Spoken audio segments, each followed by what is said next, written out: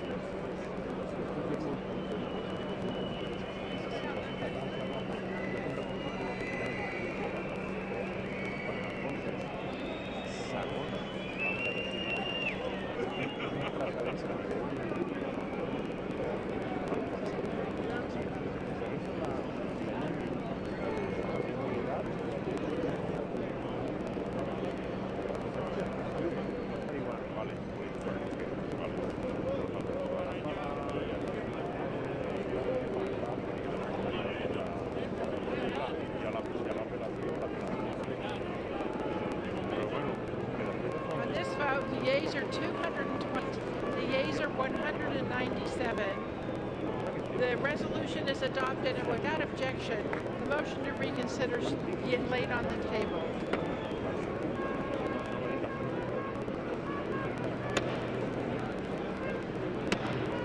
House will be in order.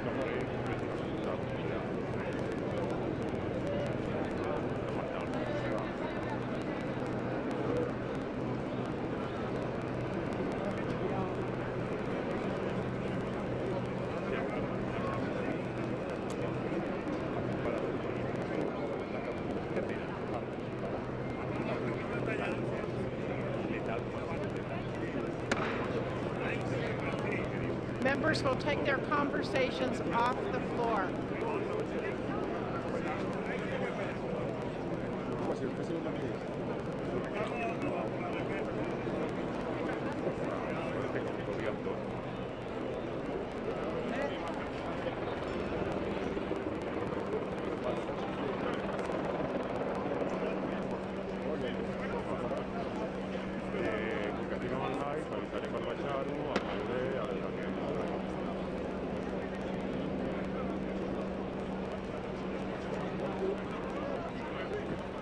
Pursuant to House Resolution 767, the House will proceed to the immediate consideration of House Resolution 755. The clerk will report the resolution. House Calendar number 61, House Resolution 755. Resolved that Donald John Trump, President of the United States, is impeached for high crimes and misdemeanors, and that the following articles of impeachment be exhibited to the United States Senate. Articles of impeachment exhibited by the House of Representatives of America in the name of itself and of the people of the United States of America against Donald John Trump, President of the United States of America, in maintenance and support of its impeached him for high crimes and misdemeanors. Article 1, Abuse of Power. The Constitution provides that the House of Representatives shall have the sole power of impeachment, and that the President shall be removed from office on impeachment for and conviction of treason, bribery, or other high crimes and misdemeanors. In his conduct of the office of President of the United States, and in violation of his oath faithfully to execute the office of President of the United States, and to preserve, protect, and defend the Constitution of the United States, and in violation of his constitutional duty to take care that the laws be faithfully executed, Donald J. Trump has abused the powers of the presidency in that, using the powers of his high office, President Trump solicited the interference of a foreign government, Ukraine, in the 2020 United States presidential election. He did so through a scheme or course of conduct that included soliciting the government of Ukraine to publicly announce investigations that would benefit his re-election, harm the election prospects of a political opponent, and influence the United States presidential election to his advantage. Trump also sought to pressure the government of Ukraine to take these steps by conditioning official United States government acts of significant value to Ukraine on its public announcement of the investigations.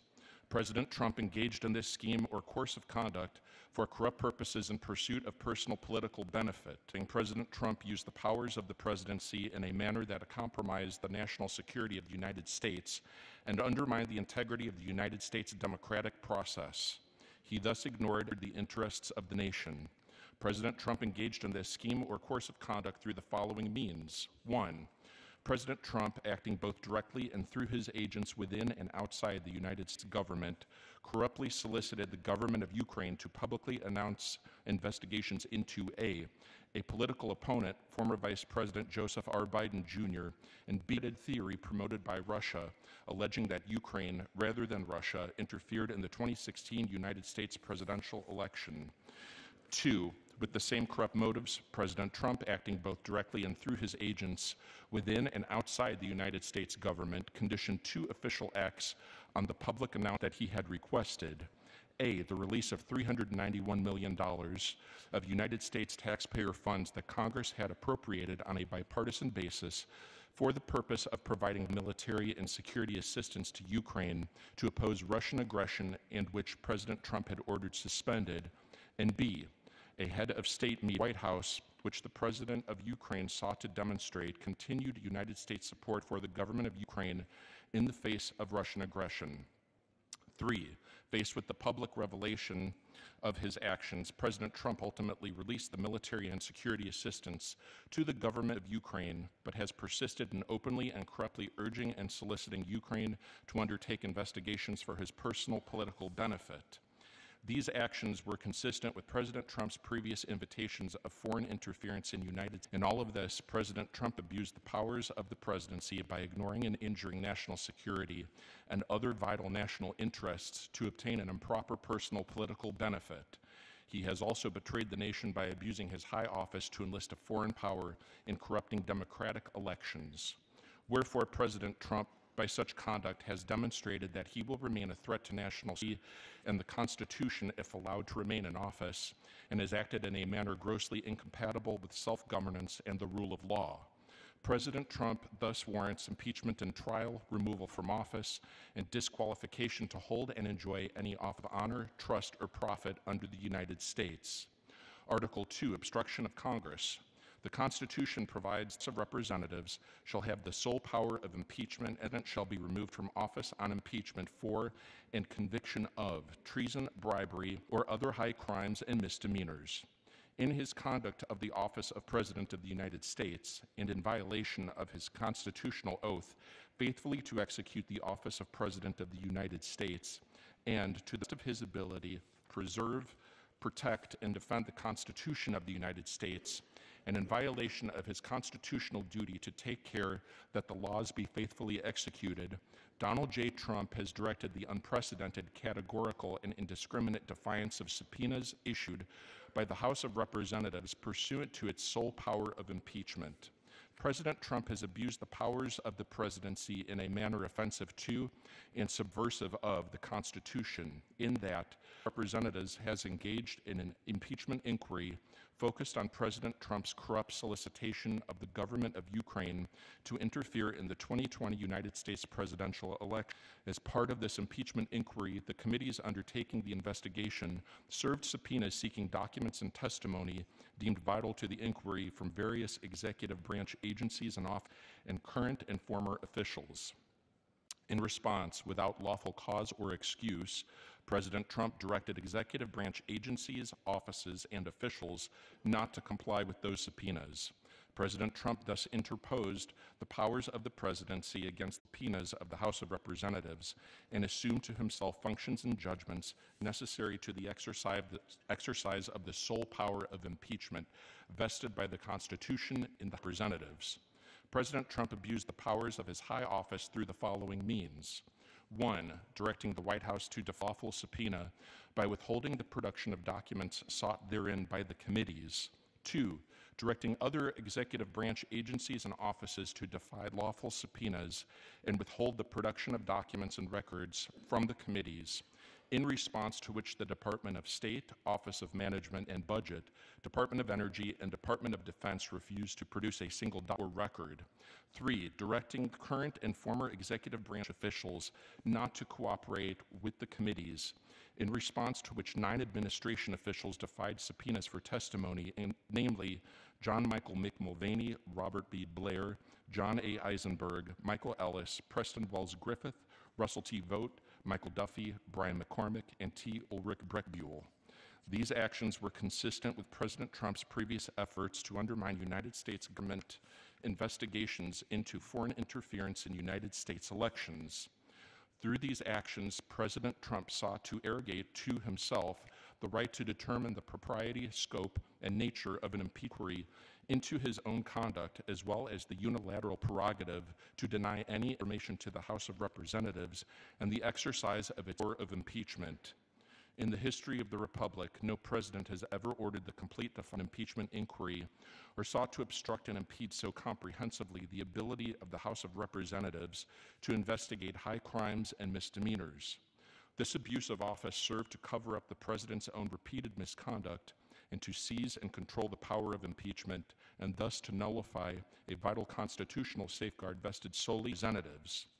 In all of this, President Trump has acted contrary to his trust as president and subversive of constitutional government, to the great prejudice of the cause of law and justice, and to the manifest injury of the people of the United States. Wherefore, President Trump's such conduct has demonstrated that he will remain a threat to the Constitution if allowed to remain in office, and has acted in a manner grossly incompatible with self-governance and the rule of law. President Trump thus warrants impeachment and trial, removal, and disqualification to hold and enjoy any office of honor, trust, or profit under the United States. Pursuant to House Resolution 767, the amendment in the nature of a substitute recommended by the Committee on Judiciary is adopted. The rest will be debatable for 6 hours, equally divided by the chair and ranking member of the Committee on the Judiciary or their respective designees. The gentleman from New York, Mr. Nadler, and the gentleman from Georgia, Mr. Collins, each will control 3 hours. The chair now recognizes the gentleman from New York, Mr. Nadler. Madam Speaker, I ask unanimous consent that all members may have 5 legislative days in which to revise and extend their remarks and insert extraneous material on H.Res. 755. Without objection, so ordered. Madam Speaker, I now yield to the distinguished Speaker of the House. Gentlelady, distinguished speaker is recognized for 1 minute. Thank you, Madam Speaker. I thank the gentleman for yielding, for his tremendous leadership in helping us honor the Constitution of the United States. I also extend to Chairman Schiff, who will be presiding later today. My colleagues, this morning and every morning, when we come together, members rise, pledge allegiance to the flag. Every day, all across America, children in school, members of the military, officials, and those civically engaged also pledge allegiance to the flag. Let us recall what that pledge says. I pledge allegiance to the flag of the States of America and to the republic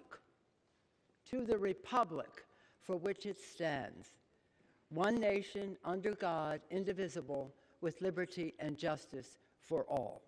The republic for which it stands is what we are here to talk about today. A republic, if we can keep it.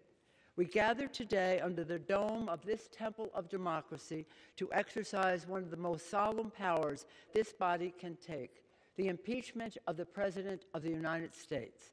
No member, regardless of party or politics, comes to Congress to impeach a president. But every one of us, as our first act as a member of Congress, stood on this historic House floor before our beautiful American flag and raised our hands in this sacred oath. I do solemnly swear that I will support the Constitution of the United States against all enemies, foreign and domestic. So help me God. For 230 years, members have taken that sacred oath, which makes us custodians of the Constitution. When our founders declared independence and established a new nation, they crafted a system of government unlike one ever seen before, a republic, starting with the sacred words, "We the people." For centuries, Americans have fought and died to defend democracy for the people. But, very sadly now, our founders' vision of a republic is under threat from actions from the White House. That is why today, as Speaker of the House, I solemnly and sadly open the debate on the impeachment of the President of the United States. If we do not act now, we would be derelict in our duty. It is tragic that the President's reasons make impeachment necessary. He gave us no choice.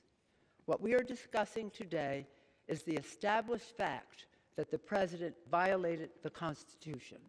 It is a matter of fact that the President is an ongoing threat to our national security and the integrity of our elections, the basis of our democracy. Hundreds of historians, legal scholars, and former prosecutors, regardless of party, have stated that the President committed impeachable offenses. Since today is a national civics lesson, though a sad one, I submit these documents for and commend them for students to study. Without objection, so ordered. Thank you, Madam. What we are discussing today is the established fact that the President, again, violated the Constitution. It is a matter of fact that the President is a growing threat to our national security. and the testimony of decorated war heroes, distinguished diplomats, and patriotic career public servants, some of the president's own appointees over the past weeks have told us this. The president used the power of his public office to obtain an improper personal political at the expense of America's national security. It weakens a democratic ally that is advancing American security interests. By fighting an American adversary, the president weakens America. This abuse of power also jeopardizes the integrity of our elections. All Americans agree that American voters should choose, not some foreign government. The founders understood that it is profoundly corrosive for our democracy for a president to invite elections. As George Washington, our nation's under whose gaze we stand today, warned, history and experience prove that false is one of the most baneful foes of republican government. George Washington. Sadly, the American people have witnessed further wrongs of the president, which necessitate the second of impeachment, obstruction of Congress. The president's wrongdoing was revealed. He launched an unprecedented, indiscriminate, and categorical campaign of defiance and obstruction. Never before in the history have we seen a president declare and act if he is above. The president goes even so far as to say and act on this absurdity when he says, Article 2 says I can do whatever I want. No, it doesn't. That recklessness found violation of the Constitution and our republic, which endure because of our system of separation of power, three co-equal branches, each a check and balance on the other, a republic, again, if we can keep it. The founders' great fear of a rogue or corrupt president is the very reason why they enshrined in the Constitution. As one founder, William Davie of North Carolina, warned, unless the Constitution contained an impeachment provision, a president might spare no efforts or means whatever to get himself reelected.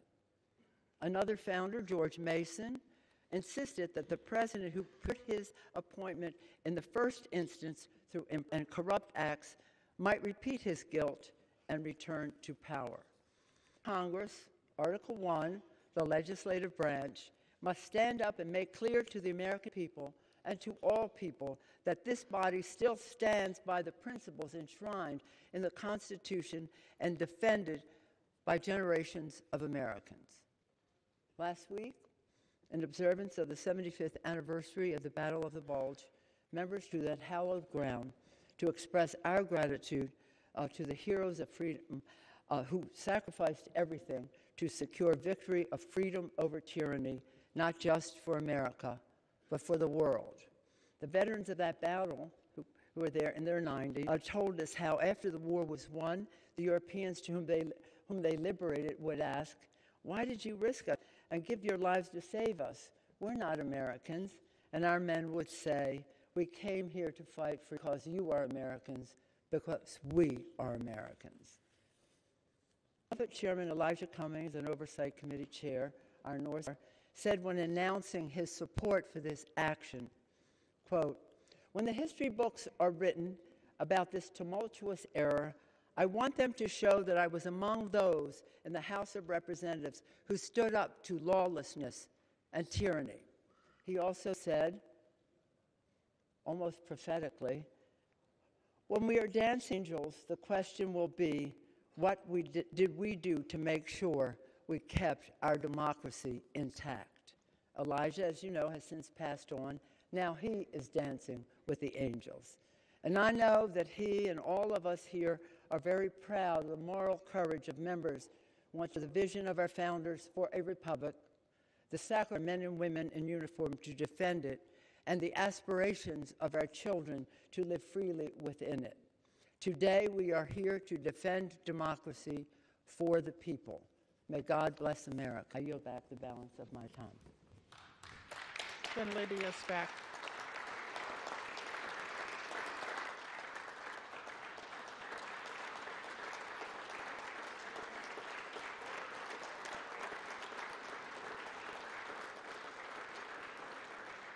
Gentleman from Georgia. Thank you, Madam Speaker. And we are here today to enter into this should surprise no one. This has not been a surprise, and it's not even something that we would have not thought about. From the very moment that the majority party in this House won the ability that we would be here today was only a matter of what date they would schedule it. Nothing else. It even began to look even further was on September 24th. The Speaker announced an impeachment inquiry before even seeing the call transcript that we're going to hear so much about today. You know, it's not about what this body can do and its constitutional oath. And there's been a lot of constitutional and founders thrown around and will be all day today. But there's one thing that I will mention all along, and that is also the fact about a partisan impeachment in which politics of the majority who have their strength can do what they want to do irregardless of any facts.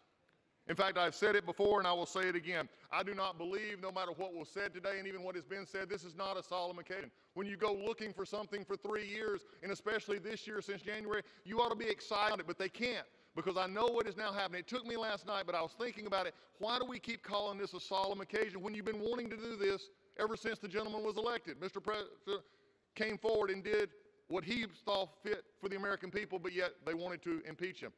And see, it hit me. Now I know. Now they're realizing what I told them and have been telling them for the last few weeks, that the clock and the calendar are terrible masters. The clock and the calendar are terrible masters. They do not care about anything except getting the time done and the calendar fixed. They do not care about facts. They do not care about, hey, the clock and the calendar will hang along this body in a very detrimental way. How do I know this? Because one of our members, Mr. Lieb, said on the impeach. Well, you know the rest. In May of 2019, Al Green said, I'm concerned impeach this president, he will get reelected. That is probably the most prescient thing said by the majority in the last year. They said we can't beat him if we don't impeach him. There's a reason behind this impeachment. Even Speaker Pelosi said it would be dangerous to leave it to voters to determine whether President Trump stays in office. Really? After we said the Pledge of Allegiance, we go back to the Speaker's own words and said it would be dangerous to leave it to the voters? I will tell you right now, Madam Speaker, we on the Republican side have no case to the majority and to the people of this country because they elected Donald Trump, and it is a matter for the voters, not this House, not in this way, not in the way this is being done. It has trampled everything this House believes in. I said it yesterday, and I believe it to be this true today. Fight this on process, which has been deplorable, to use a word of the majority. It is the calendar and the clock make it impressive that we actually do it quickly. We don't care about rules. We don't care about minority hearing days. We don't care about giving the opportunity for witnesses to be called because the chairman gets to determine what is relevant. Wow, that's pretty good. Let the accuser determine what is relevant to the one being accused. The people through this. The people of America understand due process, and they understand when it is being trampled in people's house. You see, it's also not a matter of process, which will be discussed today. It's a matter of actual facts. I will fight the facts all day long. Because what we found here today is a president who did not do as bad. They had to go to abuse of power, this amorphous term that you're going to hear many arguments about how that abuse of power, except for one thing. The call itself, the two parties say no pressure. Nothing was ever done to get the money. In fact, they didn't even know the money was held. But there it very much bothers me about the facts. There were 5 meetings, we'll hear about those today, in which it was never a linkage made. There was one witness that is dependent on times in the majority's report that in the end, after questioned, had to say, well, that was my presumption of what was happening. You see, this is an impeachment based on presumption. This is also a poll-tested impeachment on what actually sells to the American people. Today's going to be a lot of things. What it is not is fair. What it is not is about the truth. What is true today, and I just heard it just a moment ago in the articles themselves where it said, and the speaker I believe actually talked about this, is that the president weakened a foreign leader. The truth of the matter is, Madam Speaker, the most interesting and deplorable thing that I've heard over the last few weeks is the actual attack by the majority on President Zelensky. Because they realize their whole crux of their case is that if he was not pressured, their house of cards falls. And by the way, it's already failed. But if we can't show pressure, then we either have to call him a liar A world have to make up names to call him. And that's exactly what happened in the Judiciary Committee when a member of the majority actually said he's acting or they're complaining to a battered wife. That is below the dignity of this body. To take a world leader and when he doesn't make your case for you, to belittle him. Especially, as is going to be often said by the majority, that they're at war with Russia. You see, President Trump actually did give them offensive weapons. President Trump did nothing wrong. We're going to talk about that all day long today. We went on process and we went on facts. Why? Because the American people will see through this. But before I close this first part, I will have to recognize that even the Senate, leader in the Senate recognizes that the House did not do their job because he can't make the case to his own members, so he's having to ask for witnesses at time. You see, and even yesterday, it was sort of funny. I thought it hilarious. The minority leader in the Senate went out and did a press conference and said, they denied my witnesses. They denied my request. Well, welcome to the club, Mr. Schumer. That's exactly what's happened over here for 3 months. Amen. So today, we're going to talk a lot about impeachment. We're going to talk a lot about a president, and we're going to talk about 2 articles of impeachment. Abuse of power, because they can't actually pin any factual basis on him. The president did nothing wrong in this issue. And then they're going to obstruction of Congress. You know, obstruction of Congress, as I've said before, is like petulant children saying we didn't get our way when we didn't ask the right way and we didn't actually go after it and try to make a case. You know why, Madam Speaker? The clock and the calendar are terrible masters. And the majority will own that problem today because to the clock and the calendar, facts don't matter. The promises to the base matter. And today is a promise kept for the majority. Not a surprise, a fact. And with that, I reserve. Gentleman reserves. Gentleman from New York. Madam Speaker, I yield myself such time as I may consume. Gentleman is recognized. Madam Speaker, the House of Representatives must now consider 2 articles of impeachment against President Trump. The first article charges that the President used his public to coerce a foreign government into attacking his political rival. The second article charges that the President took extreme and unprecedented steps to obstruct our investigation into his conduct. Taken together, the 2 articles charge that President Trump placed his private political interests above our national security, above our elections, and above our system of checks and balances. After months of investigation, there can be no serious debate about the evidence at hand. On July 25th, when he spoke to President Zelensky of Ukraine, Trump had the upper hand. The President had already demanded that Ukraine announce an investigation of his political opponents. Ukraine needed our help, both military aid, which had been appropriated by Congress because of our security interests, and an Oval Office meeting to show the world that the United States continues to stand with Ukraine against Russian aggression. President Trump should have been focused on the interests of the American people on that call. Instead, he prioritized his private political interests. President Trump asked President Zelensky for a favor. He wanted Ukraine to announce 2 bogus investigations, one into former Vice President Biden, then his leading opponent in the 2020 election, and another to advance a conspiracy theory that Ukraine, not Russia, attacked our elections in 2016. Neither request was premised on any legitimate national security or foreign policy interest. One was intended to help President Trump conceal the truth about the 2016 election.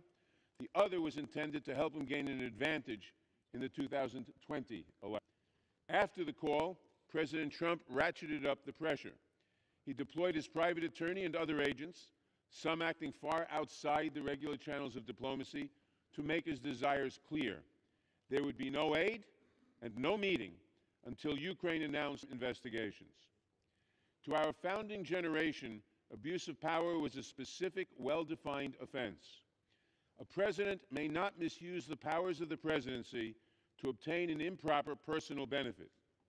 The evidence shows that President Trump did exactly that. For this alone, he should be impeached.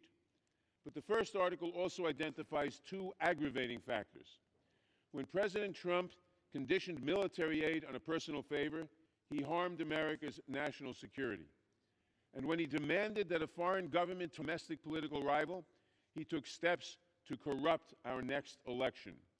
To the founders, these offenses clearly merited removal from office.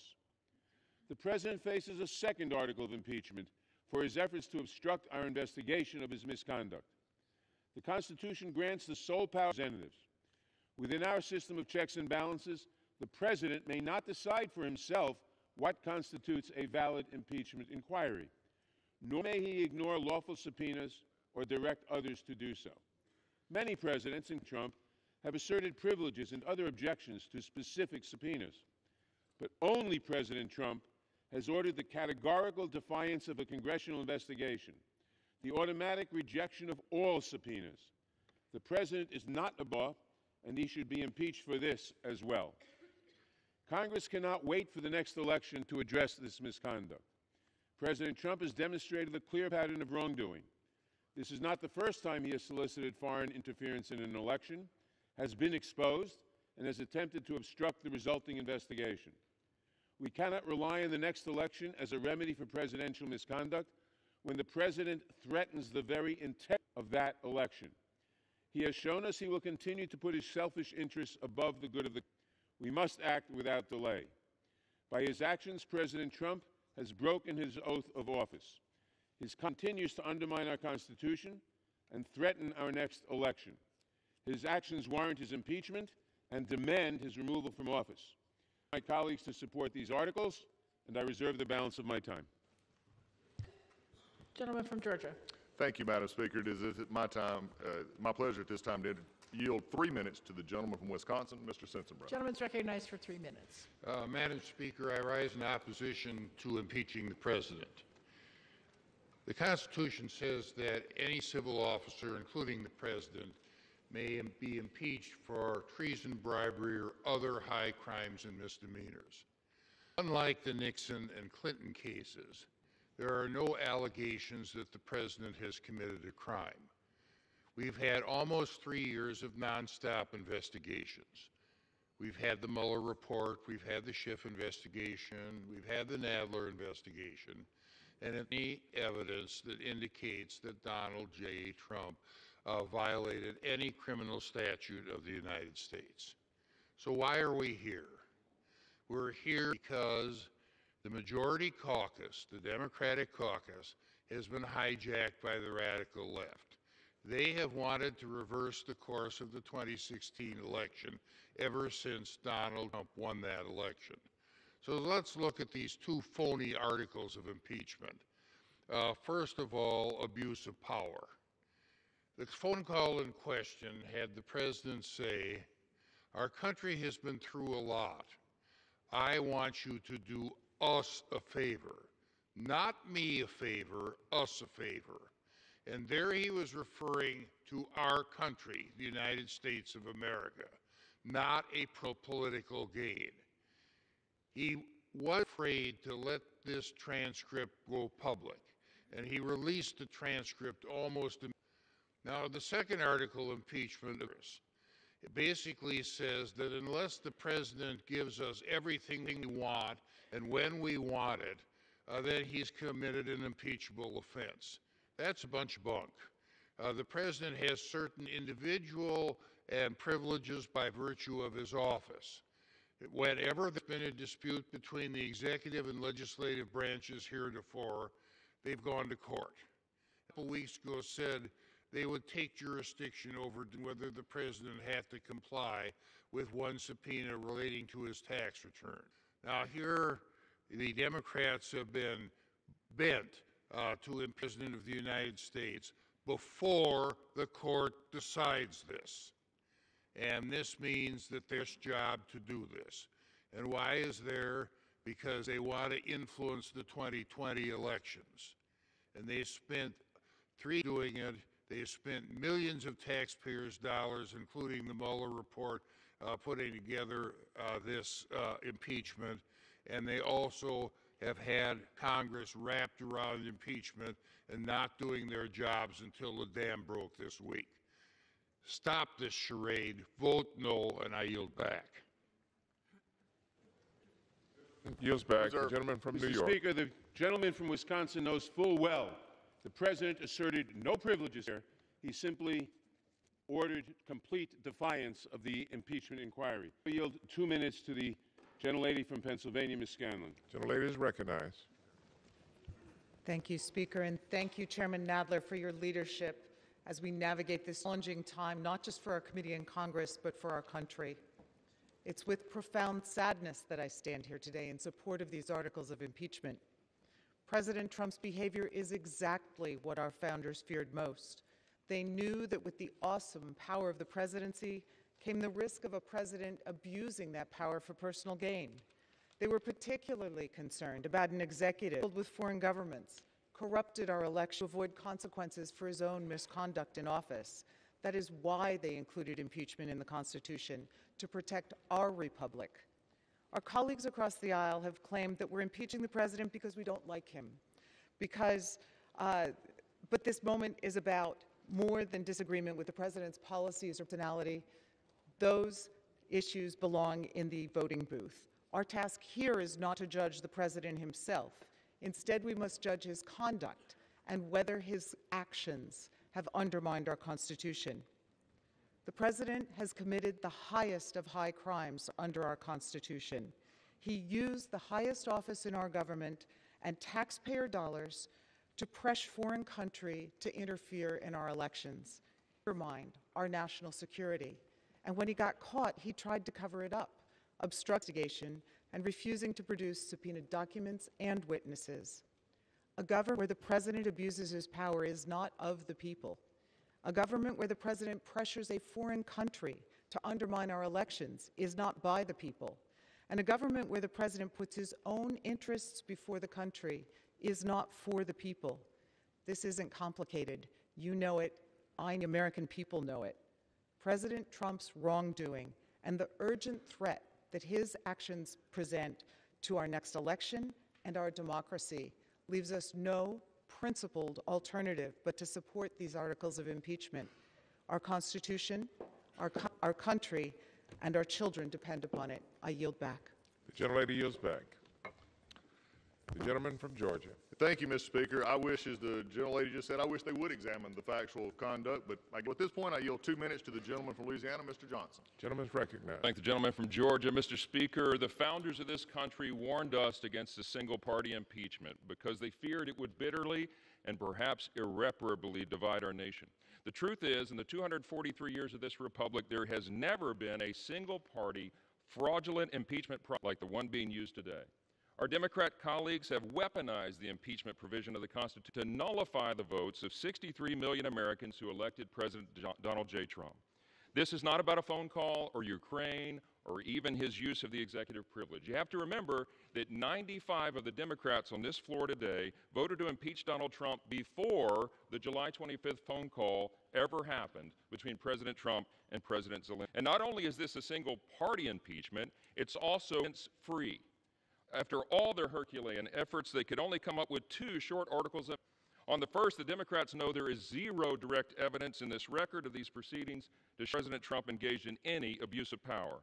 As you'll hear today, their entire case is based on hearsay, speculation, and conjecture, and there's not a single fact witness that can provide testimony to support their baseless allegations. The Democrats' second claim is that President Trump obstructed Congress by simply doing what virtually every other president in the modern era has also done, and that is to assert, Mr. Chairman, a legitimate executive privilege which acts the separation of powers.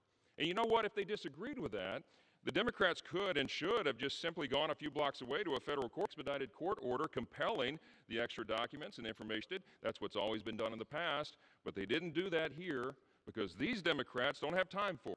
They are trying to meet their own arbitrary, completely reckless, and Machiavellian timeline to take down a president that they loathe. The real error here is on the part of the House Democrats, that they has feverishly produced and pursued this impeachment 20 times faster than the impeachment investigation of Bill Clinton. They've tried to reach their predetermined political outcome, and along the way, they've steamrolled over constitutionally guaranteed due process. Gentleman's time has expired. Sacrosanct House rules and the federal rules of civil procedure. This must fail. The gentleman's time has expired. This is a shameful day for the country. I yield back. The gentleman from New York is recognized. Mr. Speaker, the gentleman knows that impeachment was put into the Constitution as a defense of the Republic in between elections. I now yield 2 minutes to the distinguished gentlelady from Washington, Ms. Jayapal. Gentlelady is recognized. Mr. Speaker, this is a day of accountability and defending our democracy. The facts in front of us are clear. This president, Donald J. Trump, coerced a fragile foreign ally to investigate his political opponent and interfere in our elections. And he leveraged congressionally approved military aid to Ukraine. The president's allies want to claim that he cared about corruption. But if President Trump truly cared about corruption, have listened to the talking points that were prepared by the National Security Council on corruption. He did not. In fact, on those two calls with President Zelensky, mentioned the word corruption. He did not abide by the Department of Defense's own recommendation that Ukraine had passed all the anti-corruption benchmarks, and he to the unanimous conclusion of all of his top advisors must release that aid to Ukraine. He did release the aid in 2017 and 2018. In 2019, why? Because in 2019, Vice President Joe Biden was running president. Because this is not hearsay, we have a response. The president told us himself on national television exactly what he wanted with President Zelensky. He came onto the White House lawn and he said, I wanted President Zelensky to open an investigation into the Bidens. He's foreign interference before, he is doing it now, and he will do it again. The president is the smoking gun. Our founders, Mr. Speaker, entrusted us with the awesome responsibility of protecting our democracy, its power not from the bloodlines of monarchs, but from the votes of we the people. Without that, we are a democracy, we are a monarchy, or a dictatorship. And so today, to uphold my oath to Constitution, I will vote to impeach Donald J. Trump. I yield back. Gentlelady yields back. The gentleman from Georgia. Thank you, Mr. Speaker. I also remind my chairman that impeachment was never been as a political weapon in between elections when you can't win the next one. And with that, I yield 2 minutes to the gentleman from Texas, Mr. Conaway. Thank you, Mr. Speaker. Other than authorizing an act of war, impeachment is the gravest item that we as Congress can consider. The decision to move forward with impeachment of a United States president is so consequential that it's only been done 3 times previously in our nation's history, all based on legitimate evidence of criminal behavior. Unfortunately, many of my colleagues have diminished what should be a solemn and grave proceeding in absolute political circus, simply because they don't like the man occupying the White House. Many Democrats have been impeaching the president since the day he took office. Their actions are clearly motivated by hatred for President Trump. This today is the next step in their long-held plan to remove him from office.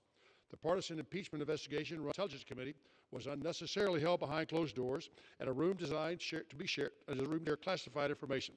Nothing classified was shared during these meetings, but the result of this decision was that most members of Congress and all Americans were blocked from hearing the facts for themselves. Chairman Schiff repeatedly withheld crucial information from the Republicans, including the ability for anyone but himself and his staff to speak with a whistleblower under the investigation. He was even called out by liberal media outlets for spreading misinformation and falsehoods throughout the impeachment process. The public hearings were complete disregard for the House rules and the decades of precedent. Republicans were not allowed to call witnesses or to make basic parliamentary motions. In fact, the only witnesses allowed to testify publicly were those who fit neatly within the Democrats' predetermined narrative. Most importantly, we have not been presented any real evidence that proves the president is guilty as required by the Constitution to remove a duly elected president. If there were criminal activity, as many of my Democrat colleagues claim, then why are there no crimes listed in the articles of impeachment? We are forever weakening this body by impeachment into a political weapon. This impeachment is nothing more than an attempt to conduct a taxpayer-funded opposition research and damage the president's electability heading into 2020. The American people see right through this charade and are fed up. It's time for this madness and for us to get back to the important work the American people sent us here to do. And I yield back. Gentleman yields back. Gentleman reserves. Gentleman from New York. Mr. Speaker, I now yield 3 minutes to the distinguished gentleman from California, Mr. Liu. Gentleman is recognized. Thank you, Chairman Nadler, for your leadership. Let's start by making this very simple. No one in America could do what Donald Trump did and get away with it.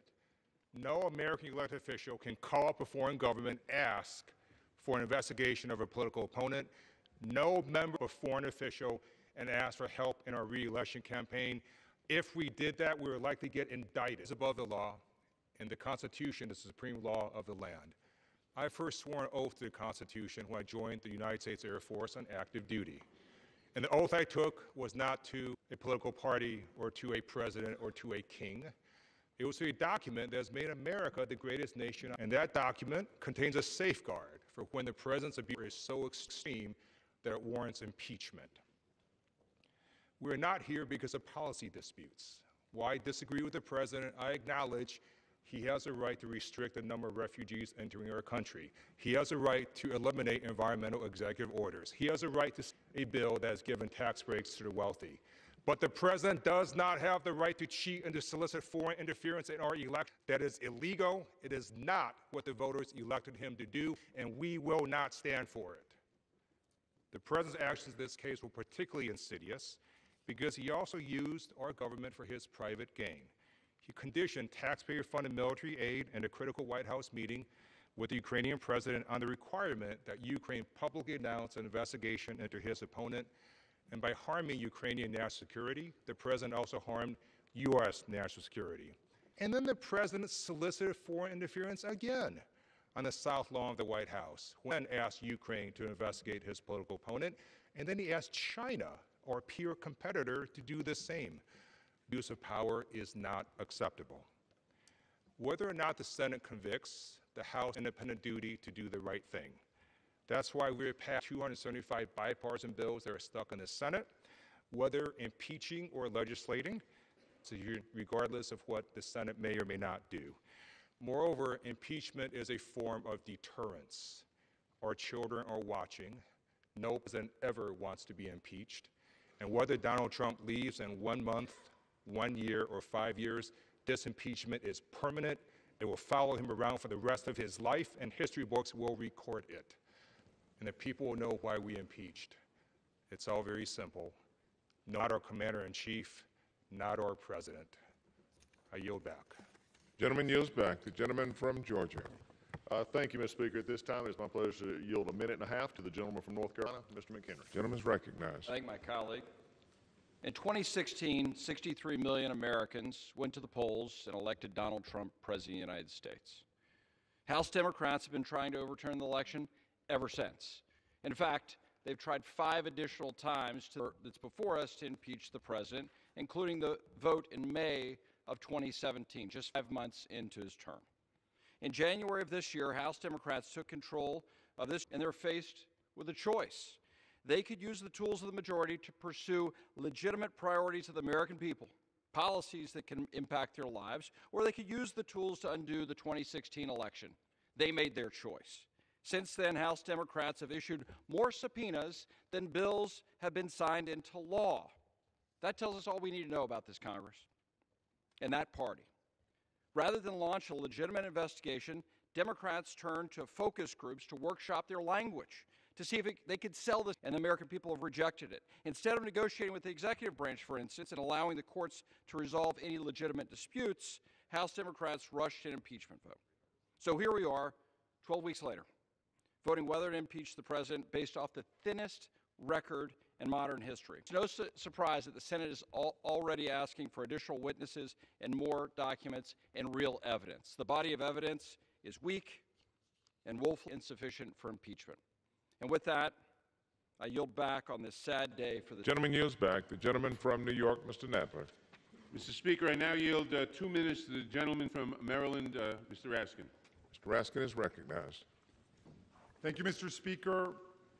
American elections belong to the American people, not the American president and not foreign powers. No president may cheat the people by working with foreign governments to steal from us a fair election, and no president who attempts it may cover up that cheating by systematically obstructing Congress in our work. Article 2 of the Constitution does not authorize a president to do whatever he wants. The Constitution is to keep government officials from doing whatever they want. If we, the people, lose the certainty of free and fair elections to presidential corruption and foreign manipulation, then we lose our democracy itself, the most precious inheritance we have received from prior generations that pledged their sacred honor and gave everything they had to the struggle for democracy is the meaning of America. That is why we remain the last best hope of a world ravaged by authoritarianism, violence, and corruption. We must act now to protect our elections and safeguard constitutional democracy for the enormous and unprecedented challenges that still lie ahead of us. I yield back, Mr. Chairman. Gentleman yields back. The gentleman from Georgia. Thank you, Mr. Speaker. At this time, it is my pleasure to yield a minute and a half to the gentlewoman from West Virginia, Ms. Miller. Gentlelady's record. Thank you, Mr. Speaker. I rise in opposition of H.R. 755. Today is a disappointing day. It is the day my colleagues from across the aisle cast the vote that they have spent the last 3 years obsessing over. The vote to impeach our duly elected president. There are 2 charges claimed by House Democrats, and there is 0 cause either. While President Trump has led, our country has thrived, and what have failed. Despite the commitment of many of our colleagues to obstruct the Trump administration's agenda at every turn, our country continues to succeed. In this body, however, we have not been able to deliver on what Americans want and need. We still have not finished securing our border. The opioid epidemic still rages in our communities. Our infrastructure is still in dire need of and we still have not reached a bipartisan resolution on drug pricing. If Congress hadn't spent the last year stuck in a divisive, ugly, partisan impeachment debacle, think of what we could have done. The lives that could have been saved, the communities that could have been improved, the crisis on our southern border ended, and the positive work that we should do for our country. But didn't, all because of divisive political theatrics. Congress can do better than this, and America deserves better. I yield back my time. The gentlelady yields back, and the gentleman from Georgia reserves. The gentleman. Mr. Speaker, I now yield 2 minutes to the distinguished gentleman from Rhode Island, Mr. Cicilline. Gentleman's recognized. Mr. Speaker, I rise in support of the articles of impeachment against Donald J. President of the United States.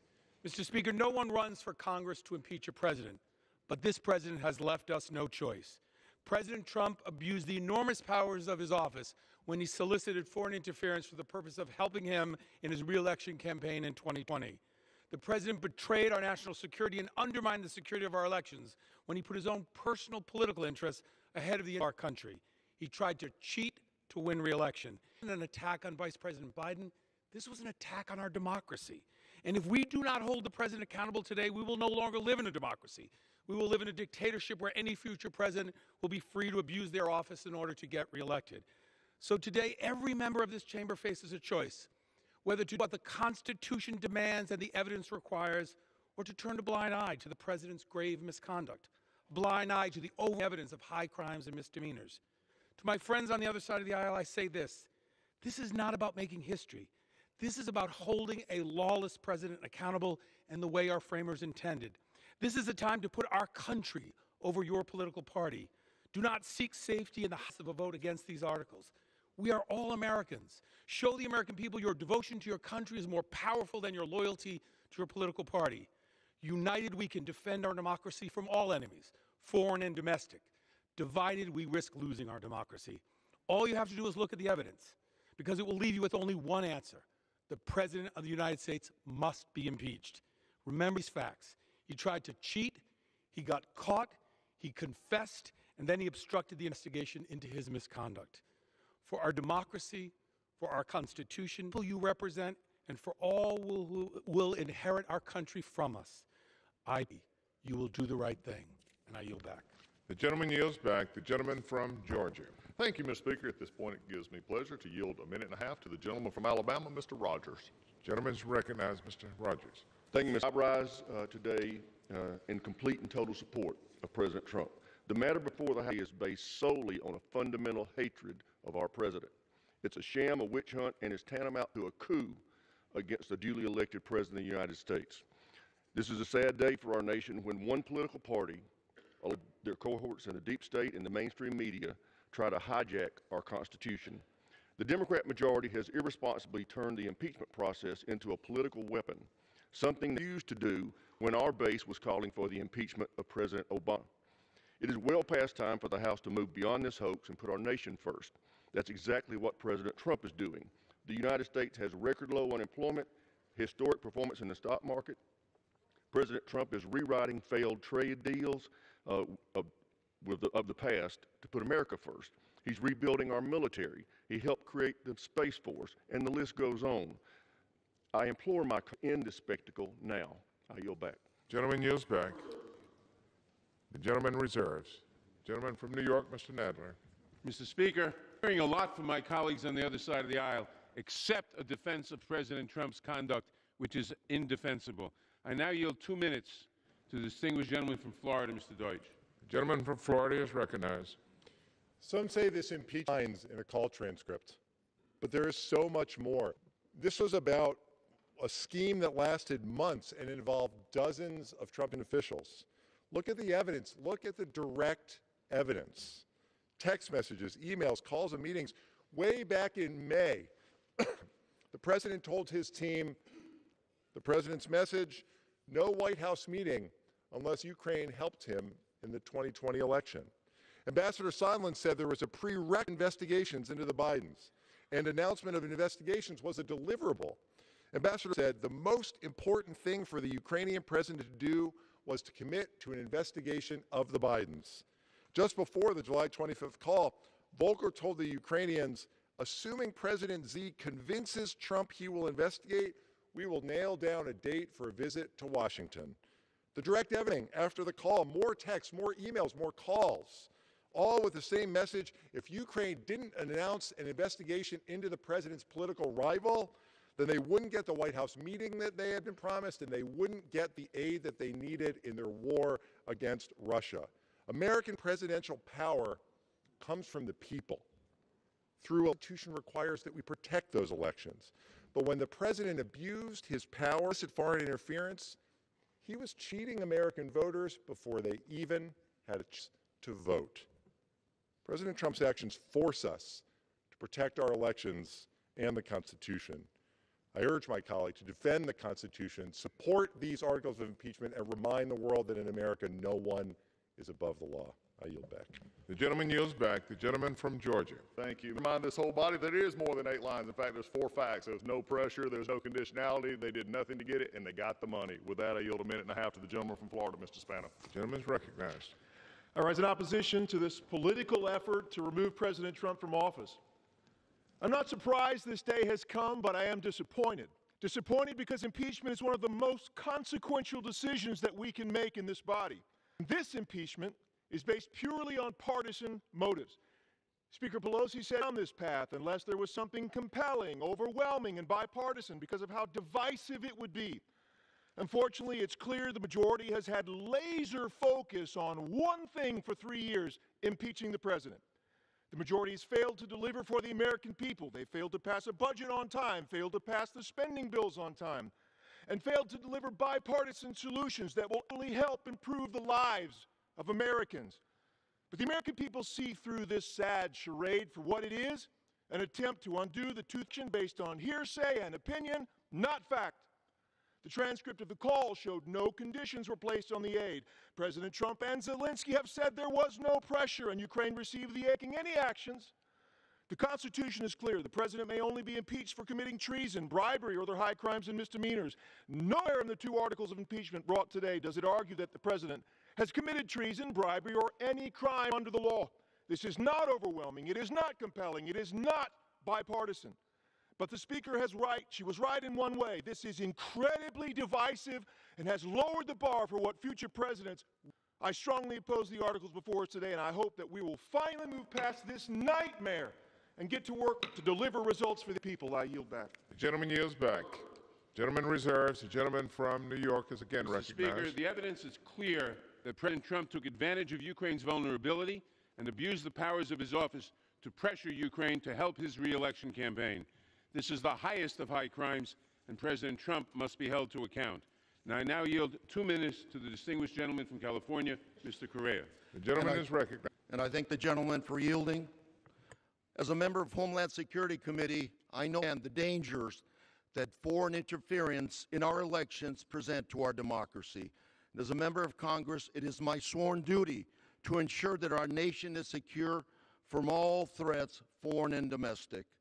And Congress has a constitutional job to investigate allegations of misconduct by the executive branch, including the United States President. The Constitution is the highest law of the land, created a system of checks and balances to prevent the creation of a king. And Congress is a co-equal branch of our nation's government, equal with the presidency, with duties that are given to us by the framers. This is a very sad day, and I do not take impeachment lightly. Yet I'm here to do my as a member of Congress. Mi pueblo me ha mandado para trabajar con todos, demócratas y republicanos, para mejorar nuestra vida en nuestras comunidades. Y tristemente estamos presentes considerando las acciones de nuestro presidente de los Estados Unidos. Y mi voto hoy será para asegurar que seguiremos siendo una democracia y no una dictadura. Muchos de nuestros hijos y hijas han pagado el precio de nuestra libertad. Nuestra democracia tiene que ser la herencia de nuestros hijos. Y una democracia existe cuando nadie está sobre la Constitución y todos somos sujetos a las leyes. Y hoy también le pido a Dios que nos dé sabiduría y que nos ayude a unir a nuestra querida patria, los Estados Unidos americanos. And today I pray for God for his guidance in uniting our great nation. And with that, the gentleman from New York. The gentleman will be required to provide a trend of your remarks. The gentleman from New York. Gentleman reserves. Mr. Collins is recognized. Thank you, Mr. Speaker. Yes. I would just have to disagree with my chairman. I'm not sure what's, but facts are not undisputed. In fact, they're very much disputed not only by the minority, but by the witnesses who actually testified. With that, I yield a minute and a half to the gentleman from Georgia, Mr. Carter. Gentleman is recognized. I thank the gentleman for yielding. Mr. Speaker, I rise today in opposition to the Democrats' sham process, which makes a mockery of the rules of the House and is frankly dangerous to this country. One, the Democrats have made it clear that they wanted to move towards him well before any of the accusations took place. What Democrats unfortunately don't recognize is the damage that this will cause for our political institutions and America's trust for years to come. Every American should be concerned that Speaker Pelosi doesn't trust our citizens to let them decide who should lead our great country. This impeachment process isn't focused on strengthening and protecting our political foundation, but rather shaping public opinion. I ask you, is it worth that? Not only is the process alarming, but it's wasting taxpayers' dollars and valuable time that elected officials could be using to move our country forward. That includes securing our borders, addressing student, or bringing down the cost of health care and prescription drugs. I urge all of my colleagues, while considering these articles, to ask themselves whether this is truly being done for the good of the country.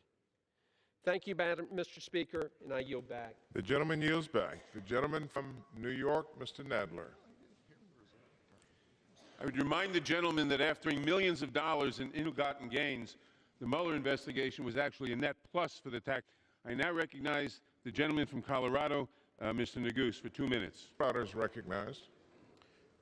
Thank you, Mr. Speaker, and I want to thank Nadler and Speaker Pelosi for their leadership and their moral courage.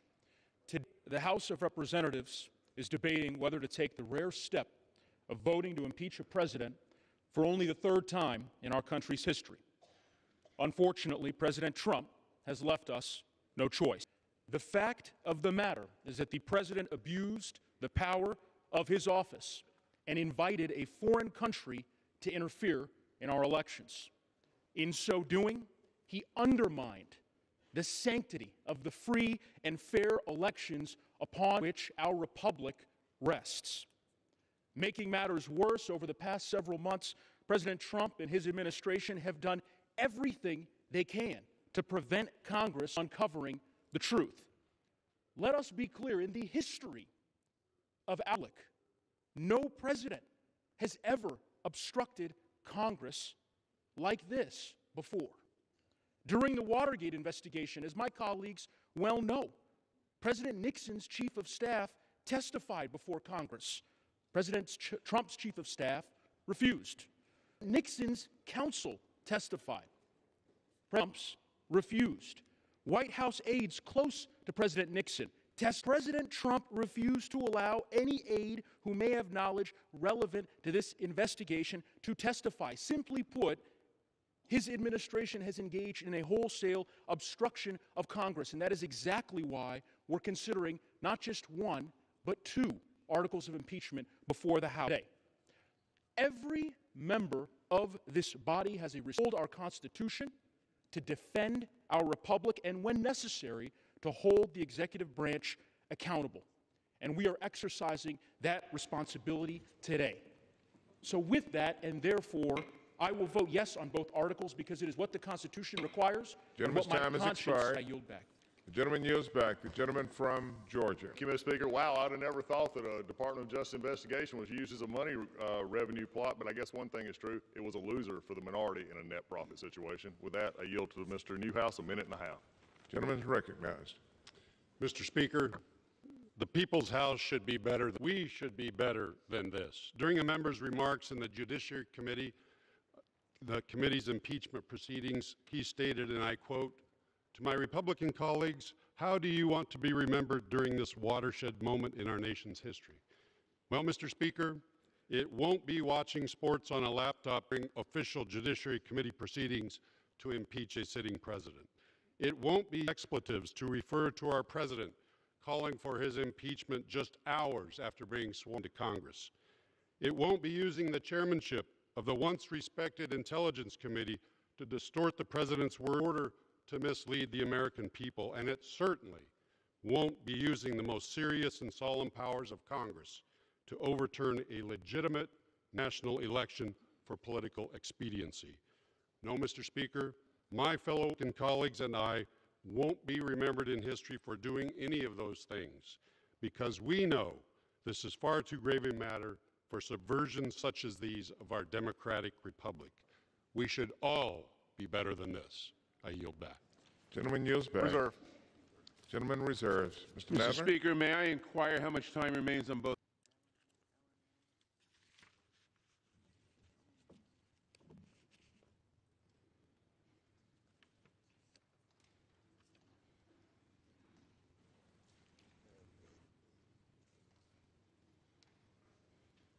Mr. Nadler, you are advised, sir, that you have 156 3/4 remaining.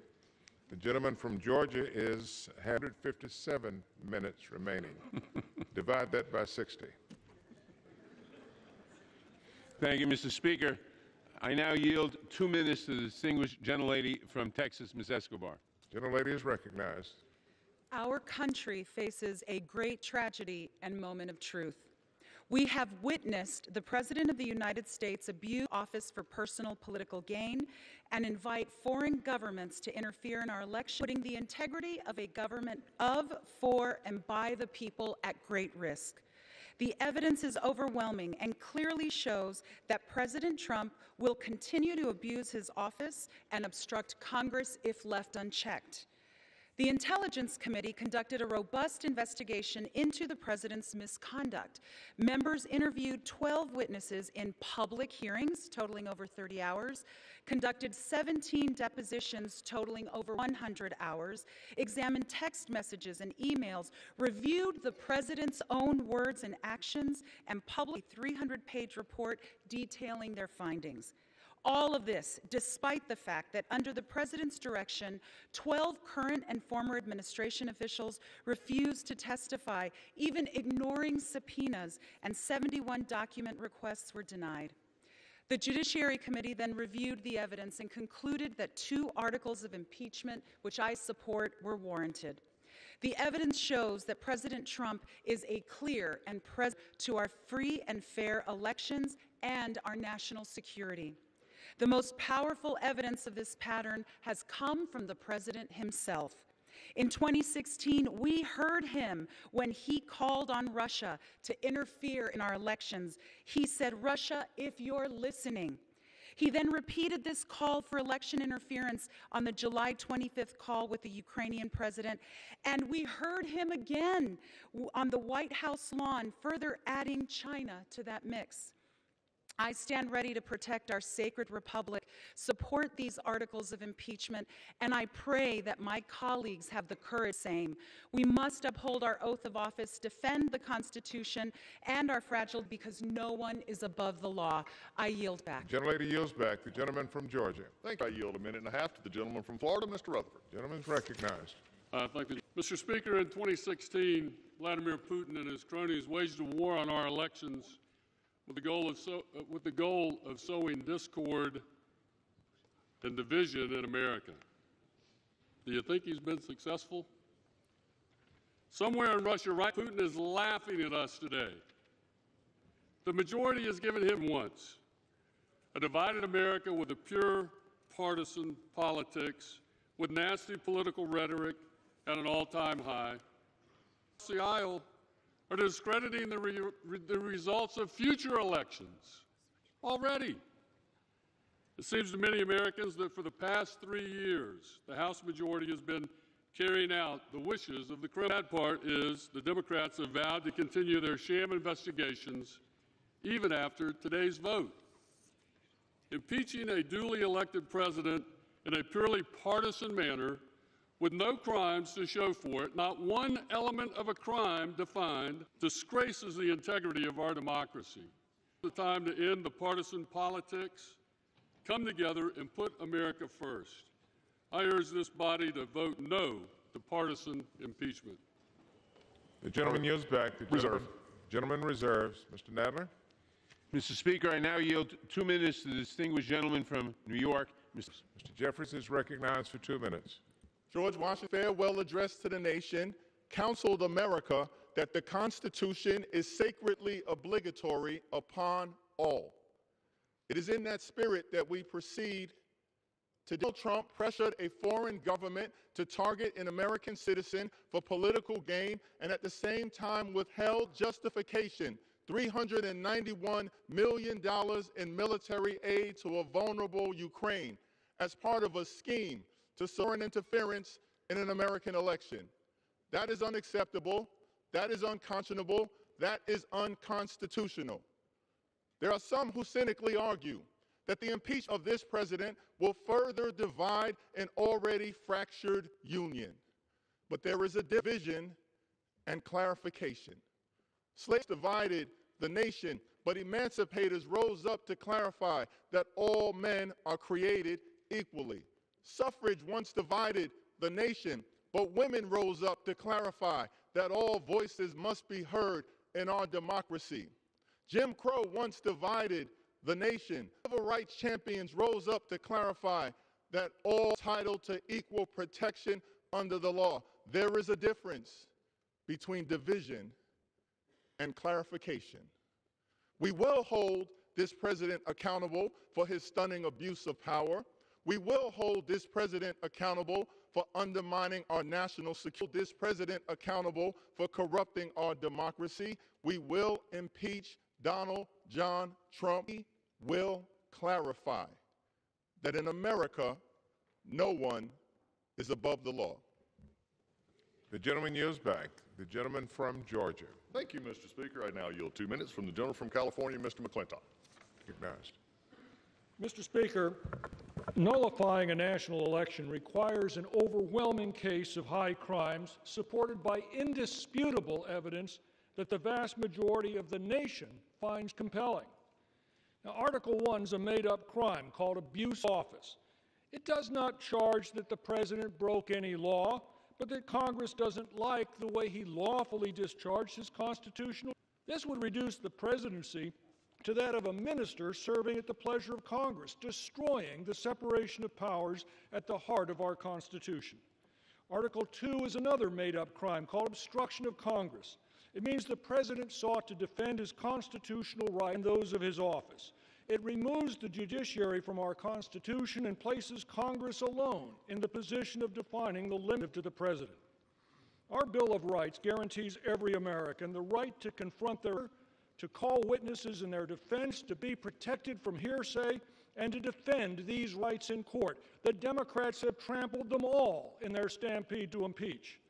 Even in this kangaroo court, The Democrats' hand-picked witnesses provided no first-hand knowledge the president leaked aid to action. In fact, 2 witnesses specifically ordered no quid pro quo. Any case that charged no actual crime and offered no legally admissible evidence would be laughed out of court in a heartbeat. That's the case before us today. It would redefine the grounds for impeachment in such a way that assures that it will become a constant presence in our national life. Now we know just how reckless is the Democrats' chant of resist by any means necessary. This is a stunning abuse of power and a shameless travesty of justice that will stain the reputations of those responsible for generations to come. I yield back. Gentleman yields back. Reserve. Gentleman reserves. Mr. Nadler. Mr. Speaker, abuse of power was no vague or weak notion to the framers. It had a very specific meaning: the use of official power to obtain an improper personal benefit while ignoring or injuring the national interest. President Trump has abused office and must be removed. I now yield 2 minutes. Distinguished gentleman from Tennessee, Mr. Cohen. The gentleman is recognized. Thank you. Mr. Speaker, from our founding, the United States has been a special nation, a city upon a hill. Our values are enshrined in our Constitution: liberty, equality, and opportunity. We are a self-governing people where every person is equal before the law. In the United States, we don't have a king. We choose our leaders. We vote. Generations of Americans have fought, and some have died, to secure these inalienable rights. The Constitution begins, "We, the people of the United States." That's us. It's not we, the leaders of Russia, Ukraine, or China, or we, the Democrats, or we, the Republicans. It's we, the people, and all Americans, and only Americans, get to have a say in our elections. Donald used the high power of the presidency to pressure a foreign nation to besmirch his perceived primary political opponent. He corrupted our elections and compromised our national security so that he could keep power, not power for himself. In 2016, candidate Trump called for foreign interference when he said, "Russia, if you are listening." In 2019, President Trump he needed a favor from Ukraine to intervene in the 2020 elections. President Trump attacked and is a continuing threat to our system of free and fair elections. Like all of you, I took an oath to support and defend the Constitution.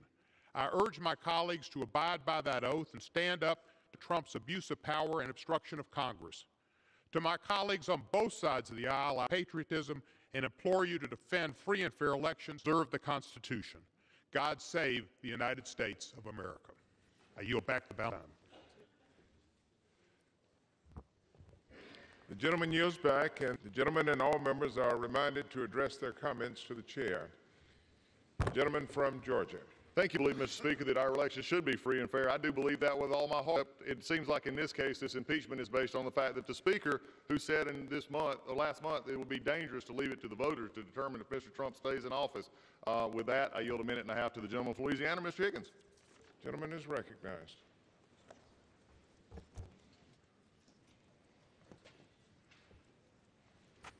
Thank you, Mr. Speaker.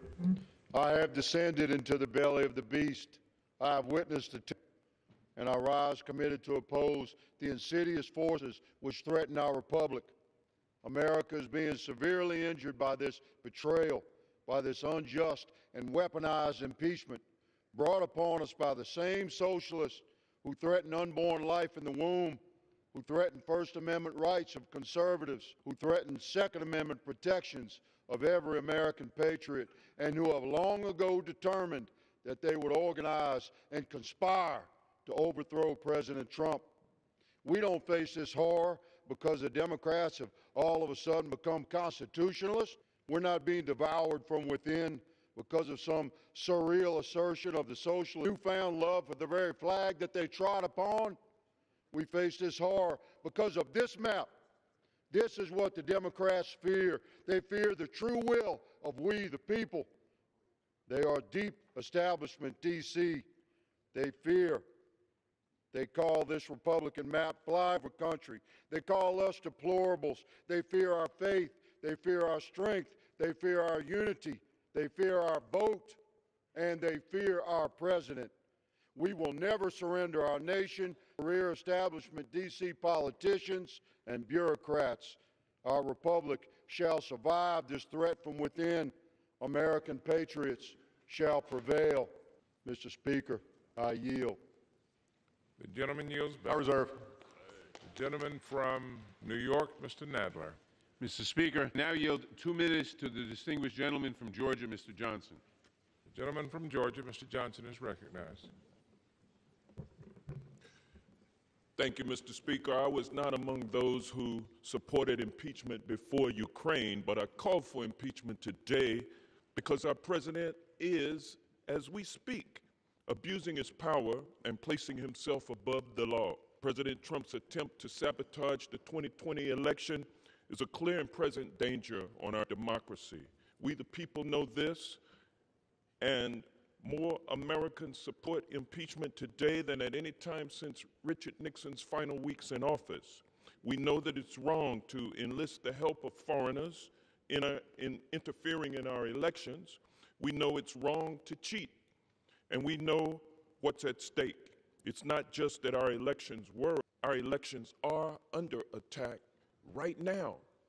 The Judiciary Committee voted out articles of impeachment, welcome Rudy Giuliani back to the White House. President Trump is still at it. He's doubling down. He doesn't think he can win an election fair and square, so he's trying to cheat. To ignore these crimes is not just giving the president a pass, it's giving him a green light. Those who vote against impeachment are not just endorsing President Trump's past action, but his future ones as well. If you think I exaggerate in warning that our elections can be undermined, I'd urge you to come down to Georgia, find a black man or woman of a certain age, and they'll tell you the danger is real.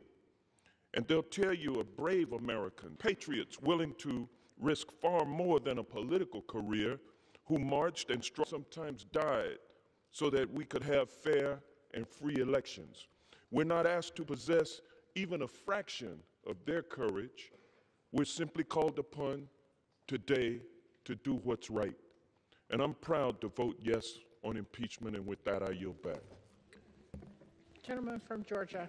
Thank you, Madam Speaker. I'm glad that my colleague, Madam Speaker, just did, because since 2014, the actual voter participation among minorities, African-American male, Hispanic male, and Hispanic female, have risen double digits. I'm very proud of what Georgia's doing to get everybody to the poll. I'm glad he chose to highlight it. Unfortunately, he just highlighted it in the wrong way, and I will not yield. Madam Speaker, I yield 1.5 minutes to the gentleman from Pennsylvania, Mr. Muser. Gentleman's recognized for 1.5 minutes. Gentleman from Georgia. Madam, people refer to Capitol Hill as a bubble. They are right. It's what's going on in communities across America. Many here listen to what people are saying, and many here as well think they know better than the people we serve. Our communities are benefiting greatly from President Trump's agenda: a booming economy, secure border, better trade deals, and a stronger military. Unfortunately, inside the halls of Congress, Democrat obsession with impeachment is all-consuming. Is this how Democrat leadership chooses to represent the people of America? By nullifying the results of the 2016 election, disregarding the American people, and doing everything in their power to prevent the president and this Congress from doing the job we were elected to do? After 3 years of trying, months of unfair, politically motivated impeachment proceedings, Democrats have delivered 2 weak articles of impeachment. Abuse of power? According to the Ukraine, President Zelensky confirmed many times that there was no quid pro quo, no action taken, and significant military aid was delivered. Of course, his words have been conveniently dismissed. Obstruction of Congress? Is this the new standard? If this is the new standard, then every president since Jimmy Carter and every president moving forward would and will be impeached. Let me be clear. It is an honor to serve in the United States, but today I am distraught. Today, Democrats will disregard the will of the American people and vote to impeach the duly elected President. What should be equally troubling is that this has eroded, if not wiped out, the trust the American people have in the 116th Congress. Gentleman from New I York. yield back. I reserve. Madam Speaker, President Trump said no quid pro quo only after he learned of the whistleblower complaint and after the Washington Post had published an article about the president's pressure campaign on Ukraine. I now yield 2 minutes to the distinguished gentlelady from California, Ms. Bass. Gentlelady is recognized for 2 minutes. Madam Speaker, this is a sad day in U.S. history when we have to vote on articles of impeachment because Donald Trump has abused the power of the office of the presidency in his attempt to cheat his way to re-election. Facts are uncontested. Fact one, the president abused the power of his office by attempting to shake down the president of a country that has been our ally. Trump wanted President Zelensky of the Ukraine to dig up, to make up dirt on Vice President Biden because he sees him as the biggest threat to his re-election. Fact two, Trump wanted Zelensky to go before the press and announce an investigation of Biden, hoping the mere announcement would create doubt about Trump's hand in the 2020 election. Fact three, Trump obstructed engaging in a cover-up.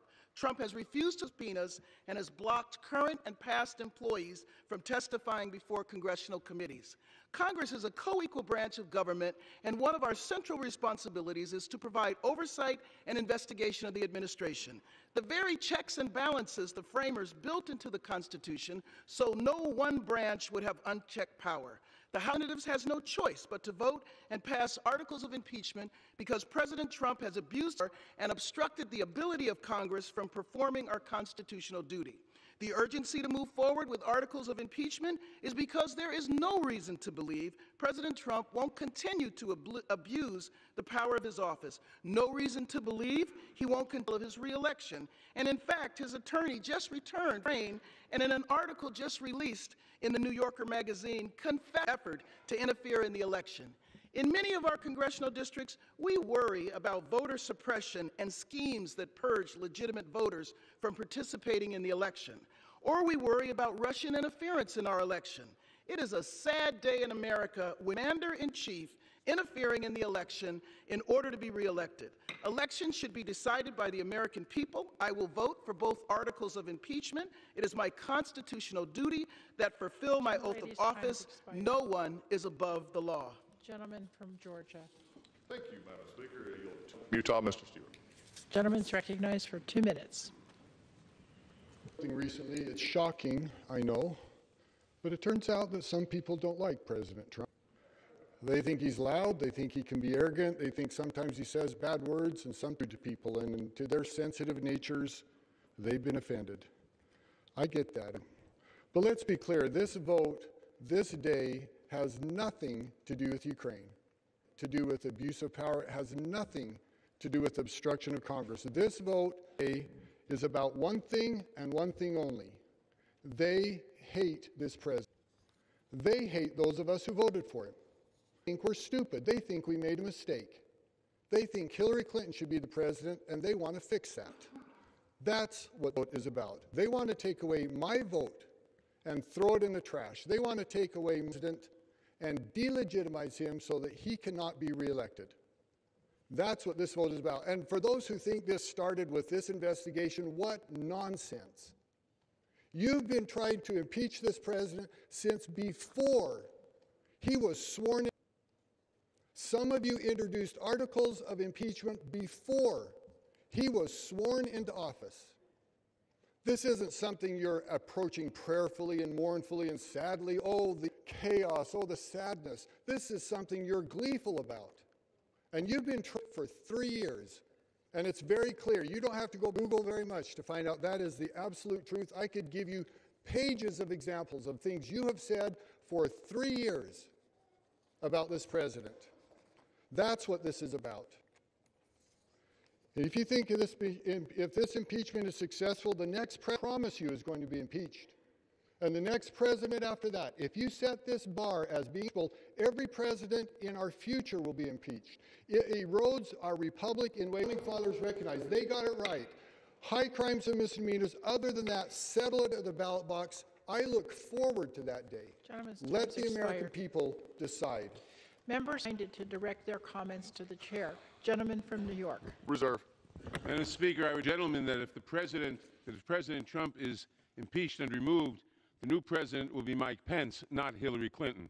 I now yield to this gentlelady from Florida, Ms. McCarcel-Powell.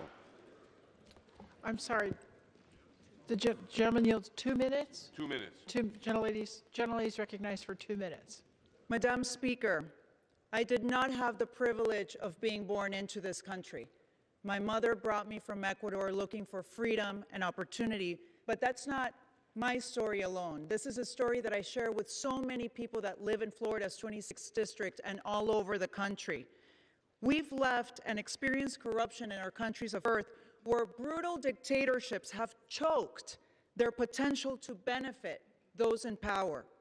This president, elected by the American people, has violated his oath of office and violated the rule of law. The evidence is overwhelming that he was approved by Congress and leveraged a White House meeting to extract a political favor from a foreign government. The president actively sought foreign election interference to benefit himself. It is undeniable that he has abused his power and obstructed Congress. He presents a clear and present danger to our democracy.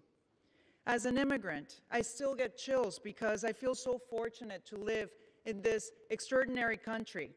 The genius of American lies in our Constitution and the dedication to the rule of law.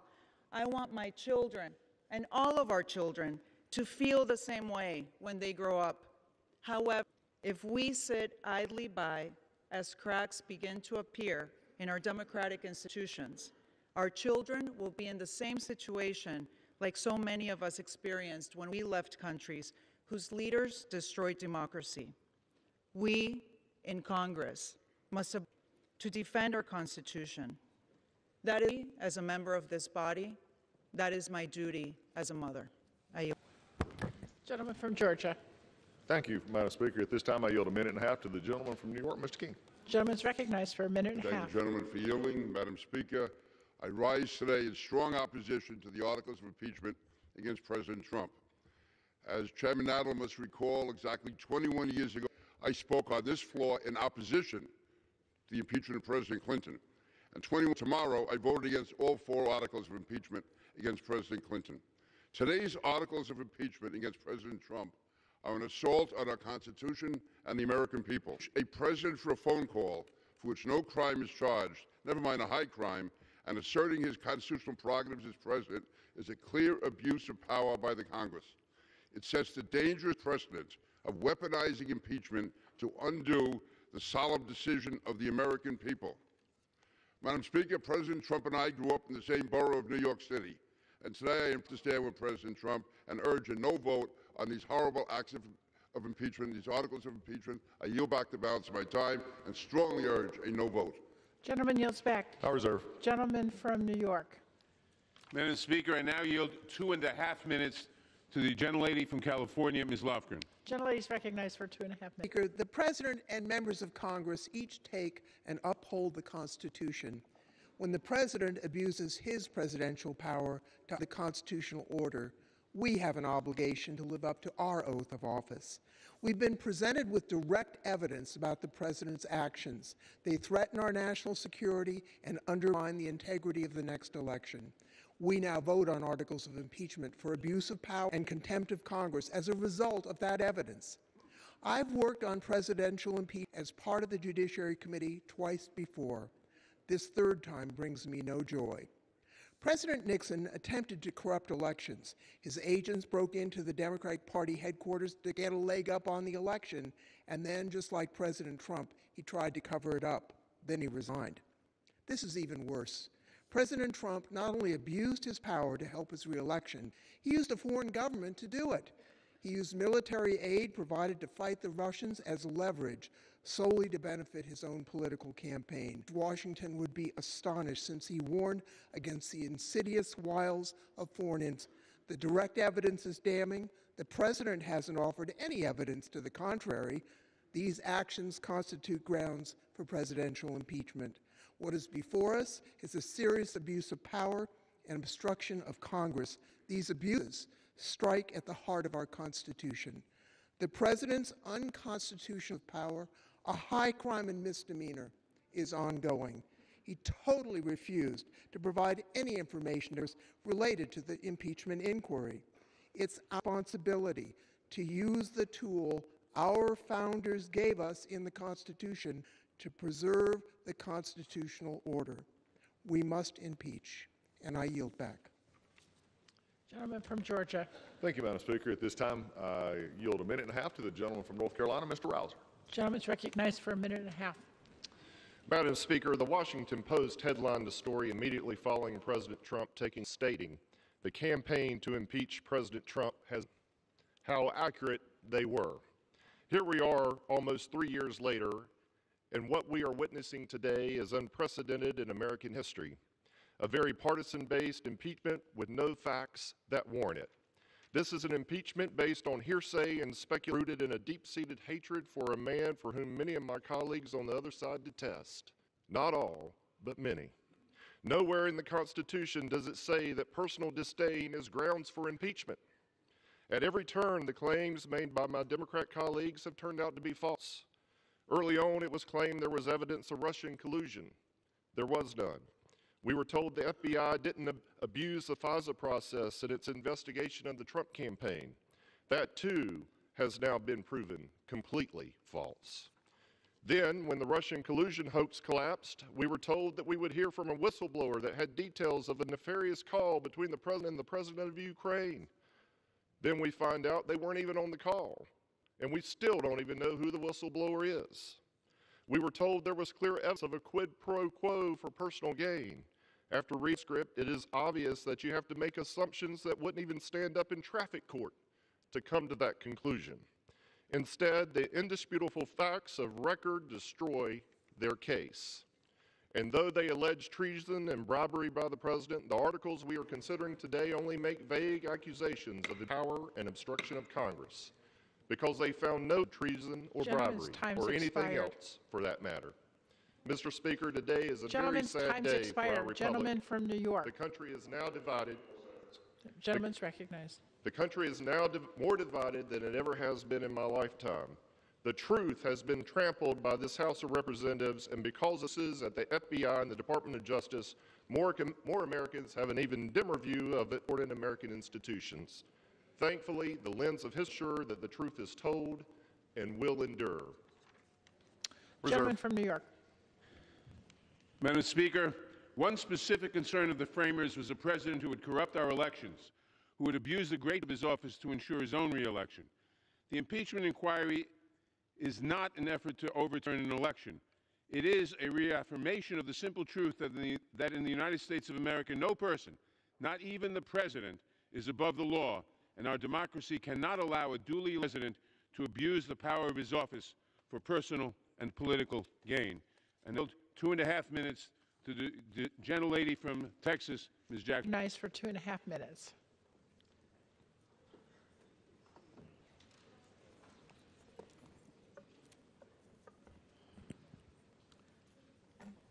I hate no woman.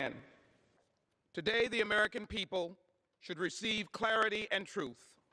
The Constitution is the highest law of the land. The President violated the Constitution of the United States of America. The President committed constitutional crimes, and crimes are impeachable. John F. Kennedy said, if this country should ever reach the point where any man or group of men by force or threat of force could defy the commands of our court and Constitution, then no one would stand free from doubt and no citizen would be safe from his neighbors. The facts are President Trump violated his oath of office by placing his personal political interests above the national interest by scheming to coerce Ukraine into investigating a potential election opponent. Second, President Trump betrayed the nation by interest by withholding the congressionally agreed $391 million to a fragile ally against a very strong foe, Russia. Third, the essential purpose of the scheme concocted by the President was to enlist a 2020 election. These acts are constitutional crimes and abuse of power. The truth is, the President did ask for a favor. Those were his own words. In the July 25th call, no mention of corruption, only the mention of the Bidens. The President was engaged in wrongdoing and is a clear and present danger. He has a pattern, and his behavior remains a continuing threat to America's national security. The truth is that abuse of power does the Constitution while both corrupting and cheating our American democracy. His acts betrayed the nation. He must take care to execute laws faithfully. This is the truth. Why does the truth matter? because it matters to the farmer at his or her plow. It matters to the waitress on an early morning shift. It matters in America. It matters to the teacher in a 5th grade class. It matters to a mother kissing off her military recruit going off to war.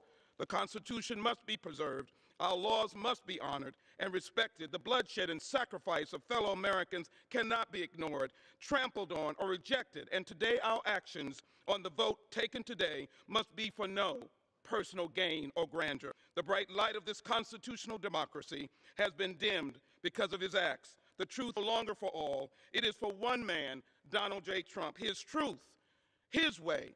We must reject that abuse of power because this is not America. No one is above the law. Alexander Hamilton said impeachment was designed to deal with the misconduct of public men and violation of public trust. The president has violated the trust. We must impeach Donald Trump. Gentleman from Georgia. Thank you, Madam Speaker. At this time, it's my pleasure to yield a minute and a half to the gentleman from Michigan, Mr. Mitchell. It's recognized for a minute and a half.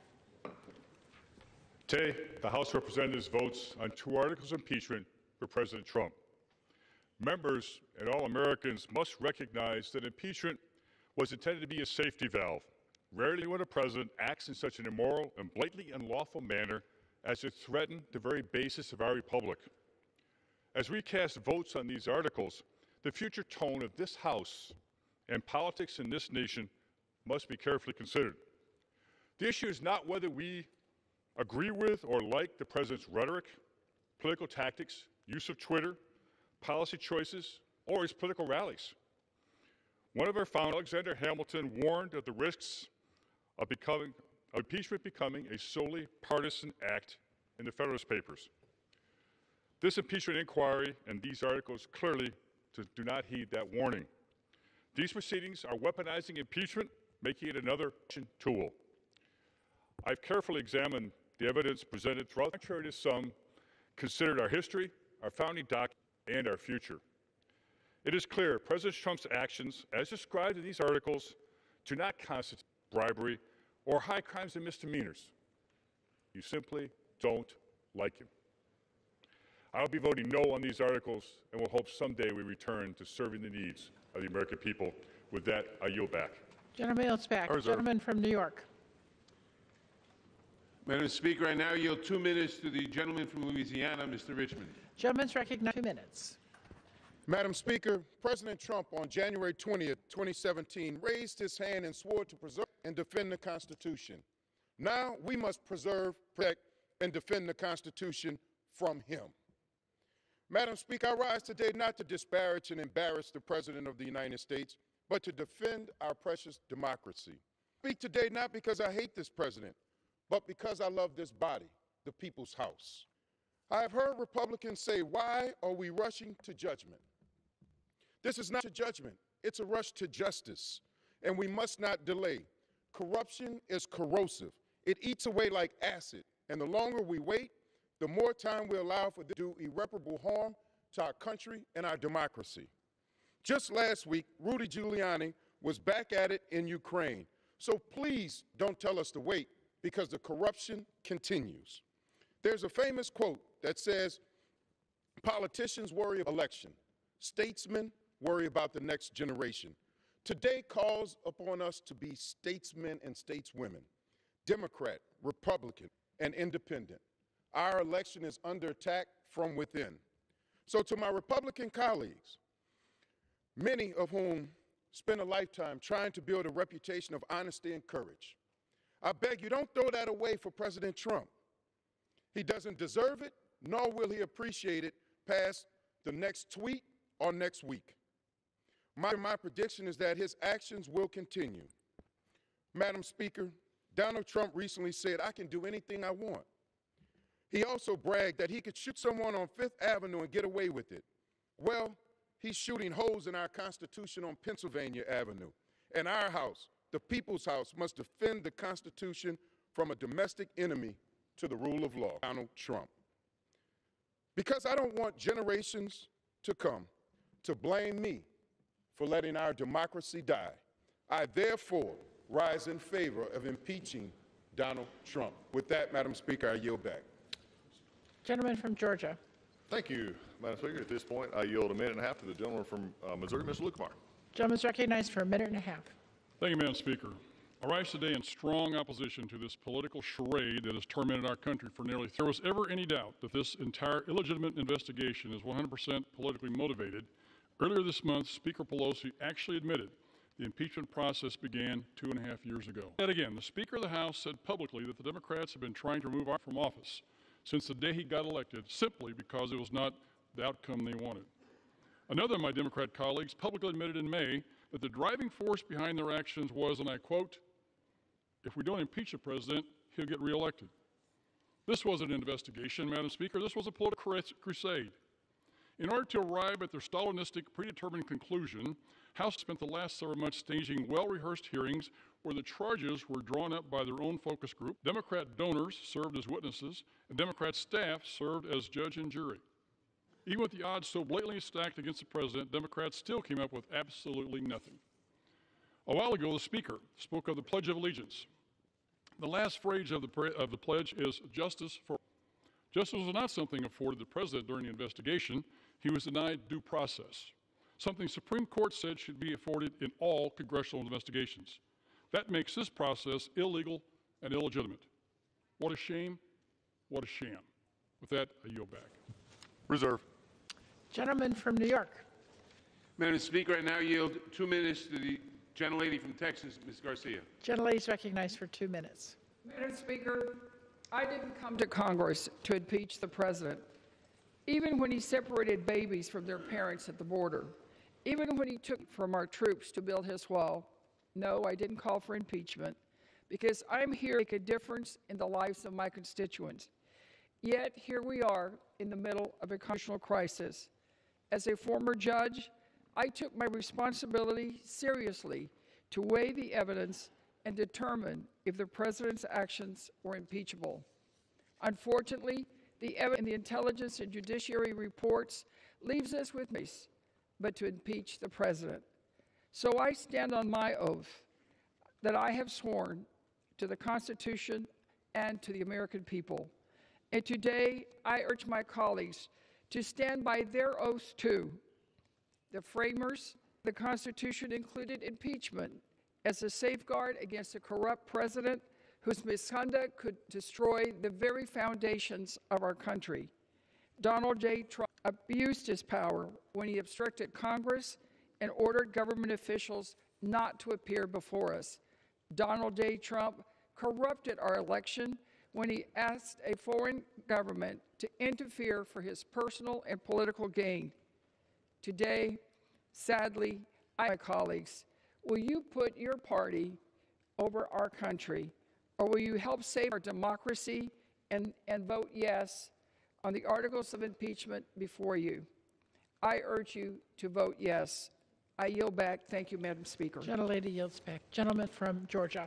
Thank you, Madam Speaker. I do have an inquiry as to the time remaining for both sides. Gentleman from Georgia has 2 hours, 22 and a half minutes. Gentleman from New York has 27 and a half minutes left. Okay, pulled ahead. Okay, thank you, Madam Speaker. At this point, it is I yield now to a minute and a half to the gentleman from Iowa, Mr. King.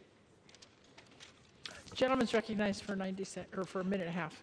Thank you, Madam Speaker. I thank the gentleman for yielding. And I start out first that this is the largest, most massive cover-up of such a list of crimes against our country, and it goes to try to cover all of this up. And I would take you back to October of 2015 when Barack Obama said Hillary Clinton would never intend to jeopardize our national security. Again, the following April, the 9th, Peter Strzok wrote the statement that was delivered by James Comey, and they spent Democrat money and Hillary Clinton money in Russia to pick up dirt on Donald Trump. And then Joe Biden goes to Ukraine and makes the statement, here's $1 billion, but you must do what I tell you to do. Accusing Donald Trump of doing that which Joe Biden has confusing. And by the way, Joe Biden was not the opponent of Donald Trump. He's in a 21-way primary for Democrats. He's running third in that race. His opponents are the other 20 Democrats. How would anybody dig into that mess of 21 people and decide he's going to go overseas and pull on him a motive? You assign him a motive, then you create the dots, dot to dot. But the reality is that it was Biden that was doing the extortion of the power play, and it was Donald Trump that was following the law that said you have to ensure that there's not corruption here before this money is handed over. And by the way, there was a violent war going on in Ukraine, and that's when we sent blankets and MREs over there under Barack Obama. So but when I hear this from the gentleman from Georgia, Mr. Johnson, he doesn't think he can win fair and square, so he would cheat. And I've heard that here on this floor. No, it's the other way around. Your number one proponent of impeachment, Al Green of Texas, and he said those very same things, and they brought this case November 9th, the day after Trump was elected. I yield back. I yield. Reserve. Gentleman from New York. Madam Speaker, I now yield to the gentlelady from Pennsylvania, Ms. Dean. Gentlelady is recognized for 2 minutes.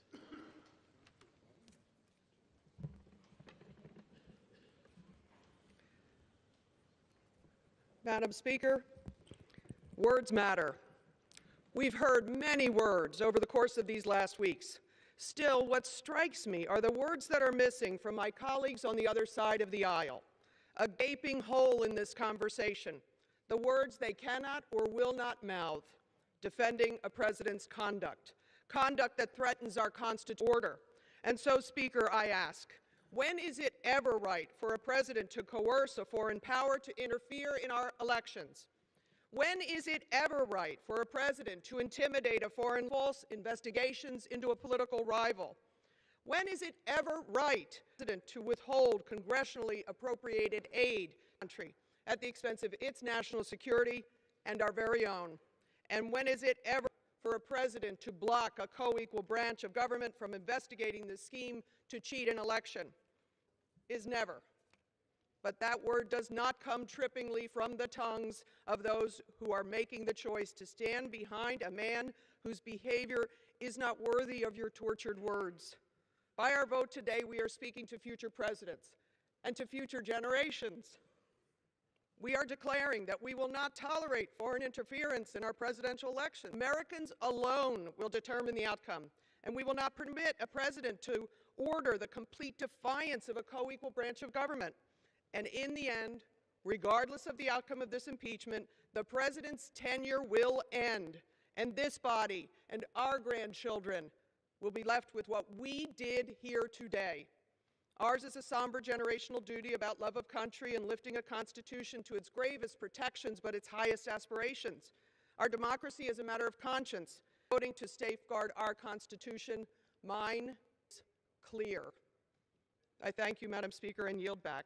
Gentlelady yields back. Gentleman. Thank you, Madam Speaker. As I've reminded many times, we have fought on the sham process that we've had to deal with, and we fought on the facts and won both. And I will remind that if you want to talk about elections, remember it was the Speaker of the House that said we can't trust the voters it's too dangerous to leave it with the voters for President Trump next year. With that, I yield 2 minutes to the gentlelady from Arizona, Ms. Lesko. Gentlelady's recognized. Thank you, Madam Speaker. As you all know, I serve on both the Judiciary Committee and Rules Committee, and I have literally spent hours poring over Tony, looking at documents, sitting in hearings, and you know the conclusion I got of that? This impeachment is a total joke and a total sham. And let me tell you that. All of those witnesses, the 7 witnesses that the Democrats brought forward, not one single one of them was able to establish that President Trump committed bribery, treason, high crimes, or misdemeanors, which is required in the U.S. Constitution. And again, 17 out of 24 Democrat members on Judiciary Committee voted this floor to move forward articles of impeachment before the phone call. And 5 out of 9 Rule Committee Democrats did the same thing. So if the main part of your impeachment is the call, why did you vote for impeachment prior to the call? I also want to remind the American public and others that for 2 years, Adam Schiff claimed proof that President Trump had colluded with Russia. That turned out to be false. And then overnight, it was obstruction of justice, then quid pro quo, then bribery, then extortion, and the list goes on, but yet not one of those is listed in the article of impeachment. To my Democrat colleagues, Madam Chair, I say, please stop tearing the country apart. Stop this sham.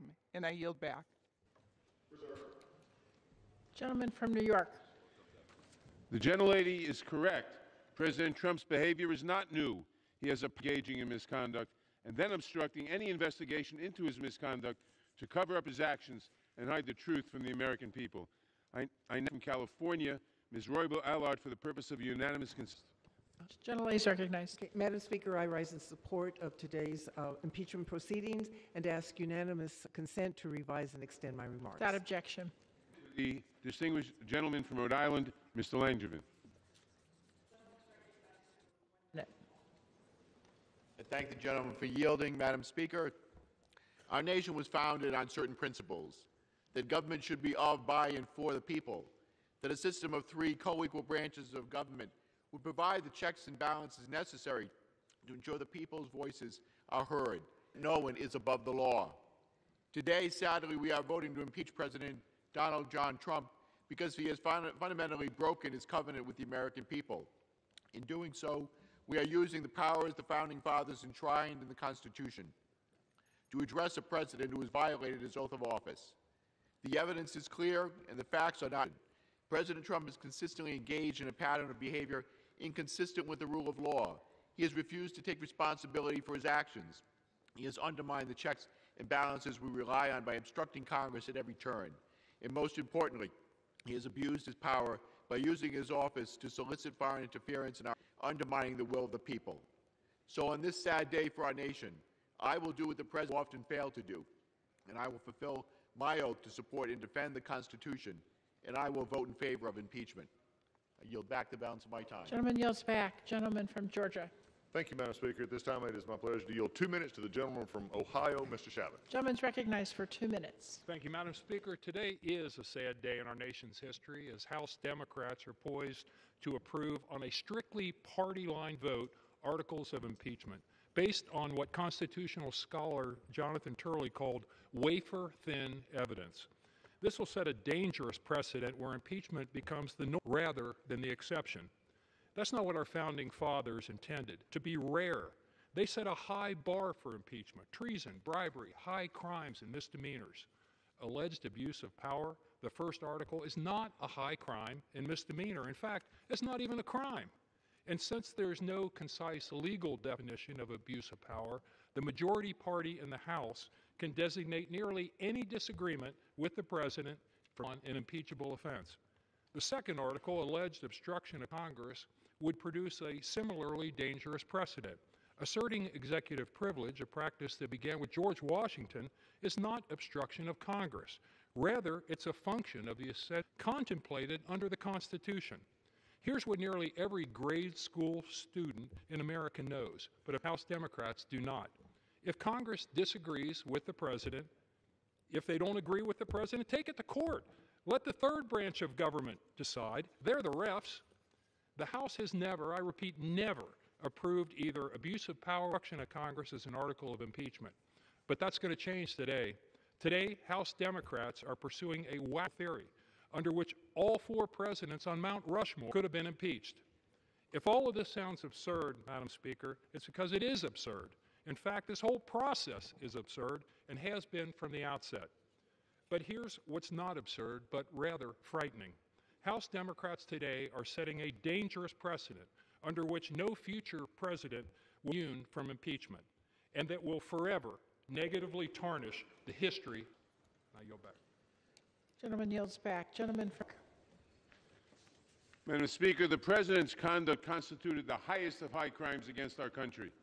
An offense does not have to violate a criminal statute to be impeachable. That was confirmed in President Nixon's case and again in President Clinton's. There is no higher crime than for the President to use the power of his office to corrupt our elections. I now yield 1 minute to the gentleman from Wisconsin, Mr. Pocan. Gentleman's recognized for 1 minute. Thank you, Madam Speaker. This July, President blocked $400 million in congressionally approved aid that Ukraine desperately needed itself against Russia, because he needed Ukraine to do him a favor first. President of Ukraine to launch a public investigation into a political rival military aid and others would only come after. But this is not about a single call or a single transcript. This is about a perfect storm, months of activity directly ordered by the president to his senior cabinet and political appointees, an orchestrated plan demanding a foreign power interfere in our democracy. President Trump betrayed his oath of office. He abused the power of his office for personal and political gain and has refused to cooperate with a co-equal branch of government. This is a vote for our Constitution, setting the precedent for all for Republican. Donald Trump must be held accountable for his actions. Today we send a clear signal to this president and all future presidents. No one is above the law. I yield. Gentleman from Georgia. Thank you, Madam Speaker. This time I yield a minute and a half to the gentleman from Kansas, Mr. Marshall. Gentleman's recognized for a minute and a half. Today, in opposition to the impeachment of the legitimately elected President of the United States. Enough. Madam Speaker, for the love of this country, enough.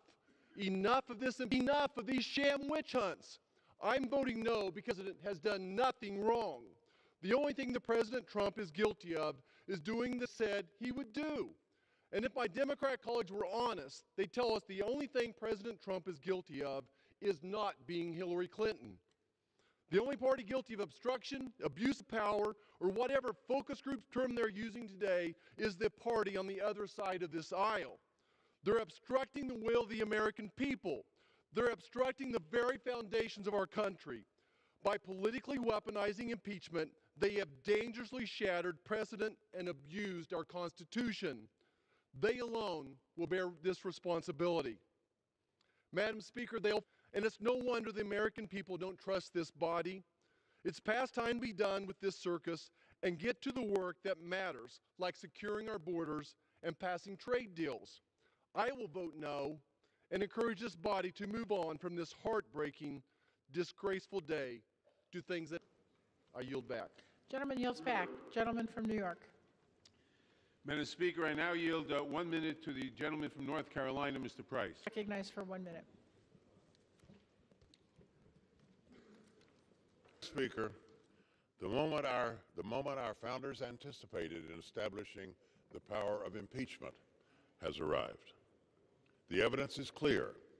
President Trump abused his power by asking a vulnerable foreign leader to investigate both his political rival and a baseless Russian conspiracy theory, while withholding congressionally appropriated defense aid and a coveted White House visit. He then blocked congressional investigation into these abuses.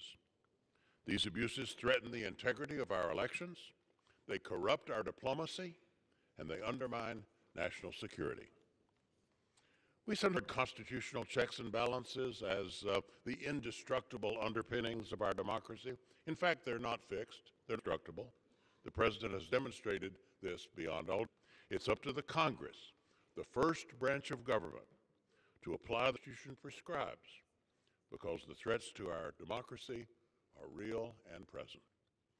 With this vote, we affirm that no one, including the President, is above the law.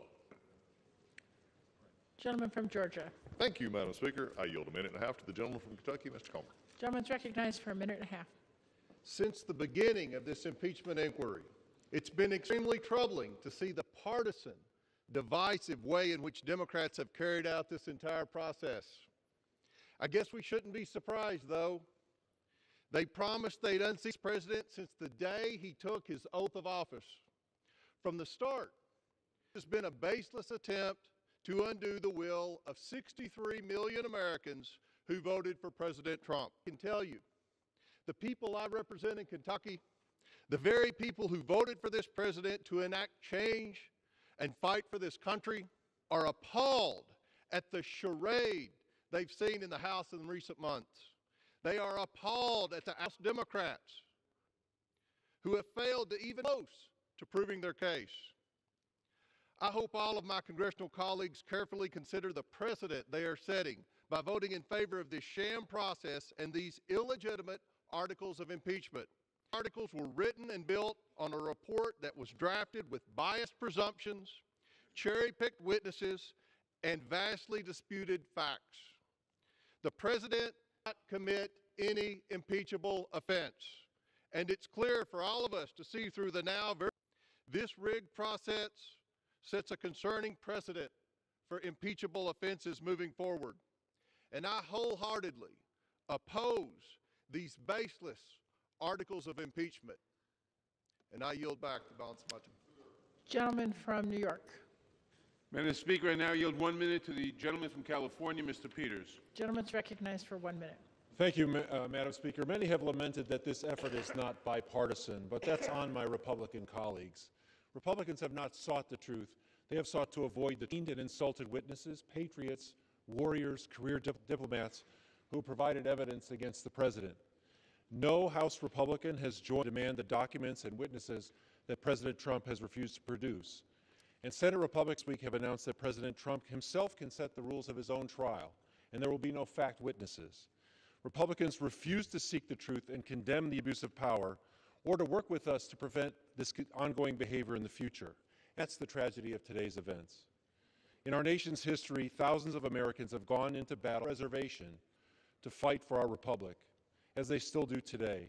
Many have been gravely injured, and some have made the ultimate sacrifice. But today, in contrast, for fear of losing an election, my colleagues will not speak up for the rule of law or against presidential abuse of power. Vote or pass, but history will judge them harshly. I will vote for the articles of impeachment. I yield back. Gentleman from Georgia. Thank you, Madam Speaker. It is my privilege now to yield 1.5 minutes to the gentleman from Georgia, Mr. Loudermilk. Gentleman's recognized for 1.5 minutes. Colleague from Georgia and friend, Mr. Collins. Madam Speaker, I rise today in opposition not only to these articles of impeachment, but in strong opposition to the process that has brought us to this point. Our Constitution and Bill of Rights are all about process. Our founders knew that government without constraints could accuse anyone of any crime at any time, even without compelling evidence. That's why the 5th and the 14th Amendments established a bedrock principle of innocent until proven guilty beyond a reasonable doubt. But on November the 14th, Speaker Pelosi informs that the president should prove his innocence when she stated, Mr. President, if you have anything that shows your innocence, then make that known. The Constitution also guarantees that the accused can call witnesses to testify on their behalf, but the Republicans and the president were continually denied that right throughout this process. It guarantees the right of the defendant to face their accuser, but not only have the Democrats in it from questioning the so-called whistleblower, his identity has been kept secret. Before you take this historic vote today, 1 week before Christmas, I want you to keep in mind, when Jesus was falsely accused of treason, Pontius Pilate gave Jesus the opportunity to face his accusers. During that sham trial, Pontius Pilate afforded rights to Jesus than the Democrats have afforded this president in this process. I yield back. Gentleman from New York. The president was given the opportunity to come and testify before the Judiciary Committee, to send his counsel, to question witnesses. He declined to do so. I now yield 1 minute to the gentleman from Michigan, Mr. Kildee. Eyes for 1 minute. Thank you, Madam Speaker. This is a sad day for our country and for our democracy. The president has abused the powers of his office, betrayed the public trust, and undermined America's national security by to interfere in our elections for his own political gain. In this moment in our history, the Constitution is clear. The remedy for such misconduct by a president is impeachment. I didn't come here to impeach a president of the United States, but sadly, the president's misconduct leaves us no choice but to follow the Constitution. I have 2 grandchildren. My granddaughter Caitlin is 8, and my grandson Colin is 4. Someday, a long time now, they'll ask me about this day. They'll ask about the time a president put himself above the law, and they'll want to know what I did to stop him. And I will have an answer for them. Today, I vote to uphold the Constitution. I will vote impeach Donald Trump. I yield back. Gentleman from Georgia. Thank you, Madam Speaker. It is interesting that the president was supposedly given rights to the Judiciary Committee, but maybe who would he have asked questions of? 3 law school professors and a staff member? Not a lot of due process there with this gentleman from Texas. Gentleman's recognized for 1.5 minutes. Madam Speaker, we're here today because House Democrats have spent upwards of $30 million in 3 years trying to overturn the 2016 election of President Trump and come up with nothing. Because of their radical left wing, Democrats are willing to make all future presidential elections invalid until judged worthy by the majority in the House of Representatives. The President of the United States does not serve at the pleasure of the House of Representatives. Perhaps the greatest denial of reality regarding President Trump is acknowledging that under his policies, things are actually going much better than they have in decades for Americans. We are a democratic constitutional republic. Power flows from we the people to our president and elected officials. The Democrat majority thinks otherwise. They believe that they are entitled to rule us, even if they have to change the rules to invalidate the will and the votes of the people of America. And that is why the absence does not matter in this charade of impeachment. I believe that the American people recognize and share my urgency about what is at stake here. Madam Speaker, you and your majority may decide. I have faith that the American people will decide otherwise next November. Thank you, and I yield back. Gentleman yields back. Gentleman from New York. Madam Speaker, I now yield 1 minute to the gentlelady from Washington, Ms. Del Bene. Gentlelady is recognized for 1 minute. Thank you, Madam Speaker. I rise today in support of, after carefully reviewing all of the evidence and the articles of impeachment before us, it is clear that President Trump abused the power of the presidency and obstructed Congress. I did not come to this conclusion lightly. Impeachment is an extremely serious matter, but no president can be allowed to pressure a foreign country for personal and political. No president is above the law. His behavior has jeopardized our elections, put our national security at risk, and placed his personal interests above those of the American people. His obstruction has prevented the House from conducting its constitutional duty of oversight of the executive branch.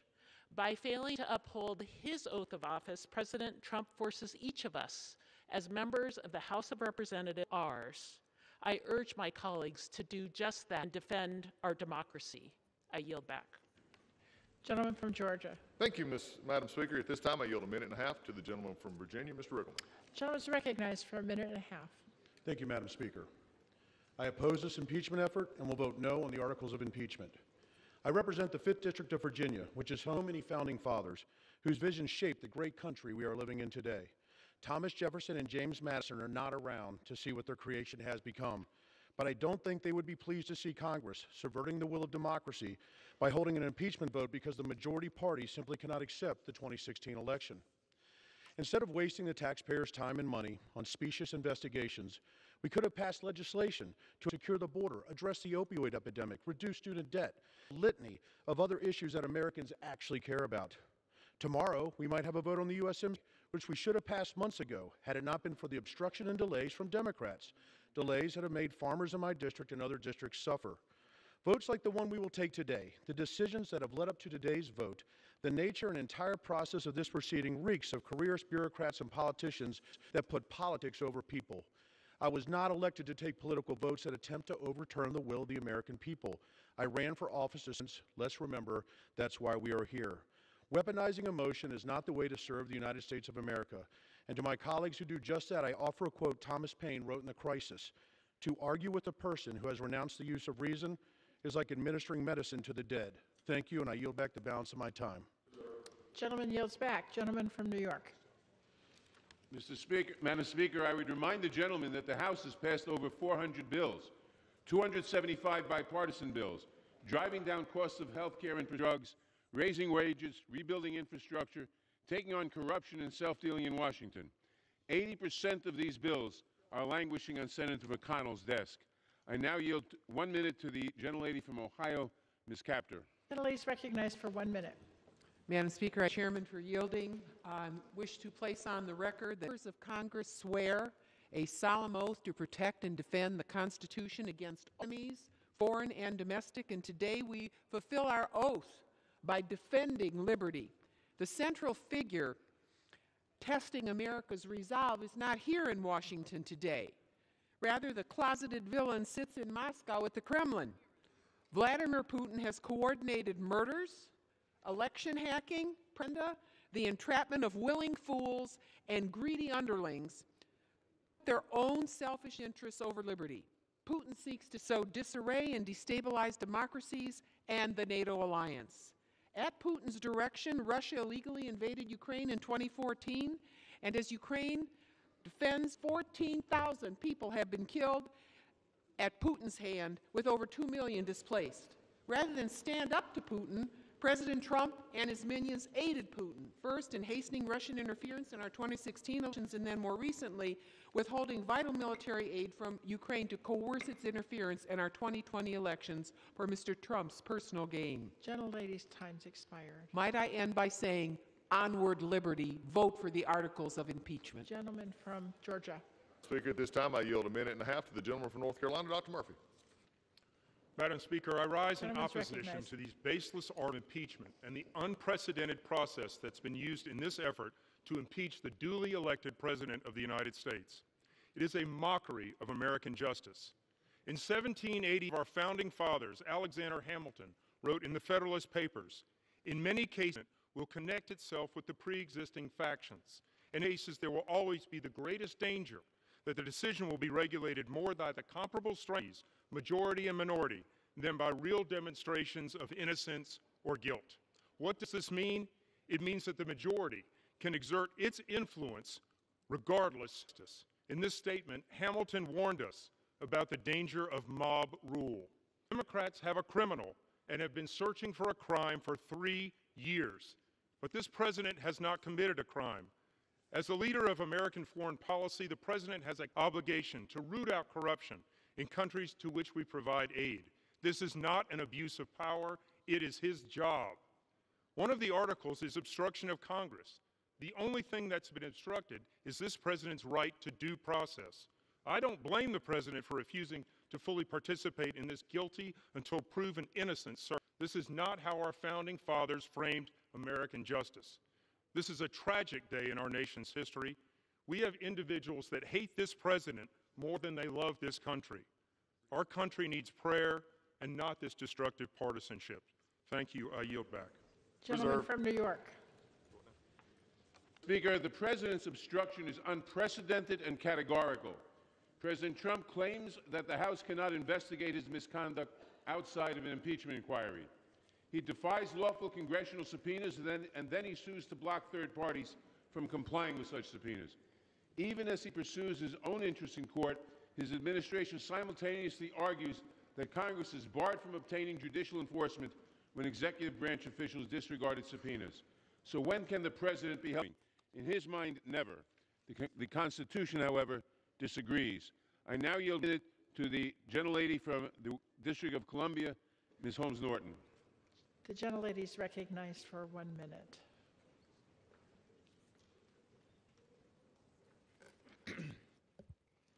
Madam Speaker, my words are mild today. In spite of the upcoming D.C. statehood vote, we expect to be successful. The people of the District of Columbia have no vote on impeachment or on any other on this floor now.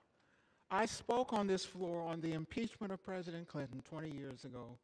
Unlike the Clinton impeachment on perjury concerning an affair with an intern, Trump's impeachment turns on sabotage of national security to get himself reelected.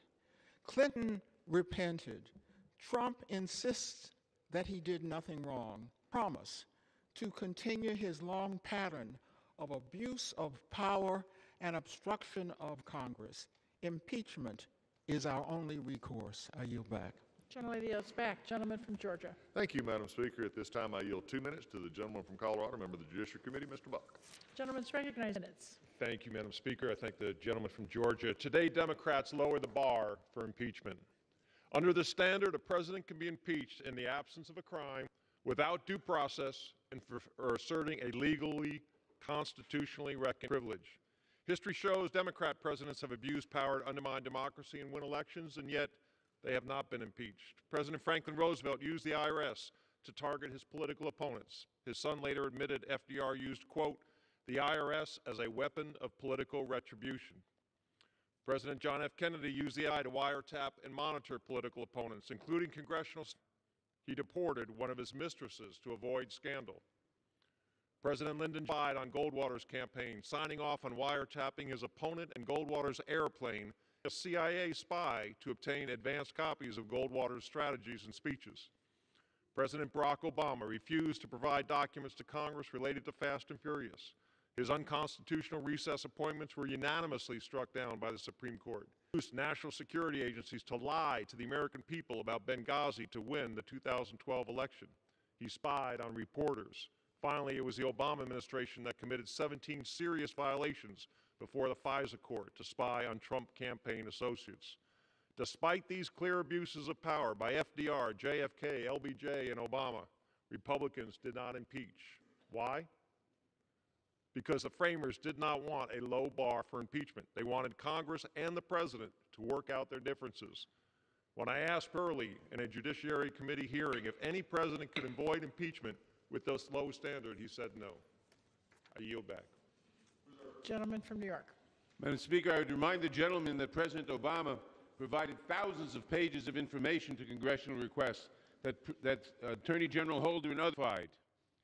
Unlike now, I now yield 1 minute to the gentlelady from Illinois, Ms. Kelly. Gentlelady is recognized for 1 minute. Madam Speaker, today is a solemn day, a day that none of us hoped for when we came to Congress. But the events of today, something that each of us swore that we were prepared to execute in defense of the Constitution of the United States against all enemies, foreign and domestic. This is the oath that binds the men and women of the Congress. As our democracy implores, we defend her. A clear and present threat to American democracy, it's what brings us here.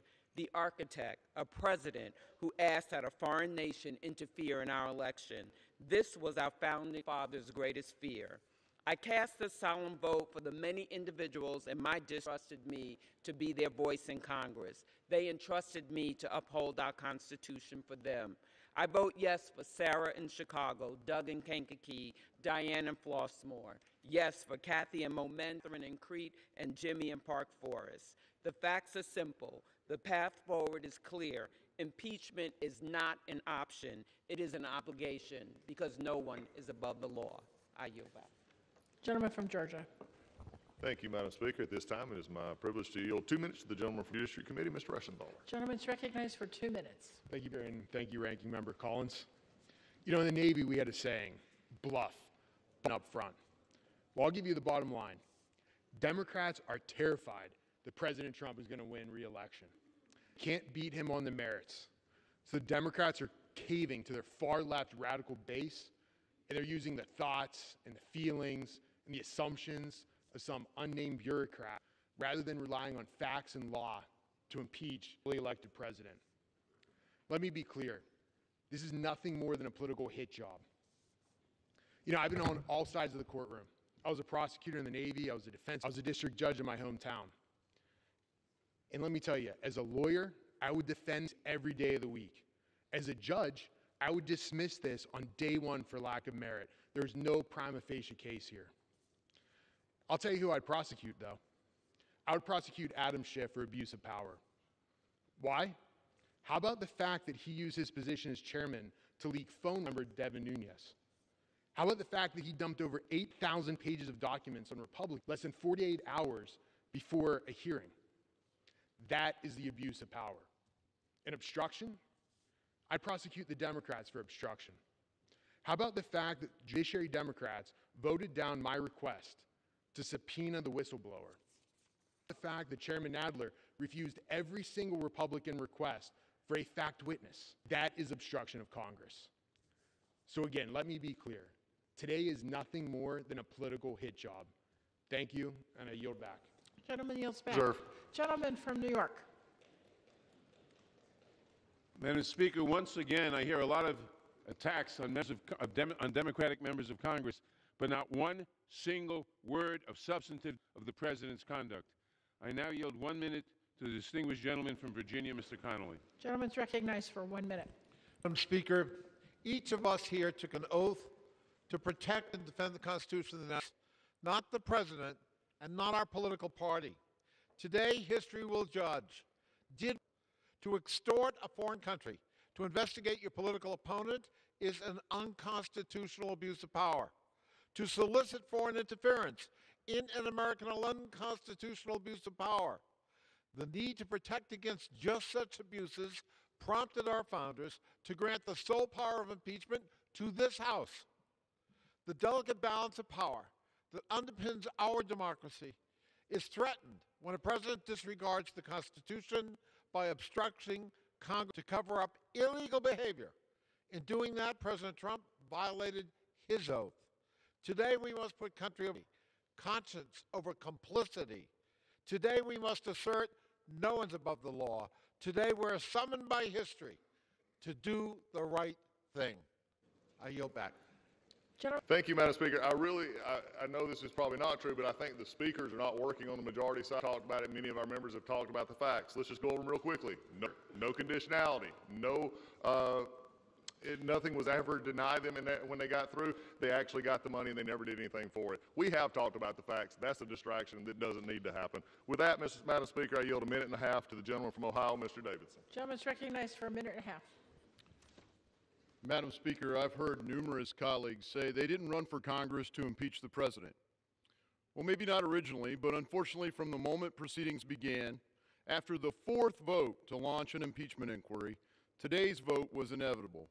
Many of them campaigned on it. I love this country with a soldier's passion.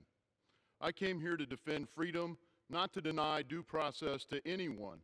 I came here to solve problems and change the broken status quo, not to distract or disrupt those like President Donald Trump who deliver on promises to put America back on the path of prosperity that has made and kept our country free. For months now, Americans have heard speculation about the president's motives in Ukraine.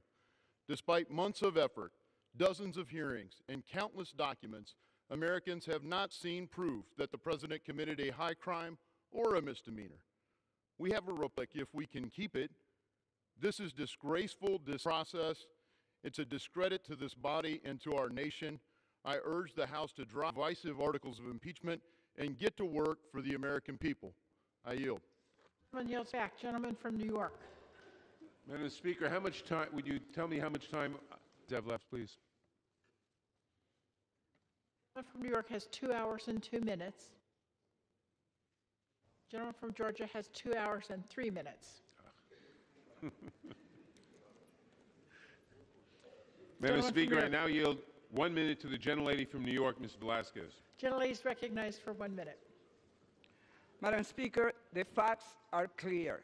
The President of the United States withheld $400 million in military aid to an ally of the United States and also held back a White House meeting to compel a foreign nation to his political opponent.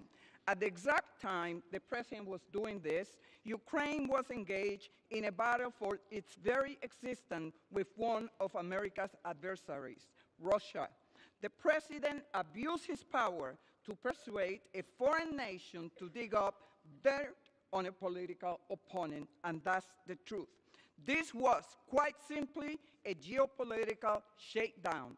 The President then tried to block Congress from exercising its constitutionally mandated duty to uncover the truth. Every single one of us today faces a stark choice.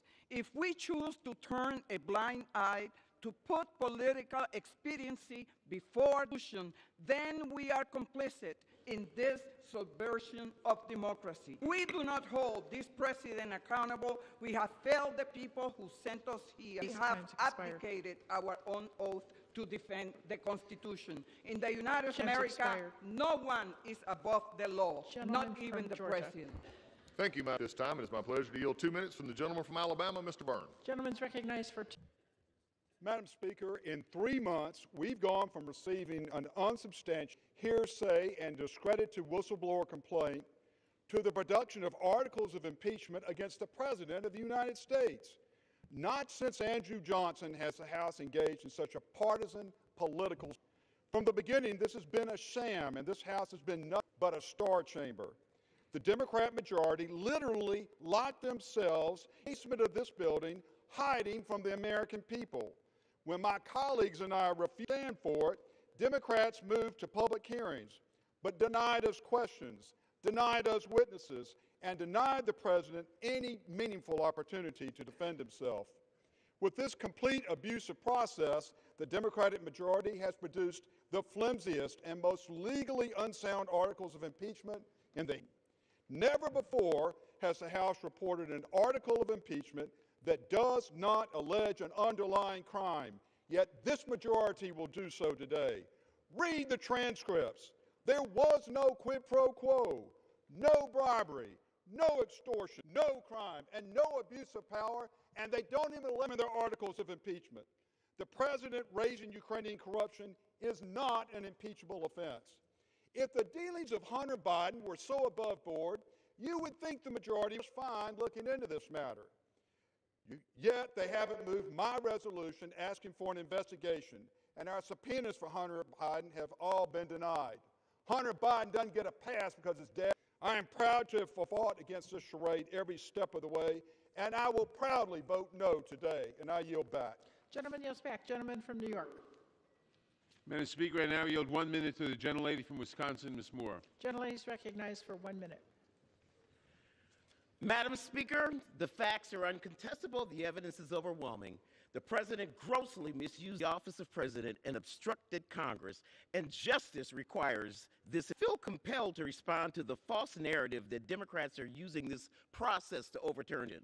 You know, I agree. Elections are the appropriate venue for public policy. However, we're not talking about a public policy dispute. We're talking about a president who subverted national security by soliciting foreign interference in our elections. The exact thing our founding fathers feared. Exact circumstance for which they drafted the impeachment clause. Our democracy, our Constitution deserves standing up for. John Trump. And I will leave my colleagues with this last thought as they decide how to cast this historic vote. For what shall it profit a man to gain the whole world only to lose his own soul? I yield back.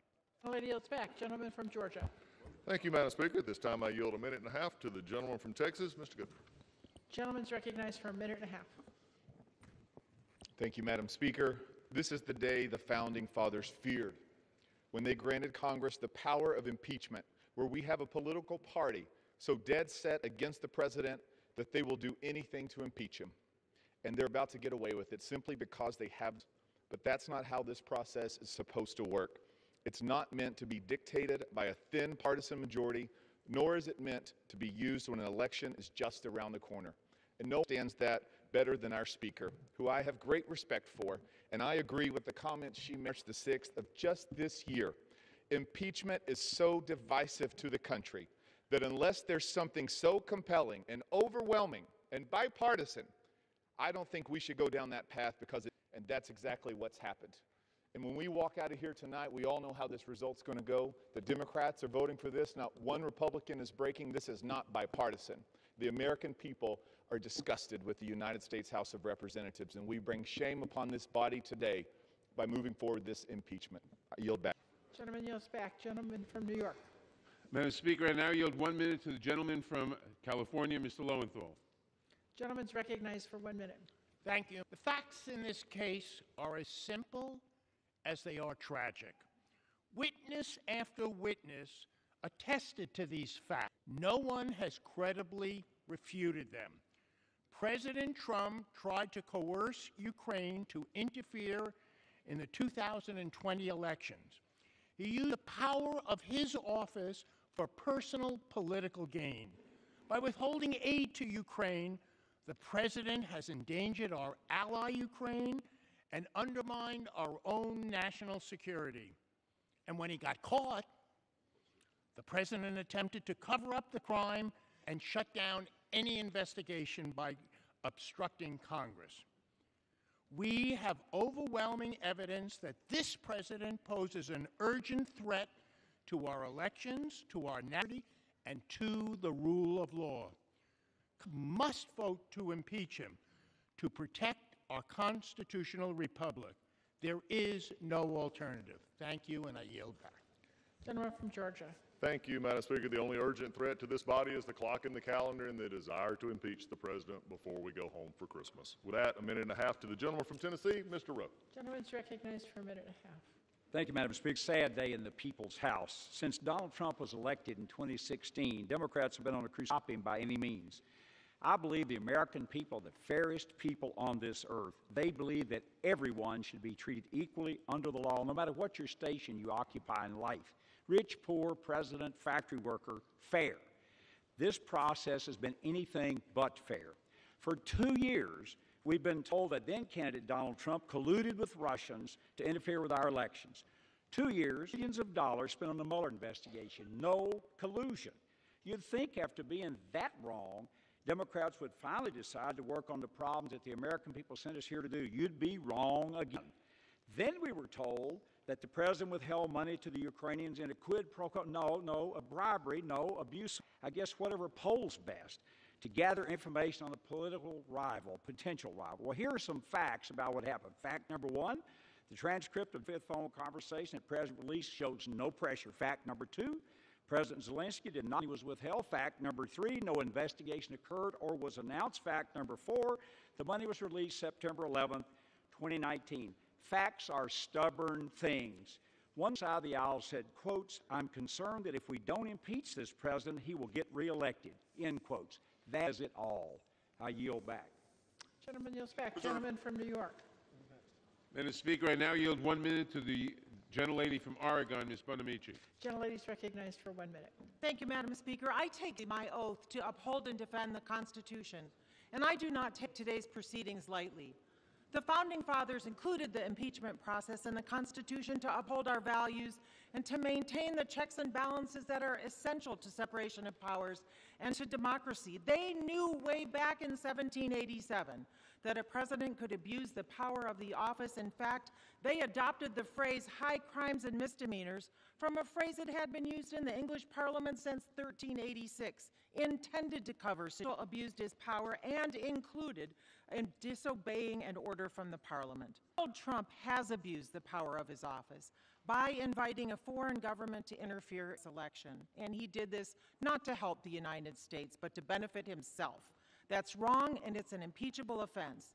And then when Congress exercised our constitutional duty to investigate these wrongdoings, he obstructed the investigation every step of the way. That is also wrong, and it's also an impeachable offense. In our country, no one is above the law. That includes the President of the United States. Back the balance of my time. Gentleman from Georgia. Thank you, Madam Speaker. At this point, I yield a minute and a half to the gentleman from Pennsylvania, Mr. Kelly. Gentleman's recognized for a minute and a half. I thank the gentleman. You know, December is such a great month, and there's so many great dates in December, and we talk about the wonderful things that have happened in Decembers of the past. There's also, in addition to Christmas, something we celebrate. The Boston Tea Party took place in December, but also on December 7th, 1941, a hurricane happened in the United States, and it's one that President Roosevelt said, this is a date that will live in infamy. December the 18th, 2019 is another date that will live in infamy. When just because you hate the President of the United States and you can find no other reason other than the fact that you're so blinded by your hate that you can't see straight, that you've decided the only way we can make sure this president doesn't get elected again is to impeach him. On the people's house, the bastion of democracy and liberty in the whole world, we have decided that political power is far more important than principle. I would urge all members of the House to vote no on impeachment and to look their voters in the eye and remember, listen, let me tell you, the voters will remember next November what you're doing this December. This is a terrible time. This is a date that will live in infamy. Thank you, Mr. Speaker, and I yield back. Gentlemen, the members are reminded to address their remarks to the chair. Gentleman from New York. Madam Speaker, I now gentlelady from Florida, Ms. Frankel. Gentlelady is recognized for 1 minute. In 1787, at the conclusion of the Constitutional Convention, Benjamin Franklin was asked, do we have a republic or a monarchy? He responded, a republic if you keep it. Madam Speaker, a republic is a form of government in which the country is a public matter, not the private concern or property of the rulers. In a republic, no person is above the law. In a republic, The president may not abuse his power by withholding critical foreign assistance for his own personal political gain, nor may he stop witnesses from talking. I did not Congress to impeach a president, but I did take an oath to keep the republic. For our children and our grandchildren, we should do no less. One day, I will tell my grandson that I stood up for our yes to impeach the president. And I yield back. Gentlelady yields back. Gentleman from Georgia. Thank you, Madam Speaker. At this time, I yield a minute, 40 seconds to the gentleman from Wisconsin, Mr. Grothman. Gentleman's recognized 40 seconds. Thank you. I'd like to address why we're here. We're certainly not here because of a misquoted phone call in July of 2019. The Washington Post ran an article headlined, "The campaign to impeach President Trump has begun the day he was sworn in." The gentleman from Maryland who spoke earlier today called for impeachment 2 days before President Trump was sworn in. The gentleman from Texas was introducing impeachment resolutions 2 years ago and said President Trump should be impeached so he can't get reelected. This impeachment is not about anything that happened on a phone call. This impeachment is about what President Trump has done. The country who are let in who are inadmissible or apprehended and don't have legal authority fell from 100,000 people in May to under 5,000 people in November, and you hate him for it. Ben Carson thinks that low-income housing citizens and not people who are here illegally, and you hate him. President Trump doesn't want people coming here and going on welfare, and you hate him for it. President Trump wants able-bodied people on food stamps to try to work, and he's hated for it. President Trump renegotiated that rip-off trade agreement with Mexico and Canada, and it was let in place by President Bush and President Obama, and you hate him for it. President Trump sides with law enforcement instead of criminals, and murders dropped 1,000 people last year, and you hate him for siding with them. President Trump lets Christian adoption agencies choose who they want to be parents, and for that. President Trump won't let foreign aid go to agencies that perform abortions. You hate him for that. President Trump's judges stick to the Constitution. He's disliked for that. President Trump is keeping his campaign promises, and you hate him for that. I yield the remainder of my time. Members are once again reminded to keep their remarks to the chair. Gentleman from New York. Madam Speaker, we do not hate President Trump, but we do know that President Trump will continue to threaten the nation's security, the system, if he is allowed to remain in office. That threat is ethical. President Trump has persisted during this impeachment inquiry in soliciting foreign powers to investigate his political opponent. The president steadfastly insists that he did nothing wrong and is free to do it all again. That threatens our next election, as well as our constitutional democracy. I now yield to the gentleman from California, Mr. McNerney. Gentleman's recognized for 1 minute. Madam Speaker, the House of Representatives, the People's House, is vested by the Constitution with the power of impeachment to balance the power of the presidency. Without this essential duty, the president could exploit his office without any regard for the law. On January 3rd, 2019, every member of the House swore an oath to defend the Constitution, and this week we're being to do just that.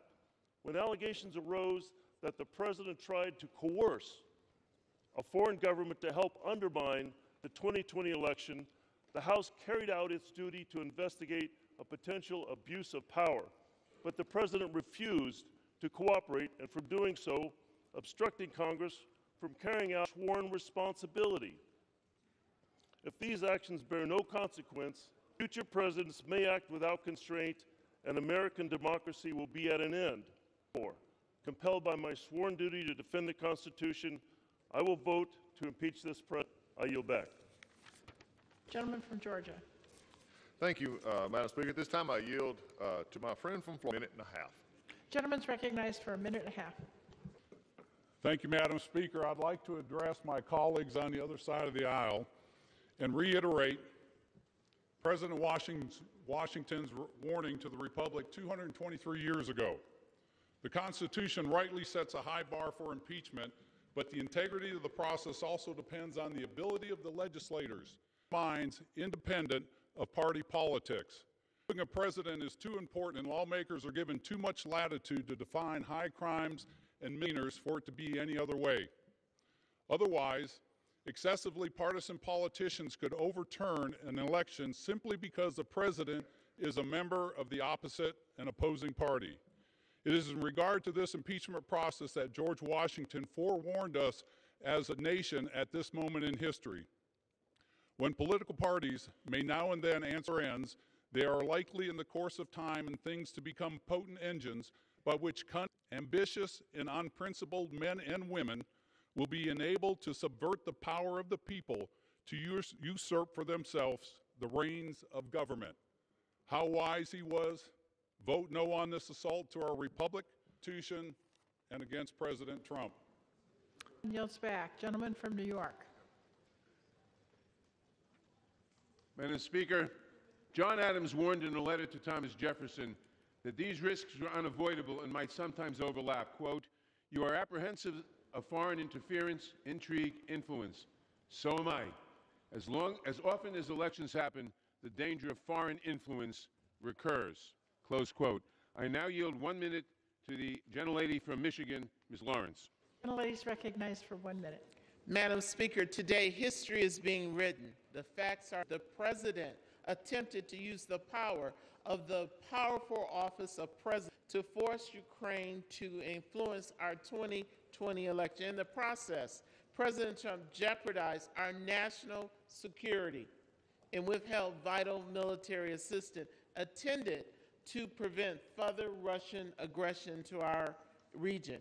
However, as our committees, including government oversight, which I sit on, in which I'm a member, sought to interview additional witnesses and obtain documents, the president ordered from the power of his office that the executive branch to not participate and obstructed the congressional oversight. Article 1 provides the House of Representatives with the sole power of impeachment, as well as the authority to conduct oversight of the executive branch. What did he have to hide? When the framers met over 200 years ago, they went to great lengths to ensure presidents would be forced to answer to their constitutional responsibility. I stand today in support of the 2 articles of impeachment. Gentleman from Georgia. Thank you, Madam Speaker. At this time, I yield 2 minutes to the gentleman from Virginia, Mr. Klein. Thank you, Madam Speaker. Sad day for this body, for the voters who sent me here last November, and for our nation. Benjamin Franklin cautioned when asked what he had given us, a republic if you can keep it. Today we take a step further toward losing the republic that our founding fathers envisioned by engaging in activity that they specifically warned against, the misuse of the constitutional power of impeachment for one party's political gain. The foundation of our republic, its assurance of self-determination, has been the shining beacon by which our nation has chartered its course from a new democratic experiment struggling to survive to the greatest nation on earth. America has been powered over the years not by government, but by the ingenuity, the bravery, and the faith of its people. Confident in their place as one nation under God, indivisible, and justice for all. And so it is we, the people, who determine our president, not we, the Judiciary Committee, nor we, the Congress. The Constitution is clear. It's only when we see clear proof of the impeachable offenses outlined in Article 2, Section 4, treason, bribery, or other high crimes and misdemeanors, that we are to challenge, break the figurative glass, and pull the emergency ripcord that is impeachment. We do not have that proof today. Thomas Jefferson said, "I know of no safe depository of the ultimate powers of society but the people themselves. And if we think them not enlightened enough to exercise their control with a wholesome discretion, the remedy is not to take it from them, but to inform their discretion by education.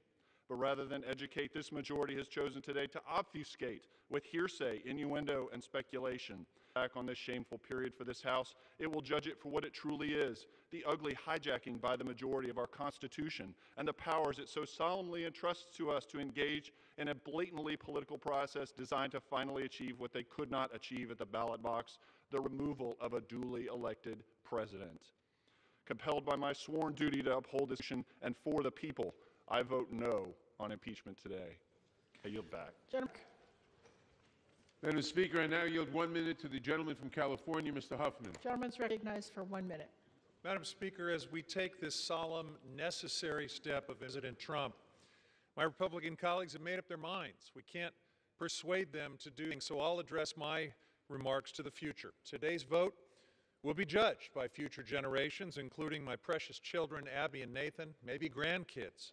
Historians will study what members of this Congress did when our democracy was tested like never before by a president who put personal interests above country, who compromised national security to cheat his way to re-election, and when caught, not only lied and refused to admit wrongdoing, but flouted Congress's authority. He even called the constitutional impeachment unconstitutional. Historians will marvel how Congress continued to stand by this man, how they put blind partisan loyalty or fear of Trump above their duty to defend the Constitution, how they made absurd partisan arguments and tried to obstruct these proceedings, and how instead of pushing back when their party took a spell of authoritarianism, they embraced it as if the Constitution, the rule of law, and our oath of office mean nothing. So, Madam Speaker, for our future generations, our children, the judgment of history, let me be clear. I stand with our Constitution, with the rule of law, and our democracy. I'll be voting yes to impeach Donald J. Trump. Gentleman's recognized for a minute and a half. I thank the gentleman for yielding me time. Today's vote to impeach the duly elected President of the United States is truly historical. However, its unique place in history is not for the reasons the Democratic Party and their mainstream media overlords are so desperately convey. Today, we will be remembered as the day that the Democrats, claiming a false moral supremacy over the desire of the American people, executed a deliberate and orchestrated plan to overturn a presidential election. It will be the first time in history that a party paraded out their Ivy League academics to explain to 31 states and almost 63 million people that their voice should not be heard and why their votes should be counted. I pray for our nation every day, but today I'm praying for my colleagues across who arrived at this partisan and self-directed fork in the road and chose the road never before traveled and one that has a dead end.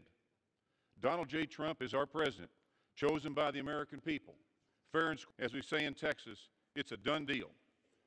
Democrats' attempt to change history will never undo that. May God bless the greatest country in the world, the United States of America. I yield back my Gentleman from New York.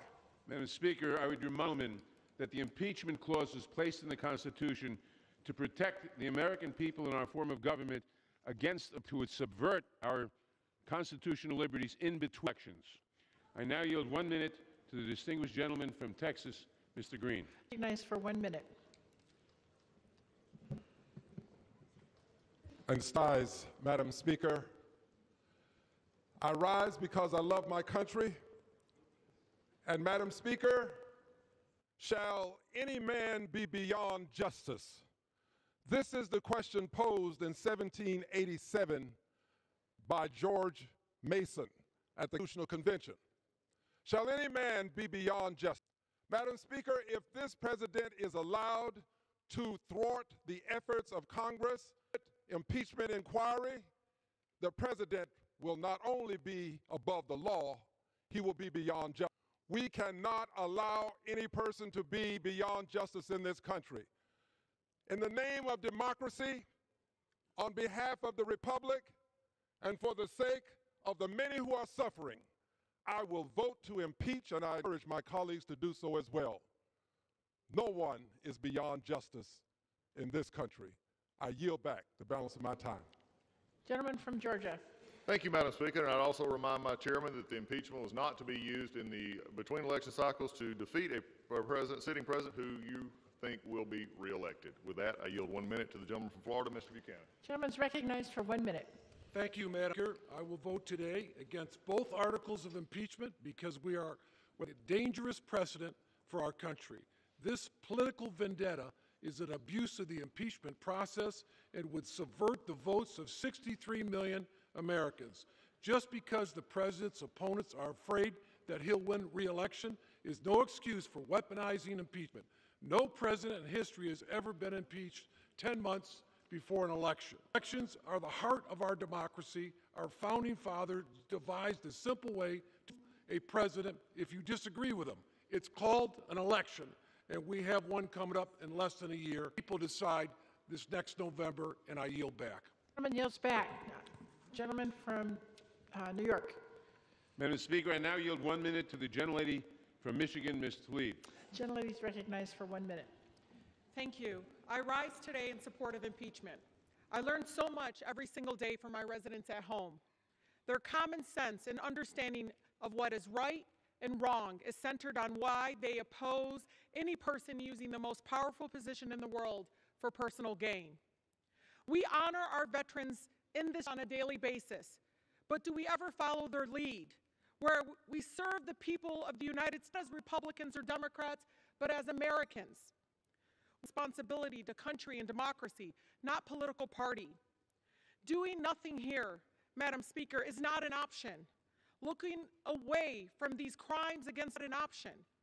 This is about protecting the future of our nation and our abuse of power, criminal cover-ups, and bribery.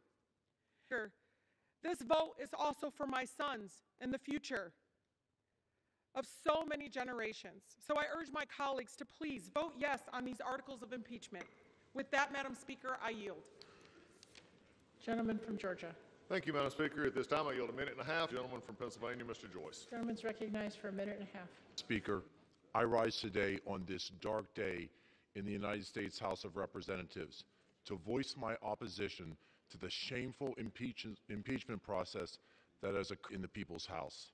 Some of my colleagues on the other side of the aisle do not like President Trump. We know this because they proudly boasted about their intention to impeach our president before us. Out of disdain for the president and for those of us who elected him, the House of Representatives is considering 2 articles of impeachment that are so very weak that they even fail to include specific crimes. The people that I represent in South Central and Southwestern Pennsylvania know the truth. The American people, truth. This impeachment circus has never been about the facts. This process has always been about seeking revenge for the president's election in 2016 and to prevent him from winning again in 2020. Madam Speaker, I wholeheartedly oppose this partisan and shameful effort to impeach our democratically and duly elected president. For the sake of our nation, I urge my colleagues to vote no on the articles of impeachment. Thank you. I yield back. Gentleman yields back. Gentleman from New York. Madam Speaker, what we keep hearing from the other side are on the process and questions of our motives. We do not hear because we cannot hear, because they cannot articulate a real defense of the president's actions. I now yield 1 minute to the gentlelady from Massachusetts. 1 minute. Madam Speaker, I rise today to protect our democracy. Today, we take a stand against corruption and abuses of power. What we are doing here today is not only patriotic, it is uniquely American. America is a story of ordinary people confronting abuses of power, steadfast pursuit of justice. Throughout our history, the oppressed have been relegated to the margins by the, and each time we have fought back, deliberate in our approach, clear-eyed. Each generation has fought for the preservation of our democracy, and that is what brings us to the House today, efficient and effective in the pursuit of our truth. Congress has done its due diligence. Today we send a clear message. We will not tolerate abuses of power from the President of the United States of America. The future of this nation rests in our hands. It is with a heavy heart but a resolved one, and because I believe our democracy is worth fighting for, I will vote to impeach Donald J. Trump, and I urge my colleagues to do the same. It's back. Gentleman from Georgia. Thank you, Madam Speaker. And, again, and my chairman, again, I think hears us. He just doesn't want acknowledgement. When you have nothing but a process that it was completely amok, you talk about the process, but you also, I've already debunked the facts many times, or time. No pressure by either Mr. Trump or Mr. Zelensky. It really just horrifies me as the continuation to say that Mr. Zelensky, who is the supposed victim here, had said no pressure. He is, the majority Democrats are calling him a liar or weakening him in his own country. That's deplorable. There's no conditionality in the transcript or conditionality after that. 5 meetings prove that. All high-level meetings, no conditionality. 2 of those meetings were after the Ukrainians actually knew of the possibility of their aid being held. They've not had 4 truths and the 5 facts. Also, after there was nothing done to get the money, guess what? They got the money. That's the facts. That's what they don't want to deal with. So let's continue to see how the sham was perpetrated. That's what many of our members are talking about. With that, I yield a minute and a half from the gentleman from Michigan, Mr. Bergman. Gentleman's recognized for a minute and a half. Thank you, Madam Speaker. I rise today in opposition to the articles of impeachment against President Trump. I believe all American people will be looked in the eye by all their representatives. Today is the culmination of the 3-year-long quest to delegitimize the president. This has been in the works since November 2016 and was all but promised when the Democrats took the majority. This sham process began without a formal vote in the House. Several months, willfully trampling on decades of bipartisan precedent. No due process, closed-door depositions, even though nothing in this investigation was classified, and leaking only details that fit their narrative. If this is partisan politics, I don't know what is. Holding our elected officials accountable is a job I take extremely seriously. But the imps today represent the worst of Washington, D.C. Yet another reason my constituents are so disillusioned with the process and disappointed in the 16th Congress. Michigan's 1st District sent me to Washington to get things done, to get the government off their backs, and to help rural Michiganders and other people around the country keep more of their hard-earned currency, not to impeach our duly elected president. With that, I urge my colleagues to vote against the articles of impeachment. I yield back. Gentleman from New York. Madam Speaker, I now yield 1 minute to the gentlelady from Ms. Barragan. Gentlelady is recognized for 1 minute. Madam Speaker, it is with a solemn sense of duty that I rise today in support of impeachment. As this chamber debates 2 articles of impeachment against the president for his abuse of power and obstruction of Congress, I want history to know that I stood up to say that I stand for the Constitution and our democracy. When my immigrant mom became a United States citizen, she took an oath and allegiance to the Constitution. When I stood on this floor as a new member of Congress, I took an oath to uphold and defend our Constitution.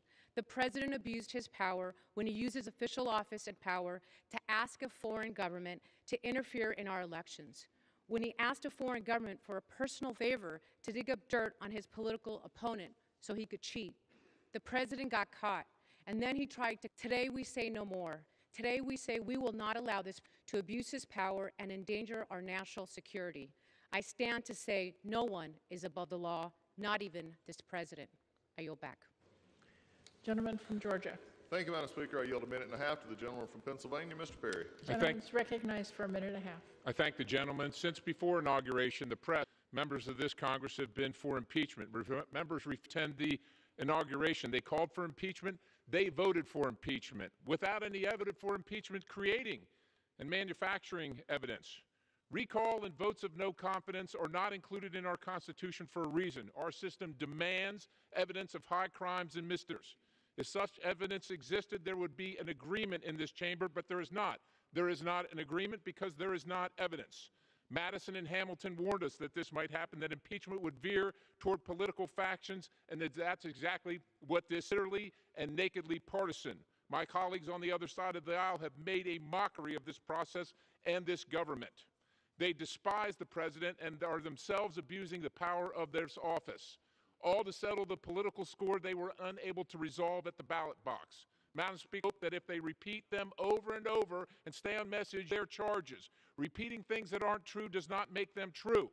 The call record between the two is clear. President Trump was interested in getting to the bottom of what happened in the 2016 election. He asked the Ukrainians to work with our Attorney General. The Ukrainians were already getting the military hardware, and they got the assistance money and the meeting they desired. These are not crimes. These are disagreements over foreign policy and the fact that this president, if it weren't so sad, it would be laughable, Madam Speaker. My colleagues are not driven by a quest for facts or truth. They are driven by their partisan animus and a timetable. These are the reckless and irresponsible act of elitists in the swamp, and they underline the fabric of our republic. I urge a no vote, and I yield. Gentleman from New York. Madam Speaker, I would remind the gentleman that, in fact, extensive direct evidence, including the President's own words and actions, which is corroborated and supported by indirect and circumstantial evidence. The record leaves the following key facts indisputable. President Trump's personal lawyer, Rudy Giuliani, pushed Ukraine to investigate and a debunked conspiracy theory about the 2006. President Trump directed U.S. officials and President Zelensky himself to work with Mr. Giuliani to fulfill his demands. President Trump withheld critical military aid to Ukraine, and President Trump stonewalled Congress investigation to cover up his misconduct. I now yield 1 minute to the gentleman from Illinois, Mr. Caston. Gentleman's recognized for 1 minute. Madam Speaker, this should not be a part of. This is a vote about America. It's a vote about our democracy and our oath to the Constitution. We all took an oath to protect the Constitution against all enemies, foreign and domestic, and we all know President Trump did was wrong. We all know it's wrong to withhold foreign aid as a for a political favor. We know it's wrong to ignore congressional subpoenas. And we know it's wrong to default to silly partisan process arguments rather than to rise and defend this beautiful but all too fragile democracy. And when those in elected power abuse their position for personal advantage, it's on us to humbly uphold and defend the responsibility that the founders bestowed on us. So when you talk about partisanship, I'd remind you of those great words of Lincoln. And paraphrasing him slightly, when one put them let the nation survive, I'm proud to be of the party partisanship rather than let the nation perish. So in this moment, the answer is clear, not because we want to impeach, but because we must. So when you vote in a few hours, don't vote your party, vote your character. That's how you're going to be judged, and that's how we're all going to be judged. Thank you, and I yield back. Gentleman from Georgia. Madam Speaker, I ask for a time check for both. Gentleman from Georgia has an hour and 44 and a half minutes. Gentleman from New York has an hour and 47 and a half minutes. Thank you, Madam Speaker. At this time, I yield a minute and a half to the gentleman from Colorado, Mr. Tipton. Gentleman's recognized for a minute and a half. Madam Speaker, I rise in strong opposition to this partisan impeachment process. Make no mistake, this process did not begin with the whistleblower report. In fact, impeachment efforts began shortly after the president was elected. The theatrics, political posturing have ensured that he is not actually pursuing to preserve checks and balances. Rather, this process echoes the calls by some that would accept the 2016 election results. Of the articles receiving a vote justify the removal of the president from office. The first article government to be able to assist in an upcoming election. Ukraine received its aid without a prearranged agreement. This is unsubstantiated. The second article is premised on the obstruction occurred when the White House ignored subpoenas issued by the House. Courts are the ultimate arbiters of these decisions. In fact, previous administrations, Republican both, have dealt with these issues and claimed executive privilege. Mr. Speaker, Madam Speaker, the articles that are before this House are unsubstantiated.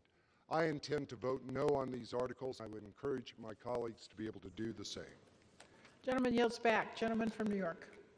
Madam Speaker, I now yield 1 minute to the gentleman from Arizona, Mr. Gallego. Gentleman's recognized for 1 minute.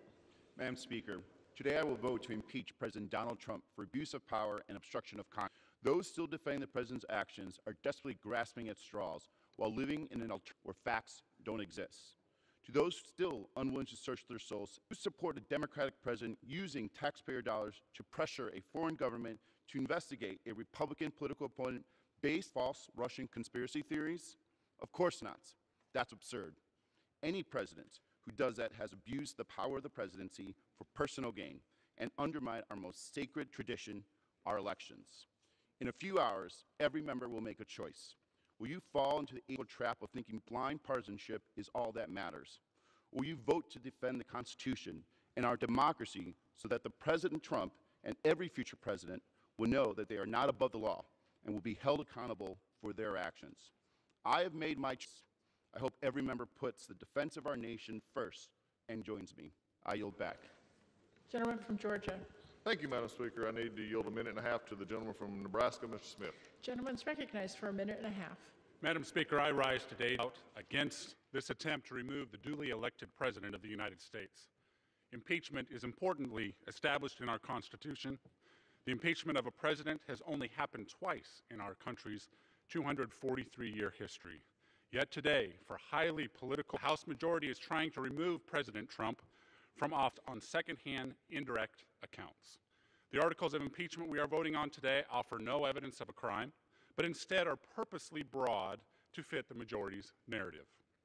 Less than 1 year until the next presidential election, we are being asked to override the choice of the American people. This lopsided, hyper-partisan, biased impeachment process has been predetermined as an outcome from the very beginning.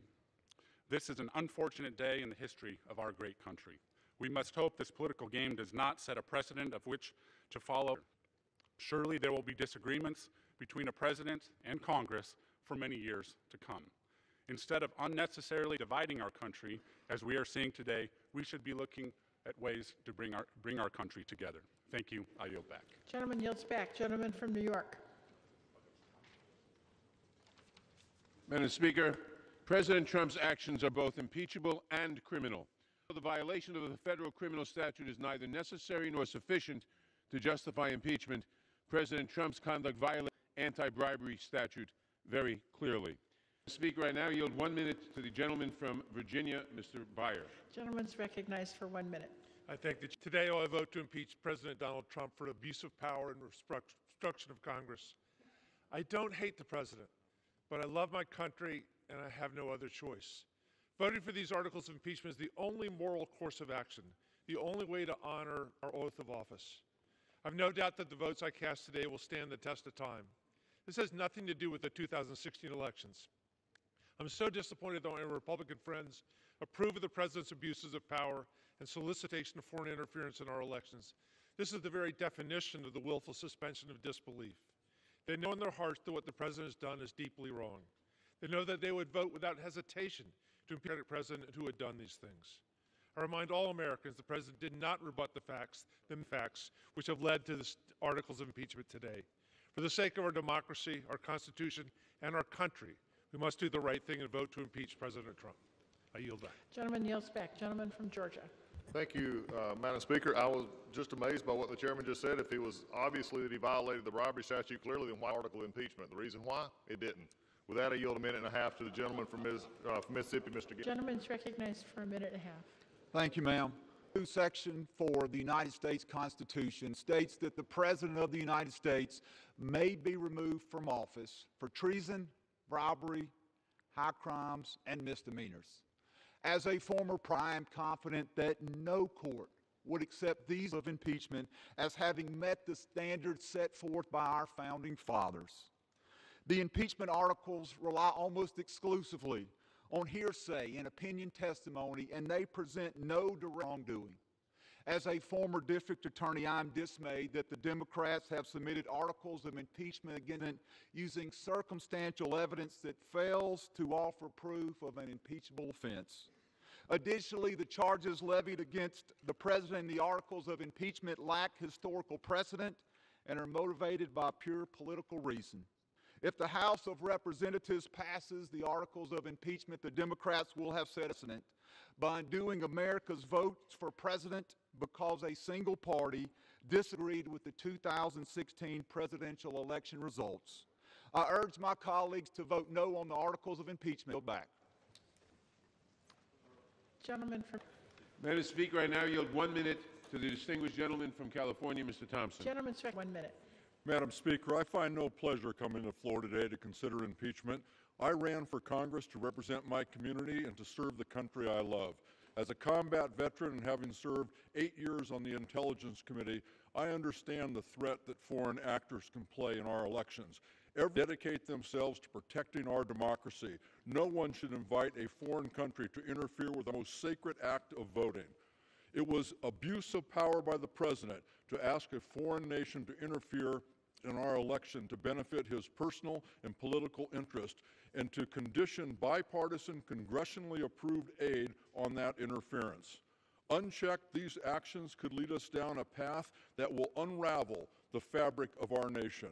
I'm saddened that we're here today, but in the interest of defending our nation, I will vote for the articles of impeachment. I yield back the balance of my time. Gentleman from Georgia. Thank you, Madam Speaker. This time I yield 1.5 minutes to the gentleman from Texas, Mr. Roy. Gentleman's recognized for 1.5 minutes. Thank the gentleman from Georgia. Our founders intentionally did not embrace recalls or votes of no confidence. Rather, we demand from Congress evidence of high crimes and misdemeanors.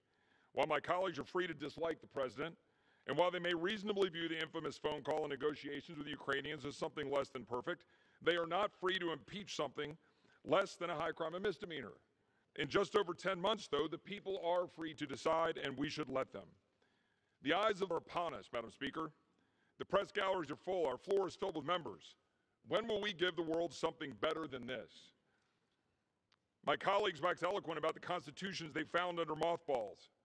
Where is respect for the Constitution when the People's House daily refuses to do its actual job while shredding federalism and limited government? Today in Mexico, a young girl will be abused while being trafficked toward our open borders, while some here yell kids in cages and play race politics in the false name of compassion. Today in New York, a young mother will be coerced by taxpayer-funded Planned Parenthood, while we allow the genocide of the unborn in the false name of choice. Today across America, diabetics will struggle to afford a system ravaged by government and insurance bureaucrats empowered in the false name of coverage. And today, children inherit $100 million of debt an hour, borrowed in the false name of what government can provide.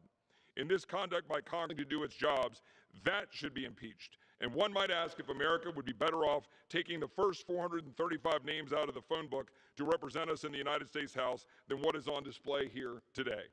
Today is not a dark day because the American people know this. America is great, Washington is broken, and we're taking our country back. I yield back. Gentleman from New York. Madam Speaker, I now yield 1 minute to the distinguished gentlelady from California. Please recognized for 1 minute. Madam Speaker, I rise today with a heavy heart. I came to Congress to serve the great people of Sacramento and to build a better future for our children and grandchildren, including my grandkids, Anna and Robbie. The facts before crystal clear. We heard testimony from 17 brave patriots who value our democracy and the Constitution. They testified that President Trump threatened to withhold congressionally approved money in exchange for dirt on a political rival. And worse, that he continues to invite foreign powers to violate our sovereignty even today. On its face, these are impeachable offenses that represent a clear and present danger to the country. That's why the only answer is to act now. We need to stand together and stop President Trump immediately so that he cannot violate the next election. For the sake of our country and our democracy, I will vote yes to impeach him, and I yield back. Gentleman from Georgia. Thank you, Madam Speaker. I yield a minute and a half. Pennsylvania, Mr. Smucker. Gentleman's recognized for a minute and a half. Thank you, Madam Speaker. I rise today to ask my colleagues on the other side of the aisle, how much is the trust of the American people worth? When the American people are dissatisfied with their government, the primary tool that Congress have to make a change is their vote. On 8th, 2016, Americans from every part of this nation packed the polls to elect Donald J. Trump to be the President of the United States. The country was a disruptor, a fighter, a deal maker, a president that would put America first. But sadly, on that very same day, Democrats had no plan or interest in honoring the vote of the American people. They were going to attempt from day one to delegitimize this president and ultimately remove him from office. Right after the president was sworn in, the Washington Post, the campaign to impeach President Trump has begun. Even before he took office, a Politico article headline read, "Could Trump be impeached shortly after he takes office?" So, House Democrats have been planning for this day in 2017. It's clear that facts have never mattered to the House Democrats. They never planned to work with the president. Instead, they intended only to fulfill their divisive partisan. Again, I ask, how much is the trust of the American people worth? Because after the vote today, for what short-term partisan gain, you can be sure that the American people will have lost their trust in our institution, they will have lost their trust in Congress, and most importantly, they will trust that their vote counts. Gentleman from New York. Madam Speaker, I now yield 1 minute to the gentleman from California, Mr. Garamendi. Gentleman's recognized for 1 minute.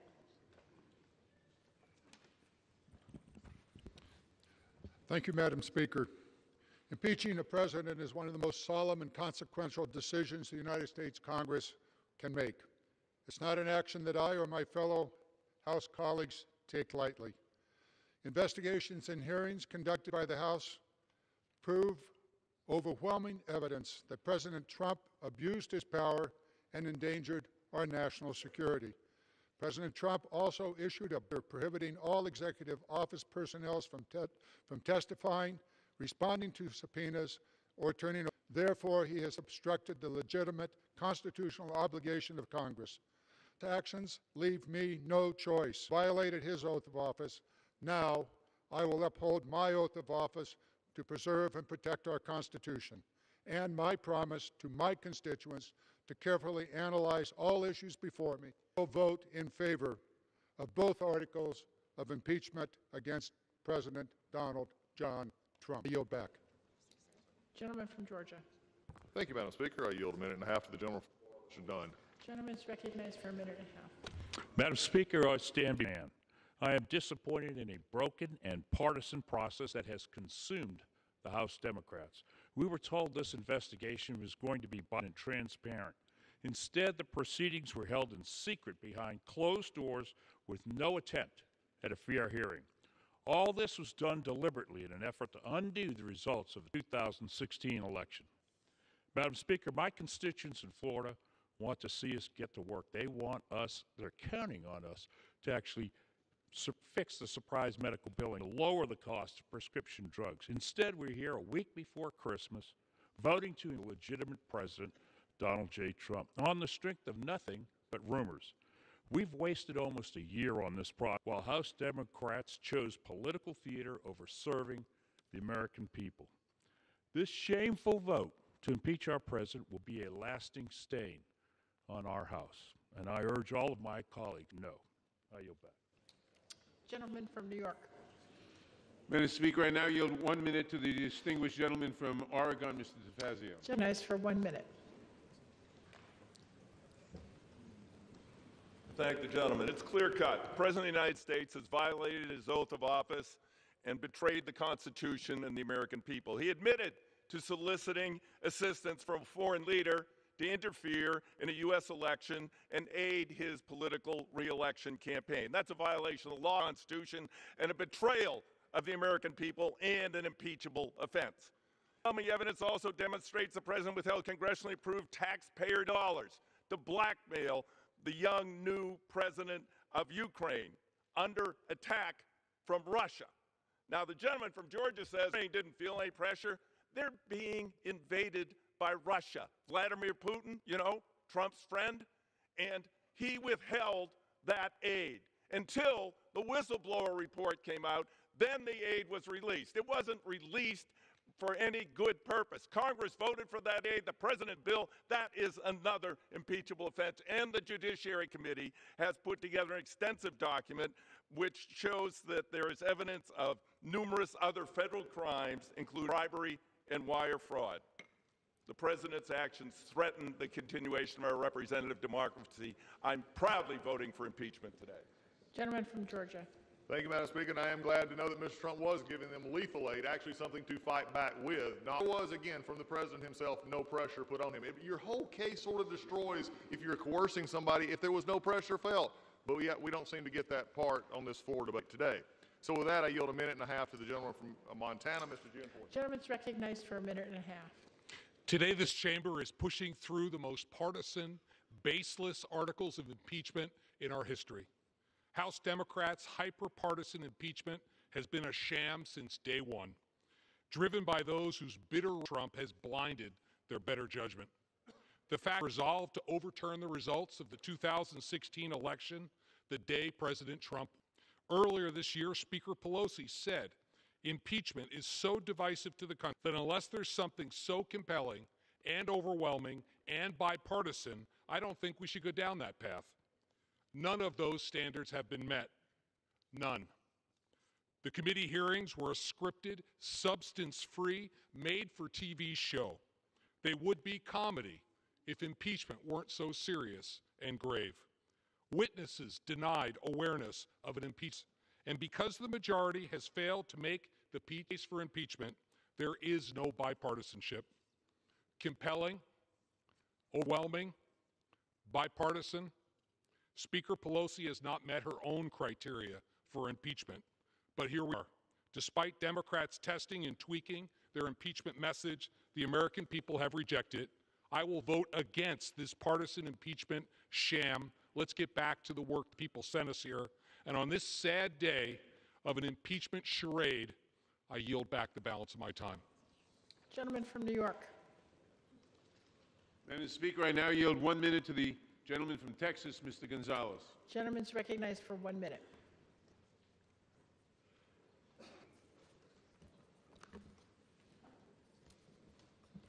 Madam Speaker, I rise on a sad day for America, a sad day for Texas, and a very sad day for the people I represent. I'm not gleeful for today.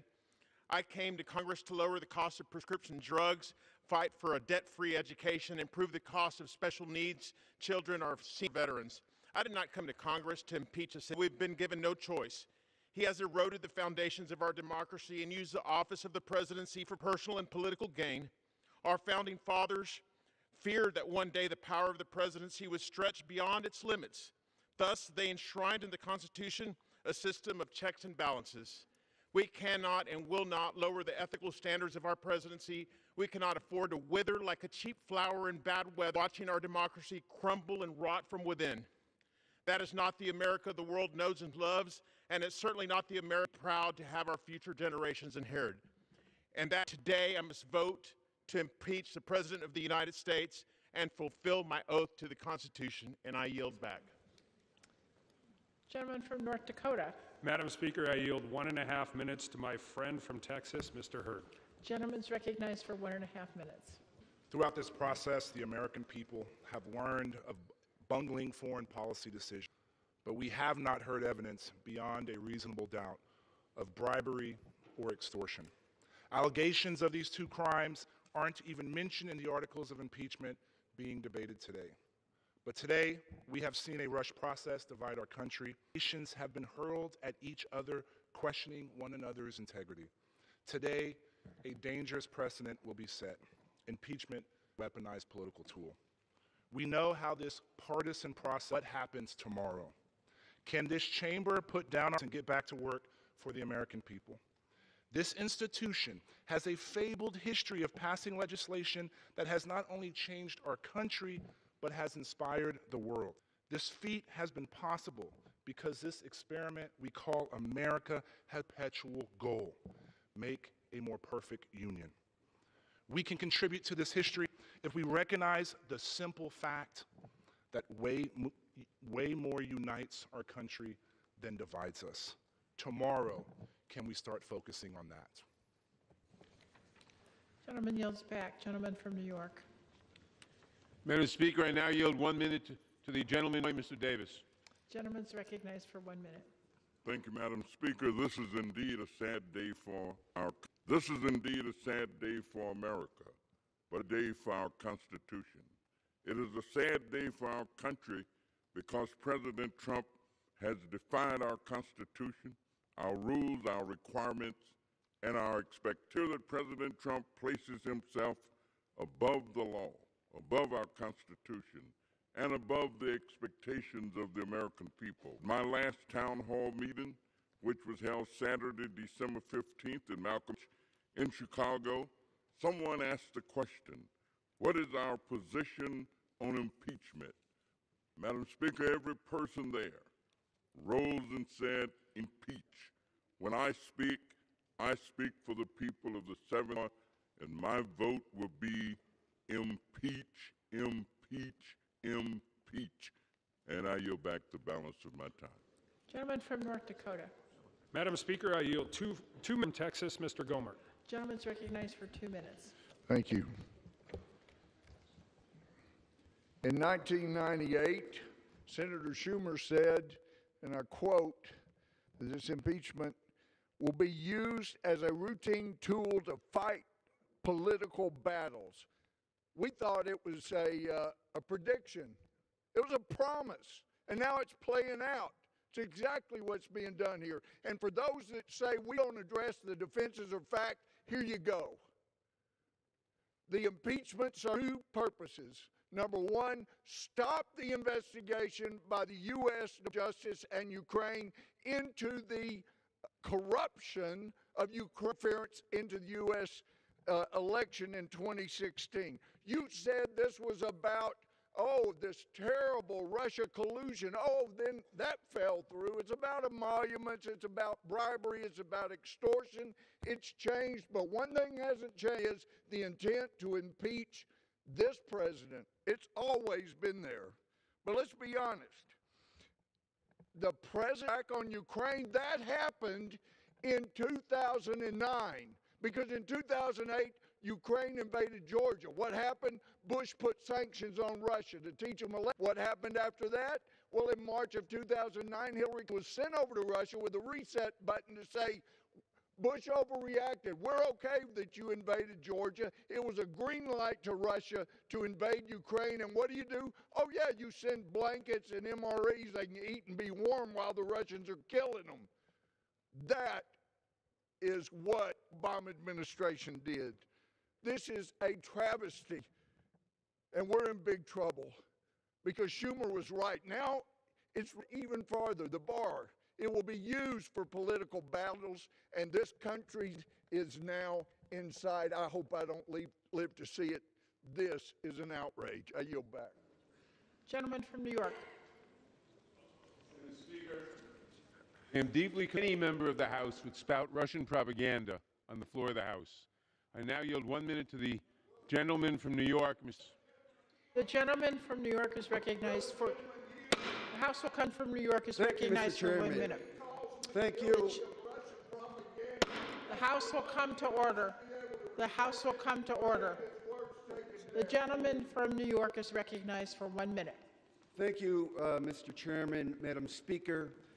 The United States Constitution is explicit.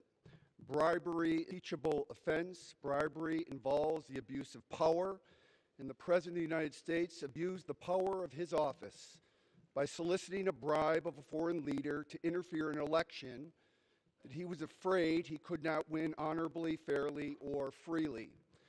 You, President of Ukraine, open and announce an investigation of my political rival. The United States will release $391 million in military aid and give you the stature-amplifying White House meeting that you need. This is a this for that, something for something transaction. Soliciting a bribe from a foreign leader is an abuse of power and a federal crime. I yield back. It's back. Gentleman from North Dakota. Madam Speaker, I yield 1.5 minutes to the gentleman from Florida, Mr. Bill Rackus. Gentleman's recognized. Thank you, Madam Speaker. I want to thank my Republican colleagues who have toiled honorably in defense of the Constitution and the rule of law under difficult circumstances, Madam Speaker. You know, Madam, it's a darn shame that we have found ourselves in this position today. Every step into this chamber, I'm humbled to be serving in the greatest legislature in the history of the world. However, it's deeply disappointing that the hyper-partisanship that has gripped this country has made its way into this chamber. I pride myself on being a consensus builder who works across the aisle to get things done for the American people. But when it comes to the matter of impeachment, I have no doubt that the entire process has been politically motivated. There's absolutely no evidence that President Trump committed an impeachable offense, which is why I will vote no. This whole process is a ploy to circumvent the will of the people by removing a duly elected President of the United States. It is a national disgrace and sets a dangerous precedent. But we are a great nation, and we will survive this indignity. Let's put this ugly chapter behind us, Madam Speaker, and get to work. I yield back. Gentleman yields back. Gentleman from New York. Mr. Speaker, I now yield 1 minute to the gentleman from Mississippi, Mr. Thompson. Gentleman's recognized for 1 minute. Thank you very much, Madam Speaker. Madam Speaker, the question that will be answered today is, will members honor their oath to uphold the Constitution? Democrats are not supporting based on a policy disagreement or the election results of 2016. No one is above the law. The president must be held accountable. A constitutional test is not a hoax or a witch hunt. President Trump just opposes it. No one is above the law, not even President Donald J. Trump. The president abused his power by pressuring Ukraine to help his re-election campaign. Impeachment is a constitutional remedy for these actions. Trump betrayed his oath, betrayed the Constitution, and undermined the integrity of our elections. Those who are against the impeachment inquiry are willing to turn a blind eye to constitutional violations by the president. We have no other alternative. We must protect our Constitution and the United States of America. In his own words, no intelligent person believes what he is saying. The gentleman's time's expired. Gentleman from North Dakota. Madam Speaker, I yield 1.5 minutes to the gentleman from Indiana, Mr. Baird. Gentleman's recognized for 1.5 minutes.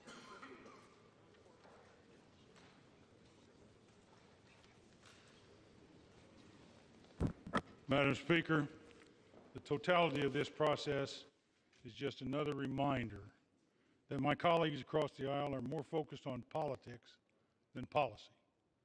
The American people deserve better. The brave men and women of our military, myself included, have fought for the freedom and democracy all around the world. Yet today, my colleagues are eroding those freedoms through a process that ignored facts, abused power, and with secrecy. Those facts could not be more clear. The president committed no crime, broke no laws, and there was no quid pro quo. I look forward to doing the right thing, representing the Hoosiers in my district, and voting against this impeachment charade. I stand with President Trump and look forward to passing policies that continue to move our country forward. I act the balance of my time. Gentleman yields back. Gentleman from New York. Madam Speaker, I now yield 1 minute to the gentleman from Oregon, Mr. Blumenauer. Gentleman's recognized for 1 minute. Thank you. Thanks to the hard work of our committees, the leadership of the Speaker, we found overwhelming evidence Trump invited foreign interests to interfere in our elections for his personal gain, and he then took unprecedented efforts to cover it up, obstructing Congress. I'm proud of the courage of new members to do their duty so that for the first time in privileged life, Donald Trump will be finally held for his reckless personal behavior and business practices. I vote proudly for these two articles of impeachment, and then I hope the House retains control of the articles until the Speaker and leader can negotiate agreement on process and witnesses from McConnell so that the next stage will be open and fair so that Donald Trump will ultimately be held accountable. Gentleman yields back. Gentleman from North Dakota. Madam Speaker, I yield 1.5 minutes to my friend from Oklahoma, Mr. Hearn. Gentleman's recognized for 1.5 minutes. Public hearings began November 13th. Less than a month later, Speaker Pelosi announced articles of impeachment on December 5th, saying that the investigation had revealed enough information to move forward with it. Let's think about that. 22-day investigation. 6 of those days were weekends where hearings weren't happening and the House was not in session. 7 of those days were weekends that the House was in recess, giving. 2 of those days were in flying days where Congress doesn't hold hearings. So out of the 22 days, just 7 days were used to investigate and vote on the impeachment of the duly elected leader of our country. No wonder my constituents are upset. 7 days to impeach the President of the United States. Not to mention that this 7-day investigation had 0 facts in support of impeachment. I spent every minute I had in there as an observer of these hearings, and all I learned is that if you hate someone so strongly and enough people agree with you, that's grounds enough to be impeached. We asked for 12 hours of debate, the same amount of time allotted to President Clinton's impeachment. The biggest vote I will cast in my tenure as representative isn't asking too much. But no, they want to get out here before Christmas, so it's okay to rush through the process. I'm ashamed to be a part of this today, even as I vote against the impeachment. My constituents are calling every day as hell, saying we should be ashamed that this historic chamber has fallen so low to allow something like this to happen. Back. Gentleman from New York. Madam Speaker, I yield myself such time as I may consume. Gentleman's recognized. Madam Speaker, my friend the gentleman from Georgia has a tagline about the clock and the calendar. Madam Speaker, this is not about the clock and the calendar. It is about corruption and the Constitution. It is about a president who abused his power to coerce an ally to intervene in our election and poses a threat to the integrity of our next election. The President's defense is built on three pillars, and when those three pillars fall, the entire defense of the President collapses. First, they claim there was no quid pro quo. Well, the evidence is undisputed. President Trump conditioned a White House visit and President Zelensky's public announcement of the investigations. Ambassador William Taylor wrote, quote, "I think it's crazy to withhold security assistance for help with a political campaign," close quote. A reporter asked White House Chief of Staff Mick Mulvaney if there had been a quid pro quo here, and he replied, "We do that all the time. Get over it." The President refused to help our ally until he got a personal political favor, and so the first defense falls. Second, the minority claims that the Ukrainians didn't know about the hold. The evidence, again, is undisputed. Ukraine knew about the hold on the military assistance within hours of the President's July 25th call. Laura Cooper, Department of Defense, testified under oath that on July 25th, the State Department emails to the Department of Defense notifying them that Ukrainian officials were asking, "Where is the aid?" The Ukrainians understood exactly what President Trump was asking. He wanted a personal political before the aid was released. And so the second defense falls. Third and finally, my Republican friends say the aid was released. But the aid was released only after the President got it. This House launched its investigation on September 9th. The hold on the aid was lifted on September 11th. This is not evidence of innocence. It is evidence of culpability. The evidence is overwhelming. And when he got caught, he did everything in his power to prevent the American people from learning the truth about his actions by defying the congressional investigation, by ordering that all requests and demands for information be denied. With our national security and the integrity of our election at risk, we must act, not because of the clock and the calendar, but to fight against corruption and for continued self-government by the American people. I yield back. I reserve the balance of my time. Gentleman from North Dakota.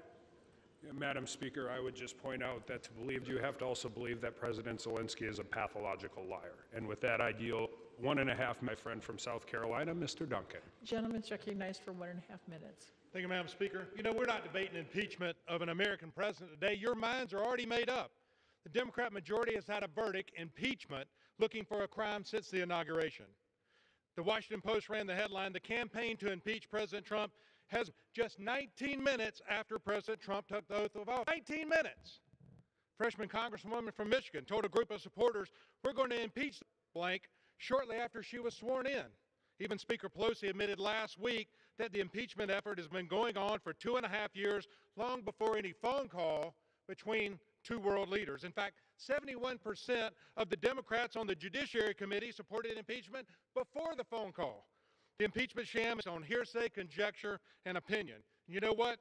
You can't even get a speeding ticket in this country based on hearsay. But yet we're going to impeach an American president based on just that. Where are the crimes of treason committed here? Those are things that constitute impeachable offenses, not hatred or policy disagreements. If memory serves me right, Congress told the administration to withhold aid to Ukraine until they got their act together, addressed corruption, straightened out. That was in multiple NDAAs voted on by parties in this chamber. So in the simplest terms, we're impeaching the president for doing something we told him to do? Give me a break. We have wasted precious time we are given to serve the American people. While you held secret hearings and depositions behind closed doors in Chairman Schiff's Chamber of Secrets. But the American people have a great sense of fairness, I promise you. They see President Trump has not been treated fairly based on hearsay and opinion, not facts. In this chamber, the People's House. I yield back. Members are again reminded to address the women from New York. Madam Speaker, I would now inform you that the gentleman from California, Mr. Schiff, the chair of the Intelligence Committee, will now serve as my designee and will control the remainder of the time on the majority side. Yield to the gentleman from California. He's my designee. Okay, does the gentleman from California yield to himself? Yes, Madam Speaker, I yield to myself as much time as I may consume. Gentleman recognized. I thank my colleague, Chairman Nadler. I thank him for the extraordinary job that he has done as Chairman of the Judiciary Committee and throughout these difficult proceedings. Madam Speaker, my colleagues, my fellow Americans, I rise to President Donald J. Trump. When a man, unprincipled in private life, desperate in his fortune, bold in his temper, possessed of considerable talents, having the advantage of military habits, despotic in his ordinary demeanor, have scoffed in private at the principles of liberty, when a man is seen to mount the hobby horse of popularity, to join in the cry of danger to liberty, to take every opportunity of embarrassing the general government and bringing it under suspicion, to flatter and fall in with all the nonsense of the zealots of the day, it may justly be suspected that his object is to throw things into confusion, that he may ride the storm and direct the whirlwind. These are the words of Alexander Hamilton, written in 1792. Could we find a more perfect description of the present emanating from 1600 Pennsylvania Avenue? The framers crafted a constitution that contemplated free and fair elections for the highest office in the land, but also afforded the Congress with the power to remove a president who abused the powers of his office for personal gain, who compromised the public by betraying our nation's security, or who sought to undermine our democratic system by seeking foreign intervention in the conduct of our elections. I would say that the founders could have little imagined that a single president might have done all of these things, except that the evidence has sadly proved this is exactly what this president has done. Hamilton seems to have predicted the rise of Donald Trump with a staggering prescience. Having won freedom from a king, the drafters of our Constitution designed a government in which ambition was made to check ambition, in which no branch of government would predominate over another, and no man would be allowed to be above the president, especially the president, since with whom would the danger be greater than with the officer charged with being our commander-in-chief? Over the course of the last 3 months, we have found incontrovertible evidence that he used his power by pressuring the newly elected president of Ukraine to announce an investigation into President Trump's political rival, Joe Biden, with the hopes of defeating Mr. Biden in the 2020 presidential election and enhancing his own prospects for re-election. He didn't even need the investigation to be undertaken, just simply announced to the public. The smear of his opponent, would be enough. To effectuate this scheme, President Trump withheld 2 acts of vital importance to a nation at war with our adversary, Putin's Russia. The president withheld a White House meeting they desperately sought to bolster its standing on the world stage. And even more perniciously, President Trump suspended hundreds of millions of dollars of military aid approved by this Congress to coerce Ukraine into electoral dirty work. The President of the United States was willing to sacrifice our nation by withholding support for a critical partner at war in order to improve his re-election prospects. But for the courage of someone willing to blow the whistle, he would have gotten away with it. Instead, he got caught. He tried to cheat, and he got caught.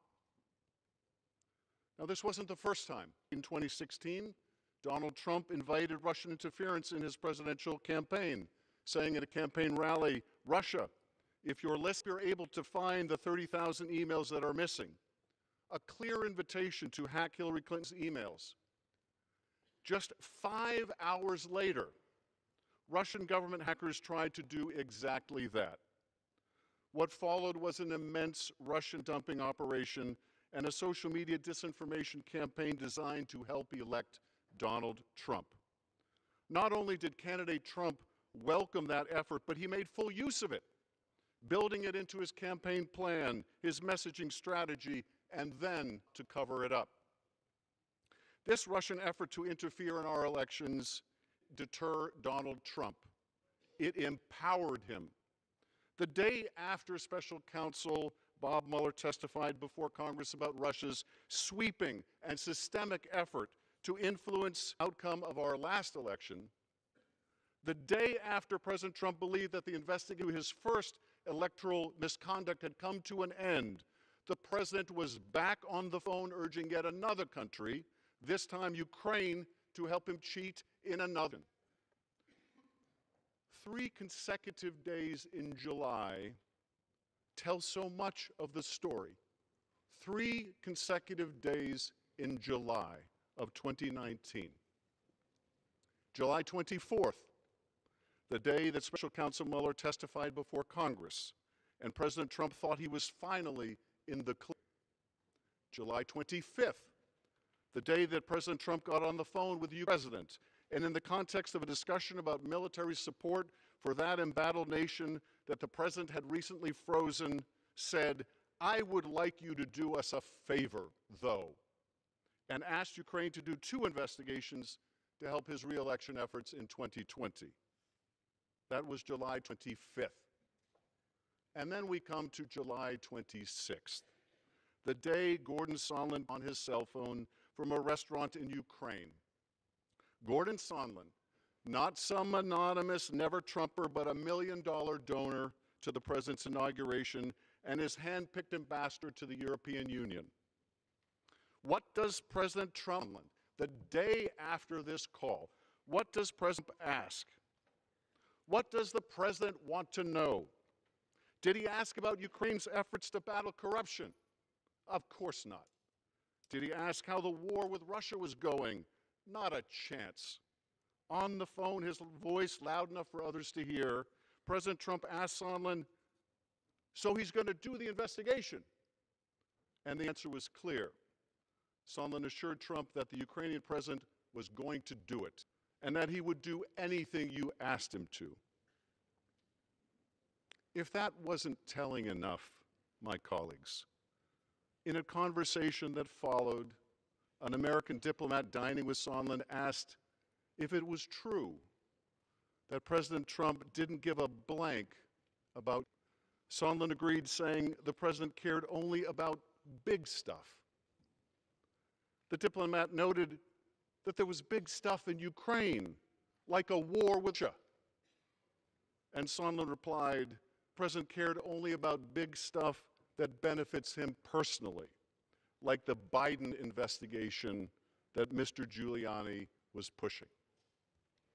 In that short conversation, we learned everything we need to know about the 45th President of the United States. He doesn't care about Ukraine or the impact on our national security caused by withholding military aid to that country fighting for its democratic life. All that matters to this president is what affects him personally, an investigation into his political rival, a chance to cheat in the next election. As Professor Gerhardt testified before the Judiciary Committee 2 weeks ago, if what we're talking about is not impeachable, then is impeachable. Even as this body uncovered the facts of this Ukraine scheme, even as we opened an impeachment inquiry, even as we gathered evidence, continued his efforts to seek foreign help in the next election. Well, I would think, he said from the White House lawn on October 3rd, that if they're being honest about it, they'd start a major investigation into the Bidens. It's a very simple answer, he said. And he made an open invitation to other nations as well, saying China should send into the Bidens too. President Trump sent his chief of White House podium and he told the world that, of course, they had linked aid to investigations and that we should get over it. And even as these articles have made their way to this House floor, the president's personal attorney has continued pursuing these sham investigations on behalf of his client, the president. The president and his men plot on. The danger persists. The risk is real. Our democracy is at peril. But we are not without a remedy. prescribed by the founders for just these circumstances: impeachment. The only question is, will we use it? Or have we fallen prey to another evil that the founders forewarned? The excess of factionalism, the elevation of party over country. Many of my colleagues appear to have made their choice to protect the president, to enable him to be above the law, to empower this president to cheat again, as long as it is in the service of their party and their power. They've made their choice, despite this president and the White House stonewalling every subpoena, every request for witnesses and testimony from co-equal branch of government. They have made their choice, knowing that how this president to obstruct Congress will empower him and any other president that fought to be as corrupt, as negligent, or as abusive of the power of the presidency as they choose. They have made their choice, and I believe they will rue the day that they did. When Donald J. Trump was sworn in on January 20th, 2017, he repeated these words: "I do solemnly swear that I will faithfully execute the office of the President of the United States, best of my ability preserve, protect, and defend the Constitution of the United States." Has he lived a sacred obligation? Has he honored his oath of office? Has he preserved, protected, and defended the Constitution of the United States? The uncontested evidence provides the simple yet tragic answer: he has not. In America, no one is above the law. Donald J. Trump sacrificed our national security in an effort to cheat in the next election. And for that, and his continued efforts to seek foreign interference in our elections, he must be impeached. I reserve the balance of. Gentleman from North Dakota. Madam Chair, it's nice to see you here, Chairman Schiff. It would have been nice to have either you or the whistleblower present in either the judiciary or the oversight hearings. And we're continuing to neglect the four key facts of this. The transcript, read it. The American people can read it. There's no conditionality discussed on that call. Yes, ma'am. Go ahead. The two principals on that call, President Trump and President Zelensky, have said there is no pressure. President Zelensky has basically screamed from the rooftops on numerous occasions that there was no pressure, no bribery, no quid pro quo. The Ukrainian government got the money and didn't know the aid was being paused, and no investigation was announced, and a meeting with the president took place, and the aid was released. And with that, I would yield. To address the remarks to the chair. And with that, I would yield a minute and a half of my time for my friend from Missouri, Mr. Smith. Gentleman's recognized for a minute and a half. Thank you, Madam Speaker. I come from a state that raises corn and cotton, cockleburrs, and Democrats. Your frothy eloquence neither convinces nor satisfies me. I'm from the show me state. You have to show me. The only thing that you all have shown so far is that you're about to impeach a duly elected president who has done nothing wrong. Democrats are not impeaching the president because they are scared of our republic or that he has committed a crime. They are impeaching him because they fear the president's policies and how well they are working for the American people. Most of all, they fear the election because they know they can't beat them. In fact, one of my Democrats quoted stating, "I'm concerned if we don't impeach him, he will get reelected." This kind of rhetoric is disgusting. Impeachment is not a political weapon, and any member who votes for impeachment is ashamed today.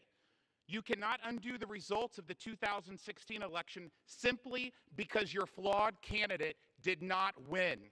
And thank God she didn't. Over the last 3 years, unemployment has dropped to the lowest point in generations. We are seeing better trade agreements with our trading partners, and record numbers of taxes and regulations that stifle economic growth have been rolled back, all thanks to President Trump's leadership and commitment. But shouldn't be surprised. Democrats have introduced article impeachment Can I have 30 seconds? We'll yield him 15 seconds. Gentleman's recognized. This is very important. Be surprised. Democrats have introduced articles of impeachment in 5 out of our last 6 Republican presidents. They are the party of impeachment. Democrats are the party of impeachment. Gentleman yields back, and once members are admonished to address their remarks to the chair. Gentleman from California.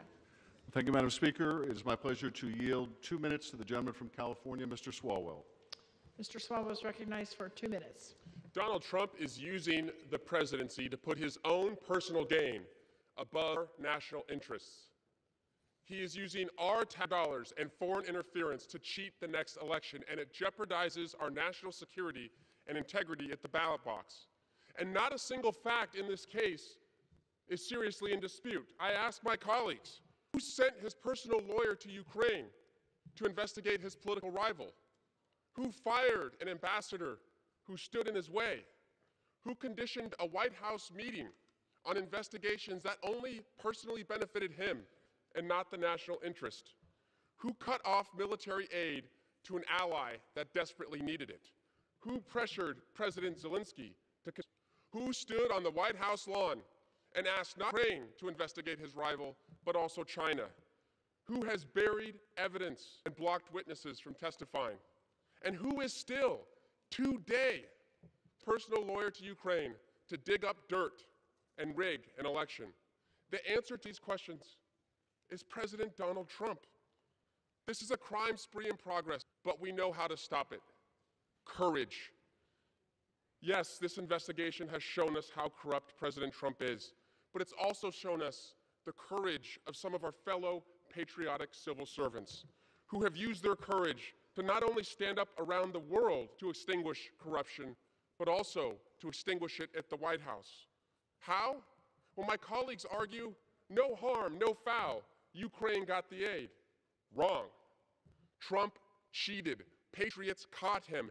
Then Ukraine got the aid. Standing up, turns out, works. Now is the time to summon the courage of those patriots and to summon the courage that they showed against Donald Trump. If they can risk their careers, even their lives, can my colleagues also do the same? After all, more is on the line than just military aid to an ally. Our national security is at stake. Stand up. Election integrity is at stake. Stand up for that. And our Constitution, stand up for that. I yield back. Gentleman from North Dakota. Madam Speaker, may I inquire as to the time remaining on each? The gentleman has 1 hour and 23 1/4 minutes remaining, and the gentleman from California has 1 hour and 18 minutes remaining. I appreciate the detail. And with that, I yield 1.5 minutes to the gentleman, Mr. Johnson. The gentleman's recognized for 1.5 minutes. Madam Speaker, this is a sad day for America. This partisan impeachment sham seeks to disenfranchise 63 million American voters. So I want to use my time to call on this chamber for members to rise and observe a moment of silent reflection, to give every member here the chance to pause for a moment and remember the voices of the 63 million voters the Democrats today are wanting to silence.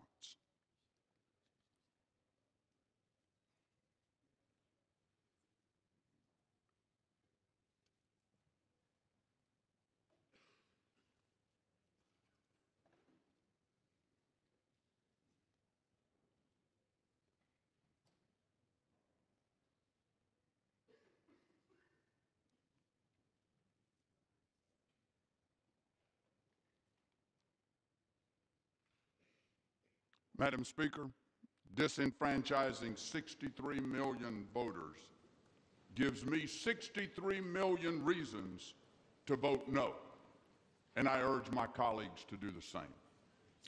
Gentleman yields back. Gentleman from California. Madam Speaker, it's my pleasure to yield 2 minutes to Ms. Sewell, the gentlewoman from Alabama. Gentlelady's 2 minutes. Madam Speaker, it is with a heavy heart and a profound sense of the gravity of this moment that I rise today in support of the impeachment of President Donald J. To be clear, I did not run for Congress to impeach a president. I came to work on behalf of the hardworking people of Alabama's 7th Congressional District. But the facts are uncontested. The truth is clear, and I have been left no other choice. As a member of the Intelligence Committee, I sat in shock, in awe, after witnesses came forward, their stories painting a clear picture of the president's abuse of power. They testified that the president had direct orders to withhold vital military aid for Ukraine and a White House visit in exchange for investigation into the Bidens.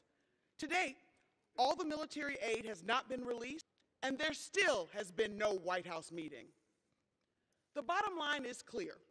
President Trump endangered our national security and the very essence of our democracy for his own personal political gain. Then President Trump sought to cover the authority of Congress.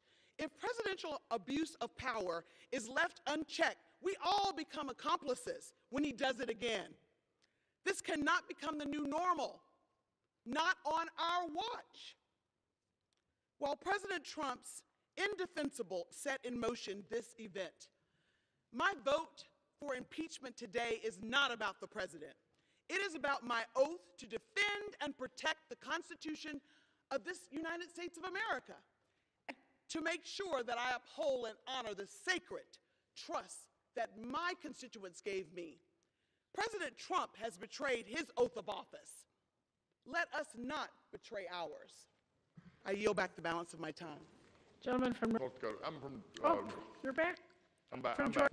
Thank you, Madam Speaker. I'm back. Also noticed some changes around here since we left, and I noticed I have a new manager on the other side who, as I came back in from getting a quick bite, noticed gave an eloquent defense of his side of this story that we're telling. I just wish we could have had that same eloquent defense before the Judiciary Committee, where he could have been asked questions instead of just giving one side. With that, I yield a minute and a half to the gentleman from Pennsylvania, Mr. Keller. Gentleman's recognized for a minute and a half. Thank you. Speaker, today will forever be remembered as a stain on our republic. These impeachment proceedings are not based upon facts, evidence, reason, or any inappropriate or impeachable actions by our president. Instead, the actions being taken by those favoring impeachment are a product of their disdain for President Trump, his America First agenda, and particularly a disdain by the other party for the 63 million Americans that elected him as president. Again, these articles of impeachment are not based on any facts, but rather on hearsay, presumptions, innuendo, and feelings. Feelings by Democrats and career bureaucrats who have wanted President Trump removed from office since the day he was elected. In defense of the Constitution, I urge all members to oppose both articles of impeachment. It is unclear who was voting for impeachment today more harshly, history or voters. So, I want Democrats voting for impeachment today to know that I'll be praying for them. From the Gospel of Luke, the 23rd chapter, verse 34, and Jesus said, "Father, forgive them, for they know not what they do." Thank you, and I... Gentleman yields back. Gentleman from California. Madam Speaker, my colleagues have referred to patrons who testified before the Intelligence Committee as career bureaucrats. I want to remind people just who those career bureaucrats are. There are people like Ambassador Bill Taylor, who has served this country for decades, graduated top in his class at West Point, served during Vietnam in combat, earned a Bronze Star. There are people like Colonel Vindman, served in Iraq, earned a Purple Heart. There are people like Ambassador Marie Yovanovitch, served in dangerous places all over the world, one of the most respected of all Foreign Service officers. These are the people that my colleagues would pejoratively as career bureaucrats. And why? Because they have the courage to do their lawful duty, to answer a subpoena, to come and testify. And for this, they're called career bureaucrats. Well, we should have more career bureaucrats of that caliber. I'm pleased to yield 1 minute to the gentleman from California, Mr. Costa. Gentleman's recognized for 1 minute. Madam Speaker, I rise with a heavy heart. The two most difficult votes any member of Congress ever has cast to vote to go to war are to impeach. Today, I will vote for the articles of impeachment. Over the last few months, I've listened carefully to my constituents. I've weighed all the available information to determine whether or not the President committed any wrongdoing. There are disturbing facts from this administration that inform my decision, including the President's own words. His handpicked ambassador to the European Union testified there was a quid pro quo to withhold aid to Ukraine for an investigation of former Vice President Biden, and that everyone was in the loop. His own national security advisor, John Bolton, said he wanted nothing to do with this drug deal, as he called it.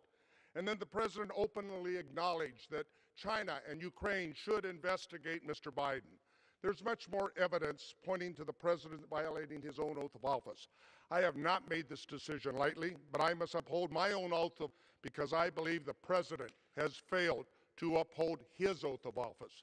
The weight of history and my belief in the Constitution of the United States and our own national security interests have led me to this vote, and I yield back the balance of my time. Gentleman from Georgia. Thank you, Madam Speaker. It is interesting to say, and I appreciate anybody who would come and give testimony, but it is interesting to see that the same chairman who just spoke eloquently about those who dismissed completely almost anything by Mr. Volker or Mr. Morrison. But again, I will say, at least they had the ability and the willingness to come and testify, unlike the chairman who wrote a report, sent it to Judiciary, and didn't. With that, I yield a minute and a half to the gentlewoman from Texas, Ms. Granger. Gentleman is recognized for a minute and a half. Madam Speaker, I rise today in strong opposition to the driven articles of impeachment that have been brought before the House of Representatives today. The past 3 years, Democrats have been unable to accept the voters' choice to elect President Trump. They've used any and all undemocratic and unfair means necessary to try and remove office. My vote today is not only against illegitimate impeachment of our president, which began not with facts, but with a foregone conclusion. It is against House Democrats making a mockery of due process and the rule of law. This will not go anywhere. All Democrats have accomplished is postponing the important work of the American people sent their elected officials to Washington to do. This innovate of Democrats to remove the duly elected President of the United States has put partisan politics above the issues that Americans face today. It's time Democrats stop playing partisan games that hurt hardworking taxpayers. It's time for the American people to be Congress party again. I urge my colleagues to join me in voting no, and I yield back the balance of my time. Gentleman from California. Thank you, Madam. I am more than delighted to refer to the testimony of Ambassador Volker and Mr. Morrison. Ambassador Volker, who acknowledged that in retrospect he should have recognized that when they were calling for investigations of Burisma, it really meant the Bidens, and that to ask a foreign leader to investigate a political rival, wrong. Happy to refer to his testimony, as well as Mr. Morrison, who went to the national security lawyer immediately after he listened to that telephone call, and who also testified that he was informed by Ambassador Sondland that the president wanted Zelensky in a public box, that he wanted him to be forced to go to the mic and announce these sham investigations. Happy to refer to their testimonies, and now happy to recognize the gentlewoman from California. Gentleman is recognized for 2 minutes. Thank you, Madam Speaker. My father fled Nazi Germany for America because he saw what happened when a despot became untethered. He fled because he believed in democracy, in the rule of law, and the right to vote. Before he died, he asked to be buried in a simple pine box with an American flag to symbolize his love of this country. Today, we are called upon to do our duty out of love of country. The president stands accused. We must judge him as we judge any of our fellow citizens, facts and on the law. The facts show that the president's North Star is Russia, not the Constitution. There is no question that President Trump delayed military aid to Ukraine, our ally, as they were under attack by Russia, our adversary. There is no question the president withheld a meeting with Zelensky at the White House, giving Russia the upper hand in peace negotiations with Ukraine. There's no question that President Trump promoted the Russian hoax that Ukraine attacked our election in 2016, a canard that has been proven to be a lie, a Russian lie. The only question is his motive. The The fact is, his conduct and crimes are reprehensible and unquestionably impeachable. When I vote today, my father's legacy is deep, very deep within me. My father loved America, and I love America, and that is why I will vote to impeach the President of the United States. I yield back. Gentleman from Georgia. Thank you. I see how this is playing out. Instead of coming to testify for 7 or 8 hours and answering all questions, we're going to do it in pot shot as we go and take this. But again, let's talk about Mr. Volker again. He never testified that anyone wanted to investigate Vice President Biden. What he did testify to, which was left out, was that they wanted if the Ukrainians doing bad things placed Hunter Biden on the board of Burisma to avoid anything, that needed to be investigated and found out. Let's at least tell the story. Again, had plenty of time to do this in a hearing, not here. This is what they want. This is what the majority has played this the whole time. So we'll play this out as long as they want to. It would have been better, though, if they had to have made it in the proper setting instead of not coming and not testifying. With that, I yield a minute and a half to the gentleman from Texas, Mr. Weber. Gentleman's recognized for a minute and a half. Thank you, Madam Speaker. You know, it's very interesting to hear the socialistic left Democrats that have a newfound appreciation for the Constitution and our founders' principles. Would those same socialists, Madam Speaker, would afford unborn babies the right to life, liberty, and the forgiveness as well. Madam Speaker, history tells us the first 3 impeachments in this country, crimes were involved. Johnson violated a law that Congress had just passed over his veto. Nixon was involved in a cover-up from Watergate. Clinton lied to a federal grand jury and instructed Monica Lewinsky to falsify an affidavit. Crimes. All instances of crimes. Now comes the socialistic-leaning D's, in my opinion, Madam Speaker, ostensibly reading the president's minds, knowing what his intent was, and dictating to us and the witnesses that were in the hearing mindset was, and that, quite frankly, they didn't believe that he had the right to be in charge of foreign policy. We heard ambassadors, and yes, we heard career bureaucrats, career diplomats, whatever you want to call them. They get to ride the bus. They don't get to drive the bus. The president is in charge of foreign policy. They said that the president had the audacity to use his judgment on foreign policy errors. Opinions, suppositions indeed. The very swamp he is draining is objecting. Who knew? Who knew? Today, now during the earlier rule debate, comes the floor manager of the other side from Massachusetts, citing not facts witnesses, but newspaper articles, CNN, USA Opinions, editorials. Unbelievable, Madam Speaker. Americans are watching. These are delusional, deleterious, delirious, and in deep yogurt. I yield back. Gentleman from California. I would just remind my colleagues that Ambassador Volker said that the attacks on Joe Biden were meritless, and he tried to persuade Mr. Giuliani that there was no factual support for them. Proud to recognize the gentleman from Georgia, Mr. Lewis, for 2 minutes. Gentleman's recognized for 2 minutes.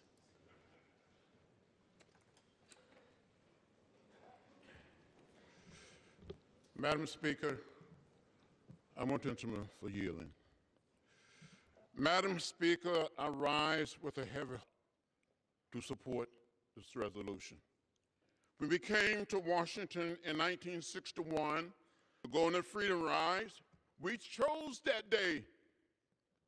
When we came here on August 28, 1963, for the march, it was joyful. We met with a young president, President John Fitzgerald Kennedy. When we came here on August 6, 1965, for the signing of the Voting Rights Act, we were excited, hopeful.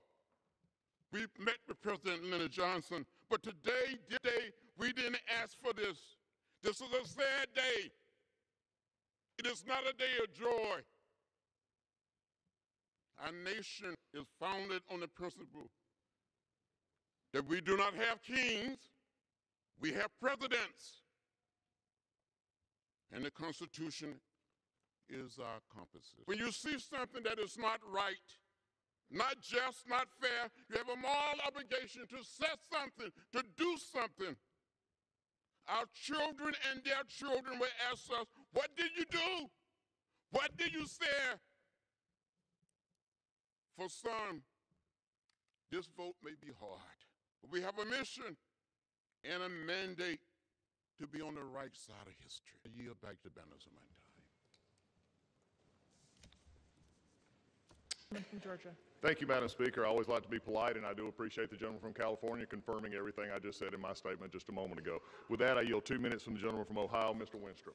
Gentleman's recognized for 2 minutes. Thank you, Madam Speaker. Since 2016, America has seen a pattern of failed and disproven attacks and allegations against President Trump. Impeachment-related votes since President Trump took office. Another attempt to reach their predetermined conclusion of impeachment on a conclusion biblical bias, accusations, and innuendo. These repetitive and false allegations reveal a political obsession disguised as some kind of righteous oversight. When they didn't win at the ballot box, they pursued a Russian collusion narrative that Special Counsel Robert Mueller had to waste time and taxpayer dollars to prove false. When the Russia collusion malicious deception didn't work, Madam Speaker, Democrats sought a new path forward to impeach President Trump. They created a made-for-TV set of hearings, complete with witness auditions held in the basement of the Capitol. Despite all their efforts, the charges the House considers today lack evidence to support them. There wasn't one witness that said a crime or impeachable offense was committed. Madam Speaker, I remind my colleagues, no crime, no impeachable offense. That's a pretty good defense, if you ask me. I will work diligently to further reveal the truths and further reveal the abuses of power, Madam Speaker, that Democrats paid for and enacted during the last 3 years. Abuses of power from the other side of the aisle within this body and within our FBI. Americans deserve the truth. All history will remember today as the political impeachment that set the precedent for presidents to be impeached every time there's a divided government. I oppose the articles before us today, and I yield back to the other side, their superior imaginations. California. I'm proud to recognize the gentleman from Illinois, Mr. Quigley, for 2 minutes. Gentleman's recognized for 2 minutes. Thank you, Madam Speaker. Indeed, we are here today because the President of the United States abused his power and betrayed his oath of office. He laid siege to the foundation of our democracy, the electoral process. These actions have posed a direct threat to the freedom and fairness of the upcoming 2020 election.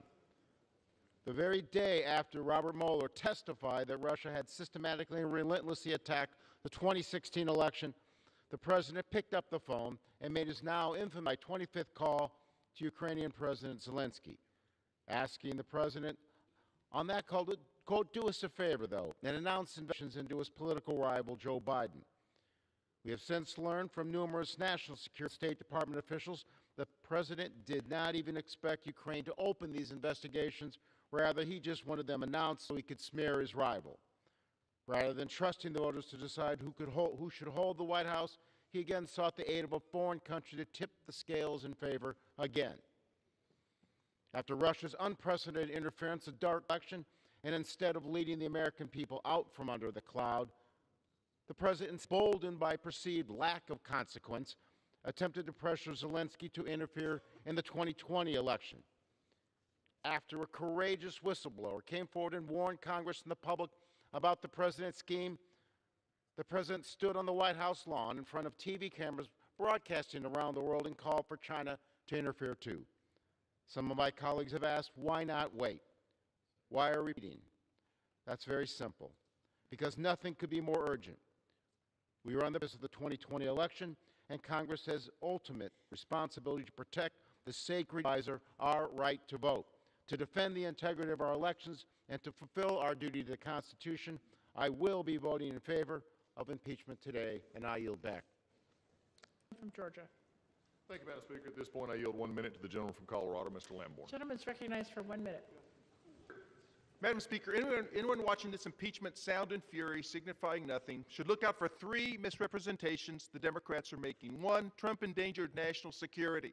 No, the 55-day delay did not stop the Ukrainians from defending themselves.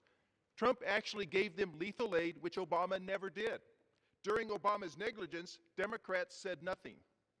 2, Trump is not above the law. 1 is, but why don't the Democrats tell us what law he broke? They can't because he didn't break any.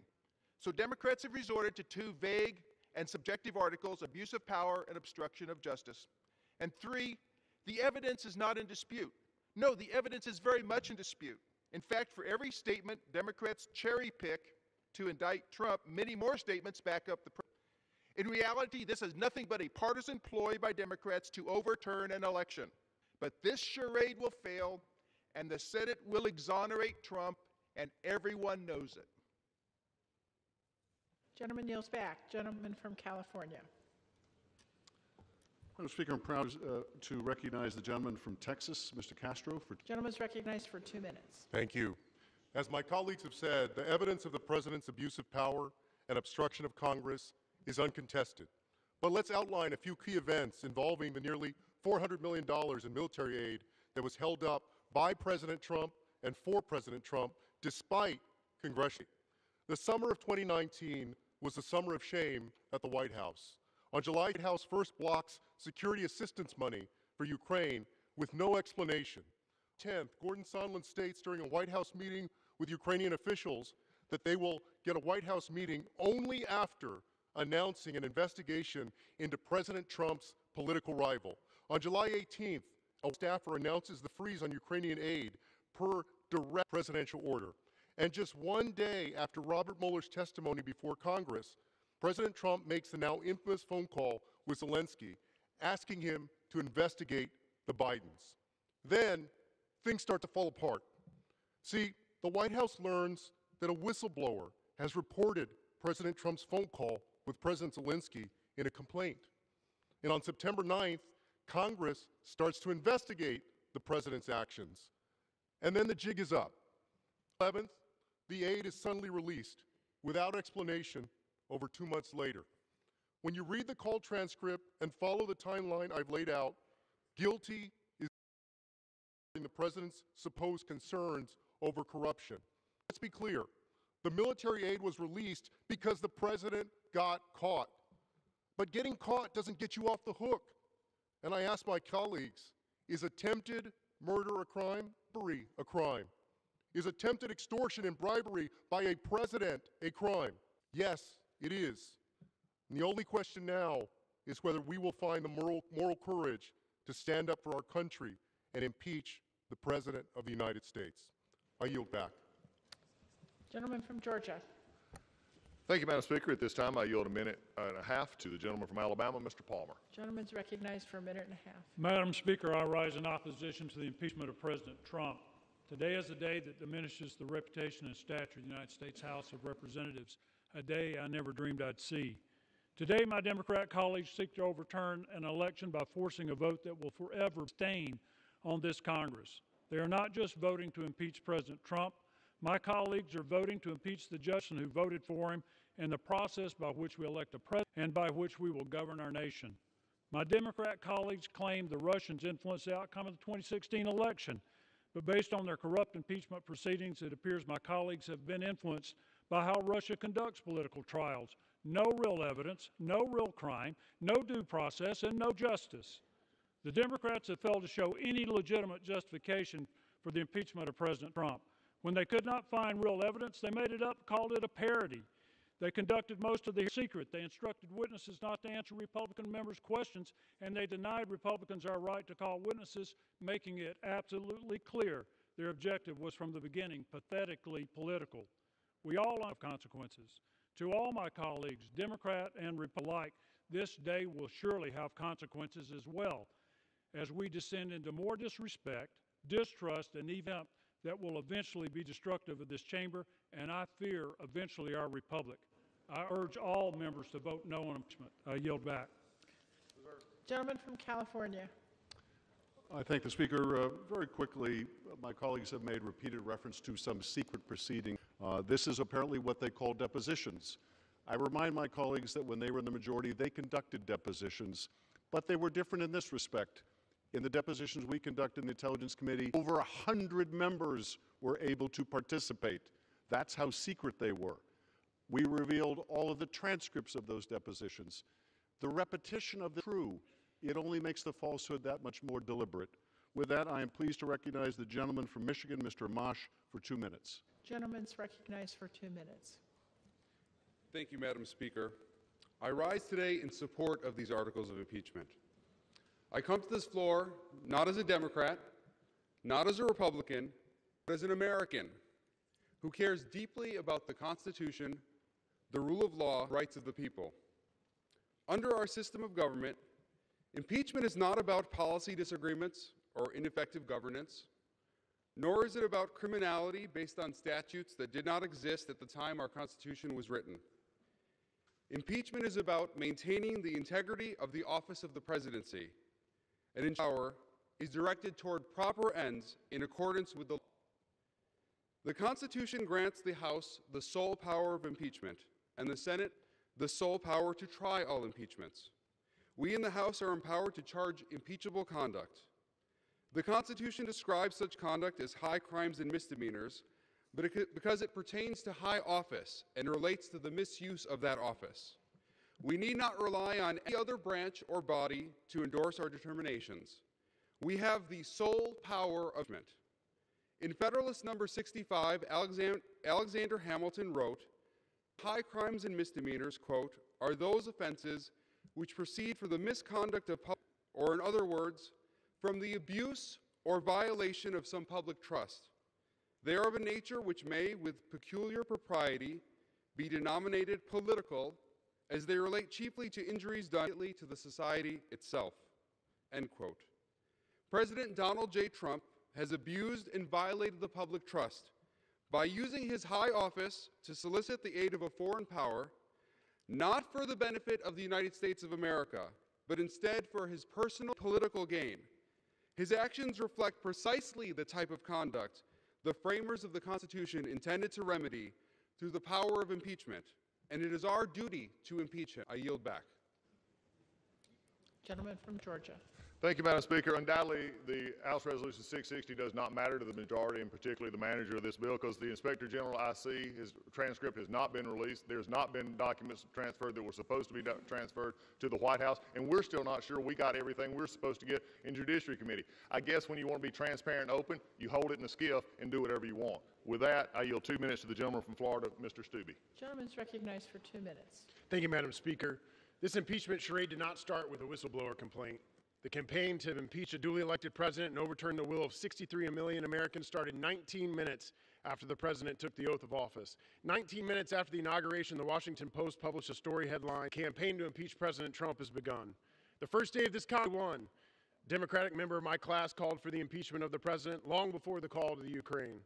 Then it was the Russia collusion hoax, then obstruction of justice, then bribery, then quid pro quo, none of which are included in these articles before us today. This article of impeachment, crafted as a fiction, is not an enumerated basis in the Constitution for impeachment. The Democratic majority would have you believe that abuse of power is a high crime or misdemeanor. It's not. It's an opinion. Even a crime that can be charged in a court of law. Unlike Presidents Nixon and Clinton, who were tried for actual crimes, this president is being impeached on vague phrases that appear nowhere in our Constitution.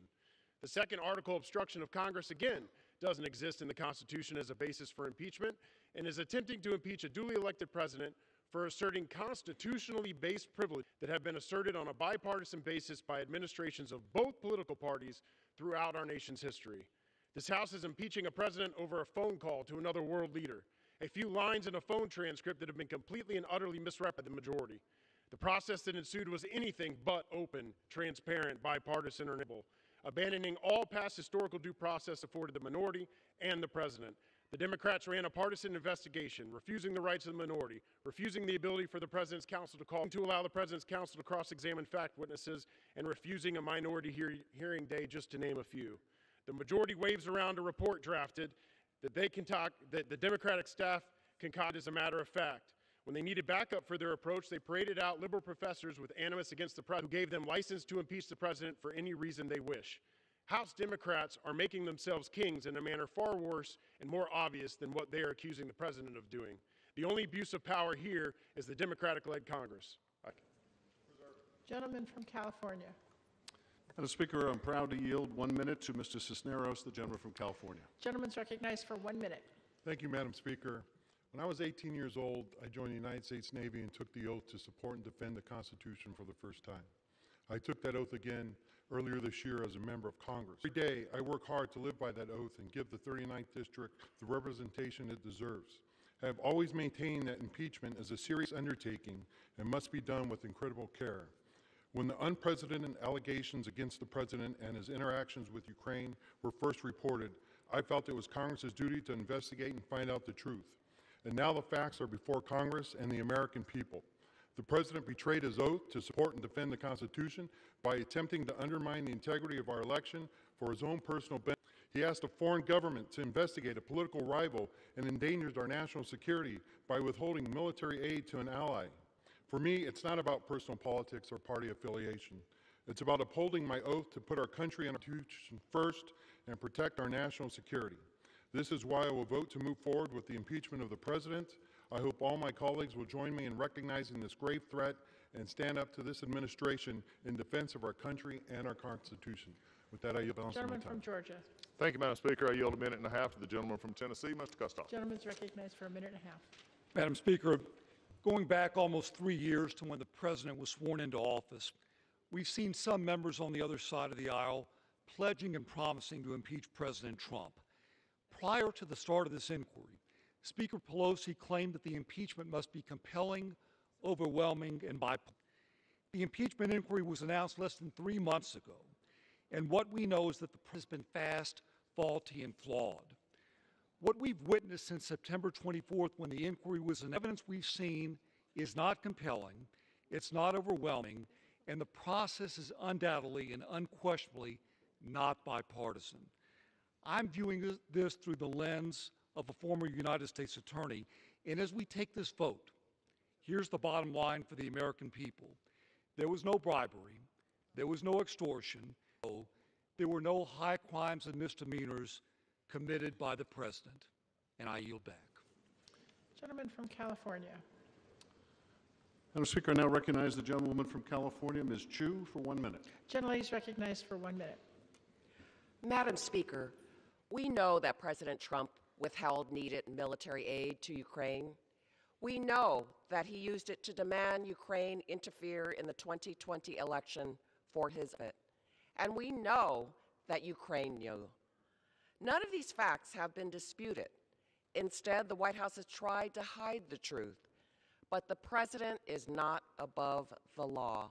Nobody is. Corruption and obstruction. The President is of both. The blatant abuse of power was clear from over 100 hours of testimony before 3 committees and was clear in the call summary released by the White House. The obstruction has been made clear by the President's refusal to cooperate at every turn, even when ordered by a court. Setting a precedent that any president can abhor to interfere in our elections is an existential threat to our democracy. It's also a betrayal of the oath of office and the Constitution. Therefore, in fulfillment of my own oath of office, it's with solemn purpose today that I vote to impeach President Donald Trump. Gentleman from Georgia. Thank you, Madam Speaker. At this time, I yield a minute and a half to the gentleman from Ohio, Mr. Gibbs. Gentleman's recognized for a minute and a half. Thank you, Madam Speaker. Democrats started with quid pro quo. That didn't work so well. Then it was bribery. Then they brought their witnesses in, and not one could answer if they saw any evidence of bribery, extortion, or any crime when questioned. It was just silence. Then the witnesses, they always testified, I heard this from her, so-and-so, and so. When the Democrats brought their star witness in, Ambassador Sutherland, when asked, he said, I presume the aid was held up. I presumed? Testimony was all hearsay, conjecture, assumptions. So now it's abuse of power with no underlying crime, which is opinion. Abuse of power to the Democrats is they don't like his policies, or he treated a reporter harshly. Obstruction of Congress. You know, there are 3 co-equal branches of government. When the executive branch and the legislative branch have an impasse, that's when the judicial branch intervenes. They didn't do that. President sought that route. Every president, including George Washington, could have been impeached based on these fact list articles. There is no crime, there's no victim as Ukraine aid before September 30th deadline, and no witnesses that witnessed anything. This isn't about the rule of law. It's politics at its worst. It's disgraceful. It's time to end this charade and scam on the American people. I urge everybody to vote no on these articles of impeachment. I yield back. Gentleman from California. Madam Speaker, happy to remind my colleagues of Ambassador Sondland's testimony. He posed the question, was there a quid pro quo? The answer is yes. When he was asked about a quid pro quo involving the military aid, he said it was as clear as 2 + 2 = 4. I'm pleased. 1 minute to Ms. Schakowsky, the gentlewoman from Illinois. Gentlelady is recognized for 1 minute. It is my adult son, Ian Schakowsky, whom I will always credit for my decision last June to support an impeachment inquiry. It had never been my goal to impeach a president, but Ian made such a compelling case. He reminded me of the oath I have taken 11 times now to support and defend the Constitution of the United States. He said, "Mom, this is not about politics. This is not about party." And pushing back against my arguments, he said, "This has nothing to do with the final outcome. It's about doing the right thing, even if others don't." He made me see that it was about my legacy, my modest place in history. I want to thank you, my son, for helping me do the right thing today, to vote to impeach the President of the United States, Donald Trump, because no American is above the law. I yield back. Gentleman from Georgia. Thank you, Madam Speaker. I also would like to remind the gentleman from California, Mr. Sondland, also said he had no direct evidence. He presumed that that was going on. I guess we're back to presumption again. With that, a minute and a half to the gentleman from Texas, Mr. Flores. Gentleman's recognized for 1.5 minutes. Madam Speaker, on March 11th, the Speaker of the House said the following in an interview with the Washington Post, quote, "Impeachment is to the country that unless there's something so compelling and overwhelming and bipartisan, I don't think that we should go down that path because it divides the country," unquote. I think most Americans would agree with that statement because it's thoughtful and reasonable. So here we are today to articles of impeachment. How did the majority party do in meeting the objectives set forth by the Speaker? Here are the answers. First, the only compelling attribute about this sham is the lengths the majority has gone to appease the radical socialist wing of their party. Second, the only overwhelming about this sham is the abuse of power by the majority and the reckless disregard for fairness by the majority throughout this entire circus. And finally, the only bipartisan activity related to this sham will be the votes against these flimsy articles of impeachment. I ask my colleagues to join me in opposing these deplorable articles of impeachment and to demand that the House get back to working on the priorities that hardworking families care about the most. I yield back. Gentleman from California. Madam Speaker, proud to recognize Mr. Ruppersberger for 1 minute, the gentleman from Maryland. Gentleman's recognized for 1 minute. Yes, Madam Speaker, I spent 12 years on the House Intelligence Committee, including 4 as ranking member. My bipartisan cooperation with the Republican chairman was widely recognized. When it comes to national security, there's no room for bipartisan politics. All 17 witnesses, mostly Trump appointees, told the same story during the Intelligence Committee hearings, each testifying that our commander-in-chief jeopardized American national security for the sake of his re-election. The president held hostage military aid for the fight against a common enemy, Russia. He willfully obstructed Congress's constitutionally prescribed impeachment powers. Last 2 years, I resisted calls to begin impeachment proceedings, and I resent those who say this is about reversing the election. It isn't about whether or not you like Trump. It's about upholding our Constitution.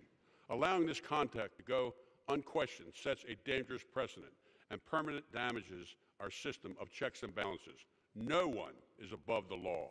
President Trump's actions are a clear threat to security and democracy. We must uphold our oath of office. I yield back the balance of my time. Gentleman from Georgia. Thank you, Madam Speaker. I yield 1.5 minutes to the gentleman from Michigan, Mr. Walberg. Gentleman's recognized for 1.5 minutes. Thank you, Madam Speaker.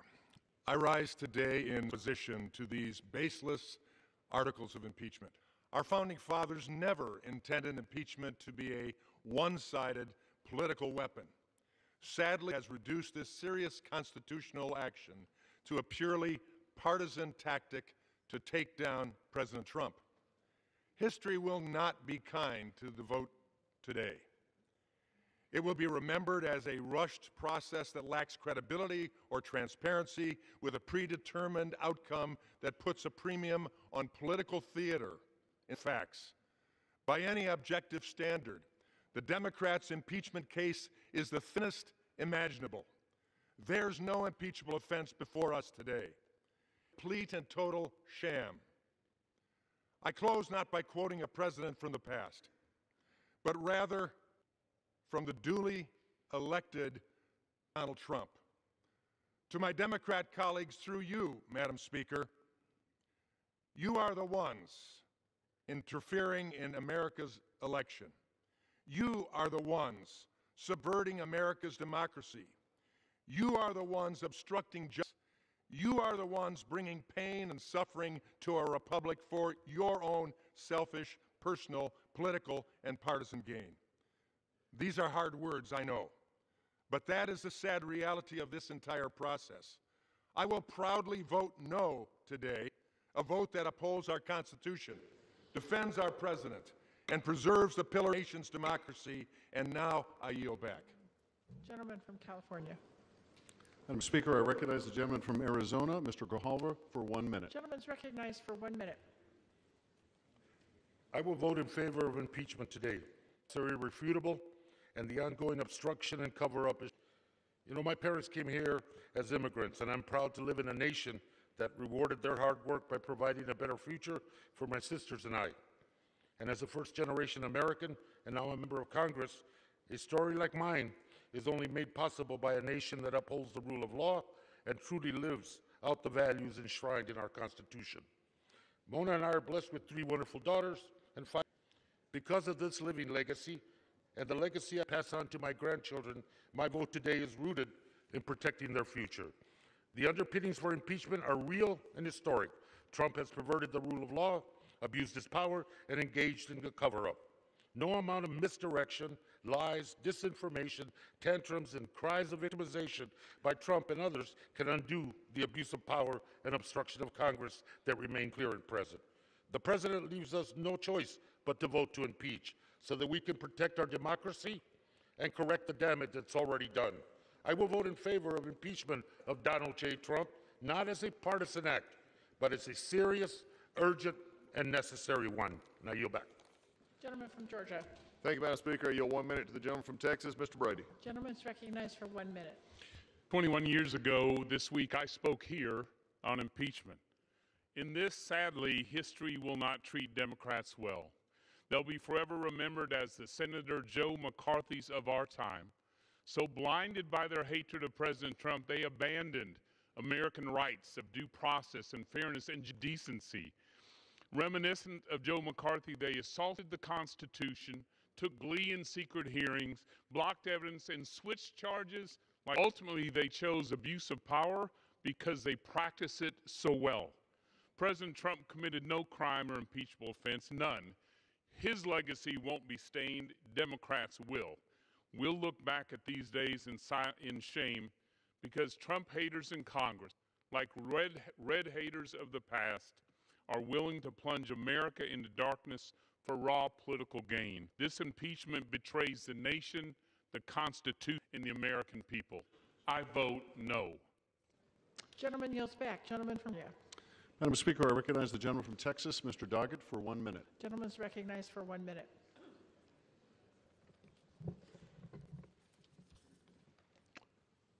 Tyranny rarely appears full-born. It arises, it encroaches as freedoms. Our nation's great founders sought to protect us with a carefully crafted system of checks and balances. But now along comes a president who actually says he's constitutionally empowered to do whatever he wants, that he can neither be imputed nor even investigated for any crime, and that he can totally ignore any impeachment proceeding of which he disapproves. These are the claims of a wannabe tyrant who has extolled the virtues of tyrants and autocrats from Manila to Moscow. To advance tyranny, he adopts an open border policy, inviting foreigners to come into our country and intrude in our elections. Foreign nations have their own agendas, especially adversaries like Russia and China. Americans should be the only ones determining the fate of America. The president continues demanding more foreign interference. We will never have truly free elections, and we will not be free. We act today recognizing the solemn responsibility to support our security and Constitution. We pledge allegiance to the flag and the republic for which it stands, not to one man who would be king. Gentleman from Georgia. Thank you, Madam Speaker. Before I call my next speaker, could I get a time check from the Speaker? The gentleman from Georgia has 1 hour, three and a quarter minutes remaining. The gentleman from California has 57 and a quarter minutes remaining. That was 1 hour and 3 minutes, 3 and a quarter minutes. 3 and a quarter 1 hour and 3 and a quarter minutes. Thank you, Madam Speaker. I couldn't hear. I apologize. Thank you. For that, I now yield 1 minute to the gentleman from 1 minute and a half to the gentleman from Georgia, Mr. Allen. Gentleman is recognized for a minute and a half. Thank you to my friend from Georgia, and thank you your great work in dealing with this very sad day in our country. Today, for the third time in our nation's history, a president will be impeached. This will be, however, the first time impeachment has been entirely partisan and without merit. This charade is not that Trump is guilty of a high crime or misdemeanor, but because one political party doesn't like him or his policies of America first. The facts are we have a divided government and House Democrats are at war with the executive branch. Fact two, they have been planning for this day since President Trump took office. Fact three, they accused the president first and then have spent months looking for a crime. Fact four, but no evidence has been presented of an impeachable offense. During one of the partisan hearings, a member of this body asked President Trump had evidence of his innocence. Why didn't he bring it forward? The Democrats want us to believe that our president is guilty until he proves himself innocent. This whole process is unconstitutional. Today we've heard both sides, but we need to get the truth. And the truth is that the decision of who should be our president should be made by the American people, not Speaker Pelosi and House Democrats. Thank you, and I yield back. Gentleman from California. Madam Speaker, I recognize the gentleman from New York, Mr. Engel, Chairman Engel, for 3 minutes. Gentleman is recognized for 3 minutes.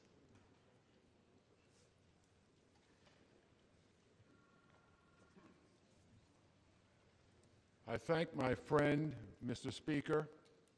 As chairman of the Foreign Affairs Committee, I have to say that this is a sad day. No one is gleeful that the president's actions have brought us to this point, but when you boil it down, we're here today because the president abused the power of office to help his chances of re-election.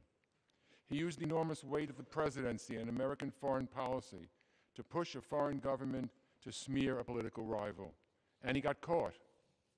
Why is this conduct so serious? Why has the president's behavior pushed the House of Representatives to exercise one of its most consequential constitutional responsibilities? Because corrupting an American election, particularly in cahoots with a foreign power, means corrupting American democracy. Our elections are at the heart of our democracy, the foundation of what makes our system of government great, our republic, if we can keep it, as Benjamin Franklin once said. If our elections aren't fair, then I cannot stand. Anyone who tries to fix an election is taking away the power of the people to choose their leaders. If it happens at any level of government, it's toxic to our democracy. And this came from the highest level. In this case, it's even more serious, because what was the president willing to give up for this advantage? What price was he willing to pay? The price was on national security. When the president devised a shadow foreign policy that undermined our diplomacy and diplomats, when he held back assistance for Ukraine, who was embroiled in a war against Russia, when he pressured him to interfere in our elections, again, he set our security. He shook the faith of a loyal ally. He played right into the hands of Vladimir. He weakened our country all because he thought it might help his re-election bid. Only the president has that power to corrupt our foreign policy for political gain.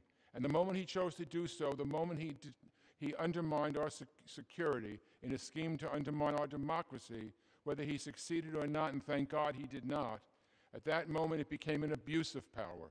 And a president who abuses his power for personal gain is exactly what the framers feared. Impeachment is in the Constitution. So we need to pass these articles. The president's actions, no choice. He cannot be allowed to undermine our democracy and tear apart the fabric that holds country together. So I will vote for impeachment, and I yield back. Gentleman from Georgia. This time I yield 2 minutes to the gentleman from Florida, Mr. Getz, the member. 2 minutes. 2 minutes. Gentleman's recognized for 2 minutes. This is not about the Ukraine. It's about power. Donald Trump has it, and House Democrats want it. And so with no crime, no victim, no proof, no agenda for America, this impeachment charade marches on, following no rules and adhering to no sense of honor. The American people aren't fooled by tricks. Voters will never forget that Democrats have been triggered into impeaching the president because they don't like him and they don't like us. Those who vote yes on today's articles of impeachment must carry the heavy burden of shame and guilt for as long as they serve in Congress, which won't be long because the American people will remember, and that's would rather trip the president just to see him stumble than see America succeed, impeach the president, and work together for the common good of our country and our citizens. Democrats may have won the House in 2018, but they haven't forgiven Donald Trump for having the audacity to win the presidency. And they haven't forgiven you, the American people, for before she was sworn into Congress, one member of the body said she promised to impeach the mother effer. She's not alone. Trump's impeachment was plotted and planned before the ink was even dry on his election certificate, and possibly before some Democrats could even point to the Ukraine on a map. In seeking the chairmanship of the Judiciary Committee, the gentleman from New York said that he was the strongest. Democrats may not have known why they were going to impeach it, but they knew it was an inevitability. Facts be damned. This impeachment is a slap in the face of the millions of Americans who voted for President Trump. The same Americans that Democrats in Washington have mocked as smelly Walmart shoppers and deplorables. This impeachment isn't legitimate. It's the radical left's insurance policy. But we have an insurance policy too. It's the next election, and we intend to win it. I yield back. Gentleman from California. Madam Speaker, I recognize the gentleman from Vermont, Mr. Welch, for 2 minutes. Gentleman's recognized for 2 minutes. Madam Speaker, people have a common tie that binds us together, now as it has since the founding of our country, and it's our shared respect for the Constitution of the United States.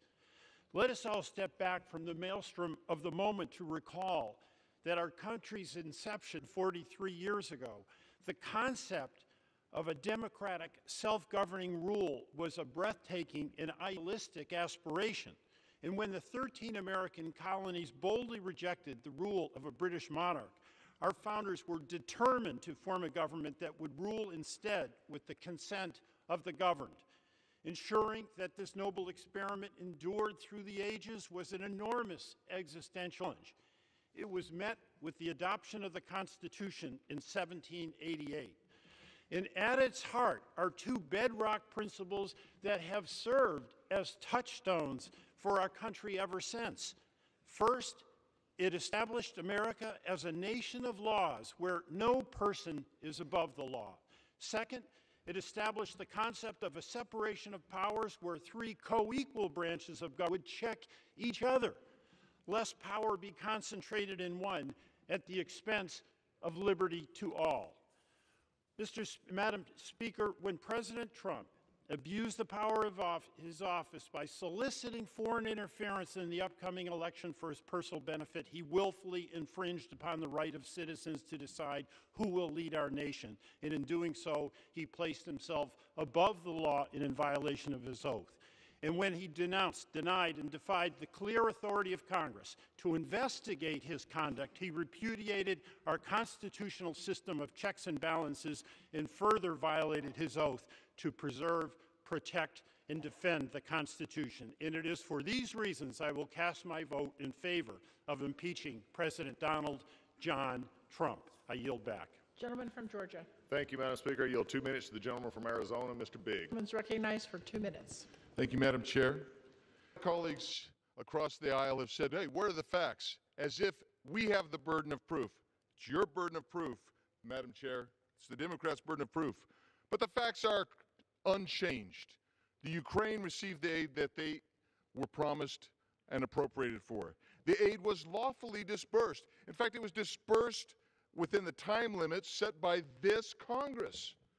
If you wanted it sent to them before September 30th, 2019, should have put that in the legend. You did not. The Ukrainians gave nothing. And the Ukrainian president said he felt no pressure, no coercion, no duress, no conditionality. But what changed? On the day released, 2 anti-corruption measures were signed into law by the Ukrainian President, President Zelensky. Democrats have manufactured this sham and then argue that refusing to cooperate is impeachable.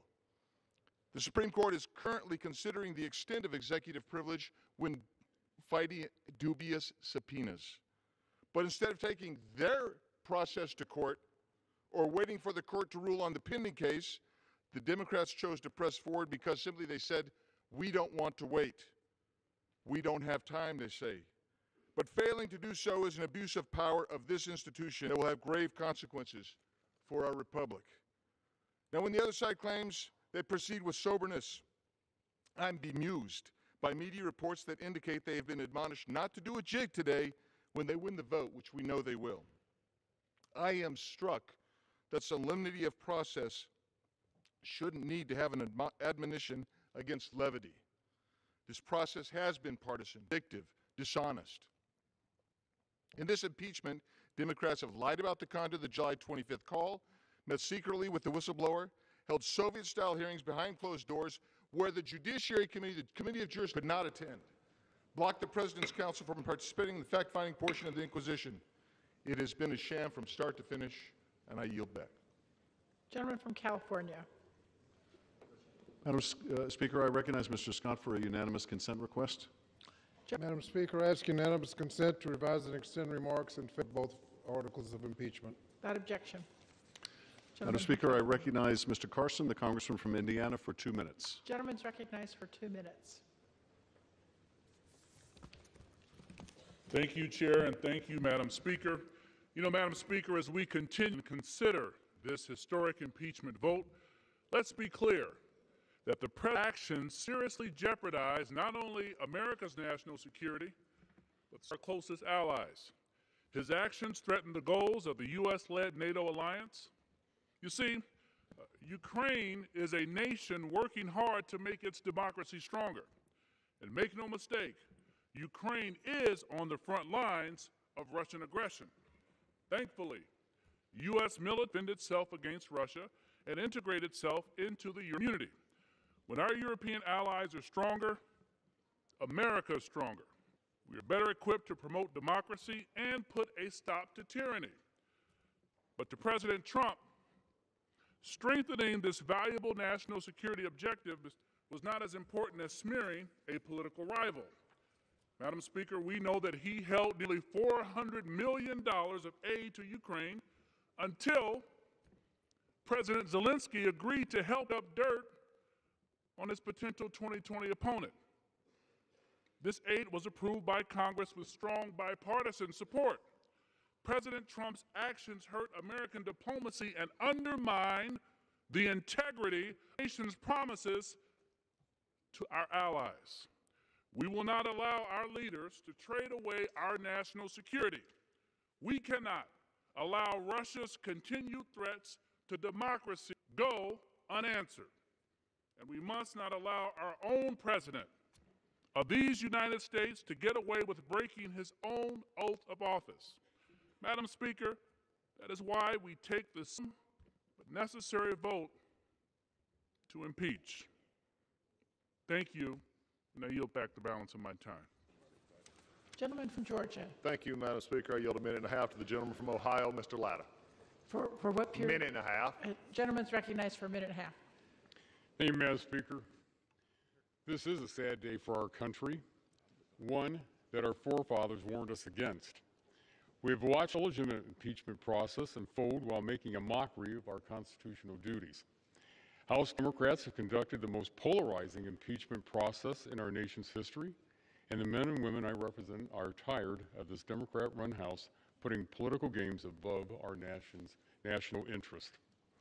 House Democrats held secret meetings, withheld important documents, deliberately misrepresented information to the public, and did not give due process to the President.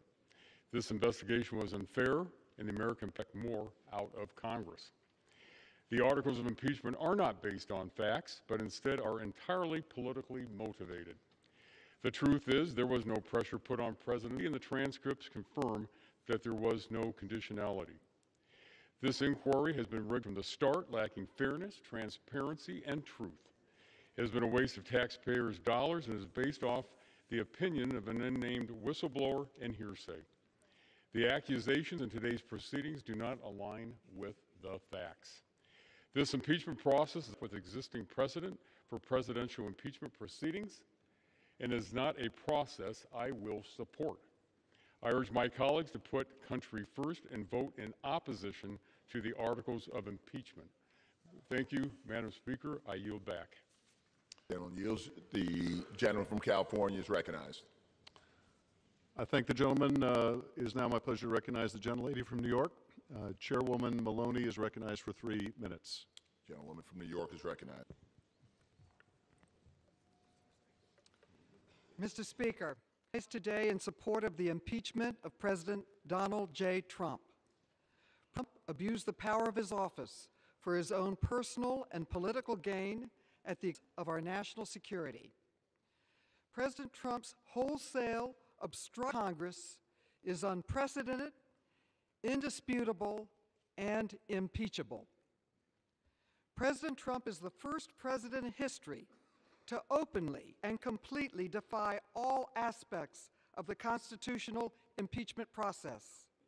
In an attempt to cover up his abuse of power, he ordered the entire executive branch not to participate in the inquiry, directed it to defy lawful subpoenas from Congress. As chairwoman of the Committee on Oversight, I find this obstruction particularly offensive. Even President Nixon did Congress's impeachment authority and allowed his aides and advisors to produce the documents to Congress. And President Nixon allowed current and former staff to testify in both the House impeachment and the Senate Watergate investigations, including his chief of staff and White House counsel. By contrast, President Trump, without any legal basis, directed current and former officials not to cooperate with House's inquiry, which resulted in 9 administration officials defying subpoenas for testimony. And in response to the House's inquiry, President Trump refused to turn over even one single document to Congress in response to lawful subpoenas. Put simply, President Trump's actions are even worse than Nixon's. Let me repeat, President Trump's actions are even worse than Nixon's. Our founding fathers established a system of checks and balances that spread out power between the branches of government. They decided that no one would be a king, that no one is above the law, including the president. And they gave the responsibility of impeachment solely to the people's house. When President Trump defies our subpoenas and obstructs our impeachment inquiry, he seeks himself above the Constitution and above the law. We can't let that stand. And if we do, then that's the end of Congress as a co-equal branch of government. And we've allowed President Trump to elevate himself above the law. It is our solemn duty under the Constitution to impeach President Trump for his blatant abuse of power and his obstruction of Congress. I yield back. Gentlewoman from New York yields. Gentleman from California reserves. Gentleman from Georgia is recognized. Thank you, Mr. Speaker. I yield 1 minute to the gentleman from Arkansas, Mr. Wilmot. Gentleman from Arkansas is recognized. I thank the gentleman for giving me this moment. Madam, or Mr. Speaker, years from now, history books will tell of this day. It will tell of a purely partisan effort to remove the President of the United States. An effort not built on a high crime or misdemeanor, not on a process in keeping with a high American standard of due process, equal treatment. This effort is rooted only in the governing party's hatred of a man elected President of the United States. Members on the other side have been in pursuit of this moment since 2006. They are consumed by it. Earlier in this debate, one of our colleagues referred to our president as a domestic enemy. Our founders warned us about this day. That is why our nation has entrusted the future of the country with the outcome of elections, not the will of a party filled with for a duly elected president. My hope is that when the historians wrote this day, it is not written in the context of a nation that lost its way, as its elected members chose hateful partisanship over the sacred oath that has protected this great republic since its founding. And I yield back. Gentleman from Arkansas yields. Gentleman from Georgia reserved. Gentleman is recognized. I'm proud to recognize the gentleman from New Jersey, Mr. Malinowski, for 1 minute. Gentleman from New Jersey is recognized. Mr. Speaker, in America, when we call the fire department or enroll our children in school, we do not expect a government official to say to us, "I need you to do us a favor, though." Why would we tolerate a president using some power to make foreign policy when the safety of our country is at stake, not for himself? I will vote to impeach today because President Trump did just that when he shook down a foreign country to criminally investigate his political rival.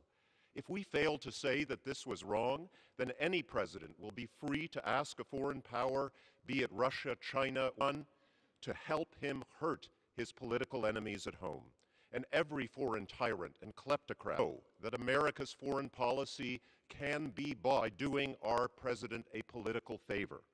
If you believe that our highest duty is to protect America, then search your conscience and ask, do you want our future presidents to behave as this one has done? Do not whisper in the shadows of the Capitol that you disapprove and then defend that conduct here today. Do your duty, keep your oath, defend your country. The gentleman is tired. Gentleman from California reserved. Gentleman from Georgia is recognized. Thank you, Mr. Speaker. At this time, I yield 1 minute to the gentleman from South Carolina, Mr. Wilson. Gentleman from South Carolina is recognized. Thank you, Mr. Over a month ago, on November the 14th, I spoke on the impeachment hoax with points true then and still true today. After over a month of secret investigations into the administration, Democrats have now decided to open these controlled hearings to the public. This continues the deception by Democrats to mislead the American people. It's insulting. No Republican witnesses, no counsel by the president to participate in full exoneration by courageous President Volodymyr Zelensky of Ukraine. Said that instead of focusing on funding our military through the National Defense Authorization Act, passed only last week, or passing the United States-Mexico-Canada agreement to create jobs, the Democrats continue, having wasted $30 million of taxpayers' money on the Russian hoax, now hoax. This partisan witch hunt diverts attention from the president's successes.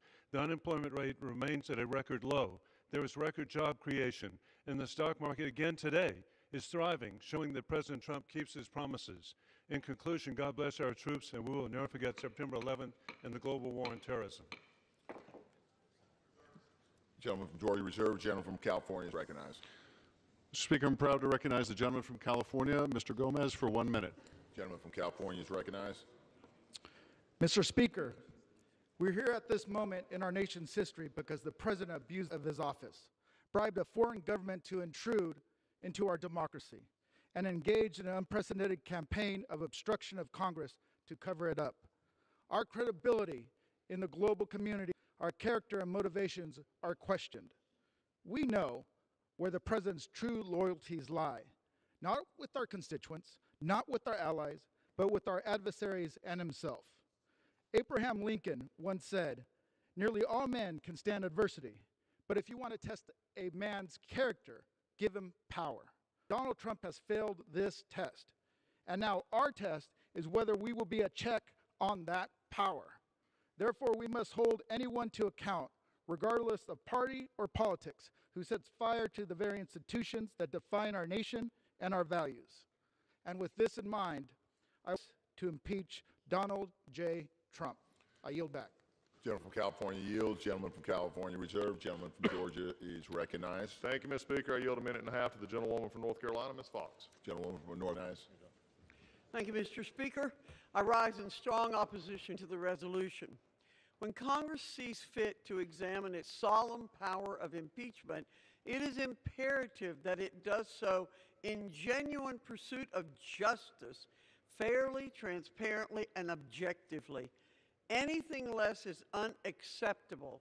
This partisan impeachment has fallen far short of that. Sadly, Alexander Hamilton's prediction in Federalist number 65 has come true, where he warned that in many cases it will connect itself with the pre-existing factions and will enlist all their animosities, partialities, influence, and interest on one side or on the other.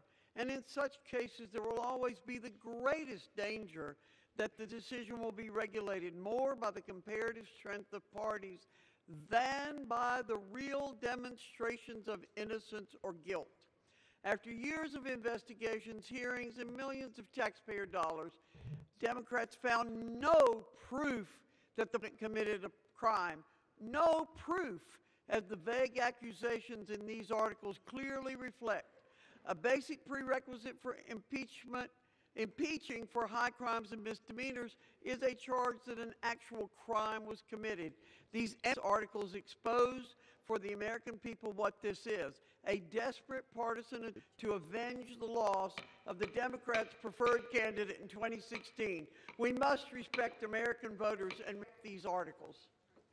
Gentleman from Georgia reserves. Gentleman from California is recognized. Thank you, Mr. Speaker. Just a quick fact check before I yield to the gentleman from Massachusetts. My colleagues on the other side of the aisle claim that no Republican witnesses were allowed to testify. That is, of course, not correct. In the intelligence, 3 of the Republican requested witnesses testify. That is, 1 out of every 4 of the witnesses were Republican requested witnesses. That they incriminated the president did not make them any less requested by the minority. I'm now proud to recognize the gentleman from Massachusetts, Mr. Keating, for 1 minute. Gentleman from Massachusetts. Today I reflect on the imperatives of 2 sons of Massachusetts, John Adams, who in one sentence captured the very foundation of our country, saying, "We are a government of laws, not men."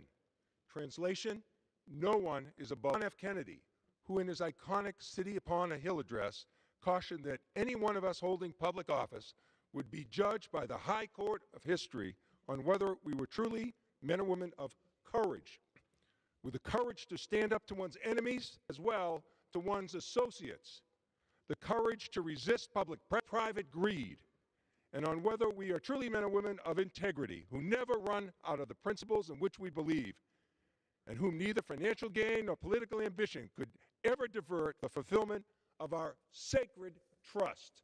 President Donald Trump, indifferent and disdainful of this sacred trust, conspired to extract personal benefit from his office. He took oath. I refuse to abandon my yield back. Gentleman from North Dakota. Thank you, Matt. I would just like to point out very quickly that the only Republican witnesses allowed in the intelligence hearings were on a Democrat's pre-approved list. I yield 1.5 minutes to the gentleman from South Carolina, Mr. Rice. Gentleman's recognized for 1.5 minutes. Madam Speaker, I rise in opposition to this partisan sham of an impeachment resolution that is ripping our country apart. Beginning even before he took office, President Trump has been attacked by a never-ending barrage of lies and corruption and deceit by the liberal political elite, including James Comey, Peter Strzok, Lisa Page, Hillary Clinton, and the impeachment zealots in this Congress. Democrats colluded with Russia and Ukraine to interfere in our 2020 election by producing the now famous fake dossier. Now they accuse President Trump of colluding with a foreign. What a joke. They abused their office to illegally wiretap and spy on President Trump's campaign. Now they accuse him of abusing his office. Joke.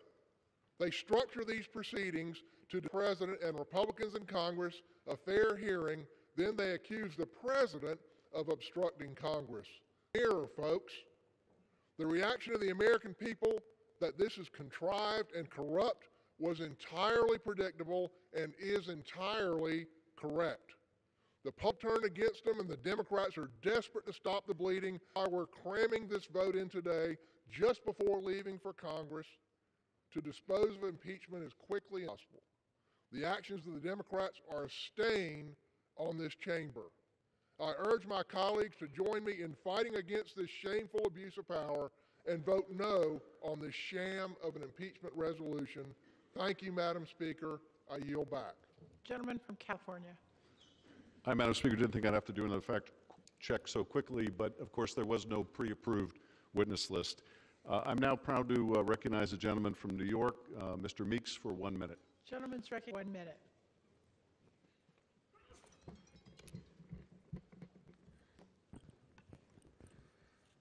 The decision to impeach a president of the United States is of enormous magnitude and utmost significance. There are few issues that so deeply reflect upon the Constitution and the American system of government. As a senior member of the United States House Foreign Affairs Committee, I've spent years trying to promote American values of democracy and the rule of law in other parts of the world, including Eastern Europe. Because I have been so steeped in Ukrainian issues for so long, I know how damaging President Trump's actions were. But the president's damages does not end there. He has consistently obstructed at every turn of this investigation. This nation's founding fathers fought to end unaccountable rule, free ourselves from a king to turn the president into a monarch. But the camera of history is rolling, and I will cast my vote consistent with the principles of democracy, the rule of law, and our Constitution for the impeachment of President Donald J. Trump. I do so because I could not look my granddaughter or any member of future generations in the eye, having condoned actions that undermine our democratic system. And I urge all of my colleagues to do the same. May God bless the United States Gentleman of America. from Georgia. Speaker, I yield 1 minute to the gentleman from Nebraska, Mr. Bacon. Gentleman's recognized for 1 minute. Madam Speaker, I am strongly opposed to this impeachment. No law was broken. No high crimes or misdemeanors. No impeachable offense. The Ukrainians received aid 1 week prior to the law's requirement, aid that was previously rejected by the administration before it. There was no investigation, and President Zelensky said he received no pressure from the Trump administration ever. Simply put, there is no quid pro quo and no crime. There's only the majority standing for the president, and that is not an impeachable offense. The elections are in 10 months, but the majority doesn't trust the American people. Too many have said that the impeachment is necessary so the president is not reelected in 2020, and that is shameful. Today's vote sets a new precedent for America. In the future, the majority will use impeachment as a tactic to remove a president simply based on partisanship. Our founders feared this, and I strongly oppose it. I want my statement to be in the record for the end of time to show I was on the side of the Constitution, that I opposed the majority taking down a duly elected president who committed no crime, and I defended the truth. Madam Speaker, I yield. Gentleman from California. Madam Speaker, my colleagues continue to make the argument that the Ukrainians got the money.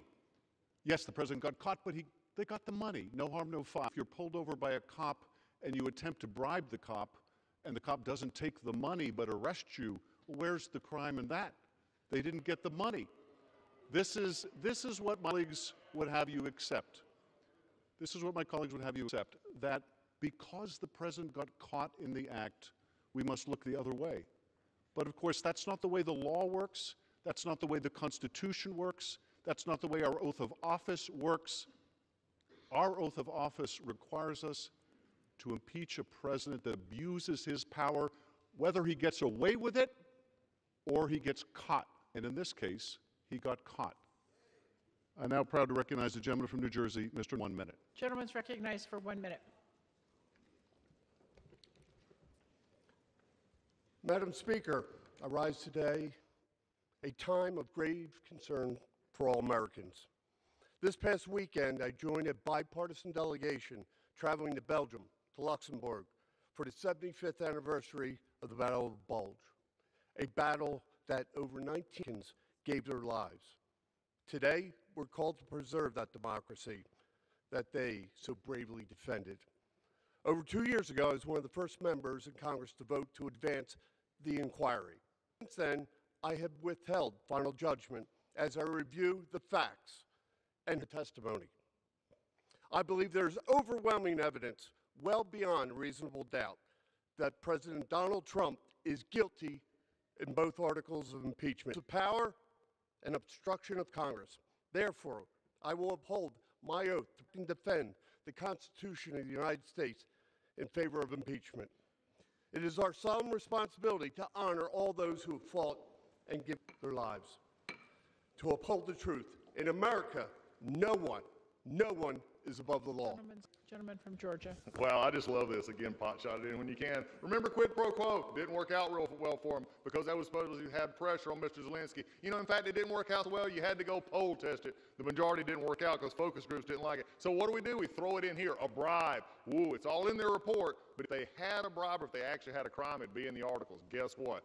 He doesn't have it. He can't put it in. This is all fluff and circumstance because they can't get to the president. And that's what's killing him. A minute and a half to the gentleman from Indiana, Mr. Bush. Gentleman's recognized for a minute and a half. Madam Speaker, House Democrats have been obsessed with impeaching President Trump since he was elected. He wasn't supposed to win. How could the voters support him, they asked. The American people were told the only way the Speaker would move forward with impeachment was compelling, overwhelming, and bipartisan. Yet the case for impeachment that has been Democrats is anything but that. To be clear, neither of these articles of impeachment prove any wrongdoing or impeachable offense has actually taken place. Instead, House Democrats' case rests solely on hearsay testimony and presumptions from cherry-picked witnesses. The framers of the Constitution never intended impeachment as a tool to settle political and policy differences. That's what elections are for. This is a sad and dangerous moment in our history as impeachment is being used to undo the will of the American people and silence the voices of millions of Americans in the process. Alexander Hamilton would be ashamed. I urge my colleagues to vote no on this partisan impeachment sham, and I yield back. Gentleman from California. Madam Speaker, I now yield 1 minute to Mr. Crow, the gentleman from Colorado. Gentleman's recognized for 1 minute. Thank you, Madam Speaker. Years ago, my first oath to the country went to war and fought alongside our nation. Some of them gave their lives for our nation. Not a day has passed that I don't reflect on those sacrifices. I learned during that time that our nation is built. We have overcome challenging times because people have decided to put aside their personal interests, their hoods, and yes, even give their lives to do what is best for our nation. Our founders created a system to ensure we would have no kings or dictators, a system that vested power in the people to ensure that no man or woman is above the law. Generation after generation, this system has survived because people have fought for it. Today, it is our turn. The president's abuse of power and scorn for our constitutional checks and balances is unprecedented. Unless we stand up against these abuses, we will set the country on a dangerous new course. My oath, my love of our country, and my duty to honor the sacrifices who came before us require me to act. To my colleagues, it is time to put aside our personal and political interests and honor those who have come before us. Thank you, Madam Speaker. I yield back. Gentleman from Georgia. Thank you, Madam Speaker. At this point, I yield from 35 seconds to the gentleman from Georgia, Mr. Heiss. Gentleman's recognized 5 seconds. The Democrats' new definition for evidence is allegations. Allegations based on hearsay, I might add. So they hurl allegations against the president, and then they say to him that it's not their responsibility to prove guilt, but the president's responsibility to prove his innocence. Then a sham and an act of injustice against the president and against 93 million Americans who voted for him, and all process was rigged from the beginning. Democrats never produced a single truth of evidence. It's time for us to stop this hoax and vote against these articles of impeachment. Gentleman from California. Madam Speaker, I'm proud to recognize the gentlewoman from Virginia, Ms. Luria. For what period of time? I'm sorry, for 1 minute. Thank you. The gentlelady is recognized for 1 minute. Madam Speaker, I rise today in support of our Constitution, in support of the military members in harm's way who defend our Constitution, in support of Gold Star families who keep faith that their loved one's sacrifice was justified. I rise today in support of the oath I first took at 17 upon entering the Naval Academy and took 5 more in my 20-year Navy career. An oath that comforted me in the years I spent away from family, deployed around the globe. An oath that encouraged me to remain vigilant on the bridge of the ship at night. An oath that strengthened me when in command as I set my fellow sailors into harm's way. And today, an oath that gives me resolve. Resolve to do what is right and not what is politically expedient. Resolve to stand with the President at the White House last week and resolve to stand up to the President in this House today. I ask my colleagues to have the same strength and the same resolve. I yield back. From Georgia. Thank you, Madam Speaker. I give 35 seconds to Carolina, Mr. Walker.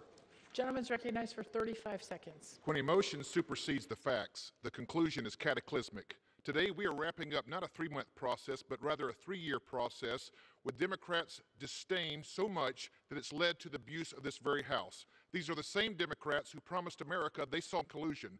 Do the American people trust them? Hell no, they don't. A growing number of American impeachment process, and that's with House Democrats setting the rules and then even bending and breaking the rules to fit their. The majority of Americans see this circus for what it is. I wonder how many more will join them. I yield back. Gentleman from California. Madam Speaker, I recognize the gentlewoman from California, Ms. Eshoo, for 1 minute. Gentlelady is recognized for 1 minute. Madam Speaker, I rise to our Constitution and our democracy by voting for the 2 articles of it. The words of our sacred oath define duty, and those words must be kept. Our founders' primal fear was that powerful members of our government would become, in Hamilton's words, mercenary instruments of foreign corruption. President Trump abused the powers of the presidency by ignoring and injuring national security and other vital national interests to obtain an improper personal benefit. He also betrayed our nation by abusing his high office to enlist a foreign power in corrupting democratic elections. Article 2, I agree with because it details the obstruction of Congress by the President by directing unprecedented, categorical, and indiscriminate defiance of subpoenas issued by this House of Representatives and abuse the powers of the presidency in a manner subversive to the Constitution. I believe the Constitution is the soul of our nation, and by defending it, we are saying not be soulless. Gentleman from Georgia. Thank you, Madam Speaker. I yield 35 seconds. Gentleman's recognized for 35 seconds. Don't be fooled. The president to protect national security. Democrats are impeaching the president for following a law that they themselves voted for. No less than 5 times in the last 6 years, Biden imposed on the executive branch an affirmative duty to ensure that the government of Ukraine was countering corruption, and for good reason. It is the 3rd most corrupt nation on earth. So the president not only had the legal authority to temporarily pause security assistance to Ukraine, he had a mandate from Congress to do it. And as a result, President Zelensky's government made historic anti-corruption reforms, making Ukraine a more reliable ally during Russian aggression. Far from compromising national security, the president's actions advance national security. Oppose this impeachment. Madam Speaker, my colleagues would have the country believe that the president held up the aid to Ukraine because he was concerned about corruption. Of course, there is not a shred of evidence. All of the national security experts across all the departments testified that Ukraine met the criteria to receive the aid. So what was the real motivation here? Well, one thing is telling. In 2017, the president had no problem with aid to Ukraine. In 2018, he had no problem with the military aid for Ukraine. So what changed in 2019? Joe Biden announced he was running for president, and all of a sudden, Donald Trump held up the aid for Ukraine. As Ambassador testified, the president didn't care about Ukraine. All he cared about was the big stuff that affected him personally, the investigation of the Bidens that Giuliani was pushing. It's my pleasure to recognize the gentlelady from Virginia, Ms. Spanberger, for 1 minute. Gentlelady is for 1 minute. Thank you, Madam Speaker. I rise today in support of House Resolution 755. As a CIA case officer, I used to meet with foreign nationals who were providing vital intelligence to help inform our hardest national security decisions and keep our country safe. These individuals from countries where abused their power and defied the rule of law, imprisonment, and often their very lives in order to provide the United States with information to inform us. But why? It was their belief in the United States, their belief in our country, the longest standing democracy in the world, our country, a beacon of hope in the world, a democratic republic founded on a document, and the belief in the rule of law and a belief in its people. Today, I am proud to serve in the People's House, representing my hometown, and again serving our country, that beacon of hope in the world. And today, especially today, I reflect on the founding documents that have set us apart in the world, leading people across generations and across the world because of their belief in our great nation. Today, especially to upholding and protecting the Constitution, the rule of law, it governs. Gentleman from Georgia. Thank you, Madam Speaker. I yield 35 seconds to the gentleman from Texas, Mr. Arrington. Gentleman is recognized for 35 seconds. Today, many of my Democrat colleagues will be making history, unfortunately, for supporting the first ever completely partisan impeachment of a President of the United States. Mr. Speaker, I am deeply disturbed that history be made today in this hallowed chamber, but for all the wrong reasons. Not for love of country, but hatred for a political foe. Not to pursue justice, but to punish a political adversary. Not to seek truth, but to seize political power for the love of country.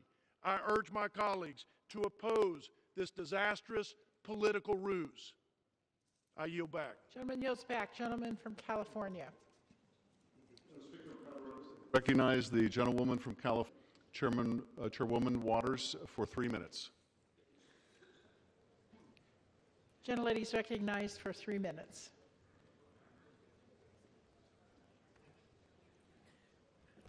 Ladies and gentlemen, unfortunately, the rules of the won't allow me to cite all of the reasons why this president should be impeached. There are many. How we can members of this House, to quote the late Maya Angelou, when someone shows you who they are, believe them the first time. This day was not inevitable, but it was predictable because this president has shown himself time and time again to believe that he is above the law, and he has no respect for our Constitution or our democracy. Based on that we know about Donald Trump, we could have predicted he would have abused the power of the president by corruptly soliciting the government of Ukraine and the Ukrainian President Zelensky to publicly announce investigations into his political opponent, former Vice President Joseph R. Biden. This impeachment resolution includes evidence that this president withheld $391 million of taxpayer funds that Congress appropriated for the purpose of providing vital military and security assistance to Ukraine to oppose Russian aggression, another blatant abuse of power. Our investigations revealed that this president advanced a discredited theory promoted by Russia, that Ukraine, rather than Russia, interfered in the 2016 United States presidential election for corrupt purposes in pursuit of personal political benefit. Never before in our history have we experienced a president who has so clearly conducted himself in a manner offensive to and subversive of the Constitution and directed his cabinet members, executive branch agencies, and other White House officials to defy lawful subpoenas from Congress. Was he attempting to hide wrongdoing? It is without question that this president has demonstrated that he will remain a threat to national security and the Constitution if allowed to remain in office, acted in a manner grossly incompatible with self-governance and the rule of law, because at every turn he has shown us who he is. It is no secret that this president was impeached a long time ago. Today we stand here with an irrefutable case and an indisputable set of facts that this president absolutely abused his power and obstructed Congress. Any other individual would have been caught conducting themselves in the way this president has, would have been prosecuted to the full extent of the law. It is shameful that any members of this House are willing to disregard the Constitution, turn a blind eye to hard facts, and ignore a confession from the president himself. History will remember those who were willing to speak truth to power. Yes, I called for Trump's impeachment early. This is our country. Our mothers and our forefathers shed their blood to build and defend this democracy. I refuse to have it undermined. I wholeheartedly support this resolution. I'm proud that in the final analysis, justice will have been served in America and Donald Trump will have been Ladies' impeached. time's expired. Gentleman from Georgia. Madam Speaker. Gentleman from Georgia. House is not in order. Gentleman from Georgia. Reclaiming my time that the gentlelady did not yield 35 seconds to the gentleman from Louisiana, Mr. Gentleman is Abraham. recognized for 35 seconds. Madam Speaker, what is that Speaker Pelosi has allowed this Democratic witch hunt to move forward. She's the one that has abused her power, and we should be debating her removal from the House. Reagan said that the trouble with our liberal friends is not that they're ignorant, it's just that they know so much that isn't so. Democrat extreme partisanship will set a dangerous precedent for this nation.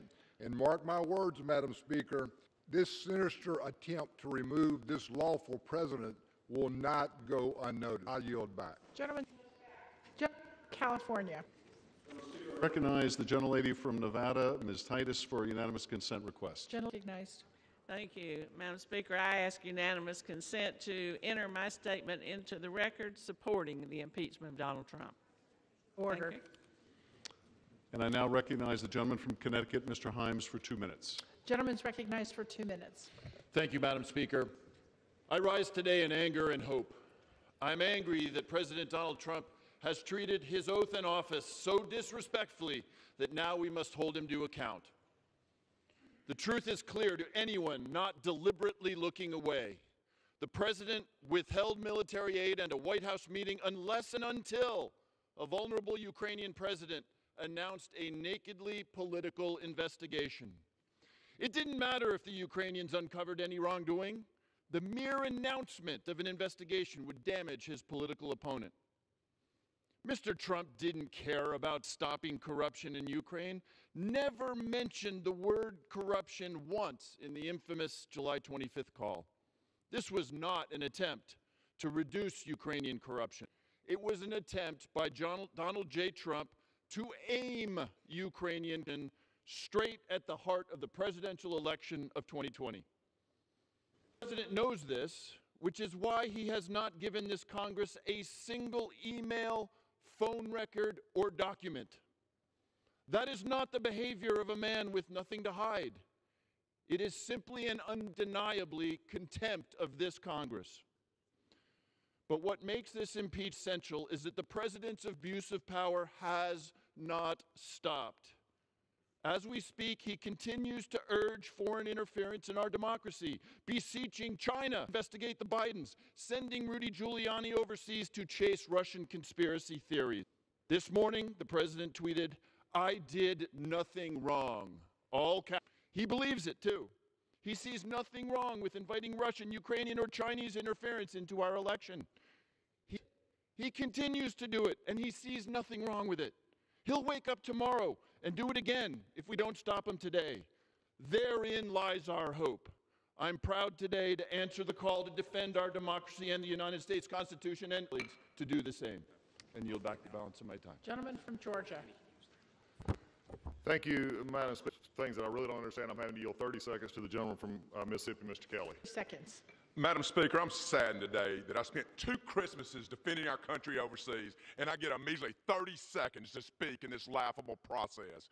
Our president made a campaign promise to drain the swamp, and there are those today relying on swamp creatures' words to preserve swamp. How do you suppress the votes of 63 million people in an electoral landslide? You keep repeating the same lies absent any factual basis. I've heard some of the greatest fiction ever spoken here today. If you don't like the facts, just rewrite them in a parody and repeat.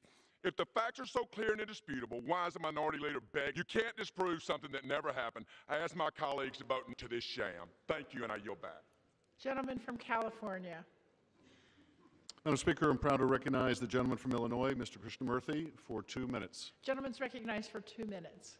Madam Speaker, like many of my colleagues, I never ran for Congress wanting or expecting to impeach anybody, let alone the President of the United States. However, given the facts, some questions remain unanswered. 2 key facts are clear and compel me to the articles of impeachment. First, President Trump attempted to press government to help his re-election campaign. And second, the President used the powers of his office to obstruct a congressional investigation into that wrongdoing. The President has falsely claimed he has been denied the chance to defend himself, But at the same time, he is preventing the testimony of witnesses with direct knowledge of the events under investigation. If it were innocent, as he claims, surely these would be able to testify to that. If there had been no quid pro quo, these witnesses could say that. If aid to Ukraine were not intentionally delayed for improper purposes, they could surely testify to that also. But rather than giving these witnesses the chance to speak, the president has silenced them. The president has silenced witnesses at the Defense Department. The president has silenced witnesses at the State Department. The president has silenced witnesses at the White House. He even silenced the loquacious Mick Mulvaney, who uttered at a press conference that there was a quid pro quo and get over it. By choosing to block this testimony, the president is not proving his innocence. He's just proving he's afraid of what they have to say. As a wise man once said, the truth will come to light, and it has. It is our duty to act on it. I yield back. Gentleman from Georgia. Thank you, Madam Speaker. It's a shame on the floor of this House when you accuse somebody and then make them prove they're not guilty of what you're accusing of. That's a bad look. 30 seconds to the gentleman from Tennessee, Mr. Rose. Gentleman's recognized for 30 seconds. Madam Speaker, today I rise in strong opposition to this partisan impeachment spectacle that just seeks to accomplish what President Trump's opponents failed to do at the ballot box in 2016. Our votes today are merely formalizing the decision my colleagues on the other side of the aisle reached 3 years ago. This process has been an embarrassment to our country, an insult to our Constitution, and a distraction from the real work we should be accomplishing for the American people. I stand with the people of Tennessee's 6th District in strongly supporting President Trump, and I will vote against the articles of impeachment before us today. Thank you. Gentleman from California. Madam Speaker, I reserve the balance of my time. Gentleman reserves. Gentleman from Georgia. Madam Speaker, I yield 30 seconds to the gentleman from Michigan, Ms. Huizinga. Gentleman's recognized for 30 seconds. In her own words, Speaker Pelosi said impeachment must be compelling, overwhelming, and bipartisan. These articles of impeachment being considered today by the House fail to meet Speaker Pelosi's own standards. Process matters, folks. Representing a good chunk of Gerald Ford's old district and being a staffer during the Clinton administration, I have an intimate understanding of the effects of impeachment on. I'm stunned to see my Democrat colleagues whitewash, or maybe I should say whitewater, Bill Clinton's cooperation with the House of Representatives. That is not exactly what was going on. And this is the most partisan impeachment that we have seen in our nation's history. And I yield back. Gentleman from California. Madam Speaker, I continue to reserve. Gentleman from Georgia. Thank you, Madam Speaker. I yield 30 seconds to the gentleman from Texas, Mr. Cloud. Gentleman's recognized. It's been very clear from the beginning that this impeachment proceeding has never been about an honest search for the truth. If it were, our Democratic friends would not have polled to see what to charge the president with. Calling it a fact does not make it so, and repeating it over and over does not make it more true.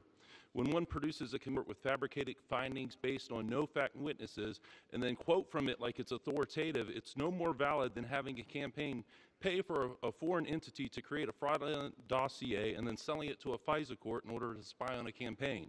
This has always been a verdict in search of a crime, an impeachment birthed out of a resistance movement. It's time to end this charade and get back to doing the work we were elected to do. Madam Speaker, I continue to reserve. Gentleman from Georgia. Thank you, Madam Speaker. I yield 30 seconds to the gentleman from Indiana, Mr. Fulcher. Gentleman's recognized for 30 seconds.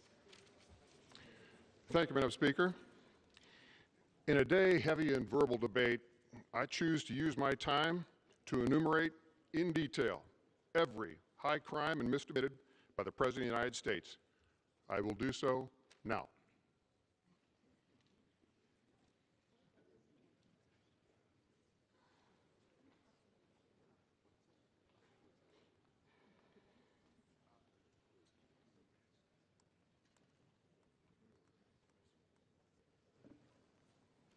Gentleman's time's expired. Yield back. Gentleman from California. Gentleman reserve. Madam Speaker, I continue to reserve. Thank Gentleman you. from Georgia. Madam Speaker, I yield 30 seconds to the gentleman from Tennessee, Mr. Fleshman. Gentleman's recognized for 30 seconds. Madam Speaker, in my 30 seconds, my heart aches for our great republic today. I implore my Democrats in this House. We're not Republicans or Democrats. We are Americans. This is not the right place. This is the right procedure. Settle our political differences politically. We owe the American people a great duty to come together. Don't give the Senate the victory lap. Give the House the victory lap. Vote no to impeach. We owe it to the American people. They want so dearly for us to come together for our great republic and thank our great president. Thank you. I yield back. Are reminded to address their remarks to the chair. Gentleman from California. Madam Speaker, I continue to reserve.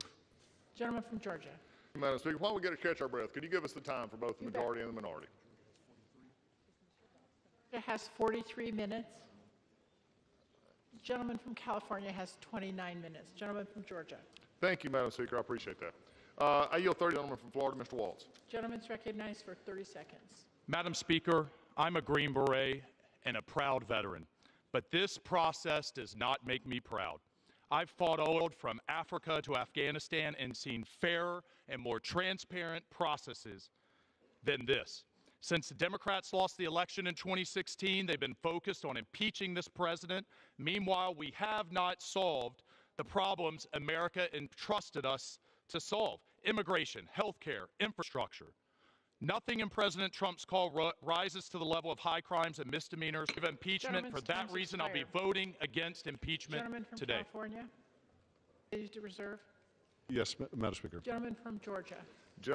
Thank you, Madam Speaker. I yield 30 seconds to the gentleman from Kentucky, Mr. Guthrie. Gentleman's recognized for 30 seconds. Thank you, Madam Speaker. I rise today in opposition to the articles of impeachment on President Trump. My Democratic colleagues have been planning to impeach President Trump since he took office. After wasting House time on partisan investigations, they produce evidence that President Trump committed a crime. I will vote no on today's article to getting back to the business on behalf of Kentuckians. I yield back. Gentleman from California. Madam Speaker, I'm proud to recognize the gentleman from New York, Mr. Maloney, for 2 minutes. Gentleman is recognized for 2 minutes. Madam Speaker, the facts and the evidence establish beyond peradventure that the president abused the power of his office for gain and sought to cover up his misconduct by obstructing the Congress. What we do today goes to the heart of the oath we take to support and defend the Constitution. These actions are as necessary as they are heartbreaking. It is the president, not any member of this House, who has brought us to this sad place. His actions echo in this chamber, and like a tin can tied to his leg, rattle behind him through the pages of history. For in the final analysis, none of us will escape. It will come for us all in this world or the next. What is the truth? The president used taxpayer money and official acts to pressure a foreign government to help him election by slandering a fellow American. How do we know it's truth? We know because brave Americans, soldiers, and public servants came forward to reveal the president's misconduct. And the president, he continues to undertake an unprecedented cover-up to stonewall the public and obstruct their representatives in Congress. He withholds access to documents and records belonging to the public to establish his mendacity. He blocks his advisors from testifying before the public to conceal the wrongs they witnessed. His are unworthy of the presidency. Today is about right and wrong and whether we know the difference. Today we hold the president accountable. If we failed to do so, future presidents would see corruption as without consequence. And there, our democracy goes to die. We inherit this republic from our ancestors and we borrow it from our children. With humility, we pray that the history of this day will guide us to a better future for our nation. I yield back. Gentleman. Thank you, Madam Speaker. I yield 30 seconds to the gentleman from Missouri, Mr. Long. Gentleman's recognized for 30 seconds. Thank you, Madam Speaker. And we have never, ever in the history of this country, presidency like this one. Once the president was sworn in, 19 minutes later, the Washington Post said impeachment begins today. 1 million women marched the next day on Washington. Bank of America, Starbucks, both that supported Hillary Clinton, had their windows broken out here in Washington because people were so upset that this man was elected president of the United States. He's had his head held water for almost 3 years now. Never coming up there. Just keep pushing him down. Lowest black unemployment ever. Lowest Hispanic unemployment ever. Highest stock market ever. Gentleman's Very time's expired. lowest unemployment in years. And Gentleman from Reserve the balance California. of my time. I yield back. Reserves? Yes. Gentleman from Georgia. Madam Speaker, I yield 30 seconds to the gentleman from Nebraska, Mr. Fortenberry. Gentleman's recognized for 30 seconds.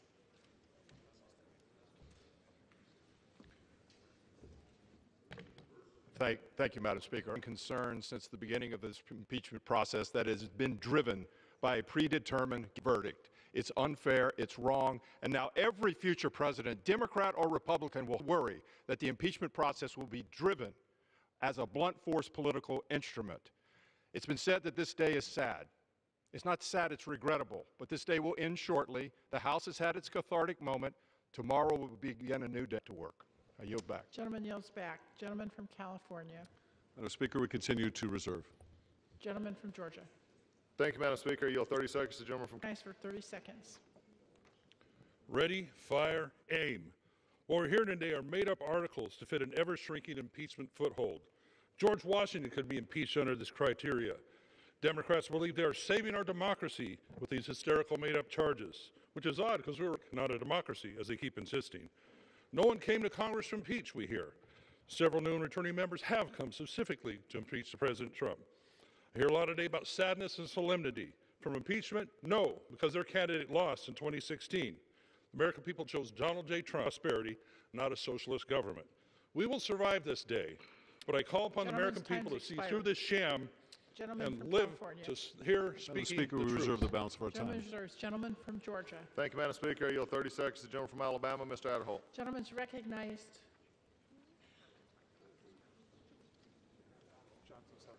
Mr. Johnson, I yield 30 seconds. Mr. Johnson's recognized for 30 seconds. Madam Speaker, I'm voting no. Impeachment is not in this country, and in fact, it has only deepened the partisan divide that truly plagues this country. When the sun comes up tomorrow, I pray with all my heart that the anger and the division in this chamber will give way to an humbleness and a productivity and a time of working. I yield back. Gentleman from California. Madam Speaker, I reserve. Gentleman from Georgia. Thank you, traffic controllers, getting them lined for a landing. Let's go back to Mr. Adderholt. 30 seconds from the gentleman from Alabama, Mr. Adderholt. Gentleman's recognized for 30 seconds. Thank you, Madam Chair. Today, a duly elected president is being impeached by the House of Representatives by the Democrats, compelled by partisanship and not by the facts. I'm proud to stand here with President Donald Trump, and I plan to cast my vote against both articles of impeachment. This is not, it's not that the president abuses power. It is my colleagues on the other side of the aisle who are abusing one of the most powerful tools that's been entrusted to the Congress in the Constitution by our founding fathers. Twisting the Constitution to impeach a president Time's expired. you fear Gentleman will from be... California. Madam Speaker, we continue to reserve. Gentleman from Georgia. Madam Speaker, this time I yield 30 seconds to the gentleman from Texas, Mr. Olson. Gentleman's recognized for 30 seconds.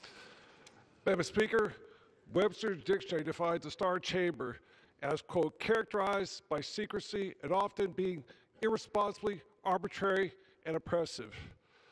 Sadly, my Democrat friends have turned this people's chamber into the Star Chamber of the people. One great example. The most important duty we can do as members is declare war. Next one is to impeach. We're hoping Republicans to have every member stand up and vote, like for Speaker, say their vote loudly. That's been denied. CNN has been denied. I yield back. This is a sham. Gentleman from Georgia. Thank you, Madam Speaker. I yield 30 seconds to the gentleman from Pennsylvania, Mr. Thompson. Gentleman's recognized for 30 seconds. Thank you. Thank the ranking member. Thank you, Madam Speaker. While this institution should rightfully ensure that the law is faithfully executed by the administrative branch, this exercise has shown itself to be the ultimate manipulation of the legislative branch's oversight powers in order to achieve political gain. I caution my colleagues who have political expediency ahead of moderation. Their votes later today will forever change this institution. Imagine a future where this body utilizes the most severe of its constitutional tools to continually put the oppositional party on trial. And with that, I yield back. California. Madam Speaker, it's my pleasure to yield 1 minute to Mr. Brown. Gentleman's recognized for 1 minute.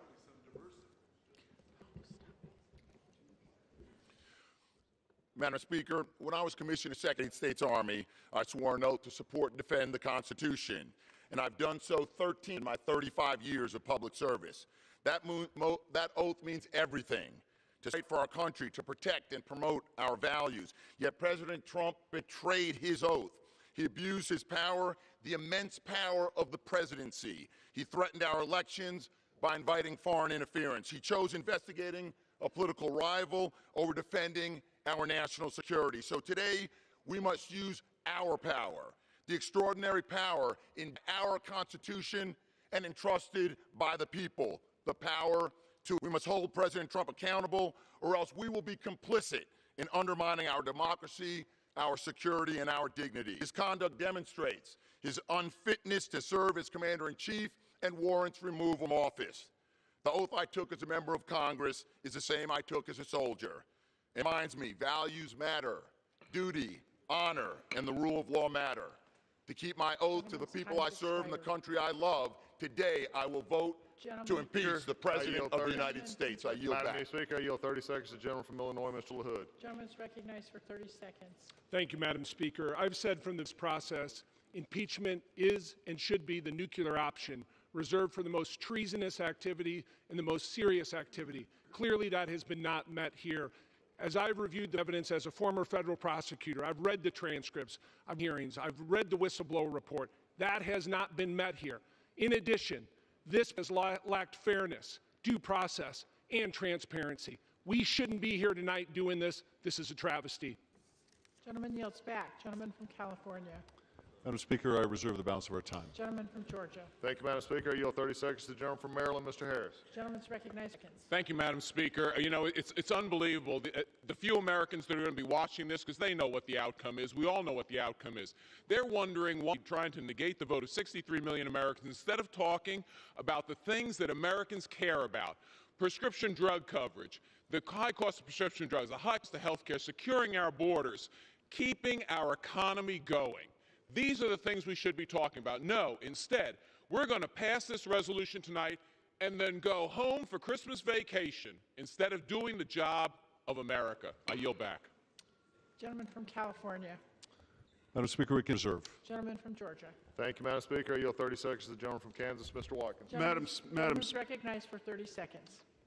Madam Speaker, I was a political newcomer before this, and just like President Trump, perhaps like me, he was naive in this House, that in the people's House, everybody was true and just.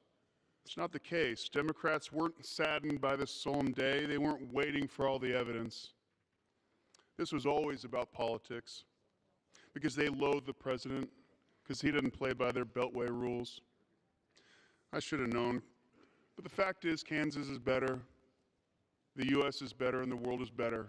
Because of Donald. Gentleman's time's expired. Gentleman from California. Madam Speaker, we continue to. Gentleman from Georgia. Thank you, Madam Speaker. I yield 30 seconds to the gentleman from California, Mr. Calvert. Gentleman's recognized for 30 seconds. Thank you, Madam Speaker. My friends on the other side of the aisle have been clamoring for this day since President Trump was elected. The refusal to accept the election results and later the findings of the Mueller investigation have brought forth articles of impeachment that are negated by two simple, namely, the military aid to Ukraine was provided and no investigation was ever started. The real offense is that the president won the election, and their fear is that he'll win again despite all their efforts. I will vote against the partisan attempt to overturn an election. Thank you, and I yield back. Gentleman from California. Madam Speaker, I continue to reserve the balance of our time. Gentleman from Georgia. Thank you, Madam Speaker. I yield 30 seconds to the gentleman from Tennessee, Mr. Burchett. Gentleman's recognized for 30 seconds. Madam Speaker, I rise today in opposition to impeachment against President Donald Trump. This is based on hearsay that were made by partisan closed doors. This impeachment is a sham, Madam Speaker, and has divided this country. Congress's wasted time. Impeachment would have been better used on addressing issues that are facing Americans, like securing our southern border, the opioid epidemic, or establishing a constitutionally mandated budget. And now American workers have to wait until the Senate trial to pass the USMCA that the President and the House Republicans have been working on. Disappointed in the path Congress chose to go down, Madam Speaker. And for the record, Madam Speaker, I think you're doing a wonderful job. Madam Speaker, I reserve the balance for a time. Gentleman from Georgia. Thank you, Madam Speaker. I yield 30 seconds to Mr. Gosar. Gentleman's recognized for 30 seconds. Thank you, Ms. Speaker. It's obvious today that there's an intense hatred from the Democrats of President Donald Trump. They hate the man so much. Maybe it's because of the out-of-control government gone wild, the abuses of FISA, the abuses by the FBI, the abuses in the State Department. Many of these, maybe it's just the previous administration they're trying to cover up. It's sad. This is a shameful act of what we're doing today. Shame on the Democrats. Shame on pursuing this. I ask everybody to vote no and to take notice of who votes for these articles of impeachment. Gentleman from California. Madam Speaker, I reserve the balance. Gentleman from Georgia. Thank you, Madam Speaker. I yield 30 seconds to the gentleman from Florida, Mr. Posey. Gentleman's recognized for 30 seconds. This is a sad day for America. We know that it is a sham. They know this impeachment is a sham. They know we know this impeachment is a sham. And they know that most of the American people know that this impeachment is a shameful sham. We know that the president was elected long before he ever had a telephone call with any foreign leaders. We've heard the numerous quotations from them that validate those very points and persist in trying to overturn the duly elected president of the United States of America's election. When the president calls for Gentleman an from California. I've heard some of my colleagues in a row now, and it's interesting to see how very few of them want to address any of the facts of the president's misconduct, nor do they wish to defend, nor do they wish, apparently, Madam Speaker, I've struck a nerve, nor do they wish to defend a president who would extort an ally, withhold military aid to help him cheat in an election. They don't want to defend that conduct. So instead they say, oh, Democrats really want to impeach the president, or Democrats don't like the president. But what they can't say is that this president's conduct was ethical. What they can't say was that this president's conduct was legal. What they can't say was this president's conduct was constitutional. What they can't say is his oath of office. No, they can't say that. All they can say is, we don't like the process, or our colleagues are just too happy to impeach, or it's overturning the will of the public when it's a Republican president. Interestingly, my colleagues who supported the impeachment of Bill Clinton did not think it was overturning the will of the people. Apparently, this impeachment provision only overturns if it's a Republican president. I would like to give them more credit than that. What is the distinction here is the seriousness of the conduct. This remedy was put in the Constitution for a reason. It's not an unconstitutional remedy. It is part of the Constitution. The only way you can conceive of this remedy as being unconstitutional is if you believe, as the president does, that he is the state, that anything that opposes him is by definition anti-constitutional. But that, of course, is nonsense. But it is more than nonsense. It is dangerous nonsense. Madam Speaker, I'm proud to recognize the gentlewoman from Washington, Ms. Schreier, for 1 minute. Gentlelady is recognized for 1 minute.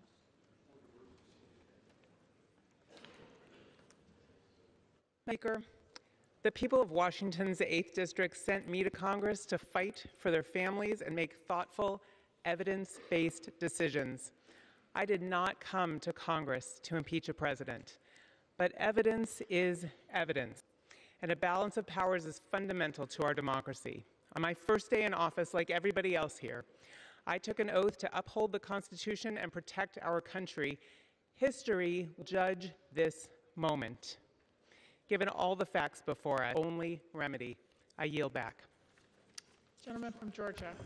Thank you, Madam Speaker. I'm sure it did strike a chord with the chairman since, he showed up a little late, hadn't heard all the arguments. We've beat the facts back all the time. It is the majority side that had to run through this. That clock and that calendar are killing him, and it's killing him because his arguments are falling flat. And to speak of evidence, yeah, we looked at the evidence. The evidence doesn't fit anything. And by the way, if he had extortion, put it in articles. He can't because he can't make the case. He can only put it in his notes and then come to the mic when he can't be questioned and talk about it. That's the problem, and that's the chord that's been struck. With that, I yield 2 minutes to the gentleman from North Dakota, Mr. Armstrong. Gentleman, for 2 minutes. Thank you, Madam Speaker. Once President Trump was sworn in, articles of impeachment were introduced almost immediately. In 3 years, House Democrats have introduced 10 resolutions, gaining support of over 100 of their members, and all of that before July 25th call. But also during that time, the Russia conspiracy hoax was exposed.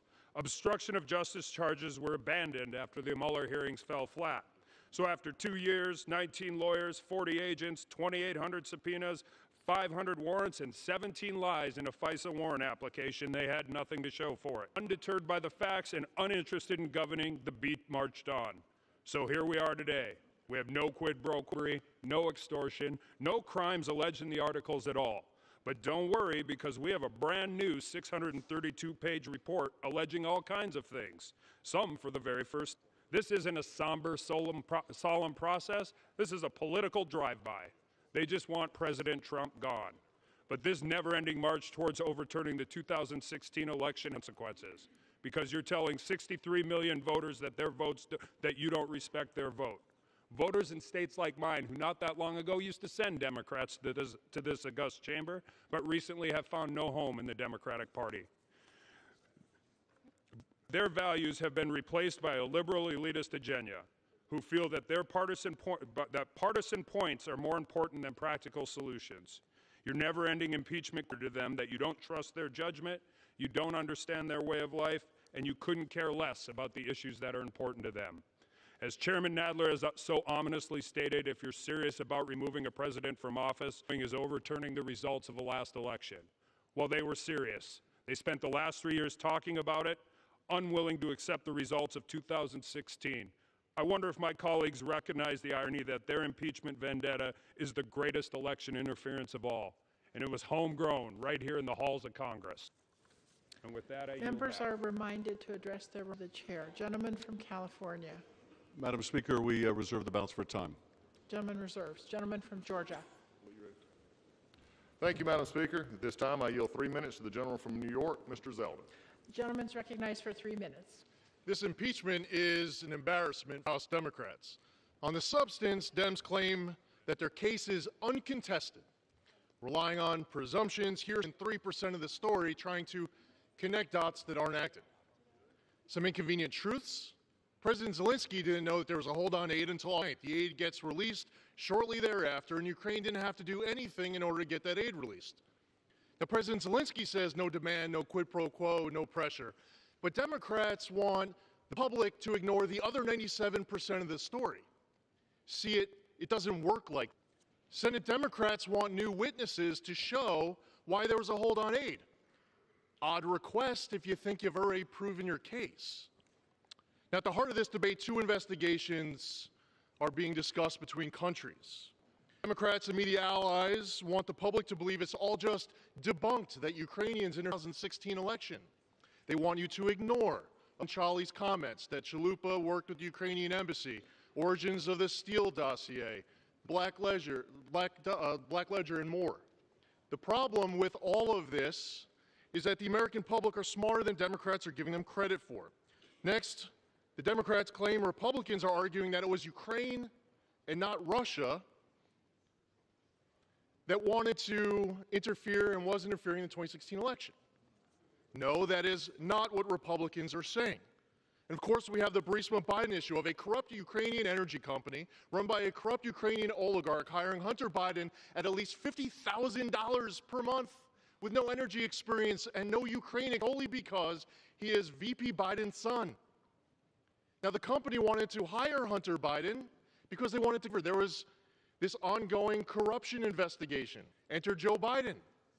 He gets that prosecutor fired, threatening the loss of dollars if it didn't happen immediately, which it was. Now, Democrats believe Burisma and Biden should be immune from scrutiny.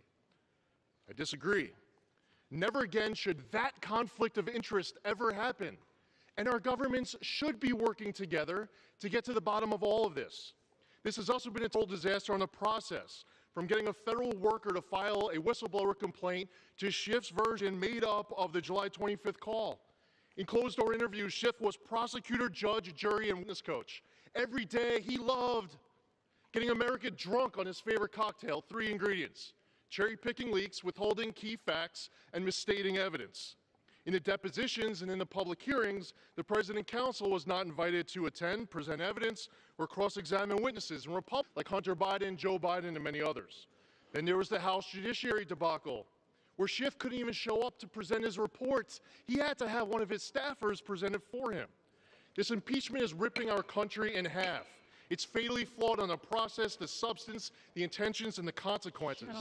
It's a total Schiff show. I encourage all my colleagues to vote no. Gentleman from California.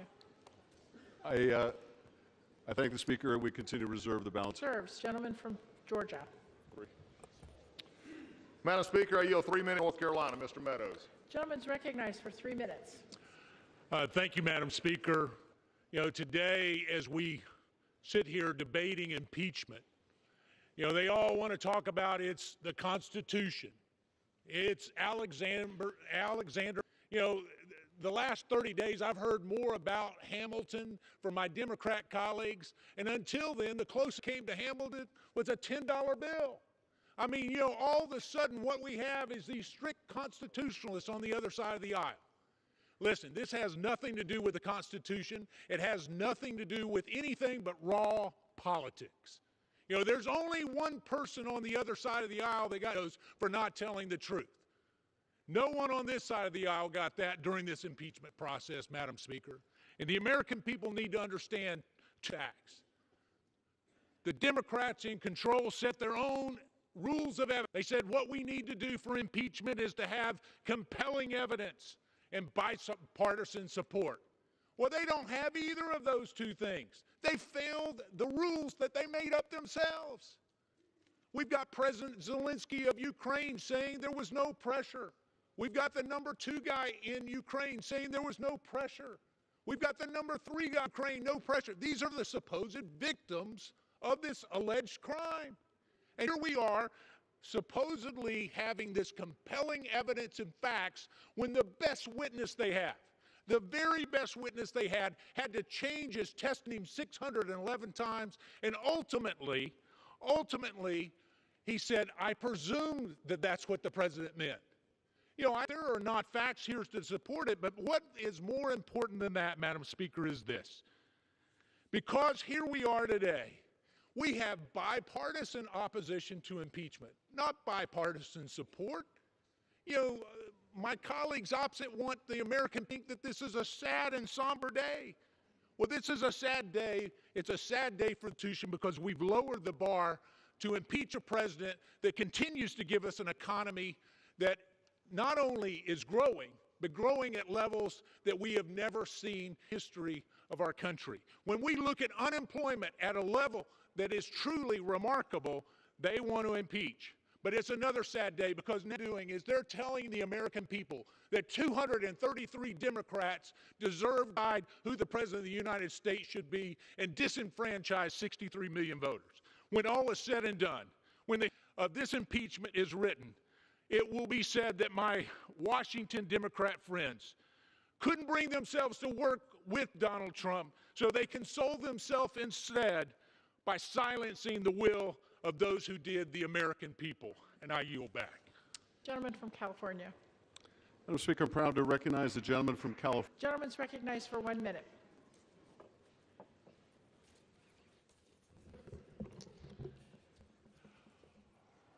Robert Mueller lays out facts from 20 obstruction of justice, but says the president cannot be indicted. Only Congress can apply the law to those facts. Many of us have been talking about impeachment since those facts emerged in 2017. Of course, today we focus on more recent crimes. So why did we talk of impeachment back when a Republican-led Congress would not act? Why do we impeach today when a Republican-led Senate is unlikely to act? First, because it is our constitutional duty, no matter what the political consequences. because it is the most effective tool to chasten and restrain a president who is not naturally feel constrained by the rule of law. I would note that the president's attempt to extort Ukraine was secretive and furtive, far different from his modus operandi of blazing threats that we saw in 2017.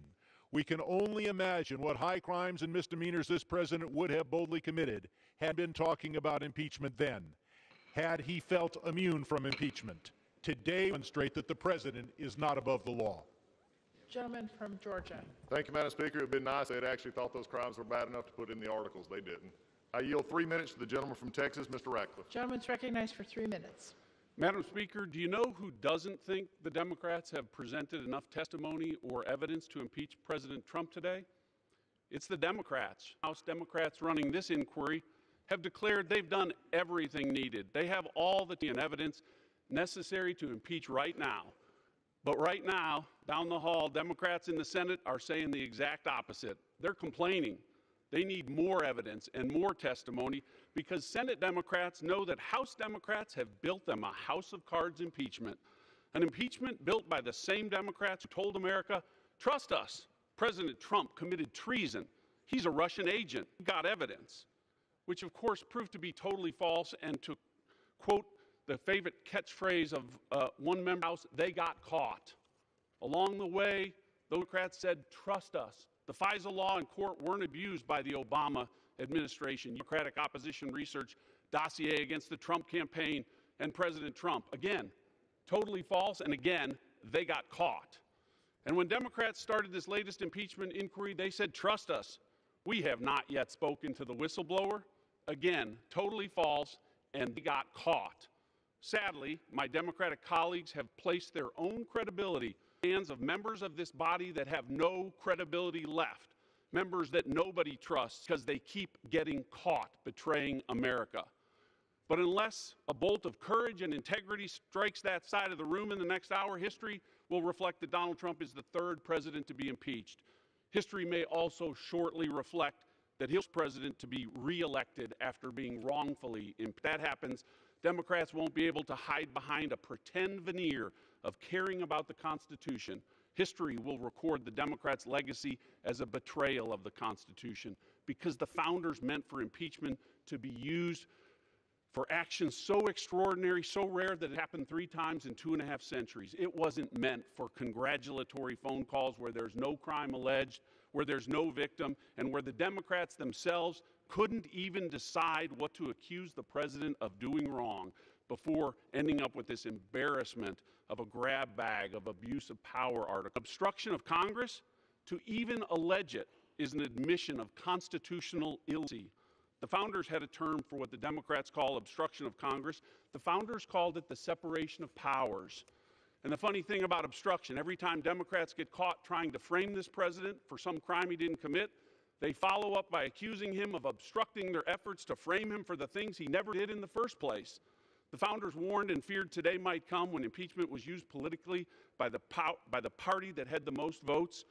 Today, Democrats are the founders' worst nightmare come true. I think most Americans are probably wishing they could impeach the Democrats. To them, I say, you can next November. I yield back.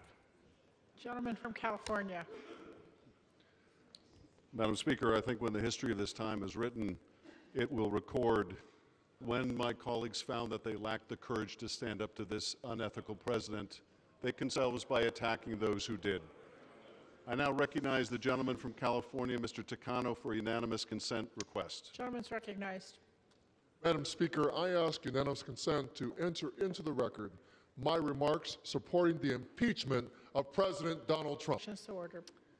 Madam Speaker, I request unanimous consent for the gentlelady from New York, Clark, for her request. Gentlelady's recognized. Madam Speaker, I ask unanimous consent to enter into the record my remarks supporting my vote for impeachment of Donald J. Trump. Without objection. Madam Speaker, I recognize the gentlelady from California, Ms. Napolitano, for unanimous consent request. Gentlelady's recognized. Madam Speaker, I ask unanimous consent to enter into the record my remarks supporting the articles of impeachment against Donald Trump. Without objection, so ordered. The gentlelady from Ohio, Ms. Beatty, for unanimous consent request. Gentlelady's recognized. Madam Speaker, I ask unanimous consent to enter into the record my remarks supporting the impeachment of President Donald Trump. Without objection, so ordered. Speaker, I recognize the gentlelady from Virginia, Ms. Wexton, for a unanimous consent request. Gentlelady is recognized. Madam Speaker, I ask unanimous consent to enter into the record my remarks supporting the impeachment of President Donald Trump. Objection, so ordered. Madam Speaker, I'm now proud to recognize the gentleman from New Jersey, Mr. Pask, 1 minute. Gentleman's recognized for 1 minute. Madam Speaker, we're here today because of the failure of so many to cast narrow ambition to confront the threat standing before us, offered the chance to investigate this government together. The President and his party stonewalled and obstructed. We're here for over courage and avarice over the Republic, the ongoing tragedy of our age, and it is ongoing. The matter is now solely in our hands and belongs to us and us alone. The buck has stopped. Many have evoked the judgment of history as an antidote to this threat. But the threat to democracy is here today, not tomorrow. We need not, we must not await the verdict of time for Donald Trump's abuse of power and obstruction. We can offer that verdict right now, and we are. Gentleman yields back. Gentleman from Georgia. Thank you, Madam. 3 minutes to the gentleman from Ohio, Mr. Jordan. Gentleman's recognized for 3 minutes. I thank the gentleman, Madam Speaker. The Democrats forgot two key things. Forgot about the facts and they forgot about fairness.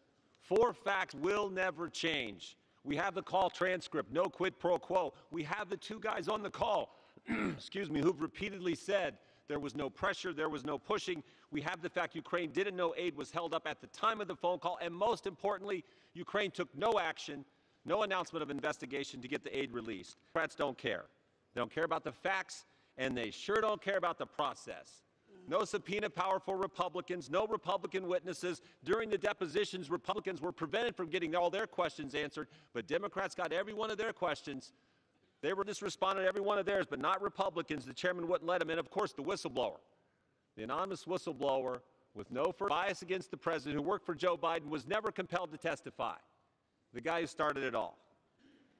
This is really about the president's been driving these guys crazy because he's getting things done. He's doing what he said he was going to do. He's having results. Taxes have been cut, regulations reduced, unemployment at its lowest level in 50 years. The economy, Gorsuch and Kavanaugh on the court, out of the Iran deal, in Jerusalem, hostages home from North Korea, and a new NAFTA agreement coming tomorrow. But guess what? When you drain the swamp fights back. And they started attacking the president before the election even. July 31st, 2016, they opened the Russia investigation. The FBI spied on 4 American citizens. The FBI took the dossier to the FISA court, the dossier they already knew was false. They took it to the court. They lied to the court 17 times. Guess what? 3 days ago on national television, even Jim Comey had to admit the FBI was wrong. And yesterday, 1 day ago, the FISA court sends the FBI a letter and says, straighten up, get your act together when it comes to the FISA application process. Think about this. The attack started then, and they've continued right up till today. But I want you to think about something. The individual who said the FISA process was fine, the dossier was fine, the Russian investigation, that same individual ran the impeachment process. That same individual's staff met with that same individual is the only guy in Congress who knows who the whistleblower is for sure. Released the phone records of the president's personal attorney, released the phone records of a member of the press, and released the phone records of a Republican member of the United States Congress. This process has been unfair, it's been dangerous, and it has been harmful to our country. Democrats have never accepted the will of the American people. Nancy Pelosi made that clear 4 weeks ago when she called the President of the United States an imposter. The will of we the people, the 63 million who voted for this guy and made him president in an electoral college landslide. They've never accepted that fact. We are less than 11 months away from the election. Let the American people decide who should be president. Let the American people decide. I yield back. Gentleman from California. Madam Speaker, I'm proud to recognize the gentleman from Illinois, Mr. Schneider, for 1 minute. Gentleman's recognized for 1 minute. Madam Speaker, I rise to defend the Constitution and support these articles of impeachment. The President abused the power of his office by corruptly putting his own political interests ahead of our nation's security. He blocked congressionally authorized military aid to coerce Ukraine to launch a phony investigation into his political rival. In the months since, he has waged a campaign of absolute obstruction against Congress's constitutional authority, ordering all federal officials to defy subpoenas and refusing to produce even a document. Madam Speaker, I take no joy in today's impeachment vote, or that its actions demand this response. This is a sad moment for our nation. Only twice before has the House voted to impeach a president, and never before on accusations of compromising our nation's security. I hope in the Senate, prosecution can call and cross-examine witnesses, and the senators will hear the evidence and make their decisions without or prejudgment. This is a solemn moment, but our system of checks and balances was designed for times like these, and I have faith that our Constitution will guide us on the path ahead. I yield back. Gentleman from Georgia. Thank you, Madam Speaker. I yield 3 minutes to the gentleman from California, Mr. Nunes. Gentleman's recognized for Thank 3 you, gentlemen. minutes. Madam Speaker, as the Democrats now admit, their attempt to remove the president began on Trump's inauguration, when the Democrats' semi-official mouthpiece, the Washington Post, declared, "The campaign to impeach President Trump has begun." Democrats tried to expel the president with the preposterous accusation that he was a Russian agent. As detailed by IG Horowitz, dishonest intelligence officials used fake allegations spread by the Democrats to gain approval of a spying operation against the Trump campaign. As they falsely accused the Trump campaign of colluding with Russians, the Democrats themselves colluded with Russians to manufacture these allegations in the infamous Steele dossier. They even tried to get nude pictures of Trump from Russian pranksters. Collusion hoax, the Democrats had everything going for them. Federal investigations run by Trump haters, an endless supply of media cheerleaders, and a gap of left-wing interest groups amplifying their ridiculous. And yet, even with all those weapons at their disposal, the Russia conspiracy theory collapsed. So they quickly concocted Plan B. The Ukraine hoax was based on a supposed whistleblower who colluded beforehand with the Democrats. The Democrats then prevented Congress from interviewing the while conducting bizarre, secret depositions, selectively leaking testimony to discredited media hacks. The Democrats showcased the most useful witnesses in public hearings that somehow reduced support for impeachment. It's not easy to make a coup attempt boring, but the Democrats found a way. As it turns out, the American people don't think a routine phone call with a foreign leader is a good basis for ousting a U.S. president. The Democrats also put forth ever-changing accusations against the president, including campaign finance violations, quid pro quos, election interference, bribery, extortion. Eventually, they entered the ridiculous charges we consider today: abuse of power, a really meaningless term, and obstruction of Congress. One Democrat has pronounced the president simply because he won't cooperate with their plan to railroad him. But the only thing President Trump is guilty of is beating Hillary Clinton. The Democrats refuse to accept that loss, and now they're indicating they'll continue their impeachment efforts even after this one fails in the U.S. Senate. Madam Speaker, after all their deceit, phony investigations, ginned-up crises, the Democrats need a long period of rehabilitation. They must learn how to do something productive for the American people instead of ripping the country apart in their lust for power. With that, I yield back the balance of my time. Gentleman yields back. Gentleman from California. Madam Speaker, I thank the gentleman for his remarks, and it's now my pleasure to recognize the gentleman from Massachusetts. Chairman, 3 minutes. Gentleman's recognized for 3 minutes.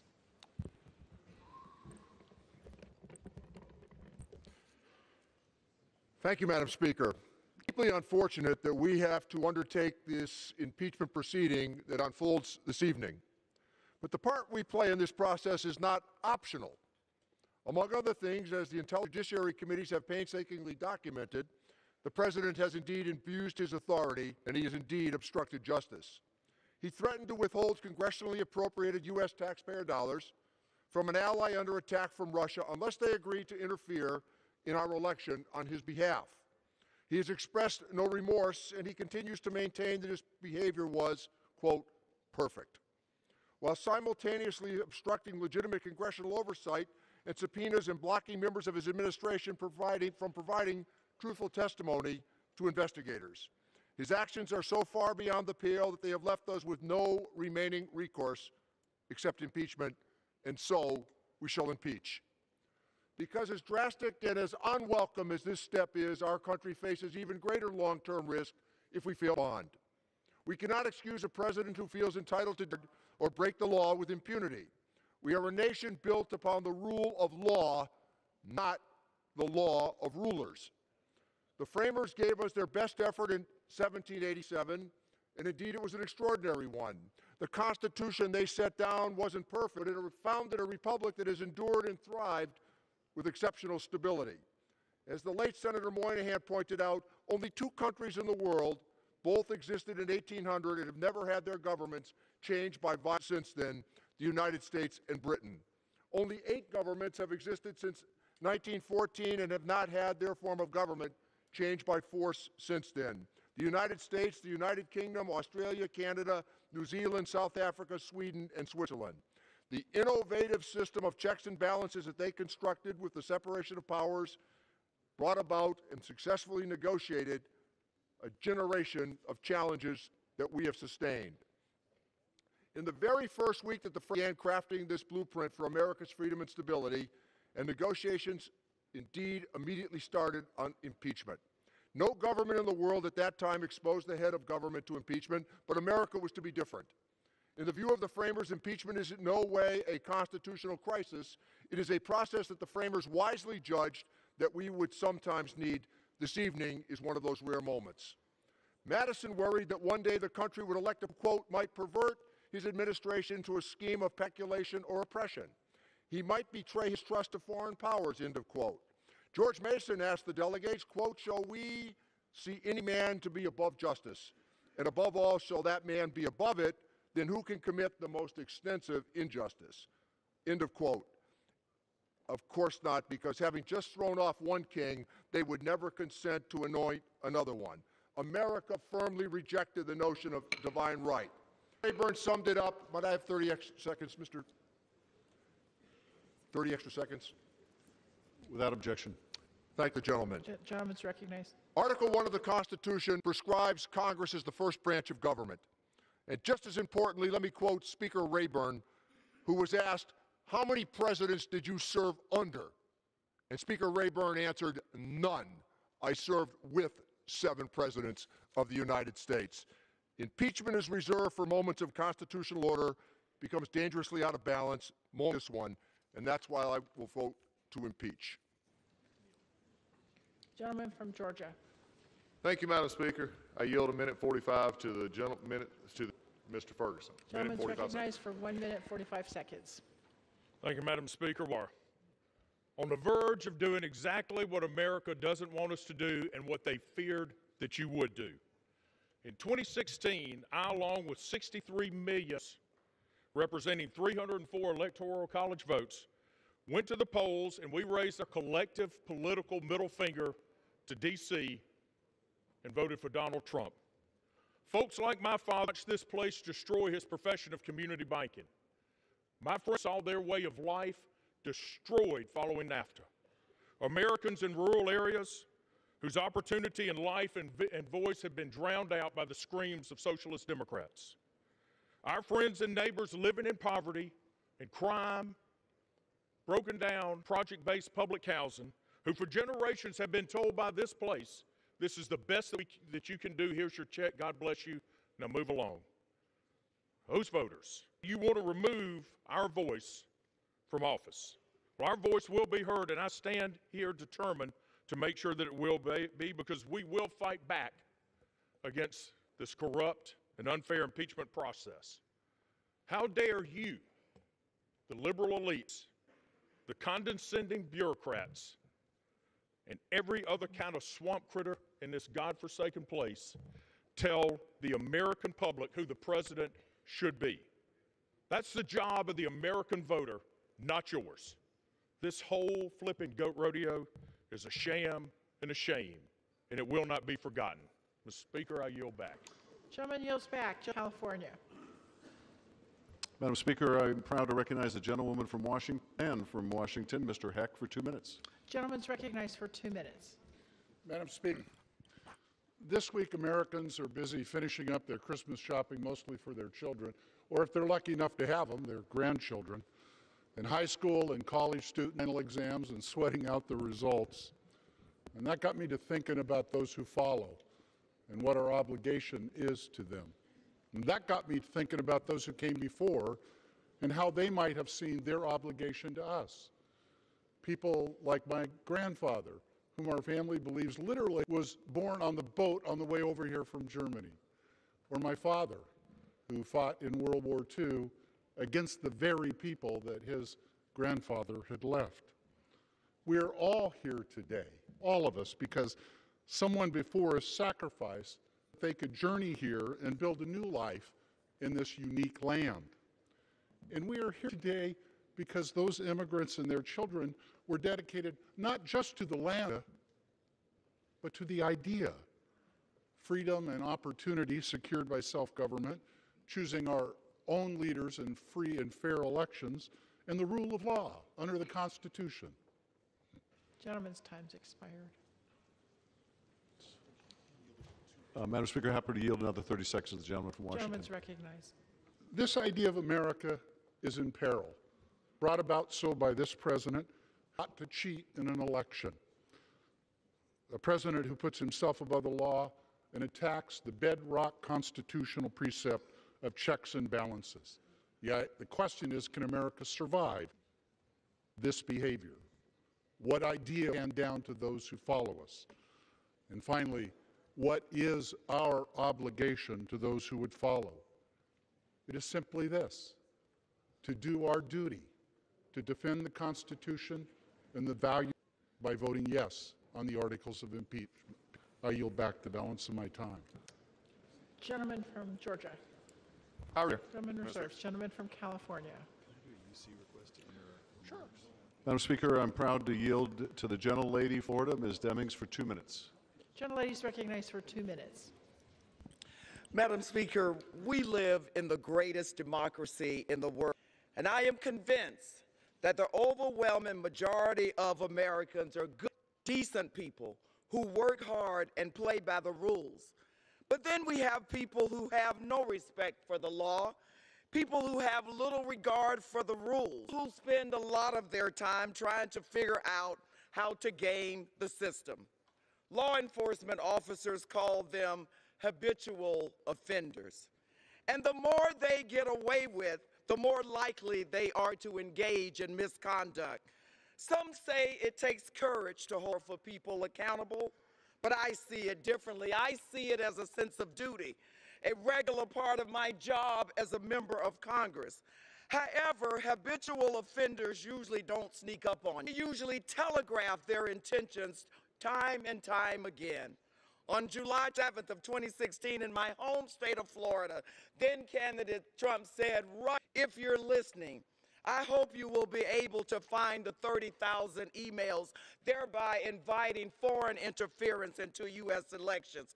But then the day after the special counsel testified before Congress, the president, feeling and emboldened, said, called President Zelensky and pressured him to help him rig the elections, and chose to hold much-needed military aid over our allies' head until the president. Now, I served 12 years on the hostage negotiations team, and I know that pressure and demands come in many forms. And in this scheme, we had both.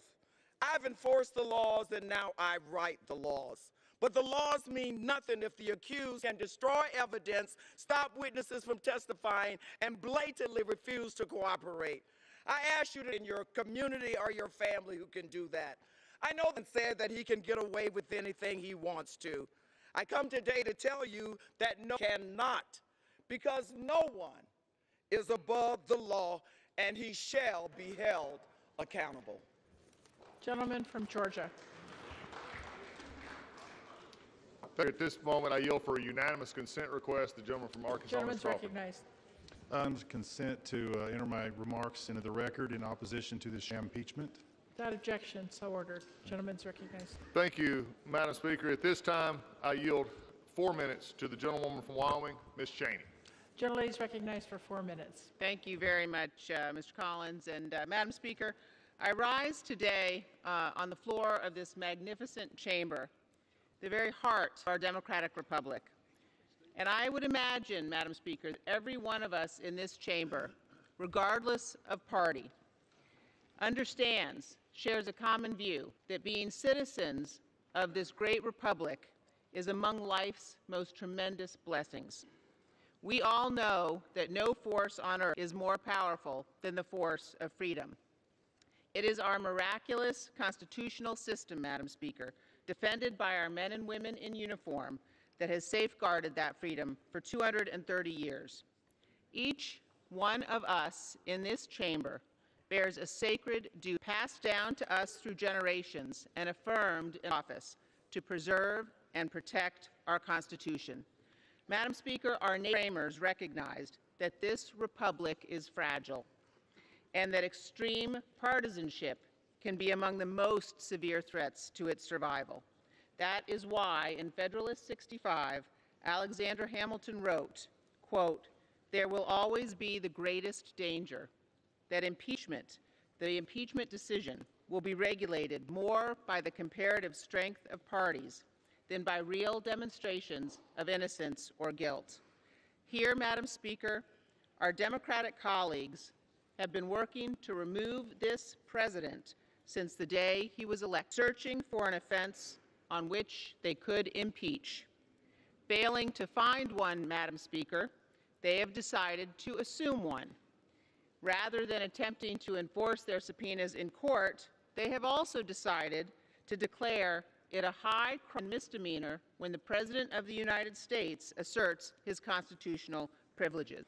The Democrats are asking members of this body to impeach, despite the fact that they have presented no direct evidence of any impeachable offense. Let me say it one more time, Madam Speaker.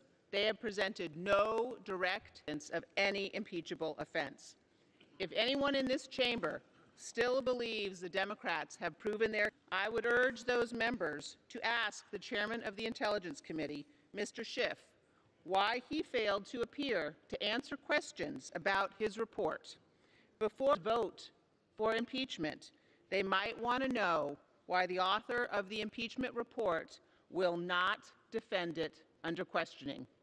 If the House impeaches here, Madam Speaker, it will create exactly the type of risk framers cautioned us to avoid. It will mean that divided government can impeach a democratically elected president based on unproven allegations and innuendo in the absence of direct testimony. Despite all the rhetoric heard today, Madam Speaker, passage of these articles of impeachment may greatly damage our republic.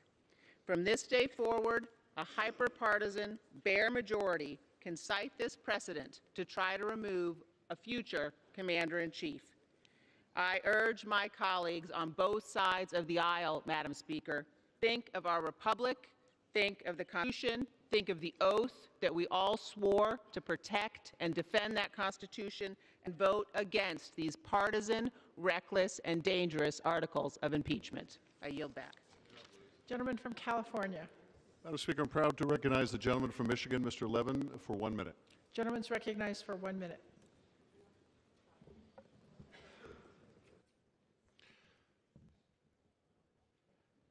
Madam Speaker, today we proclaim that no person is above the law, not even the President of the United States. Donald J. Trump abused the power of his office and violated his oath of office by extorting an inexperienced president of a vulnerable foreign ally to dig up dirt on Mr. Trump's domestic political opponents. He then obstructed the Congress, this equal branch of our government, from undertaking our duty, outlined in the Constitution itself, to investigate and check these violations. Today, we do nothing more and nothing less than fulfill our duty to our country and to our Constitution.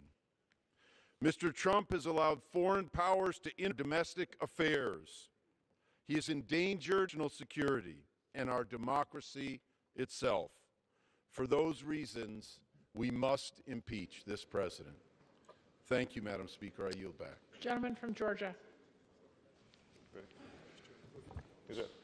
Madam Speaker, at this point I have a yield for a unanimous consent request to the gentleman from Oregon. Gentleman's recognized. I oppose this resolution on impeachment and ask that my words be put in the record. Without objection, so ordered. Madam Speaker, I have unanimous consent request from the gentleman from South Carolina. Gentleman's recognized.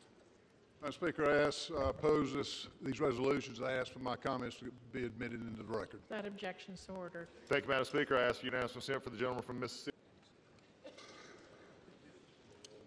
Gentleman's recognized. Thank you, Speaker. I oppose the articles of impeachment and like my... Objection, so ordered. I reserve. Gentleman reserves. Gentleman from California. Madam Speaker, reserve the balance. Who seeks recognition? Madam Speaker, I ask of the gentleman, is he... No, we have a few more speakers. Then I reserve. Madam Speaker, I recognize the gentleman from New York, Mr. Espiat, for 1 minute. Gentleman's... Madam Speaker, if you live in Lenox Avenue in the village of Harlem in my district, you are not above the law. If you live on Webster Avenue in the Bronx part of my district, you are not above law. If you live in Washington Heights, the immigrant neighborhood in my district, you are not above the law. So I submit to you that if you live on 1600 Pennsylvania Avenue, you are not above the law, and you will be held accountable. President Donald Trump asked Ukrainian president to do us a favor and look into the Biden. That's abuse of power. President Trump used the official White House meeting to extort a Ukrainian president. Abuse of power. President Trump ordered White House staff to $400 million in aid to the Ukraine. That's abuse of power. President Trump and his staff defied multiple subpoenas from Congress. That's obstruction of Congress. He blocked witnesses from testifying before this body. That's obstruction of Congress. Nadie está por encima de la ley. No one is above the law. I cast my vote for this impeachment, articles of impeachment, and I ask my colleagues to do the same. From Georgia. Madam Speaker, I yield for unanimous consent request from the gentleman from Virginia. Gentleman's recognized. Unanimous consent to enter my statement into the record, recording that I am opposed to this articles of impeachment on the basis of Article 2, Section 4. I reserve. Gentleman from California.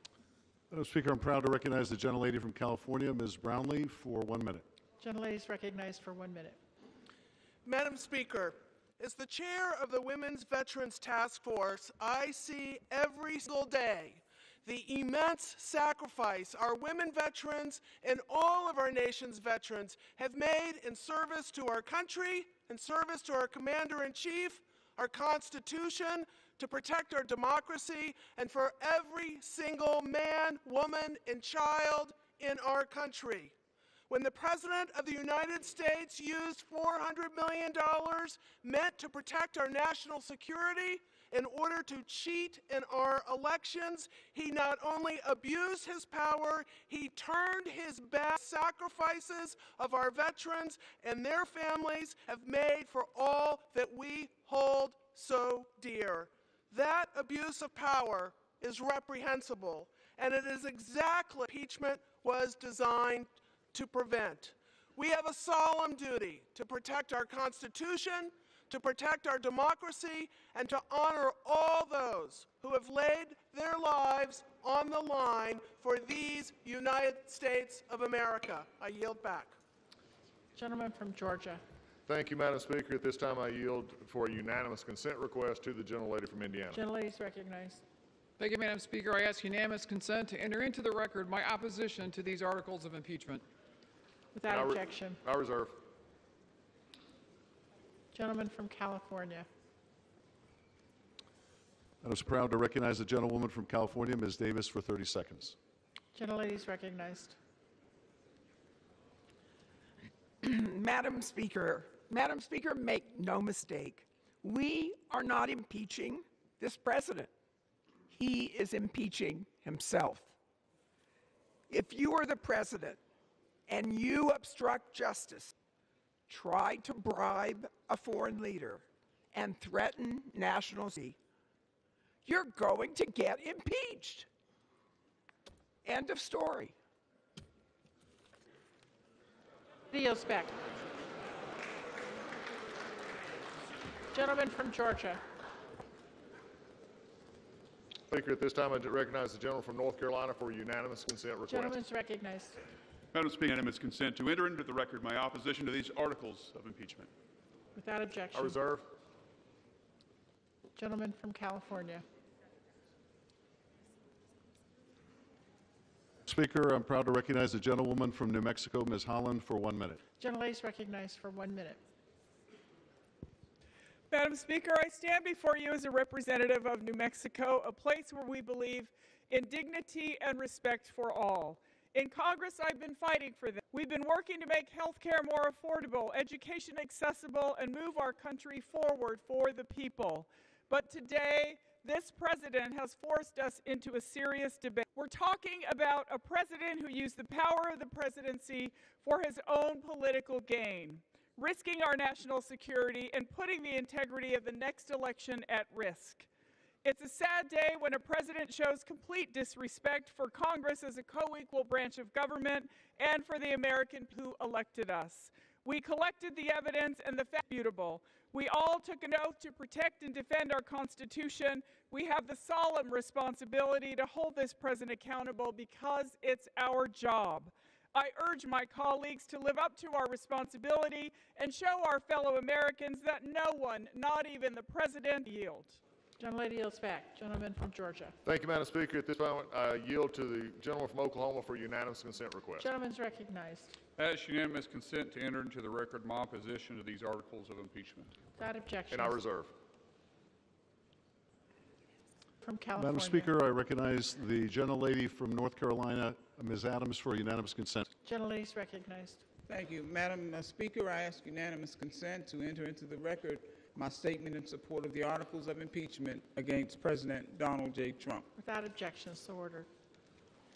For the balance of our time. Gentleman reserves. Thank you, Madam. At this time, I give 5 minutes to the gentleman from Louisiana, the minority whip, Mr. Scalise. Gentleman's recognized for 5 minutes. Impeaching a president of the United States. This isn't about some solemn duty tonight. Let's talk about what this is really about. This has been about a political vendetta that didn't just start Zelensky call. It started long before that. Just listen to some of the quotes from Democrats in this chamber. Speaker Pelosi, quote, "It's been going on for 22 months, 2.5 years actually. We cannot accept a term for Donald Trump. What's more serious is that he can't win. This isn't about some crime that was committed. It's about fear that he might win re-election. That's not why you impeach a president." Al Green, quote, "I'm concerned that if we don't impeach this president, he will get re-elected." The list goes on, Madam Speaker. In fact, there's some quotes that I can't even, that some of our colleagues made. And keep in mind, more than 100 on this House floor voted to impeach this president before the Zelensky phone call. Just look at some of these articles of impeachment that they voted for. 2 years ago, 58 Democrats voted to impeach the president over comments he made about NFL players kneeling for the Pledge of Allegiance. Impeaching the president, over 50 Democrats voted to impeach him for that. Just this summer, over 90 Democrats voted to impeach the president for comments he made about the squad. So he makes comments about some other members of Congress who make a lot of comments about him, and 95 members vote to impeach the President of the United States. This is a vendetta. It has nothing to do with a crime committed. There was no crime. And why don't we listen to some of the witnesses? Obviously, we weren't able to call all the witnesses we wanted, but there were witnesses. In fact, Gordon Sondland, U.S. Ambassador to the European Union, he's mentioned over 600 times in the Schiff report as their star witness. And what did he say when asked? Quote, did President Trump ever tell you personally about any preconditions for anything? No. Any preconditions for the aid to be released? No. Any preconditions for a White House meeting? Under oath he testified, no. Abuse of power. Let's talk about that article of impeachment, Madam Speaker. George Washington law professor Turley, who admitted under oath that he voted against Donald Trump, spoke to this claim of abuse of power. In fact, he said, quote, if you take a high crime and misdemeanor out of going to the courts, it is an abuse of power. It's your abuse of power. You are doing precisely what you are criticizing the president of doing. Abuse of power. There's a House rule, Madam Speaker, that requires, not allows, but requires that the minority get a day of hearing, which we asked for multiple times. They broke this rule. They didn't allow us to have a minority day of hearing. They didn't want to hear the facts because it was never about the facts because there was no crime. It is about a personal political vendetta. Now let's talk about obstruction of Congress. Make up these terms to impeach a president because they didn't find a crime, and they were looking. It's been an impeachment in search of a crime. But they talk about obstruction of Congress and saying the president defied subpoenas, subpoena after subpoena. Let's go through the departments. The Department of State they subpoenaed. Do you know that literally just 4 days after the subpoena, the Secretary of State himself responded to your subpoena? The Department of Defense, a week later, responded to the subpoena. The Department of Energy responded to the subpoena. We can go on and on with all of these agencies. That's an abuse of power. That's an obstruction of Congress, responding to your subpoena. That's what they did. They responded. You might not have the answer, but that's not the way this works. You don't impeach a president because you don't like his foreign policy, as so many of his foreign policy experts came and testified. But this isn't just about Donald Trump. They don't just hate Donald Trump, Madam Speaker. They hate the 63 million Americans who voted for this president, the forgotten men and women of this country who have been left behind, Madam Speaker.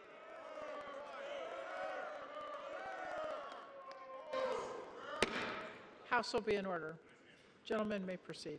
Thank you, Madam Speaker. It's those forgotten men and women of this country that Washington had left behind. And what's this president doing for them? He's delivering for them. 600 jobs in Pennsylvania, jobs.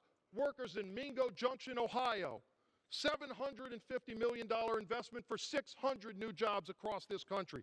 Detroit Chrysler, 6,500 new jobs. That's what this president is doing to deliver for those men and women of this country who had been left behind. It's about time somebody stands up for him, and President Trump is. It is a political vendetta.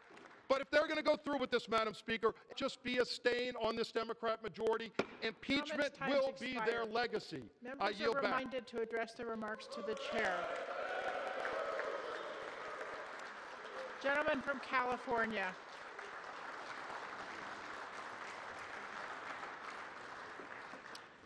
Madam Speaker, I recognize Ms. Custer from New Hampshire for unanimous consent request. Gentleman is recognized. Madam Speaker, I request the consent, unanimous consent for enter in my statement into the record regarding the 75th anniversary of the Battle of the Bulge in favor of articles of impeachment. Thank you. Without objection. Madam Speaker, it is now my pleasure to recognize from Maryland the Majority Leader of the House of Representatives, Mr. Hoyer, for 1 minute. Gentleman's recognized.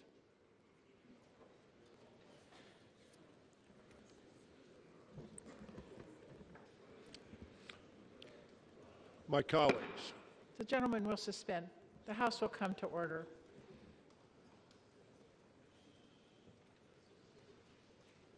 Gentleman's recognized. Madam Speaker, I have had the honor of serving in this House for over 38 years. I've served during 6 presidencies. I've been here through moments of tremendous progress and terrible tragedy. I've seen periods of partisanship and patriotic bipartisanship. I've seen our two-party system work, and I've seen it break down. Never, in all my years of serving in this great inn that I love, and the people of my district, did I ever expect to encounter such an obvious wrongdoing by a President of the United States.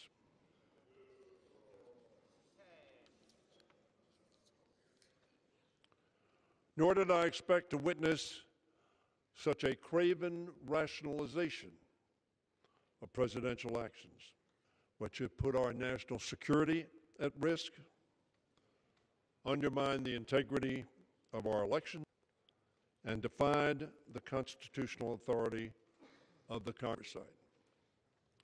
We've heard from Republicans that this impeachment really has to do with policy differences or how we feel personally about the president, about his temperament, or that we simply like him. Throughout the Trump presidency, Democrats have resisted pursuing impeachment, even as we and discussed had a pattern of wrongdoing. That pattern included ordering federal agencies to lie to the public, firing the FBI director for refusing to end investigations of his campaign, siding with Vladimir Putin against our intelligence agencies, taking funding away from the military to put towards an ineffective border wall, and setting policies for the separation of families and caging of children.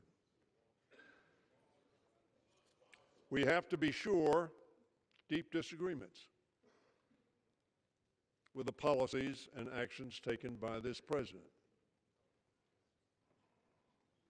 There's been a lot of talk about the people who voted for Mr. Trump.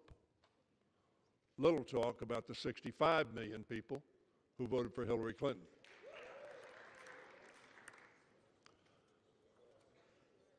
The policy difference, or those votes, this president was elected.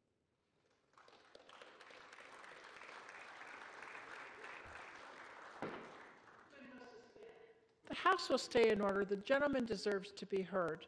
Gentleman's recognized.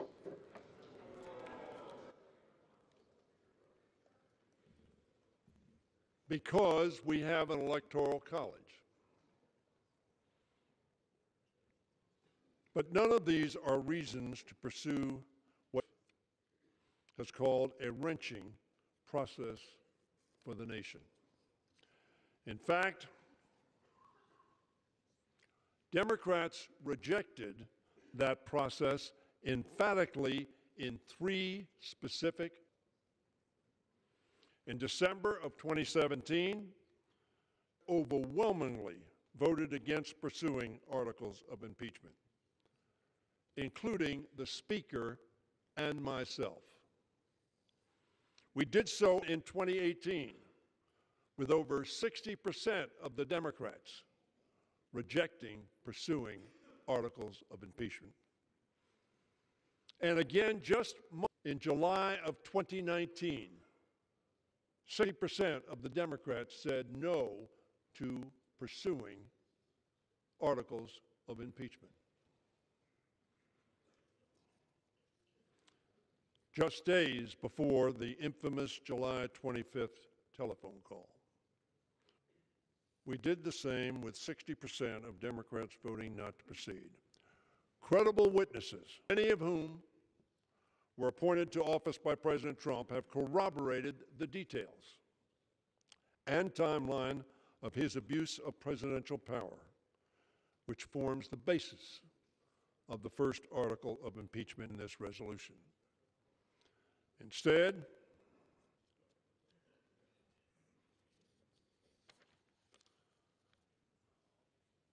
I will not recount all of the witnesses or abuses that have occurred. I congratulate my colleagues and Mr. Nadler and his committee and Mr. Schiff and his committee for setting forth a compelling case. They've been laid out fully in the articles before us and by their remarks. What I will do is remind Americans that the House provided President Trump every opportunity to prove his innocence, but the witnesses were precluded from coming forth. The witnesses who have did not come, either at the President's request, in which he refused to show up because he thought it was a sham, as so many of you have said, or to the committees.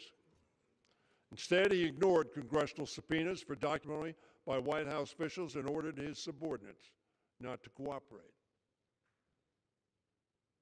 Perhaps they could have exonerated him. This itself, I suggest to you, is unprecedented. When President Nixon and Clinton asked to hand over documents and allow officials to testify, both complied because it is the law. Such actions of the President can be taken as further evidence of his obstruction and abuse of power. It is, in and of itself, the subject of the second article of impeachment.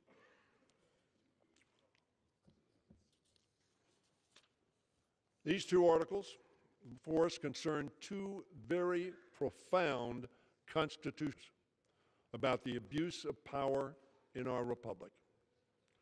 First, whether it is acceptable for the President of the United States, any president, to solicit foreign interference in our elections. There is a difference as to whether he's done that, and the place to try that is in the United States Senate. But we believe only there is probable cause to conclude that. To undermine our national security, the integrity of our elections, and the integrity of our democracy. And secondly, whether it is permissible for the President to obstruct Congress and act as if he is above the law and immune from constitutional oversight. On December 4th, the Judiciary Committee heard the testimony of constitutional law experts who weighed in on these points. Some 1,500 historians have said the same thing. As Professor Noah Feldman said, if we cannot impeach a president who abuses his office for personal advantage, we no longer live in a democracy. We live in a monarchy, or we live under a dictatorship. The votes we are about to take concern the rule of law and our democracy itself. Let us not forget the words of John Locke, so influential to the founders of our republic. John Locke, millennia ago, said this: wherever law ends, tyranny begins. This impeachment asks whether we are still a republic of laws, as our founders intended, or whether we will accept that one person can be above the law. In America, as we have said over and over again, no one is above the law, but only as long as we hold every person accountable for breaking the law, even a president, will that be. If the House does not act, if we wait, we run the risk of allowing the president's misconduct, believe it to be so, to be repeated as to the integrity of our elections, our national security, and our constitutional system of separation of powers. Democrats did not choose this impeachment. We did not wish for it.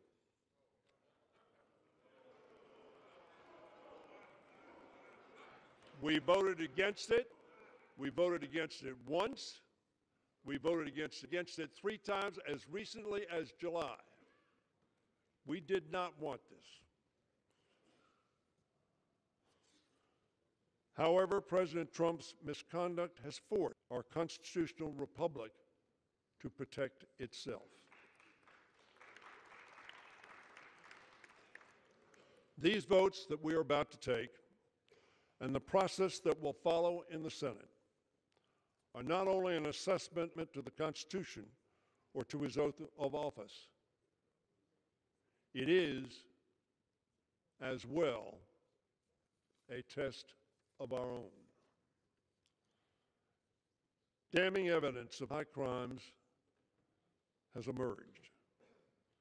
Nevertheless, Republican members of this House and of the Senate have continued to defend a president whose actions seem to many of us to be indefensible. All of us feel a sense of loyalty to party. It's what makes our two-party system function. It's what helps hold presidents and majorities accountable.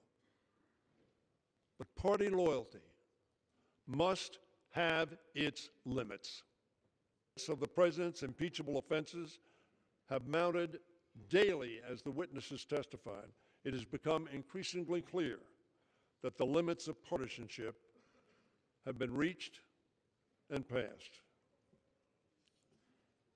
Now Democrats and Republicans together face a test before our constituents, our countrymen, and our creators. The New York Times on October 18th summarized the question now posed to House and Senate, Republicans and Democrats. Compromise by compromise, Donald Trump has hammered away at what Republicans once saw as foundational virtues: decency, honesty, responsibility, and yes, even civility.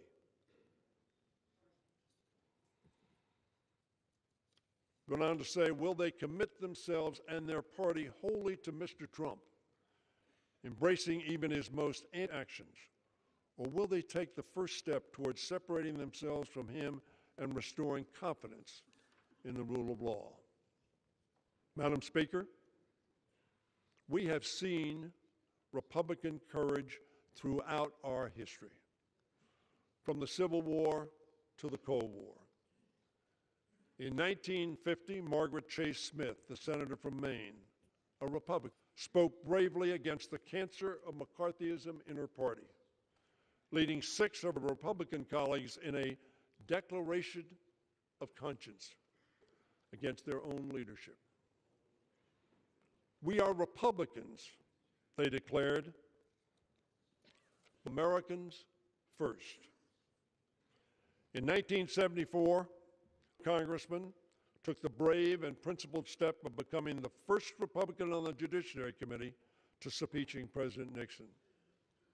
He said to his colleagues and to the country, and I quote, "It isn't easy for me to align myself against the president to whom I gave my enthusiastic support, whose side I've stood in many legislative battles, whose accomplishments in foreign and domestic I've consistently applauded.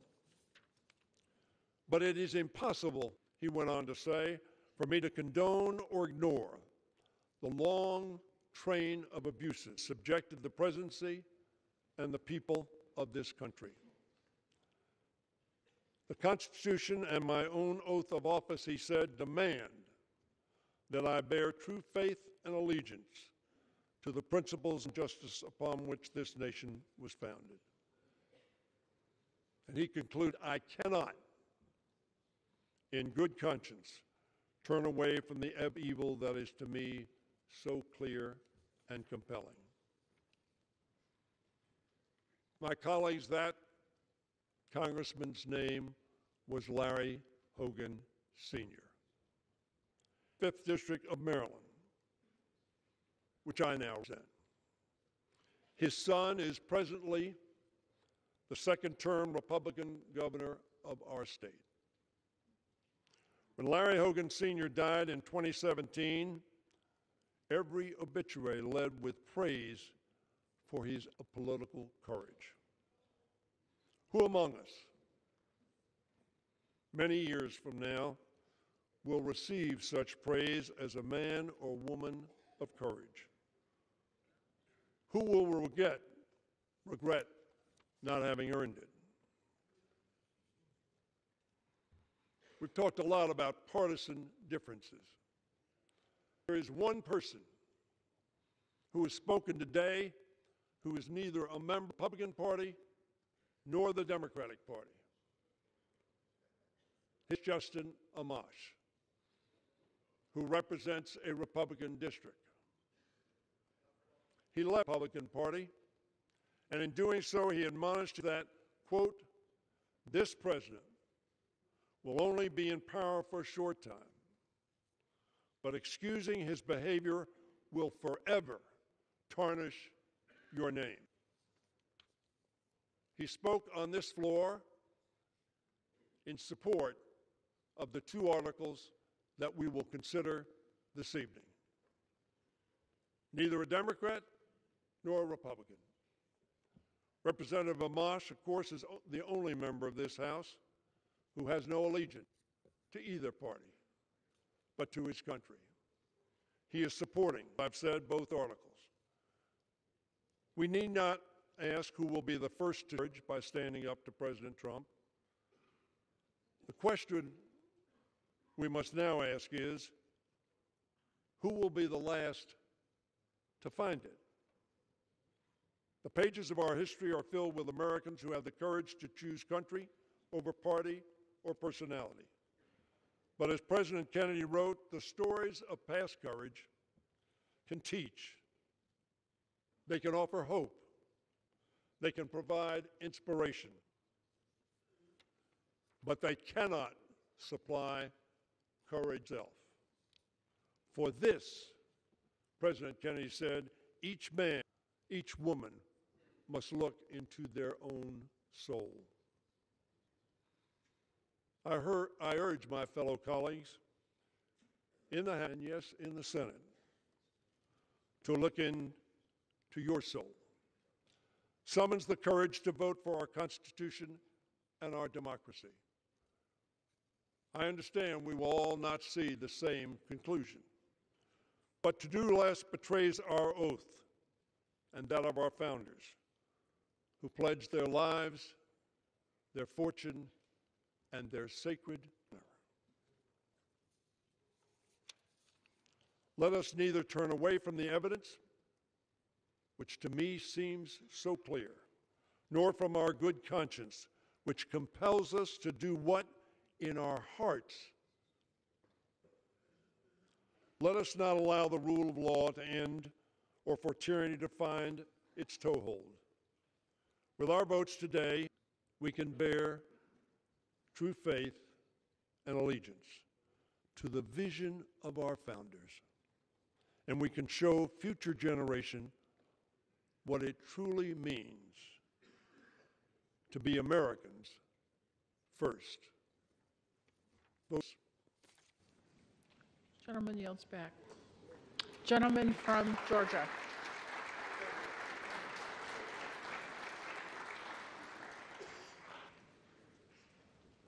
Madam Speaker, a few weeks ago, just off of this floor, I said that a dark cloud was descending upon this body. And today, because of the clock and the calendar, it is closing. It is amazing to me what I just heard from the Majority Leader, that Mr. Schiff and Mr. Knapp presented a compelling case for impeachment. If this is a compelling case for impeachment, I'm not sure why we're here right now. It is not anywhere close to compelling. But you know what is interesting is what I have heard today. The Majority Leader just that if the President was given every opportunity to prove his innocence.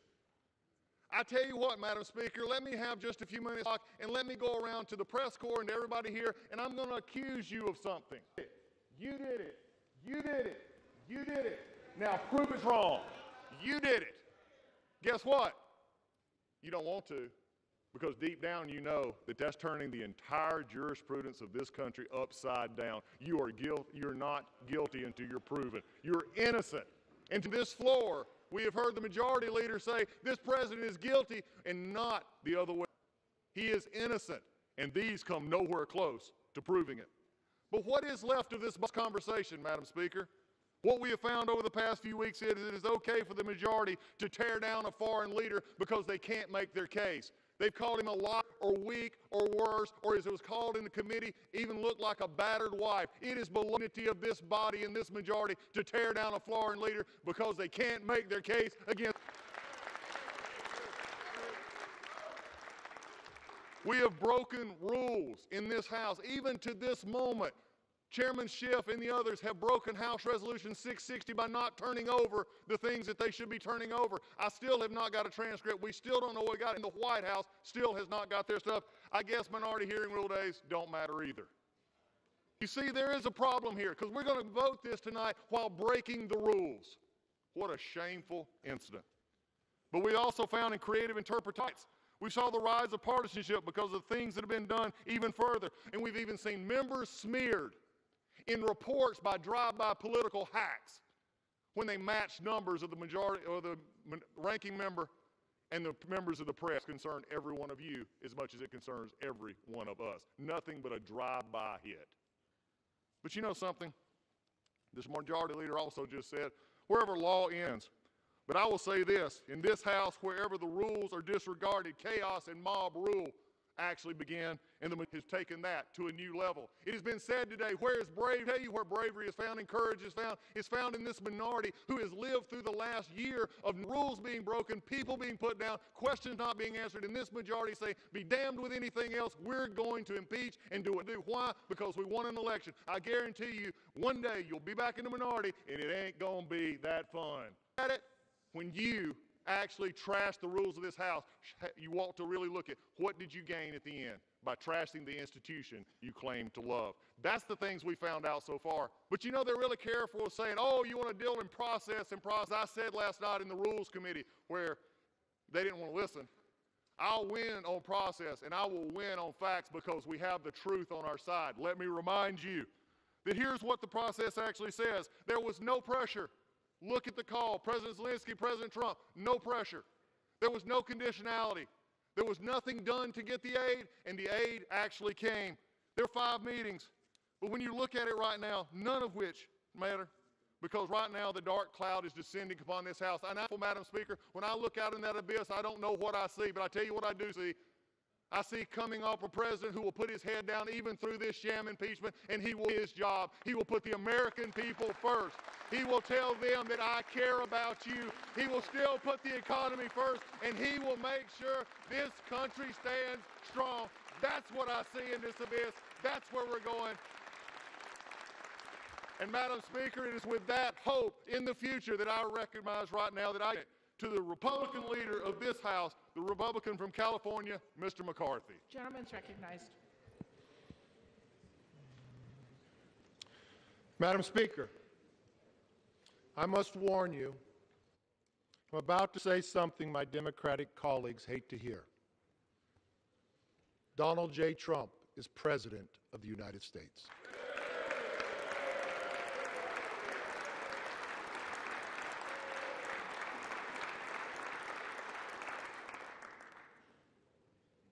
He is president today, tomorrow, and he will be president when this impeachment is over.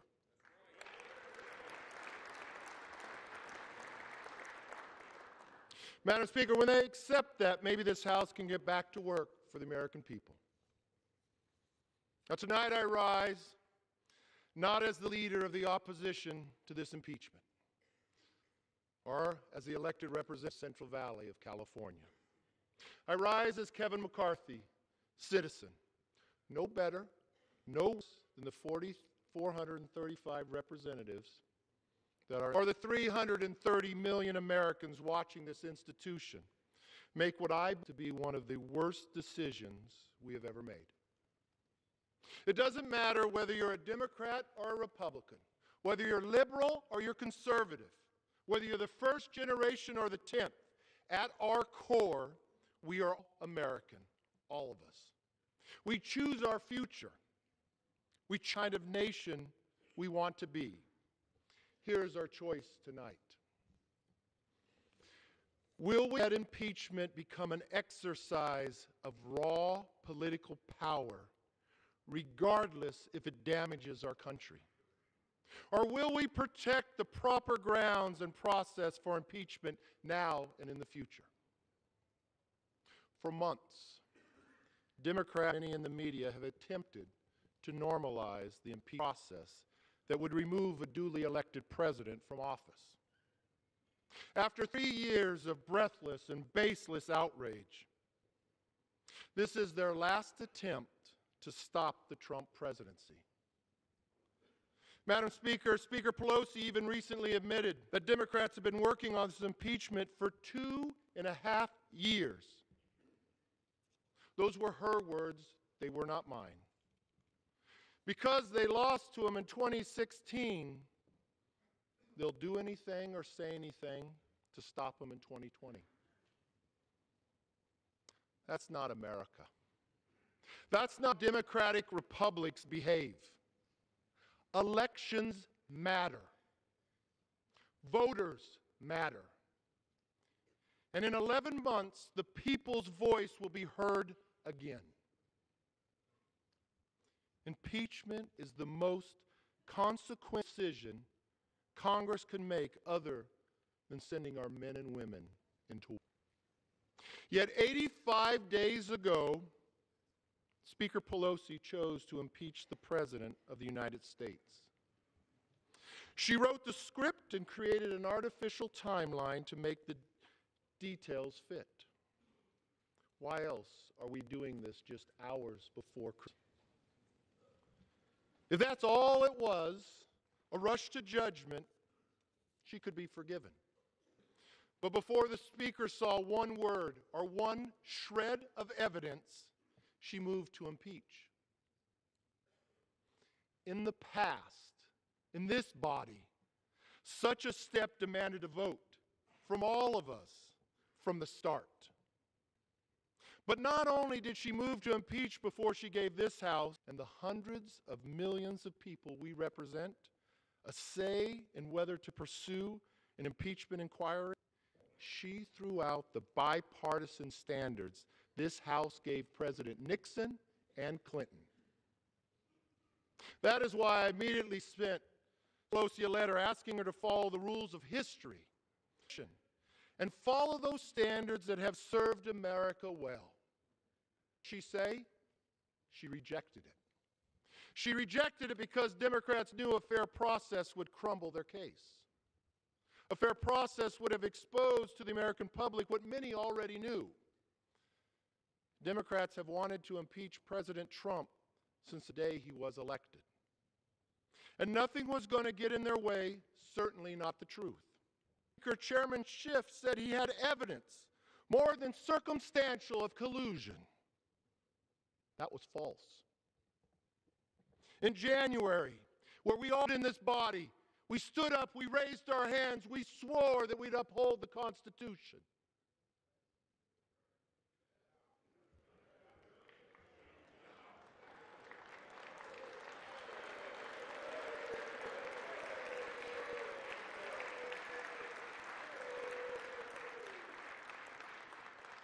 And mere hours after that, Congresswoman Tlaib said she was going to impeach the mother effer.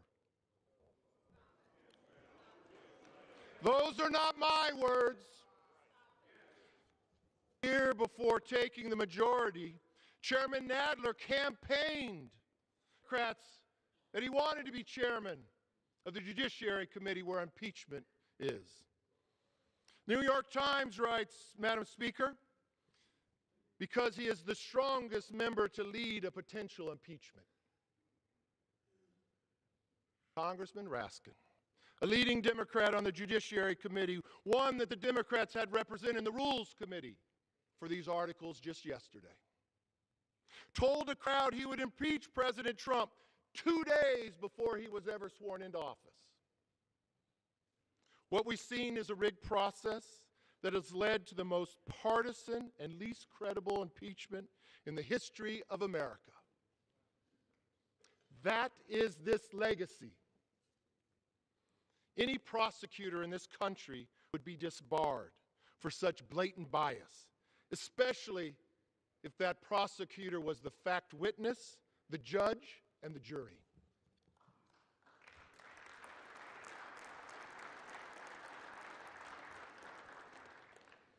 Madam Speaker, Democrats haven't just failed on process, has also failed on evidence. I've heard a lot of debate on this floor today, but I haven't heard one member of this body dispute this simple fact.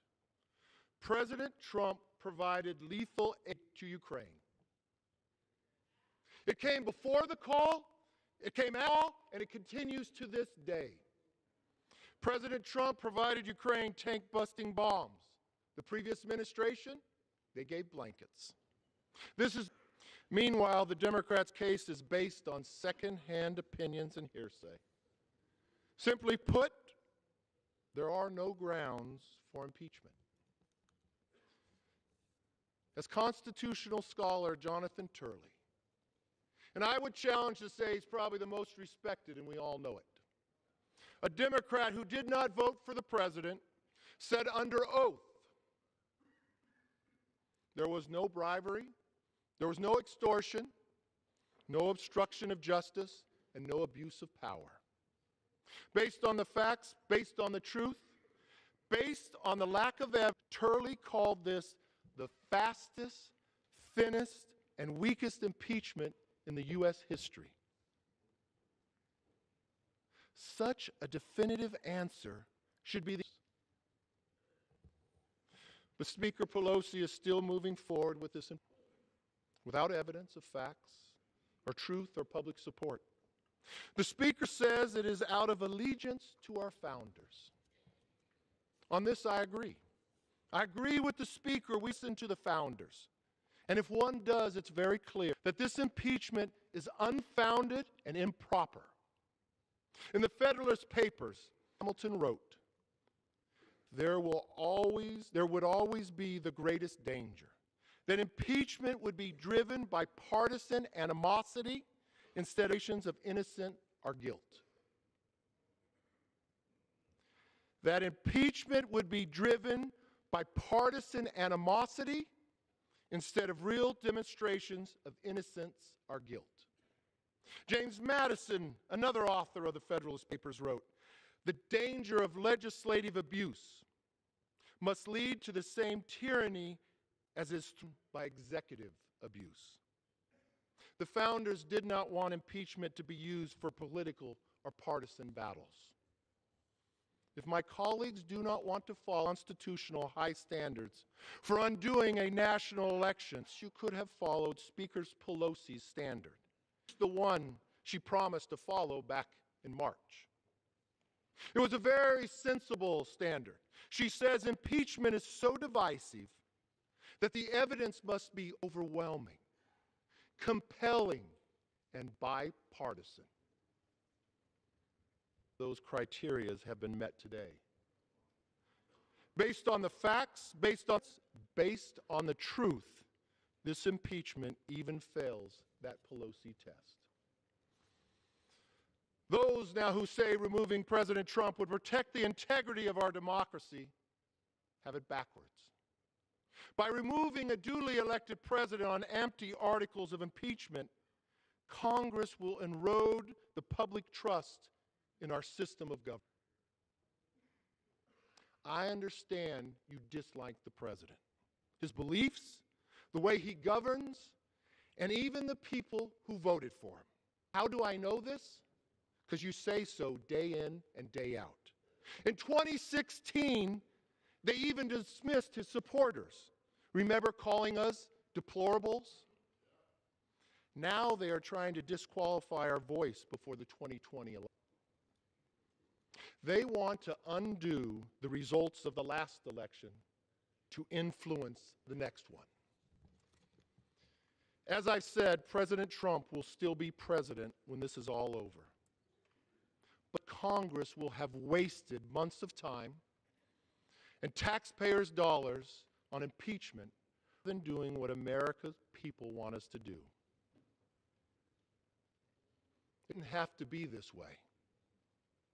Is this why we came here to serve? To trample on due process rights? To issue more subpoenas than laws? To appease the new Democrat socialist base?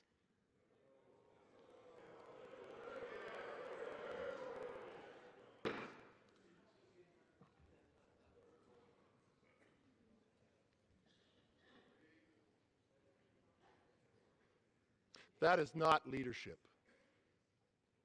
That is raw political politics, and you know it. Acknowledge the truth or follow the facts by substituting partisan animosity for real demonstration of innocence or guilt, and by continuing a 3-year effort to undermine the president. This impeachment has divided this nation without any concern for the regions. Moreover, politicizing this process has discredited the United States House of Representatives and could forever weaken the remedy of impeachment. To again, Professor Turley, it is the Democrats' rush to impeachment on these grounds with unfair procedures that is an abuse of power. History will write that. Madam Speaker, as I said at the beginning, we face a choice. Do you trust the wisdom of the people, or do you deny them a say in their government? Fortunately, they will have the opportunity to speak up and render their verdict in 11 months to my fellow Americans. To my fellow Americans, if you approve of the way of this House has conducted their business, if you want to see your tax dollars go forward to endless investigations, support this impeachment. But if you want to restore a working Congress, like the previous Congress that listened to you and worked to bring the best economy in the country has ever seen,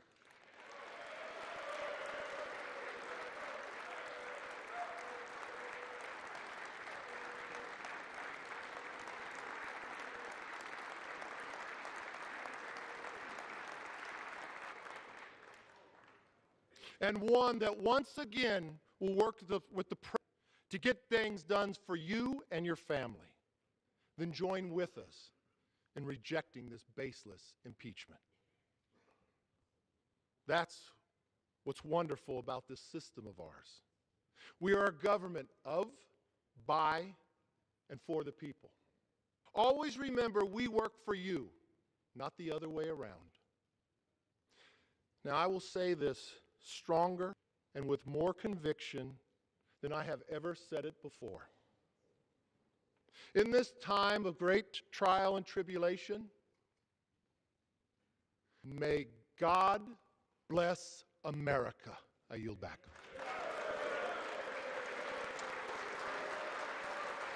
Speaker, I yield back. Gentleman from California is recognized. House will be in order. Gentleman from California. Madam Speaker, I recognize myself for the remainder of our time. Gentleman's recognized. Madam Speaker, my colleagues, after 8 hours where we began with the articles themselves, Article 1 charges the President of the United States with abusing the power of his office by coercing an ally into cheating in a U.S. election on his behalf. It charges the President of the United States. It charges the... Be in order. The gentleman has a right to be heard. It charges the President of the United States. The gentleman shall suspend. Gentleman may... It charges the President of the United States with abusing his power by withholding official acts, by withholding a White House meeting that the President of Ukraine desperately sought to establish the support of his most important benefactor, the United States, by withholding hundreds of millions of dollars of military to a nation at war in order to get that nation to intervene in our election by smearing his opponent. Gravamen of the charge in Article 1. And what is the defense from my colleagues? Now, I've listened carefully to the last 8 hours, and I have to say, it's been hard for me. But it amounts, I think, when you cut through it all, when you cut through all this fury signifying nothing, what it really amounts to is this. Why should we care? Why should we care about what the President did to Ukraine? Well, first of all, we should care about our allies. We should care about Ukraine. We should care about a country struggling to be free and a democracy. We used to care about democracy. We used to care about our allies. We used to stand up to Putin and Russia. We used to.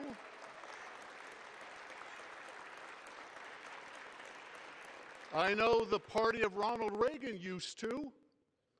Why should we care? But of course, it's about more than Ukraine. It's about us. It's about our national security. Their fight is our fight. Their defense is our defense. When Russia remakes the map of Europe for the first time since World War II by dint of military, Ukraine fights back. It is our fight too. And when the president sacrifices our interests, our national security for his election, he is sacrificing our country for his personal gain. That is the gravamen of Article 1. Article 2. Article 2 charges the President of the United States with obstructing the Congress, with denying the Congress any witness document, by telling all of his administration people, you will not appear. You will ignore a co-equal branch of government. And what is the defense to this from my colleagues? Again, it is, why should we care? He is the president of our party. Why should we care if he ignores this Congress? Well, I remind my friends that he will not be the last president. There will be a president. And you may be one day, although you do not act like it, you may one day be in the majority. And you will want to hold a president accountable. And what will you say when that president says, you are a paper tiger, you have no oversight, I can ignore your subpoenas? What will you say? What will you argue? Well, it was different. Then we were in the minority. Will that be your argument? Is that how little faith you have in our democracy and our Constitution? Is that how poorly you defend and uphold that Constitution? But finally, let me ask this question that overrides it all. Why should we care about any of this? And I will bring you to one conversation that came to light, because it's not the most important conversation, but in many ways, it is the most revealing. It took place on September 14th, when Ambassador Volker sat down with Andrei Yermak, the top advisor to Zelensky. And he did what he should do. He supported the rule of law, and he said, you, President, you, Andrei Yermak, should not investigate the last president, President Poroshenko, political reasons. You should not engage in political investigations. And you know what Yermak said? Oh, you mean like you want us to do with the Bidens and the Clintons? And in that abrupt, we see why we should care. Because what he was saying is, you, America, have forgotten what it means to uphold the rule of law. You have forgotten what it means to say that no one is above the law. We are a struggling democracy, but no better than that. What is at risk here? What is at risk here is the very idea of America. That idea holds that we are of laws, not of men. We are a nation that believes in a rule of law. When we say we uphold the Constitution, we're talking about a piece of parchment. We're talking about a beautiful architecture in which ambition is set against ambition, in which no branch of government another. That is what it means to uphold the Constitution. If you ignore it, if you say the president may refuse to comply, may refuse lawful process, may coerce an ally, may cheat in an election because he's the president of our party, do not uphold our Constitution. You do not uphold your oath of office. Well, I will tell you this, uphold mine. I will vote to impeach Donald Trump. I yield back.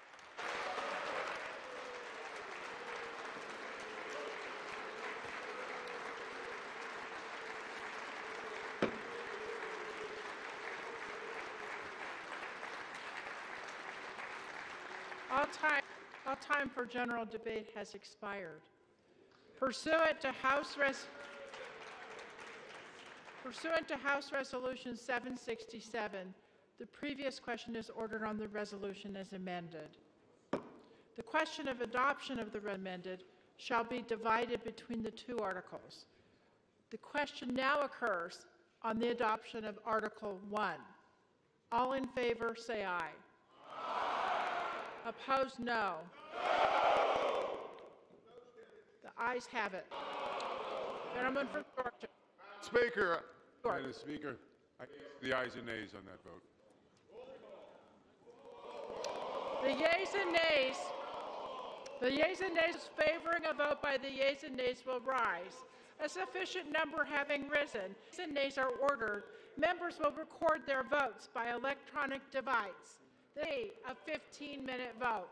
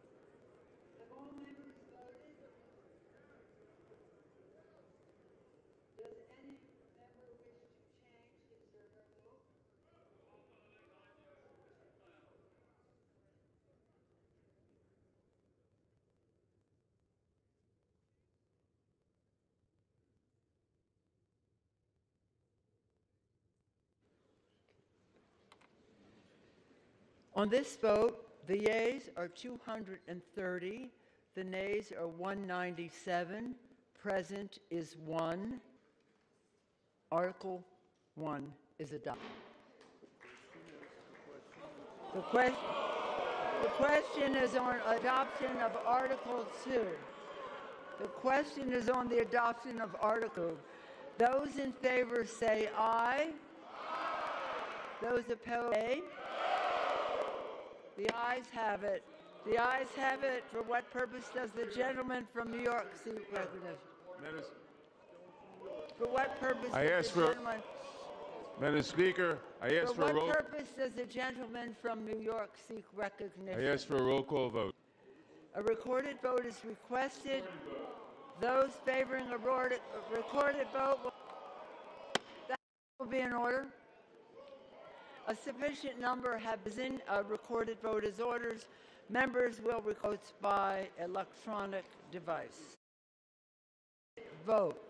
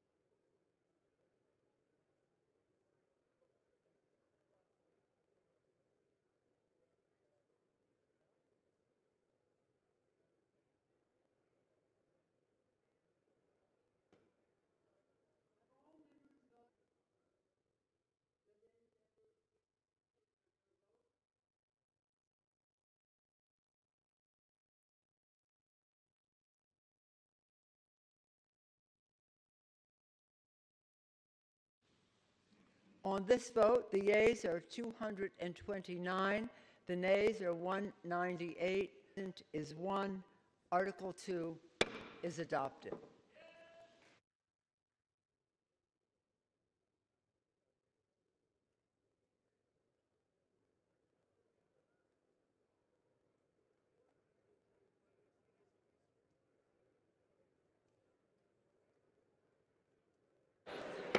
Objection. The motion to reconsider Article 1 is laid on the table.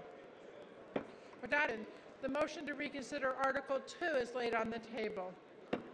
Pursuant to Section 7B, Resolution 758, the House stands adjourned till 9 a.m. tomorrow.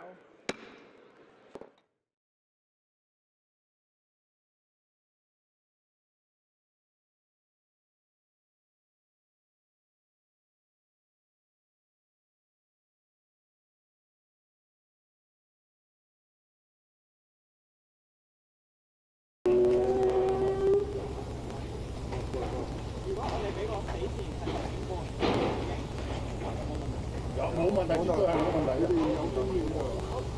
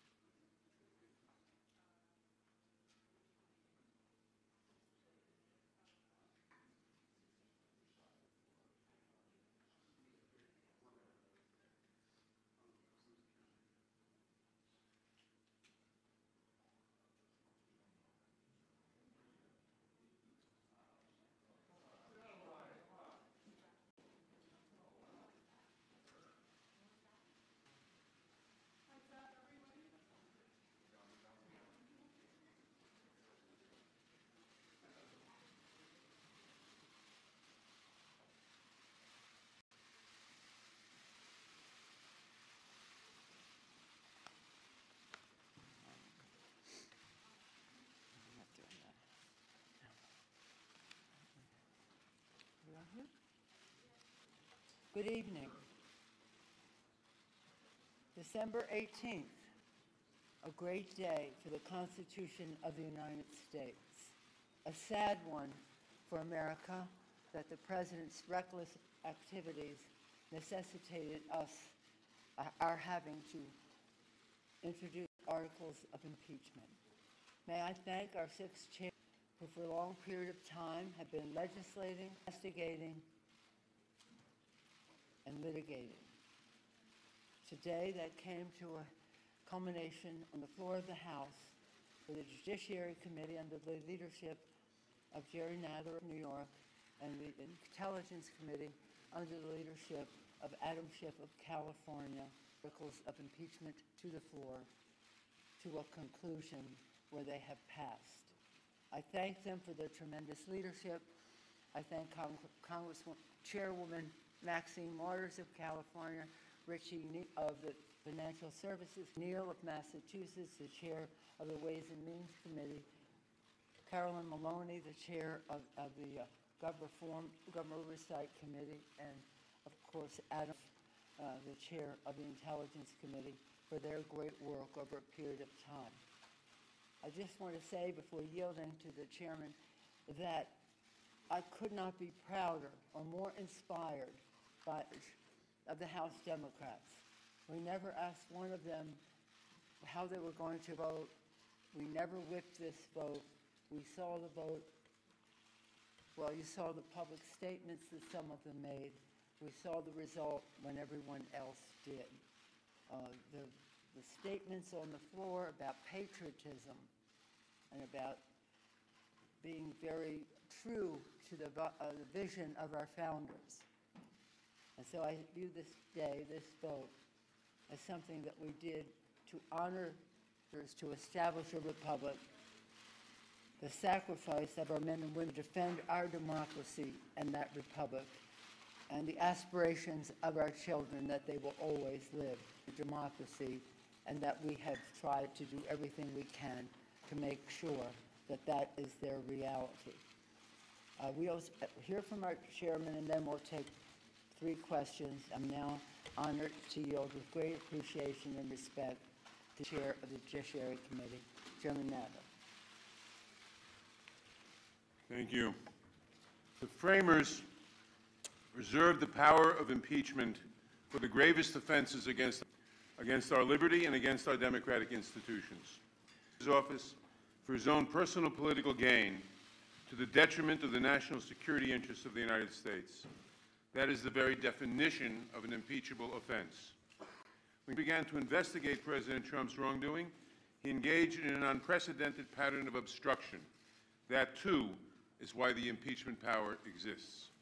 A president who subverts both our elections and our constitutional system of checks and balances puts himself above the law, and it is Congress' duty to hold any president accountable. It gives us no pleasure to stand here today, but President Trump's conduct put our next election at risk. President Trump's behavior puts the integrity of our constitutional order at risk, and President Trump's continued actions put the rule of law at risk.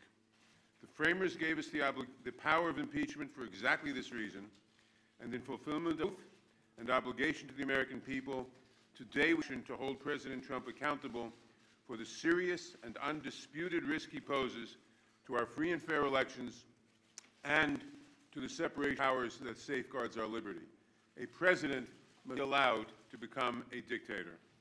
I want to thank Speaker Pelosi, Chairman Schiff, my fellow investigative chairs, and all of my colleagues who today defended the principles upon which our nation was established. Today, the House of Representatives did its constitutional duty. Today, we lived up to our responsibility to the American people by taking action to defend our national security, to preserve our democratic elections, and to show that no one, not even the President, is above the law. I'm now happy to introduce the Chairman of the Intelligence Committee, Adam Schiff.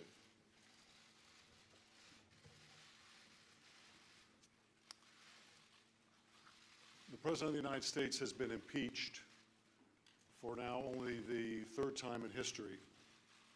The President of the United States should be tried question is now whether Senator McConnell will allow a fair trial in the Senate, whether the majority leader will allow a trial that involves witnesses and testimony and documents.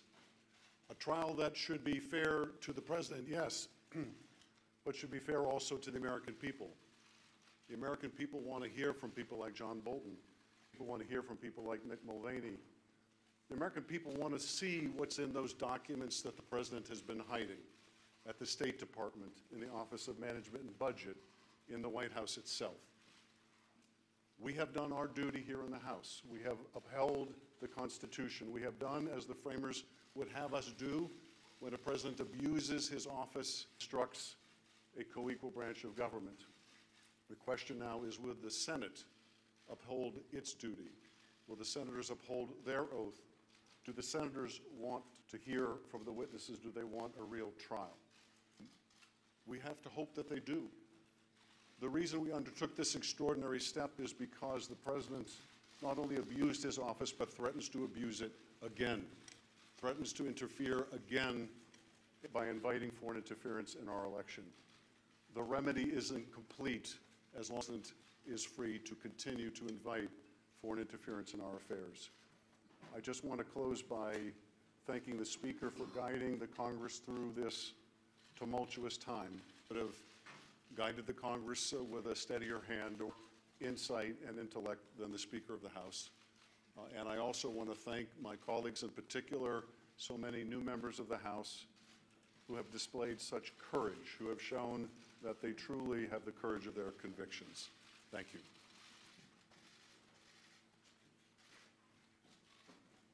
Just want to add that one person who isn't with us physically in this room, but I know is present, was present all day for the deliberations, our chair of the Gov Reform, our Oversight Committee chair, our North Star, Elijah Cummings.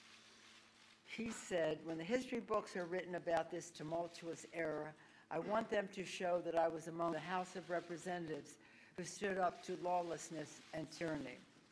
He also said, somewhat presciently, when we're dancing with the angels, the question will be, what did you do to make sure we kept our democracy intact? We did all we could, Elijah. We passed the 2 articles of impeachment. The president is impeached.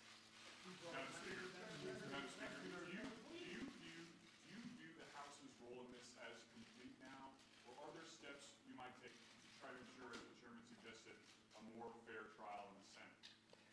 You mean fair trial than they're contemplating? Because we had a very fair process in the House of Representatives. I would yield to our. Let me just put it another way. We have legislation approved by the rules that will enable us to decide how we will send over the art of impeachment. We cannot name managers until we see what the process is on the Senate side, and I would hope that that will be soon, as we did with our legislation, our Resolution 660, to describe what the process would be. So far, we haven't seen anything that looks fair to us, so hopefully it will be. And when we see what that is, we'll send our managers. What would you consider a fair way to send the articles until you understand what the Senate's going to do? We'll make a decision as a group, as we always have, as we go along. So you could presumably withhold the articles for weeks until you get what you consider a fair trial? Well, again, we'll decide what that dynamic is, but we hope that the resolution of that process will be soon in the Senate. Did Cheryl have one? Cheryl, did you have one, Cheryl? Did you have a question, Cheryl? Yeah. I do have a question. What do you consider a fair trial? What are you looking for? Could you give me a thing right back? Well, let me tell you what I don't consider a fair trial. This is what I don't consider a fair trial. Leader McConnell has stated that he's not an impartial juror, that he's going to take his cues, in quotes, from the White House, and he is working in total coordination with the White House counsel's office. Any comments, my colleagues, on that?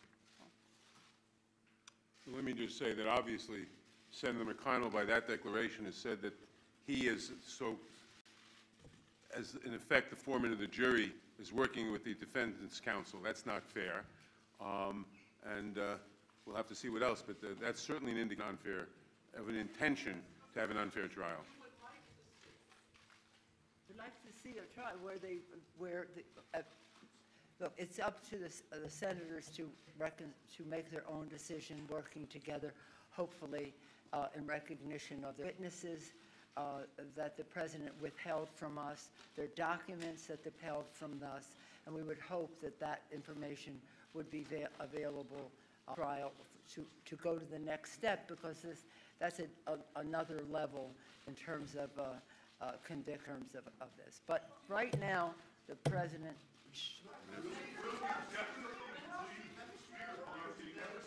Go ahead. We're not having that discussion. We know what we have set out to do.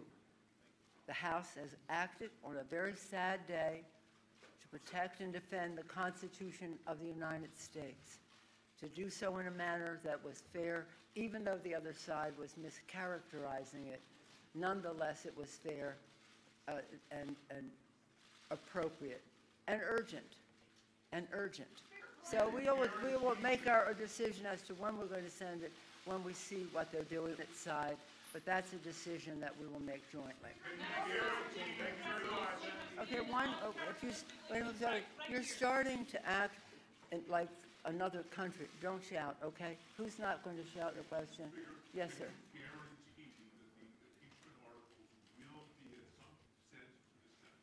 I'm not. That would have been our.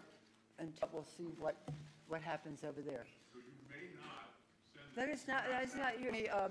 Are we all going to go out and play in the snow? That has not been part of our conversation. That has not been part of our conversation. Excuse me, what? Sorry, dear.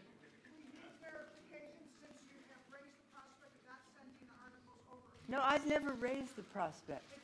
You asked the question. I never raised the. We're not sending it tonight because it's difficult to determine who the managers would be until we see the arena in which we will be participating. That's all I said. I never raised the prospect. Well, we'll see when they come forward.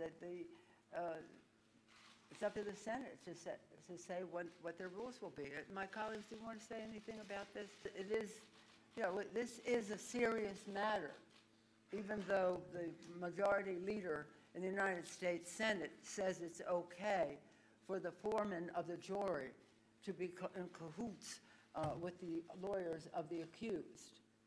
That doesn't sound right to us. But let's see when they understand what we have acted. Now they'll understand what their responsibilities are, and we'll see what that is. But I never. That's it. Any other comments, anyone? No. But anyway, let me again thank our chairman, all 6 of them, and our darling Elijah. They did a remarkable job, and I think you probably, hopefully, will be inspired by the moral courage of our caucus, especially as the distinguished chairman recognized our freshman members who came here, reviewed the facts, understood the Constitution, made their decision, again, to honor their oath of office. We're very proud of them.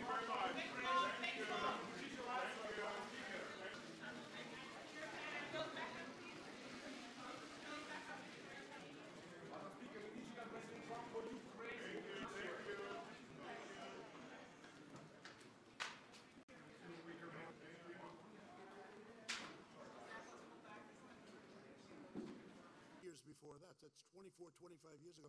They made more money 24 years ago than they were making when I got elected president. And they worked 1 job versus 2 or 3 jobs. Now it's going up beautifully. And salaries, and you know, the #1 group that are going up is the blue-collar worker. It's percentage the best, the blue-collar worker. They had 2 and 3 jobs. The collar worker is going up the most. Anyway, so And you know what else the theist about? African American unemployment, the lowest in the history of our country. African American. Remember I used to say, you remember, look at you. Are you the greatest guy? Everyone thinks, do I pay? I'm telling you, I have a group of African American guys and gals will be around, and they think I pay them, and I don't. I love them, they love me, they come a lot. They're great people, just great. Thank you.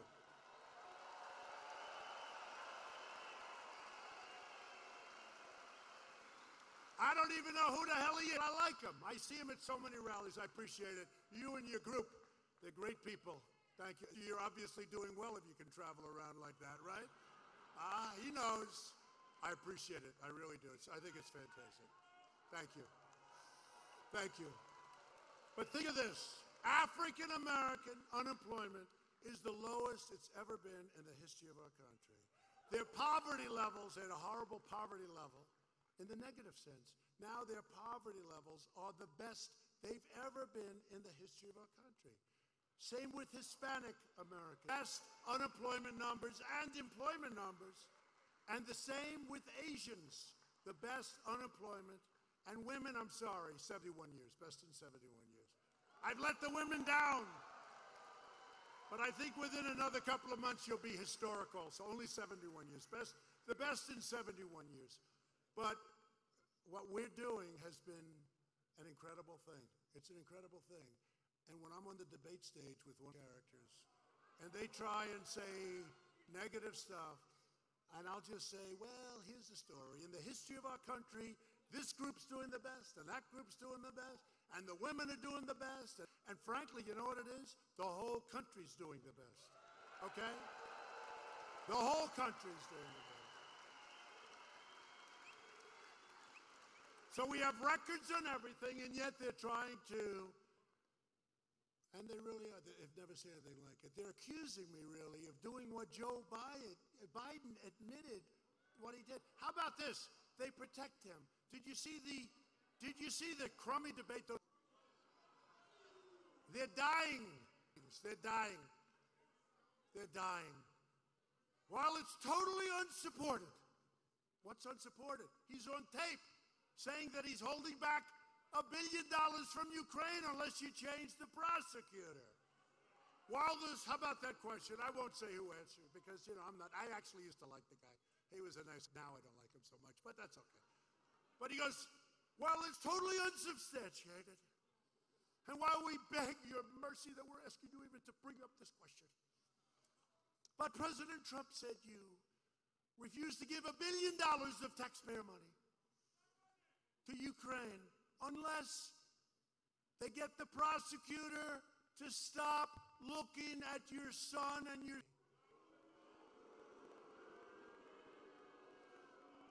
And Sleepy Joe gives a sleepy answer. And that's the end of it. That's it. And then whenever I bring it up, do you ever notice they always use, well, these charges are totally unsubstantiated. He's on tape. Me, it's the electric chair. They would bring the electric chair back. Now the guy's on tape, and they always say it's unsubstantiated. It is not by fact. One of them the other day, they finally changed the word. It is not supported by fact. No, it's supported by tape. No, it's unbelievable. In many ways, I'd like to have him win. Because number one, he's going to have to eventually answer that question. And she said he doesn't know where he is. Other problem. Now, I've been doing this for a long time, and I have much bigger crowds than anybody's ever had in history. By the way, do you know what? I say it against the fake, because you know what they're going to say. Every stadium is packed.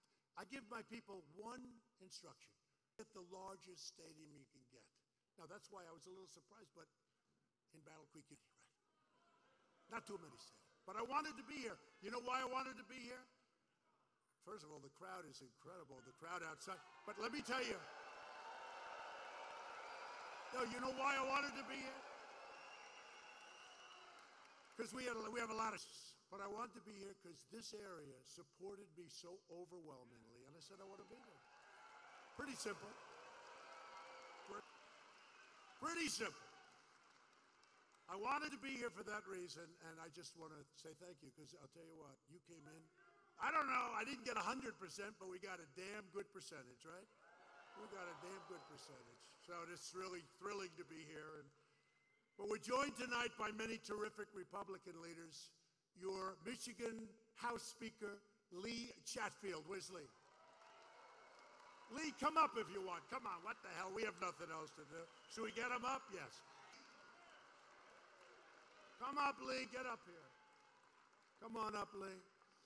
Republican Party Chairwoman Ronna McDaniel, who I spoke to. And the bottom line on the end of her story, so who's going to head up the RNC? I said, I got to get that woman from Michigan. Remember, they're all saying you can't win Michigan. You're going to win it by so much. You better remember all those. Every time a car plant opens, please think about Trump. Come on up here, Lee. Michigan GOP Chairwoman Laura Cox. Hate to tell you, but all your congressmen are, you know where they are right now. Your congressmen, all of your congressmen, wonderful people, they're in a place called Congress right now. They're doing an unbelievable job of supporting your president and supporting you. So they had a choice. Sir, should we leave? And where you are. That's why we got that vote. That's our vote, right, Lee? The chairman of the Women's Workers and Workers for Trump, and a proud union auto, Barry Bowman, who's been so terrific. Thank you, Barry. Come on up. And while Democrats are obsessed with impeachment, we're focused on jobs, jobs, jobs. Fiscal leaders, and all you Washington folks, they're right where they have to be in Washington tonight. Thank you.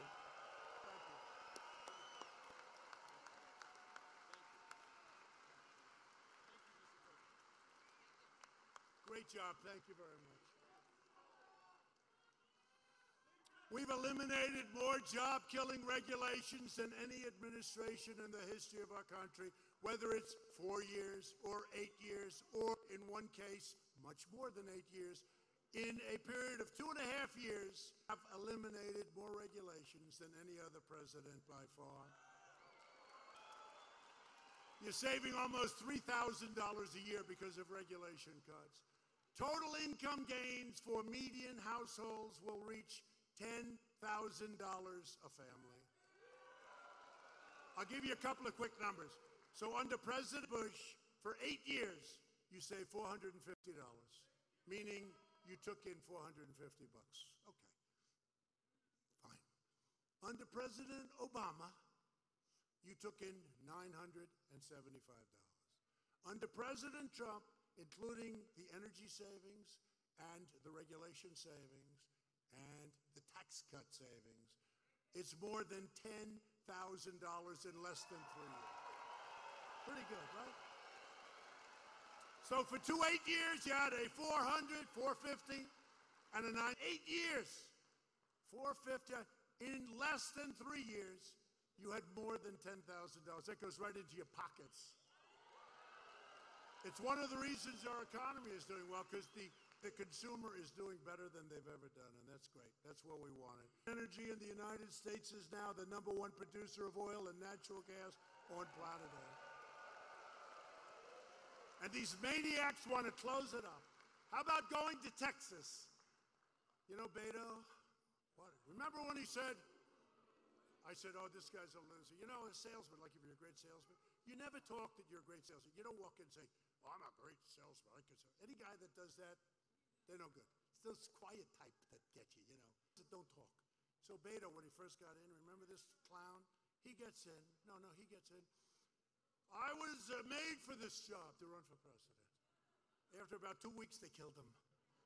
He was gone. But you remember, he was against the Bible. He was against religion. He was against guns. And he was gas. And he comes from Texas. I said, that's a religion. He's against guns.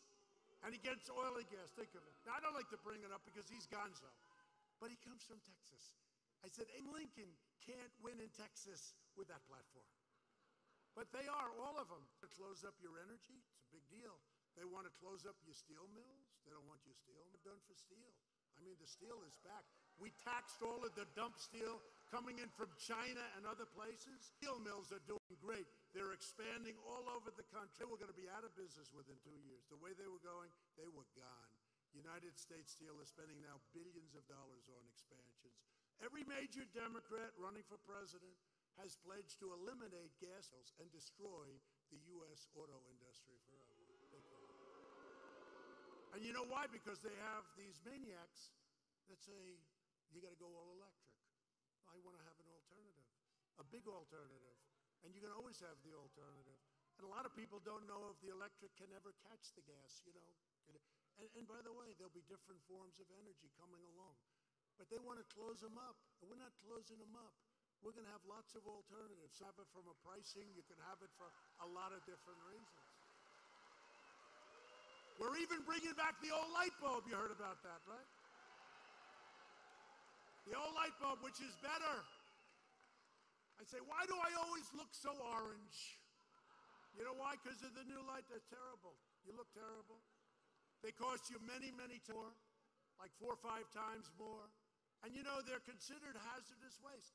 When a light bulb is out, you've got to bring it to a dump. So let's say over here at Battle Creek, where's your nearest dump? Okay, that's what, a couple of 100 miles away. So every time you lose, drive a couple of 100 miles. I said, how many people do that? Nobody. What do? They throw it in the garbage. But you know what it is? Because it's all gas. It's much more expensive, 4 or 5 times. And I came into office, I did a lot of this. Showers, all of this stuff. I did a lot of it. No water comes out. You have areas where there's so much water you don't know what to do with it. You turn on the shower, you're not allowed to have any water anymore. I mean, we do a lot of it. Dishwashers. We did the dishwasher, right? You press it. Remember the dishwasher? You press it like an explosion. 5 minutes later, you open it up, the steam pours out, the dishes. Now you press it 12 times. Women tell me, again, you know, they give you 4 drops of water. And they're in places where there's so much water, they don't know what to do with it. So we just came out with a rag-on dishwasher.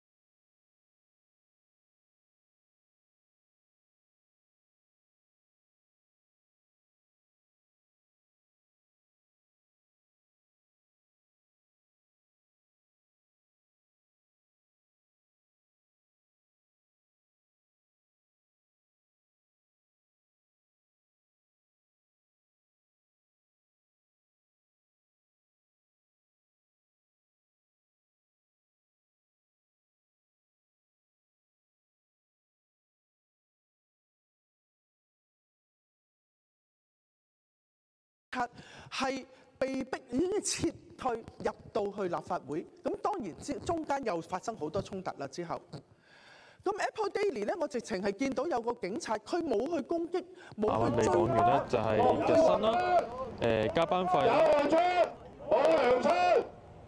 欠薪變相被解僱嘅代通資金、年假同埋勞工假嘅。咁啊，其實咧係仲包括咗2萬幾蚊嘅午餐錢。咁啊，另外咧部分工友咧係同時咧就係拖延呢個西九龍綜合劇場嘅薪金，即係建造地盤嘅薪金。大家係咪想喺度傾啊？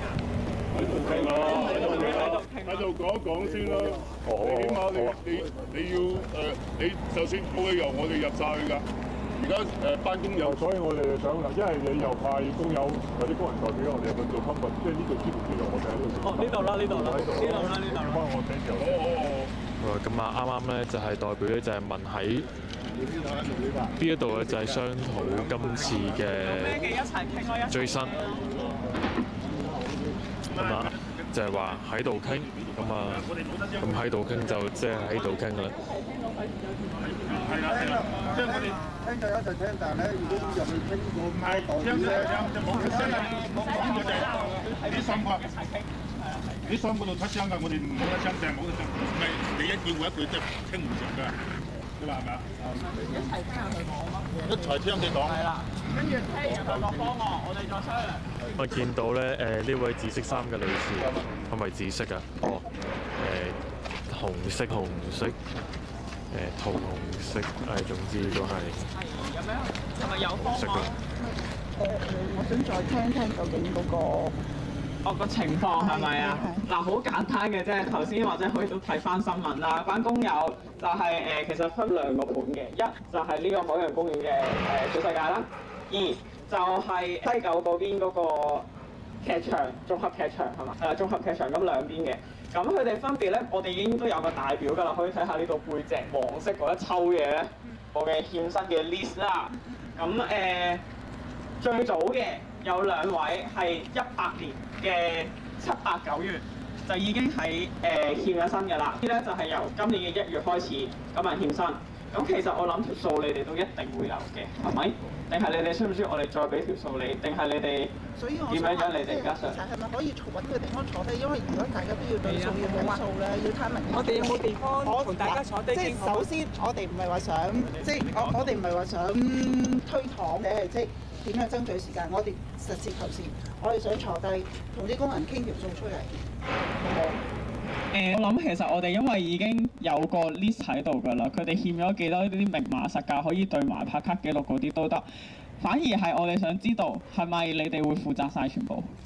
係唔係一定要對過晒先？所以而家我唔可以講俾你聽係咪全部通晒似乎老細度。咁究竟係咪真係嘅？咁我哋都要攞到佢老細嘅同意。邊個老細？唔係好明。我諗連有創建嘅應該。嗱，呢個就你同二判中間嘅問題啦。總之今日工人嘅。因為佢哋呢一個係即係佢係幫佢做嘢，雖然喺我哋地盤度做，佢先至有一個勞資嘅關係。唔係，我想同你講，我呢度咧就有晒2年你哋金門科文總俾我嘅資料，絕對係你哋叫我哋嘅嗱。你哋我可以俾你睇㗎，有金陽，有 Danny 仔，好多個科文係。呢位師傅，我冇即係我冇話。唔係因為你頭先講話係二判嗌我做嘢，唔係，係你哋金門科文老總俾柯打我嘅，我就係負責響呢個地盤落石屎嘅，我哋成班。絕對有資料喺度，唔可以講話係咪真係二判嗌我哋？可以。我諗咁樣，因為頭先工友都已經有個共識㗎啦，就係我哋不論你究竟而家係大判出錢啦，定二判出錢都好，像你話佢哋呢一班工人唔係你哋直接請嘅，但係問題就係你哋係監呢個地盤㗎嘛，係啦。咁同埋頭先個共識就係話，我哋一定要喺呢一度。即係我哋可以俾埋個 list 嚟嘅，你中意點樣對？你俾個時間我哋，跟住你對完嘅，你邊啲肯邊啲唔肯嘅，你都要話俾我哋聽。咁其實我哋一定係全部都要求要俾晒啦，包括就係佢哋本身嘅日工錢啦，佢哋嘅勞工嘅年假啦、通知金同埋佢哋請假。不如我講埋先好唔好啊？係啦，澄清一點先。不如我講埋先。如果勞工假代通知金或者係嗰啲假期嗰啲係唔係大判嘅？嗱嚟都係嗰句，我諗我哋交過咗好多次㗎啦，我都覺得無謂再咁樣即係你明㗎啦。大判代償，只不過係法例嘅最低要求。最低要求並唔代表你哋係冇其他一啲嘅責任。最低已經唔企喺度㗎啦，最低要求我哋係做咗嘅。唔緊要，咁我哋繼續封嘅啫。係啦，喺度你哋繼續拖幾耐就繼續喺度企幾耐咯。小姐，我想問一問你，你哋話你哋嘅法律已經完成咗。呢個唔係我哋嘅法律啊。唔係，你話按照個法律程序，你哋係完成你哋嘅責任。係啱唔啱先？喂，我想問一問你，你6、7、8月個糧係代表個大頭民出，仲係你哋話拖欠我哋嘅錢出2個月，或你點？但係咧7、8月點解9月、10月你哋仲根本仲出 order 俾我哋做，唔俾糧我哋？我問一問呢個問題嘅啫，係咁簡單，冇其他嘢要問。因為嗱，如果上個星期有喺勞資審裁處見過我，其實我就見過你，我就係見過你。其實我已經知。唔好話我哋啲工人嘅血汗錢唔好咁攞法律嚟壓，搞到今時今日，我哋響啲工友響呢個地盤坐喺度，係邊個造成嘅？俾咗6、7、8月，我哋9月、10月份做嘢嘅錢，邊個俾我哋啊？啊！我就係問呢個問題嘅啫。我哋要養家㗎，大佬。嗱，我上個星期喺法庭見到你哋嘅時候，我先至知道嘅情況。其實我翻去係有做緊嘢嘅，所以今日冇成日推卸啲責任啦，你哋根本。你俾我講咯。所以今日嚟到呢度，其實係其實呢一個星期裏邊，我哋係有做緊嘢嘅。咁所以咧，其實 QS 已經計晒數啦。如果講9月、10月份嘅糧咧，冇問題。我哋今日係會同你哋傾好晒，對埋條數。所以想大家坐低。淨係9月、10月坐低先講。喺度講。嗱，呢度咧就有齊晒㗎啦。本身我哋後面今日都黐咗成沓佢哋嘅欠薪 list 㗎啦。咁麻煩嗱，你哋可以睇一睇。我問你哋啫，係咪太過無良？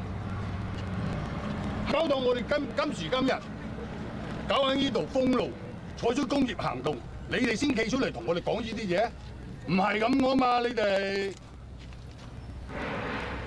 我哋都冇得傾嘅，只可以 yes no 嘅啫，係嘛？你哋揸出6、7、8日個月份個話俾咗錢我哋，就咁嚟壓我哋。你哋根本出咗6至8月嗰陣時，點解唔即刻斬纜？點解唔斬纜？嗌我哋冇翻工？有獎文嘅你哋，仲要去到9月嘅時候做埋9月、10月就好啦，叫我哋離場，但係完全乜都唔負責任啦。唔負責任啊！點解係我哋再追糧？追糧先話我哋，你冇糧出俾我哋㗎咋？係咪太過無良？嗱，呢個交俾你，咁係我哋全部嘅 list 嚟。哦，你唔收啊？唔緊要。咁你而家坐低先。唔係我諗嗱其實咁樣我都見過好多次㗎啦，咁樣我都見到好多次啦。咁但係都知道咧，其實而家我知話要對數，咁但係首先第一樣嘢，我哋要求嘅，我哋要出翻晒工友爭嘅糧同埋佢嘅代通資金同埋假期錢，金融會唔會應承先？如果金融話連呢一樣嘢都唔可以唔應承嘅時候，咁我哋點樣同你傾？即係我哋傾嗰個對數嘅過程係應該係乜嘢要大判負責晒所有嘅嘢？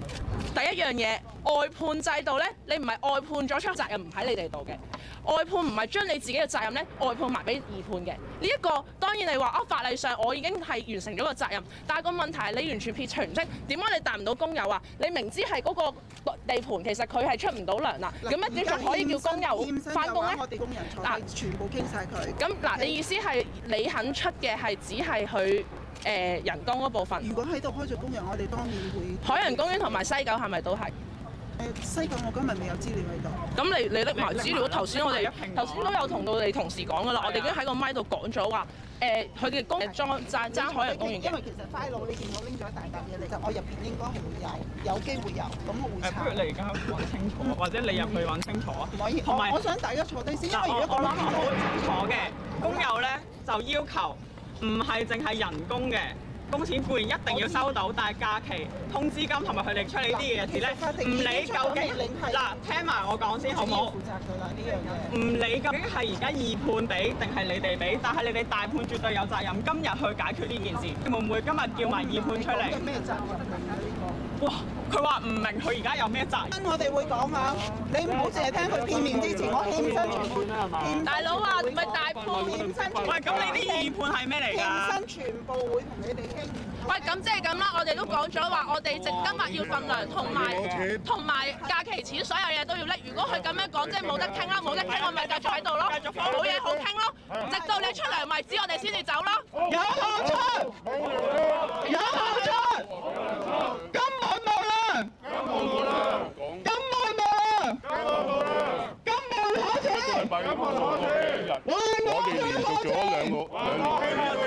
係應該有嘅。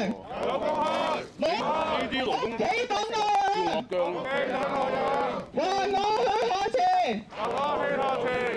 還我法定假期前。亦都話佢例假係有俾我，咁所以我唔可能喺呢一度咧應承話我幫佢俾。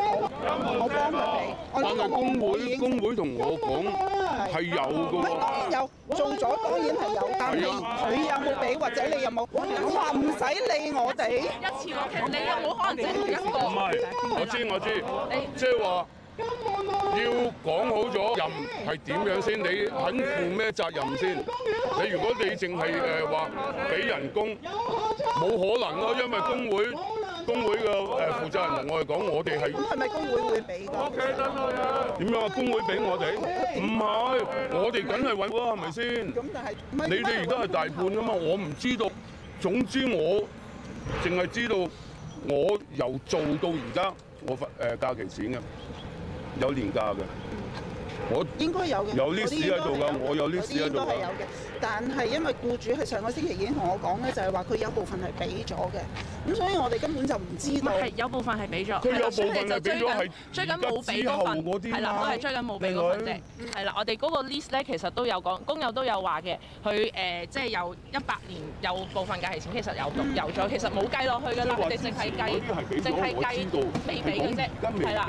嗱，其實好簡單，各位其實佢哋都冇攞多啲乜嘢嘅。咁嗱，如果係金門，唔係，我就個位就係如果金門咧，即係睇下個位就係你而家除咗糧嘅部分，即係假期錢嘅部分，係會唔會負責？因為呢個我哋真係要請示，因為亦都唔係一個勞工嘅關係，即係唔係一個勞資合約上嘅。你請示我都明白要請示，咁可能你問一問，係啊，你可能問一問啊。咁但係我哋可唔可以解決工人嘅欠薪錢？一次過一拼過啦。你問埋高層啦，搞咁多次，你冇由你話你同我哋啲工友啊傾啊嗱，總之所有嘅欠嘅嘢，你一定要俾翻。唔係，但係呢個真係要講道理。係咯，我咪講道理咯。嗱，我哋日日去勞工處、去審裁處、上庭啲錢。嗱，你覺得你唔應該俾嘅，咁你就揾二判出嚟俾咯。總之今日佢哋要收齊錢。係啦，你哋根本有責任剔下大頭仔出嚟嘅。我哋睇睇，我哋係揾到佢啊，係咪啊？我都揾唔到佢，我哋今朝 call 咗成朝都揾。咁你要諗辦法解決呢件事咯。嗱，我唔知你係咪喺公司裏邊係話得事嘅，但係總之我哋嘅訴求就係一個賓都不拿期錢，定係本身份糧，一個都不能少。仲有佢哋呢幾日請假出嚟上庭，出嚟追糧，佢哋係而家係盜蝕緊㗎，本身有人工收㗎，佢哋呢一日，點解佢哋要咁樣出嚟啊？就係因為你哋監門1年嚟啊，都冇交好啊，唔係就係呢個地盤，係個個地盤都係咁樣樣啊。係有責任，點解有冇責任啊？係啦，呢位我哋工友係講過。你哋有權去監管。調轉唔睇2個月糧，你睇你點先啦？你話要請示高層，你去請示高層嘅，你話肯，你話肯淨係同我哋傾。係我哋應得嗰份，一定要攞翻嘅啫。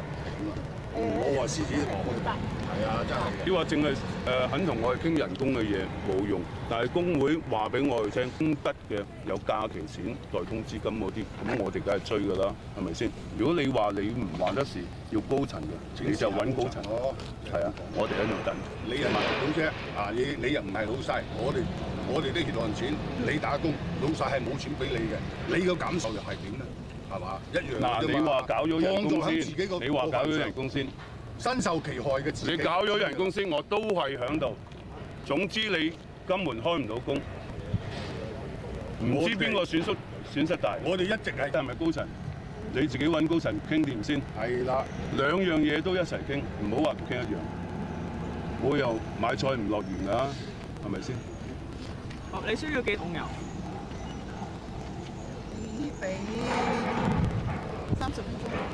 冇問題，30分鐘。或者可唔可以或者揾地方坐低，大家唔使企咁辛苦先，都唔想企慣㗎啦，佢哋都捱咗成年咯，唔爭在呢幾個鐘啦。落石屎就係收工㗎啦，唔怕㗎，我哋慣咗㗎啦。姓高嘅，佢姓高嘅，姓高。你可以問。糧倉。冇糧倉。繼繼續啦，啱啊，俾壓力佢，啱啊，俾壓力佢。有汗出，冇糧出。有換血，冇糧出。根本冇糧，根本冇錢，根本冇錢。還我啲團團，還我啲團團。係啦。咁我哋依家咧就見到呢位女士嘅背影，我咧就係聯絡緊呢一個嘅高層。海洋公園無糧，海洋公園無糧，三門無糧，三門無糧，三門無糧，三門無糧，有汗出，有汗出，冇糧出，冇糧出。睇你都頭痕啊！還我血汗錢，還我錢，根本無糧。係啦，咁啊，剛才咧，呢一位嘅金門嘅代表咧，就係話咧，入去慢慢傾。還我法定假期，咁啊，佢嘅言下之意咧，其實只係有機會咧，就會負責翻呢一個嘅日薪嘅欠薪。咁啊，佢就喺度問到底佢哋係有啲咩責任喺度。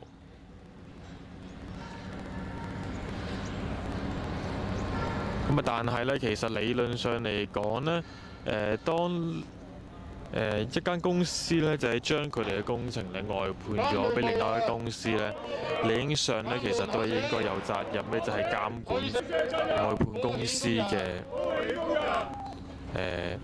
盡論咧，就係向工人嘅唔俾走唔走，出糧啦，又或者係工程嘅質素等等。咁啊，莫非你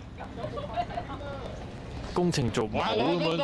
哦，唔關你事。咁啊，係呢一個你外判咗嘅公司嘅問題，係啦。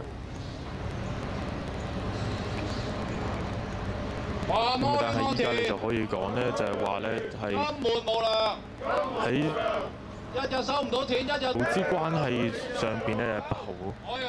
咁啊就話就係唔關你事，你嘅責任。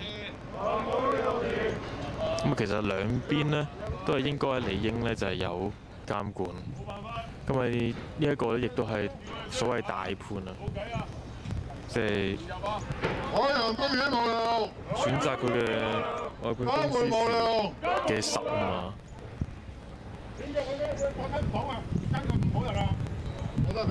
咁啊，同埋咧，其實咧係理應係工人咧，仍然咧係會有呢一個嘅假期錢，即係呢個年假啦、勞工假啦，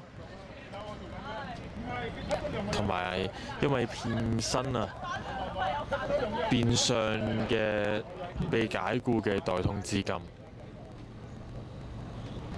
咁呢位女士咧就話要30分鐘咧係請示下佢嘅上司，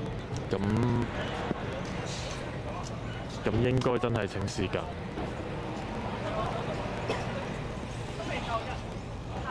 好啦，咁我哋咧就繼續咧就係喺度等待相關嘅消息。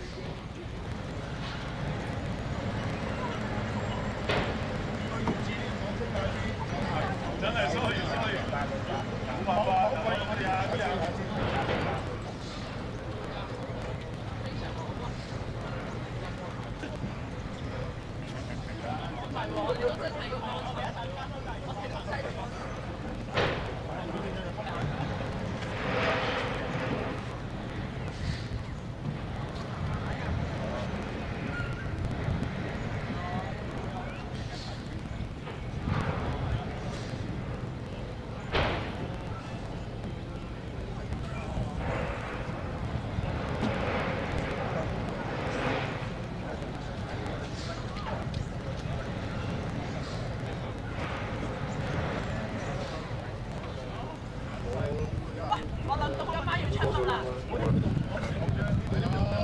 咁啊，剛才咧呢一位嘅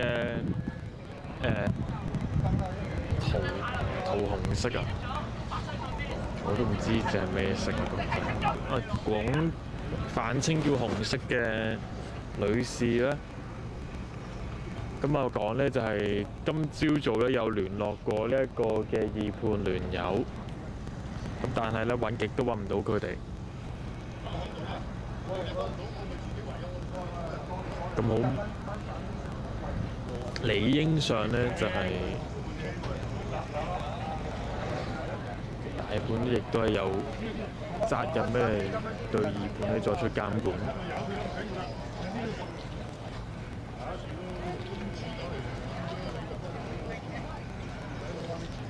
咁工人咧就話咧，今日咧如果出唔到糧咧就唔會走。咁未知咧行動咧會唔會升級？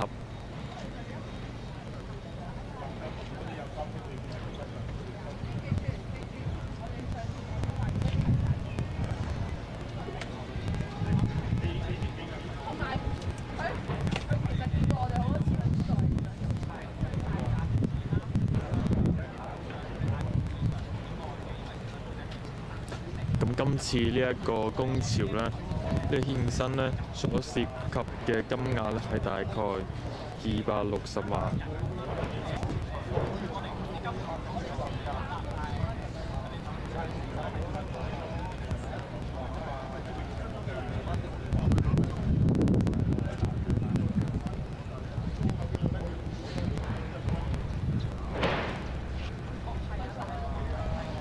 咁啊係。包括咧呢個海洋公園、水世界同埋西九嘅綜合劇場。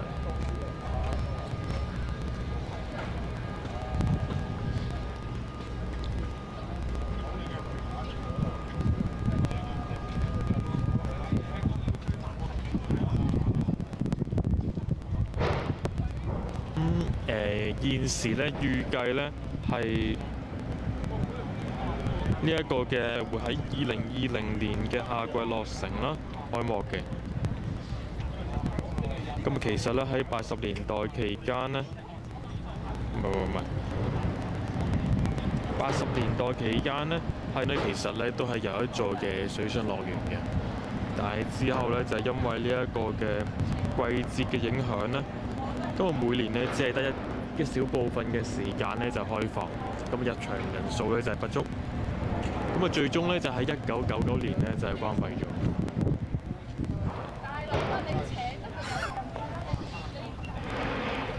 咁而呢一海洋公園咧，係其後咧喺2011年嘅時候咧就係、使唔使講個板車？就係所提倡，咪係啲嘅。水上樂園啊！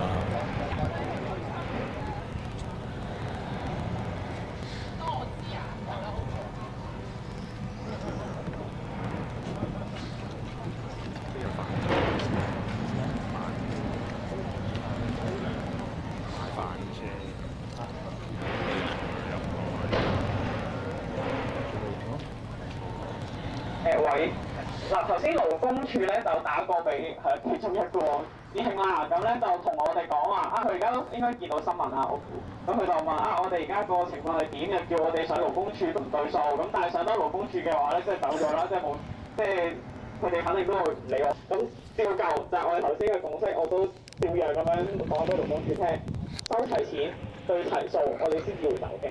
咁佢而家話佢會打俾金門啦，但係大家唔好對勞工處有任何期望。勞工處係有用嘅話咧，大家今日係唔使企喺度嘅。勞工處係如果佢對勞工處係話有個依賴喺度啊，根本係冇用嘅。根本政府係幫唔到我哋嘅，唯有我哋自己幫我哋自己嘅啫。勞工處，無能啊！勞工處，而家政府都無能啊！點解？日日咁多人拖糧都可以翹埋雙手唔理，假期前拖嘅告又係告唔到，淨係咧正式欠薪嗰個正薪咧先至有得刑事，但係知唔知刑事檢控嘅最高罰則係幾多啊？最高罰則罰款只係35萬同監禁3年啊！淨係講個罰則啊，35萬對於你哋呢一班嘅地盤老細嚟講，有冇阻嚇作用啊？你哋覺得35萬喎？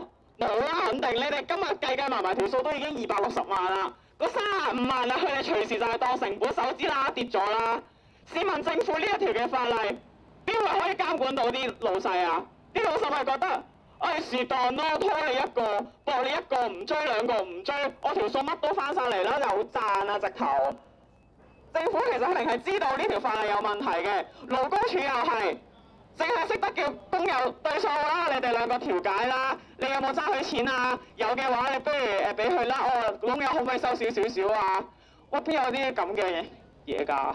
人哋點可以勸啲工友收少啲嘅？還我血汗錢，根本冇用，根本冇用，還我血汗錢，還我公道，還我公道。都係俾嗰個口號之王，口號之王。係啦，咁啊，金門嘅代表啊，呢位紅衫嘅女士咧，仲係傾緊電話。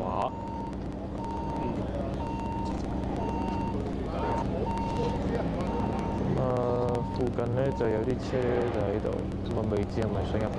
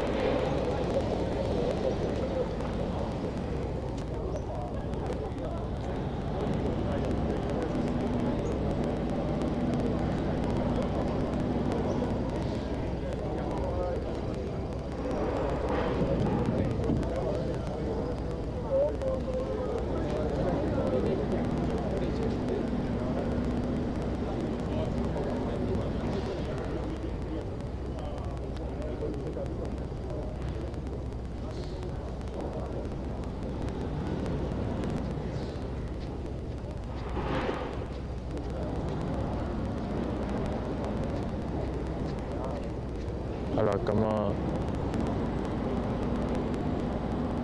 應該咧金門嘅代表咧仲係溝通緊嘅。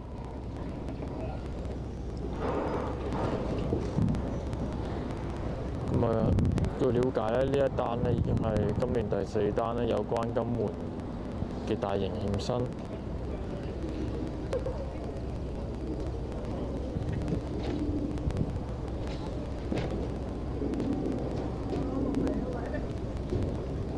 咁啊，變相咧係揭露咗咧係咪到底金門咧係咪喺呢件入面咧？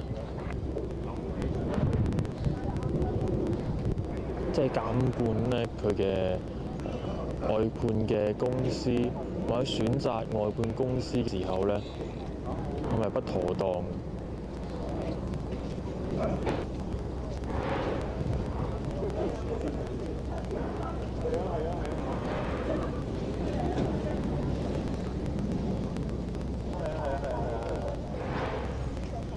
係咪因為咧？理論上咧係需要咧就係對各方面咧就係工程嘅各方面監管，但係依家咧就係工人做咗佢哋嘅工作，今日係成年都冇糧出㗎嘛。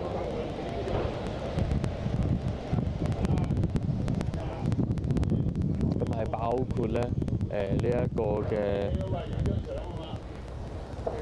代通資金啦，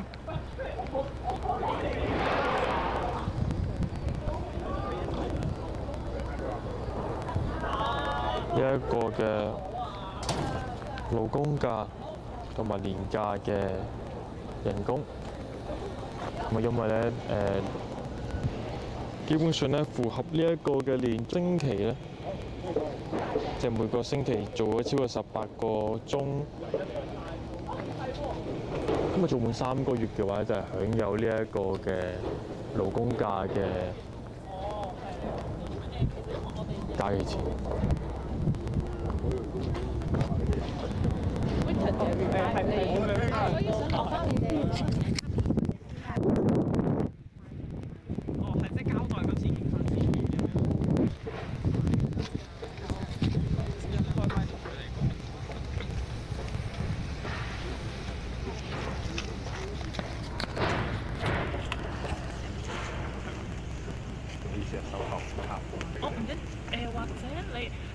俾個卡片你 WhatsApp 你個 contact 俾我，咁我哋 send 翻去。係工會代表嗰邊，你哋會唔會都有 contact 嗰啲？國記咁啊，見到咧呢一個嘅海洋公園嘅代表咧就係嚟咗。同埋因為趁你哋代表喺度啦，回應係啦，會唔會有啲其實？係啦，工友們，因為今日而家咧有海洋公園公共事務部係咪？公共事務部嘅同事啦，就嚟咗呢一度嘅。咁我哋都重申一次翻，我哋今日點解會嚟到呢度，同埋我哋嘅訴求係乜嘢嘢啦？咁其實就好簡單嘅啫。呢一批嘅工友咧，就喺呢個嘅水世界嗰度由1月開始就有欠薪㗎啦。咁其實得成年咧，都真係幾誇張同離譜嘅。咁我哋知道海洋公園你哋咧就判咗落去俾金門啦，咁金門再下判落去。咁但係咧我哋即係會認為就係業主海洋公園咧係絕對有呢個責任去監管翻成個工程嘅工人，究竟佢哋有冇準時出糧，同埋佢哋有冇被剝削嘅。咁所以我哋都希望海洋公園會介入翻今次成個嘅欠薪事件啦，去要求金門同埋盡快今日即刻對數，即刻出翻糧俾我哋呢一批嘅工友，因為佢哋實在真係冇飯開㗎，係真係冇飯開，要借錢過活，佢哋係好慘。係啦，所以都希望你哋真係俾個回覆，同埋去即係金門喺嗰邊嘅，咁佢哋即係都幫手介入下去，即係啲出翻糧俾佢哋咯。因為即係海洋公園係啦，成日起航嘅遊樂設施啦，俾香港人同埋遊客玩。但係我哋點解就係興建嘅過程，我哋一班嘅工人捱生捱死，每一日喺地盤嗰度真係捱好耐嘅，食塵污糟邋遢，冇得唞直落。但係點解都可以收唔到糧呢？可能啲遊客係玩得好開心啊，但係我哋都希望係真係注重翻成個一啲遊樂設施興建工程嘅過程，因為喺個過程裏邊係咯，呢班工人其實都係需要係被你哋去保護嘅，係啦，佢哋都係喺你哋嘅地盤裏邊去做嘢嘅。我相信海洋公園都唔會想話你哋係保護動物，會去帶快樂俾其他嘅遊客。但係點解即係呢一批嘅工人去幫你哋去製造快樂俾人哋去賺錢嘅時候，而佢哋連追象都冇咧？呢樣嘢係我相信講唔通嘅。係啦，咁所以希望你哋都可以盡快俾個回覆呢一批嘅工人啦，同埋去即係介入翻呢一次嘅欠薪事件，去出翻糧俾工人嘅。係會唔會有啲咩回應可以同翻工人講？暫時我哋冇回應住，我哋會盡快聯絡翻嘅。咁因為我哋都會即係如果記者有查詢可以揾翻我哋啦，咁我哋亦都會即係同金門去交流，咁就再睇下個情況。好，咁我哋頭先金門咧就應承咗話俾半個鐘佢哋再去請示上頭嘅。頭先佢哋咧就話淨係同我哋傾嗰個人工嗰部分嘅啫。咁但係其實佢哋假期錢啦、通知金啦，同埋出嚟即係請假出嚟追糧嗰啲錢咧，佢哋就唔肯認。咁佢哋而家話請示上頭，咁大概睇先係啦，佢哋應該係11點就話會俾一個答覆我哋嘅，咁希望係啦，你哋可以喺呢段時間幫手咁樣，係啦，同埋都履行翻業主嘅責任咁樣，係好唔該你。社會責任。有冇記者朋友同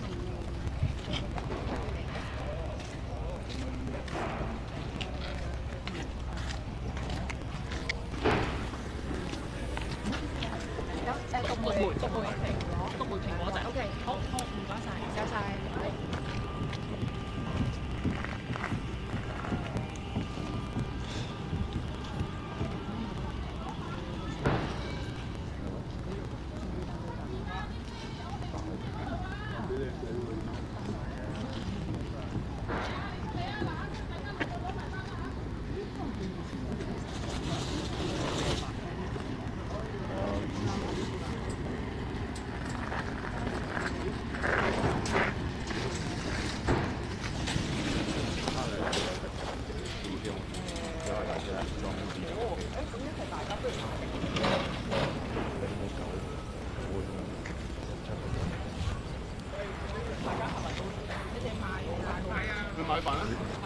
係啦，咁啊，剛才咧就話咧就係紅衣女子啊，金門代表紅衣女子咧就係話咧要30分鐘嘅時間咧，就係同呢一個嘅上司咧就係商討或者請示上司。咁啊，依家咧都係接近30分鐘㗎啦。預夠人數定係點啊？係咪幫你買？一般呢啲使唔使幫你買飯啊？你哋做乜嘢？即係如果我哋呢個地點買得，咁我哋你唔係你一陣報個數，我哋去買咯。唔使行。喂，小哥啊，當時冇。睇咗你啲文件一陣嚟，你學校嘅一個人啱啊！係啊，佢話你咁樣講嘢咩分別啫？咁樣答人，幾日梗係要俾個時間啦嘛。又咁樣打又我問你幾點啊？你哋食唔食飯？食唔食地盤飯啊？試下嘛，我食咗2幾㗎啦。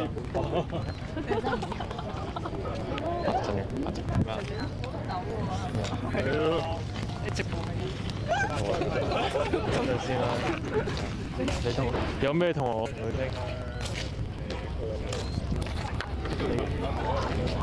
睇頭啊！睇頭啊！睇頭啊！食唔食啊？咩啊？睇頭啊！食埋咯，都冇計咯。咁好咯，睇頭睇頭。喂，你哋可以先去。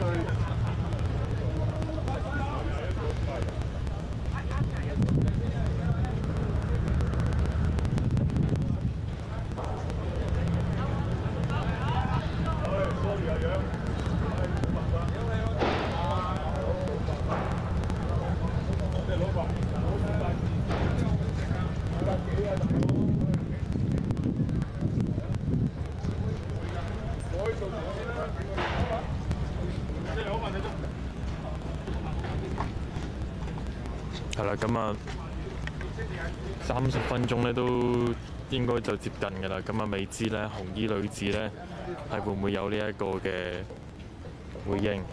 咁啊剛才咧就係講到呢一個嘅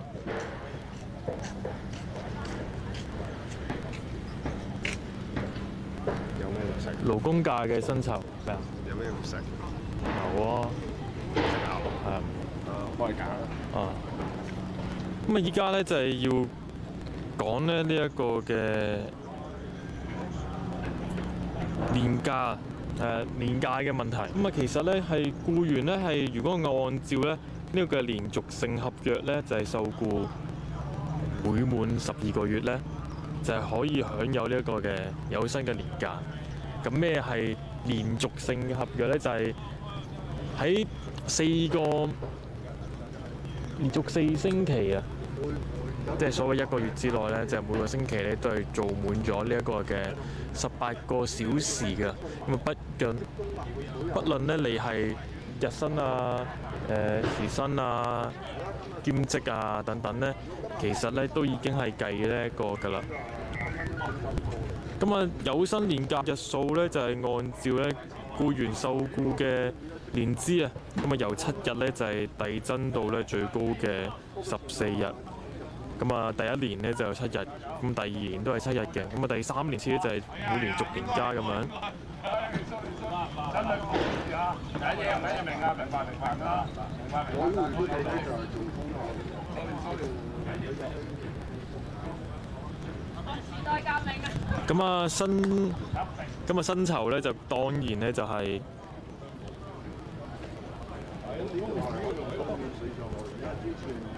嗰個年假當天啦，就係前10個月賺取嘅每日嘅平均工資啊嚇。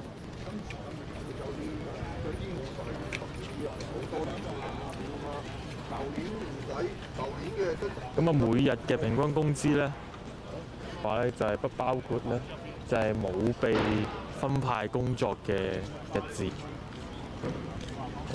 再唔包括埋呢個休息日啊、勞工假期等等嘅。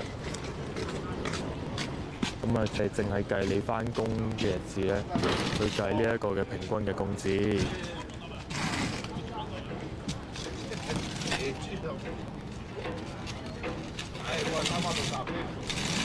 好，唔該晒啊！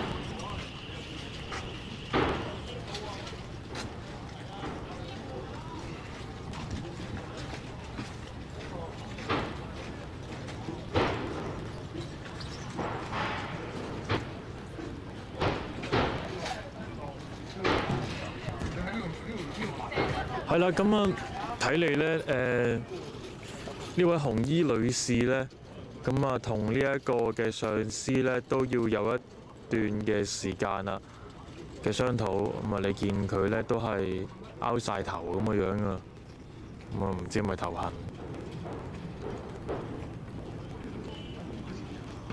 咁啊睇嚟咧，事情嘅進展咧應該咧就係未有咁快。若果咧有最新嘅消息的話咧，就係再同咧大家去報導。咁啊，我咧就一直咧就會守候住咧喺呢一個嘅香港仔啊深灣道嘅海洋公園水世界嘅地盤咧，就係同大家咧就係觀察呢個嘅情況。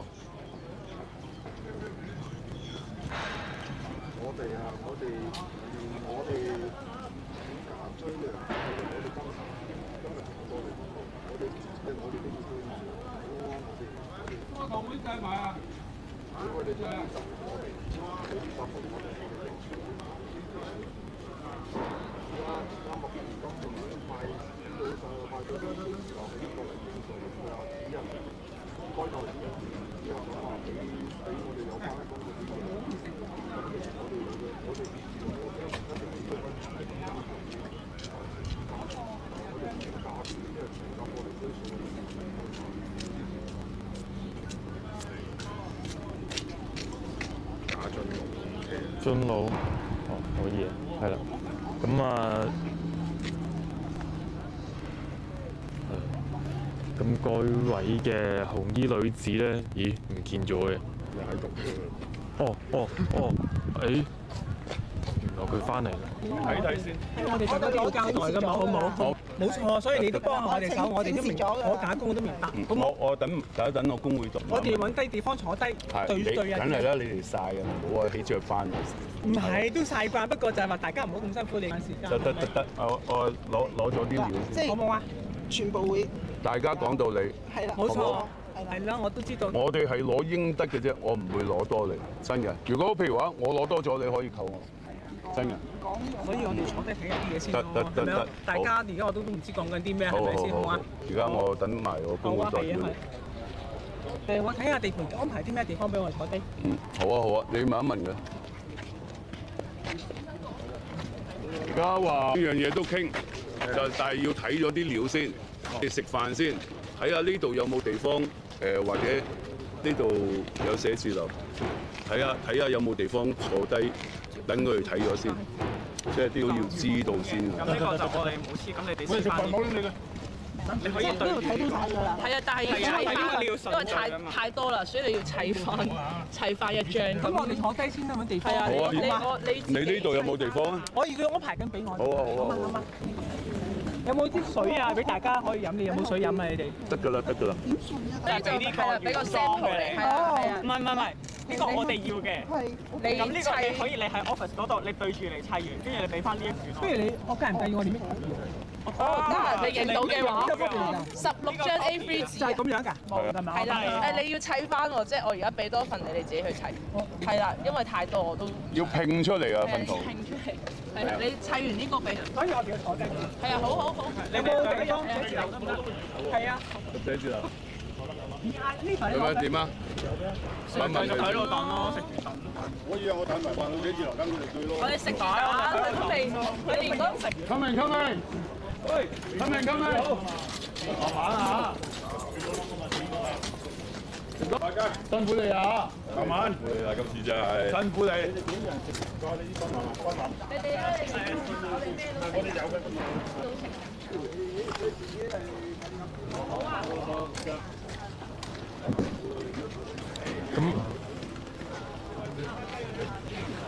咁啱啱咧金門嘅代表啊，即係呢位嘅紅衣嘅女士咧，咁啊就係講咧，就係除咗咧係即係請示咗上司咧，就係除咗呢一個嘅日薪啊嘅人工之外咧，咁應該咧就係包括埋呢一個嘅假期嘅薪金咧，會一併咧就係商討。咁咧就話咧就係揾笪地方咧就係坐低咧就係傾談，因為咧依家咧大家咧都係11點幾㗎啦，咁啊呢一度咧又係本身朝早成咁啊，依家咧就係又曬住咁啊一嚟咁樣咧都係非常咧就係對大家身體有啲唔好啊嘛，咁啊就話咧一陣咧就會將呢16張嘅 A3 紙咧就係對一對。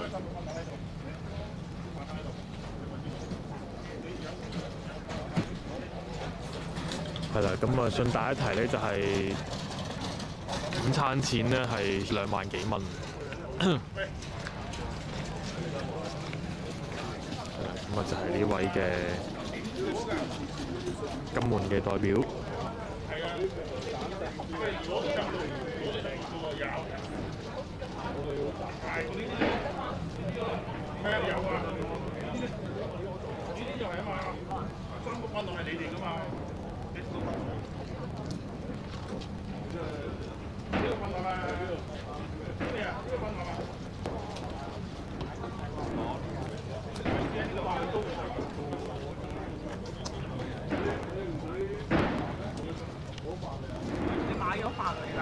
買咗啦，買咗。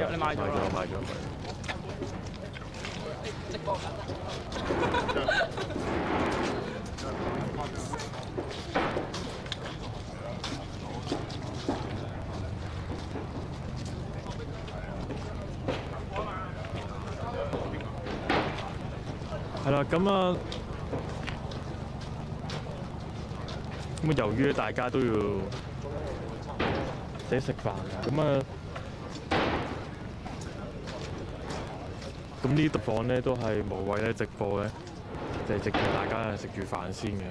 咁因為咧最新嘅情況咧，應該咧就係咧呢個金門嘅代表咧就係肯咧向咧呢一個嘅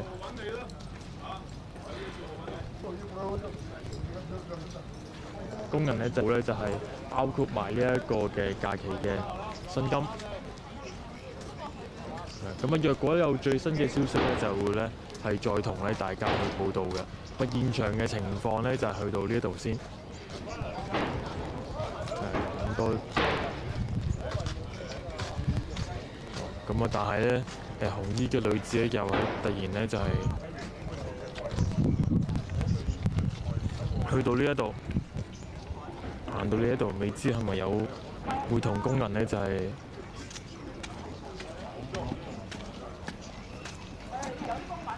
哦，原來應該係咧就係揾緊咧有冇一個地方咧就係騰空咗出嚟咧，就係去商數。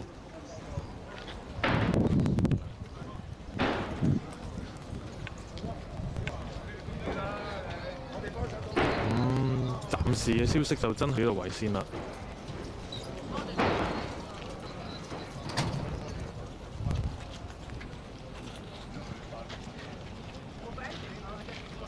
咁若果有最新嘅消息咧，就會同大家咧係再報道。咁啊，多謝大家。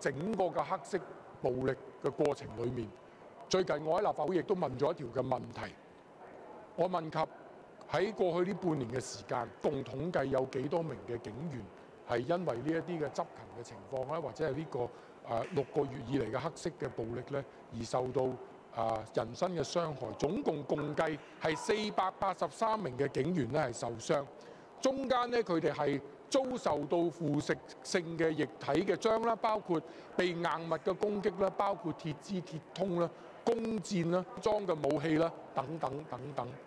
主席，如果我哋話警方喺應對整個6個月裡面嘅所有嘅暴亂嘅時候，採取嘅方式，佢採取嘅處理。如果你話佢哋係使用過分武力嘅時候，咁我哋要反問翻一句，就係當我哋見到嗰啲示威者用嘅係腐蝕性嘅液體去灼傷我哋嘅警員，用鐵通去襲擊佢哋，用弓箭去射，後來發生到嘅係變成掟汽油彈、縱火，甚至乎有警員咧俾人哋個別去襲擊，用刀去割傷佢條頸，爭啲係冇命。再延伸到嘅唔係淨係警員啦，後來我哋見到有普通市民因為政見不合俾人俾火燒，我哋亦都見到汽油彈係除咗掟向境外，亦都係掟向一啲載有小童嘅校巴。我哋亦都見到有好不幸嘅情況，係有清潔工係喺清理路障嘅過程，俾人不幸地用磚頭掟死。主席，喺呢啲嘅情況底下，我哋見到呢啲咁嘅黑色嘅暴力，難道我哋認為或者我哋期望警方係不如翹埋雙手唔去處理？今今日嘅6個月以嚟發生嘅黑色暴力已經嚴重威脅到我哋市民生命嘅安全、出街嘅安全。基本上整個社會已經係完全陷於一個經濟唔頓。我哋好多個各行各業都飽受衝擊，幾多人因為今日呢6個月嘅嗰個風暴而去失去咗佢哋嘅工作，失去佢哋嘅生計，鋪頭又開唔到，甚至乎鋪頭又俾人打，有好多係針對性嘅。只要你係或者應該你係一個中資嘅機構，或者係支持中資，或者係表達你親建制嘅立場，你馬上就會俾人哋打爛你嘅鋪頭。黑色恐嚇、黑色暴力，令到我哋嘅市民日日誠惶誠恐。咁我都想問，點解我哋嗰啲反對派議員對於呢啲種係可以視而不見嘅呢？每一次同佢哋講，叫佢哋同所有嘅暴力割席，佢就老虎同你講唔會割席嘅，仲要幫佢揾啲冠冕堂皇嘅藉口去合理化呢啲所有個暴行。我哋聽到嘅只有就係話，因為有暴力，因為有嘅暴力，所以我哋咪要繼續要暴力咯。咁不斷咁去將呢啲警方嘅身上，主席呢個唔單止唔公道，容許我咁講，反對派嘅議員，我唔單止一次喺呢度講啦。作為一個從政者，佢哋有責任去引領嗰個民意，同去做一啲調解嘅。佢哋唔單止冇發揮調解嘅作用，相反佢哋只不過不斷咁去挑，甚至乎引領嗰啲市民去接受嗰啲暴力，幫嗰啲暴力脫。搞下就市民群眾聽咗佢哋講，覺得都係喎，不如繼續暴力升級啦。咪就係所以我哋而家香港咪搞成咁咯。所以坐喺呢個議事堂裏面嗰啲反對派嘅議員，佢絕對係有責任。但係佢哋睇嚟係完全冇任何絲毫啊！我講係佢哋冇任何絲毫覺得呢樣嘢有咩唔妥，或者覺得自己咧有咩咁樣方面。相反咧，而家我哋見到喺立法會，佢哋就呢6個月以嚟嘅事件咧，唔同嘅事件，佢哋都不斷要喺立法會裏面咧去展開所謂用呢個權力及特權法去展開一個調查。正如我所講啦。6個月以嚟嘅黑色暴力發生咗咁耐，我認為係應該要有一啲整體嘅檢討，去探討翻整件事成因後果，或者中間有啲咩做得不足唔夠，有咩深層次問題，就應該以一次過嘅方式整體咁去睇，就唔應該係好似今日我哋見到我哋有啲議員同事提出嚟嘅所謂權力及特權法嘅調查，但好明顯佢哋都唔會否認嘅。佢基本上呢一個嘅議案去查就係針對警察㗎啦。咁我認為亦唔應該係咁樣。所以而家特區政府就話咧，參考翻英國當時嘅經驗，咁咧就處理暴亂嘅經過整體檢討委員會。咁我哋覺得其實應該就喺呢個整體檢討委員會度咧，將呢件成件事嘅來龍去脈有咩不足、深層次嘅問題，全部應該喺嗰度去處理。而唔係排山倒海咧，我哋啲反對派就每一個日子都做一個調查，咁啊真係排到唔知幾時。我哋其實立法會時間資源亦都有限，係做唔到嘅。我亦都覺得唔應該係對警方唔公道，去針對去處理咁樣嘅情況。如果警方而家有啲咩嘅問題，過去呢6個月裏面個別嘅事件或者個別嘅警員裏面有咩處理得係唔妥當有問題，我哋按翻現有嘅現行嘅嗰個制度，監警會去做一個調查。而家監警會其實都未有報告出嘅，咁我覺得你公道啲，亦都應該要睇翻監警會個報告究竟係啲乜嘢，我哋先去作一個判斷。好啦，另外一個問題，我成日聽到啲同事講，佢哋話：喂，咁你而家成立獨立調查委員會就已經可以解決晒所有問題㗎啦。主席，我借呢個機會我都想提出。呢件事發展咗咁耐，有半年嘅時間，我問嘅問題就係唔係真係就係成立一個所謂嘅獨立調查委員會就可以完所有嘅風波呢？主席，我點解提出呢個質疑呢？過去喺6月份嘅時候，唔係冇試過有一啲嘅妥協同埋讓步出現過㗎。逃犯門喺6月份嘅時候係宣布咗，當日開始嗰啲人或者我哋在座嘅反對派嘅議員表明係唔相信係咁樣。咁當然又要斟酌好多字眼咁，但係其實我哋知道已經係完咗。當然，我只係想提出嘅就係，縱使呢個暫緩當日宣佈咗，哪怕係過咗一段時間之後正式再講之後啊，五大訴求唔係好見到佢哋有真係坑埋呢一個。主席，我意思只係想講，就算有咗一啲嘅妥協喺過去我哋嘅情況，亦都見到睇嚟係未能益到佢哋反對派要煽動出嚟嘅某一啲嘅個滿，或者嗰啲而家嘅整個嘅風暴。咁同樣地，我哋合理地提出一個質疑，係唔係就係講真應佢哋嘅要求去做，淨係做一個獨立調查委員會就可以解決到晒而家成個嘅風暴呢？我相信都係有一定程度嘅困難。但我亦都想提主席，我哋而家要處理呢一個整個嘅社會風波呢，我哋都要睇返，的確特區政府喺處理過去呢6個月嘅過程當中，佢哋都有啲好多嘅不足。例如話，舉個例，我成日都講，特區政府調晒所有嘅部門一齊去止暴制亂，淨係得警隊一隊人係喺度前線呢，揾命搏咁去處理嗰啲部門，其他嘅部門又去晒邊呢？呢個係特區政府真係有責任。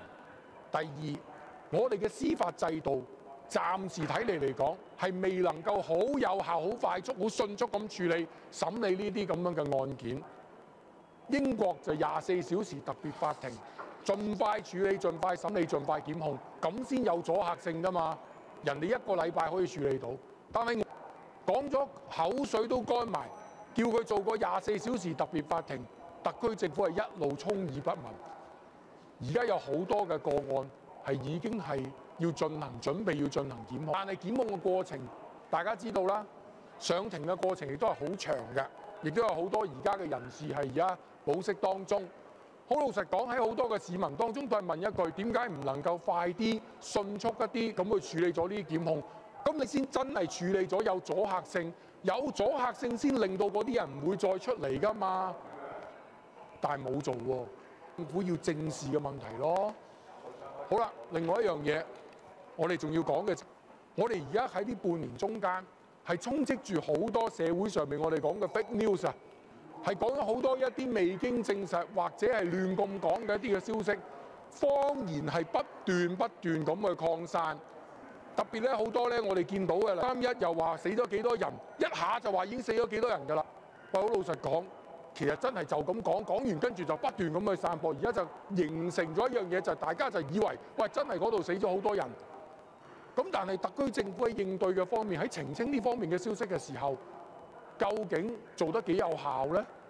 而家個社會有咁多 fake news， 咁多一啲危言聳聽嘅謊言喺度不斷咁散播，顛倒是非黑白嘅，我哋睇嚟呢，特區政府係未能夠有一個有效嘅機制去對抗 news。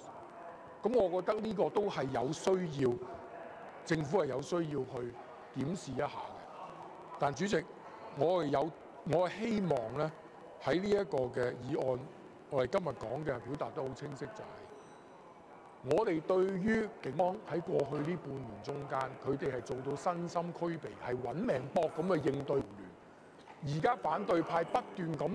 每一次同佢哋講話有暴力，佢就將個責任推卸喺警方嘅身上，然之後不斷咁就話啊，因為原因係點，所以咧先有咁多暴力。呢個就轉移視線，乜嘢理由都好，唔應該去訴諸暴力，就係因為佢哋不斷咁講呢啲咁嘅嘢，去轉移視線，不斷咁話要揾完，然後就成為咗佢哋縱容暴力嘅一個理由。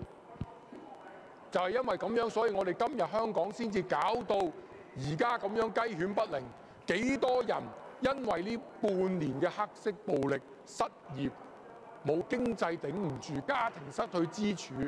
我想問下嗰啲反對派議員，有冇諗下呢啲咁嘅嘢嘅咧？定還是佢哋不斷咁去縱容嗰啲暴力嘅時候，呢啲咁嘅嘢，市民嘅經濟點樣可以維持佢哋嘅基本嘅生活？啲鋪頭開唔開到工？佢哋係完全充耳，定還是我哋有啲議員？包括好似阿朱凱廸議員，佢自己都講㗎。喂，大條寫住幾隻字，香港人報仇，喺佢個腦海裏面，唔通就淨係得報仇呢兩個字？怪唔得我哋而家香港社會充滿仇恨，雞犬不寧啦。主席，本人謹此陳辭。並抗議。多謝主席。嗱，有3位議員提出以立法會權力及特權條例呢係要搞一個，以及呢係根據基本法第73條傳召警務處處長調查警方喺今年6月12日喺立法會外示威事件嘅執法行動。其實啊，主要係針對警方喺防暴行動方面所作嘅執行嘅任務。事實上，每一次無論係合法或者非法嘅示威，都係喺暴徒喺會議之後出動去搞事嘅，而警方係被逼喺嗰陣時係維持社會秩序。警方維持社會秩序係除暴安良嘅。而點解淨係要求調查警方，而唔去調查違法同埋破壞社會安寧呢啲暴徒呢？當然，要調查嘅話，就要包括所謂冇大台嘅幕後操縱者，要調查有冇外國政治勢力勾結。此外啊，再過半個月就係2020年啦，正係一個新嘅開始。香港要擺脱過去半年嚟嘅頹氣，繼續向前，為香港嘅前途做積極有益嘅事，係更加值得我哋去做。所以今日我動議，我覺得呢3個議案嘅動議呢，係完全冇意義，亦都冇需要。議案嘅內容呢，包括指警方喺612示威裏面喺立法會外對非法集會涉及警方喺執行職是否濫權，其中呢包括開槍射擊示威嘅頭部啦，使用警棍毆打示威者、攻擊記者等等。然而呢，佢哋眼中嘅暴徒使用嘅暴力，卻選擇唔去追究。事實上，警方對警方完全係偏頗描述。主席，嗰日我本人正係處於立法會大樓裏面，加上睇電視新聞嘅直播，喺5樓露台嗰度，由頭睇到尾，對暴徒衝擊立法會嘅整個過程呢，我係一清二楚。我諗我係最有資格喺度講嗰日發生咩事嘅其中之一個。根據612事件所發生嘅時序啊，大約上晝7點到8點鐘左右呢，已經喺龍和道附近霸佔路面，繼而呢分別喺中環、灣仔、金鐘呢啲地方呢係塞路，至到下晝時分，示威者呢係不約而同咁從4方8面外面集結。最初我睇到都係和平嘅，喺度唱下歌、嗌下口號，但係已經有一部分人呢喺中午時間呢喺立法會對面馬路嘅地盤外面嘅行人路啊，開始掘磚頭。我亦都睇到有部分人呢入到地盤呢搬啲鐵嗰啲嘢。大約下晝3點鐘左右呢，開始風雲，大批蒙面、戴住口罩、有或者白色嘅頭盔嘅暴徒呢，開始向特首辦、政府總部、立法會發動咗瘋狂嘅衝擊，部分行到立法會對面行人路掘咗個地磚啊，咗過嚟，數量相當多。又喺地盤裏面攞到嘅鐵枝呢，亦都用傳遞嘅方式拎咗過嚟立法會出面，就係不斷咁向警方開始投擲。嗰陣時警方裝備係相當簡單嘅，就係維持緊秩序咁嘅情況嘅裝備啫。所以佢哋頂唔住啲暴徒向佢哋掟磚、掟鐵枝、掟鐵欄，一路咁樣退卻，由立法會外面示威區外面門口嗰啲門崗嗰度一路向後退，退到去示威區，退到我哋所謂而家煲底，即係我哋而家所在位置嘅下低。呢種情況我喺露台望落去，越睇越心寒。後尾警察退到入去煲底，啲暴徒入到去已經開始攻打正門嗰處。警方呢係重新裝備，將暴徒底驅趕翻出去立法會外面馬路，攻入嚟煲底下低嘅時候呢，呢班暴徒係大肆破壞。立法會裏面嘅人員，包括建制派嘅議員、議員嘅助理、立法會裏面嘅職員，大約係4點鐘左右呢，我哋覺得好危險，係撤離咗啦。喺咁嘅情況下，警方為咗維持公眾秩序，阻止暴擊，保證立法會範圍裏面嘅安全，喺別無他法嘅情況下，採取相應嘅對策，拘捕涉事嘅暴徒。呢啲正如局長所講，就612事件，當時立法會範圍有嚴重嘅暴力事件，而警方亦市民雖然有表達意見嘅權利，但係警方嘅職務呢，亦都係必須係維護公共安全嘅。呢啲都係保障大家嘅利益。當民眾受到嚴重嘅暴力襲擊嘅時候呢，亦都要相應採取適當嘅行動，以解除呢啲暴力嘅威脅。說到底，呢次係每一次社會秩序出現問題嘅時候，負責執法嘅天職嚟嘅，係隨部安良嘅警察會擇出嚟維持治安。對於佢幾多嘅武力先叫做相對稱呢？往往對行事越嚟越暴戾嘅暴徒，警方使用嘅武力應該超越所謂相稱力量先能夠制服嘅。因為我想象唔到，如果暴徒使用嘅武力係入磚，咁佢哋使用呢啲武器，如果警方同時用磚掟翻轉頭，咁嘅係咪對等呢？掟燃燒彈，警方係咪又用燃燒彈掟翻過去呢？對等。講呢啲話嘅人，我覺得真係疏疏地嘅。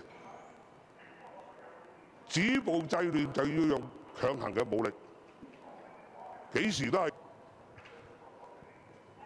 對於示威喺示威現場嘅記者無辜受到損傷講法，我覺得作為業界喺612當日暴亂嘅情況，相信佢哋會自行評估風險，面對各樣進行嘅違法危險嘅活動，佢哋自己逗留喺現場，是否都要承擔佢哋自己承擔返風險責任呢？若果選擇參與嘅，就必須要小心自身嘅安全，尤其是有一啲參與者係未成年嘅話呢，更加唔好留喺現場，馬上離開先係上策。記者採訪嘅時候呢，亦都要同自身嘅安全。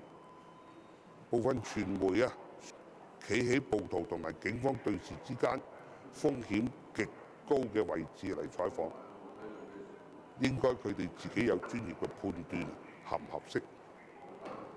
嗰啲磚頭、燃燒彈、催淚彈都係冇眼嘅，所以我都勸告媒介喺呢種情況下採訪呢係超心。事實上，警方已經不時透過唔同嘅渠道，不斷咁提出相關嘅提醒㗎啦。目前嘅情況最緊要係止暴制亂，但係暴徒至今呢係越嚟越趨暴戾，正稱裝修，到處破壞，對不同立場嘅人私了，打傷人甚至造成傷亡，公然摧毀法治。其中好大程度因為有政治勢力喺後面撐腰，特別係反對公然對街頭暴力表示不割席，相對地咁推波助瀾，鼓勵街頭暴力，為暴徒當啦啦隊。點解市民喺清理會俾嗰啲暴徒用鐵嘅渠蓋啊，當場掟落個頭嗰度？點解有人清理路障嘅時候，反而俾啲磚頭掟到要縫5針，甚至被掟死？點解有不同嘅政見淋易液體咁生咁燒至重傷？解市民喺街上唔能夠自由拍照，要俾暴徒去攞佢哋嘅相機嚟檢查，甚至要打爛佢哋嘅手機呢？呢啲暴徒聲稱係爭取人權、民主自由嘅義士，唔通真係殺人放火大、修橋鋪路冇屍骸？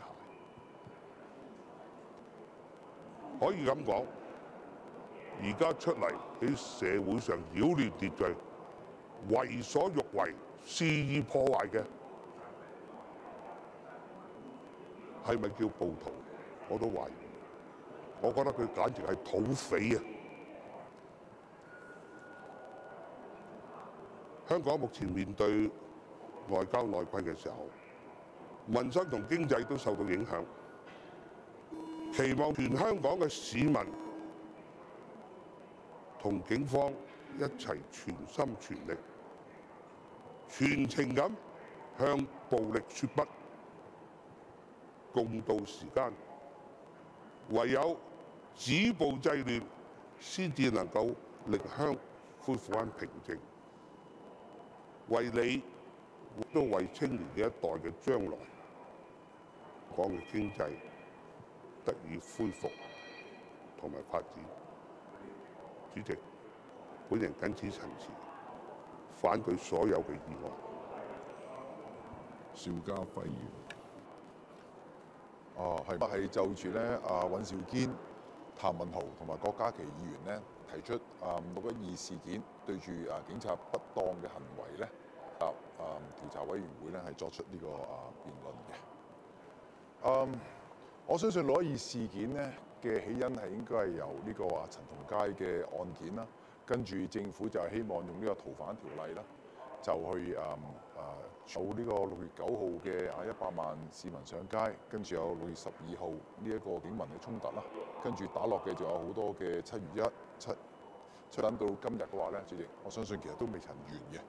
而頭先以上所講嘅案件嘅話咧，我相信事件嘅話咧都係全部有關聯嘅。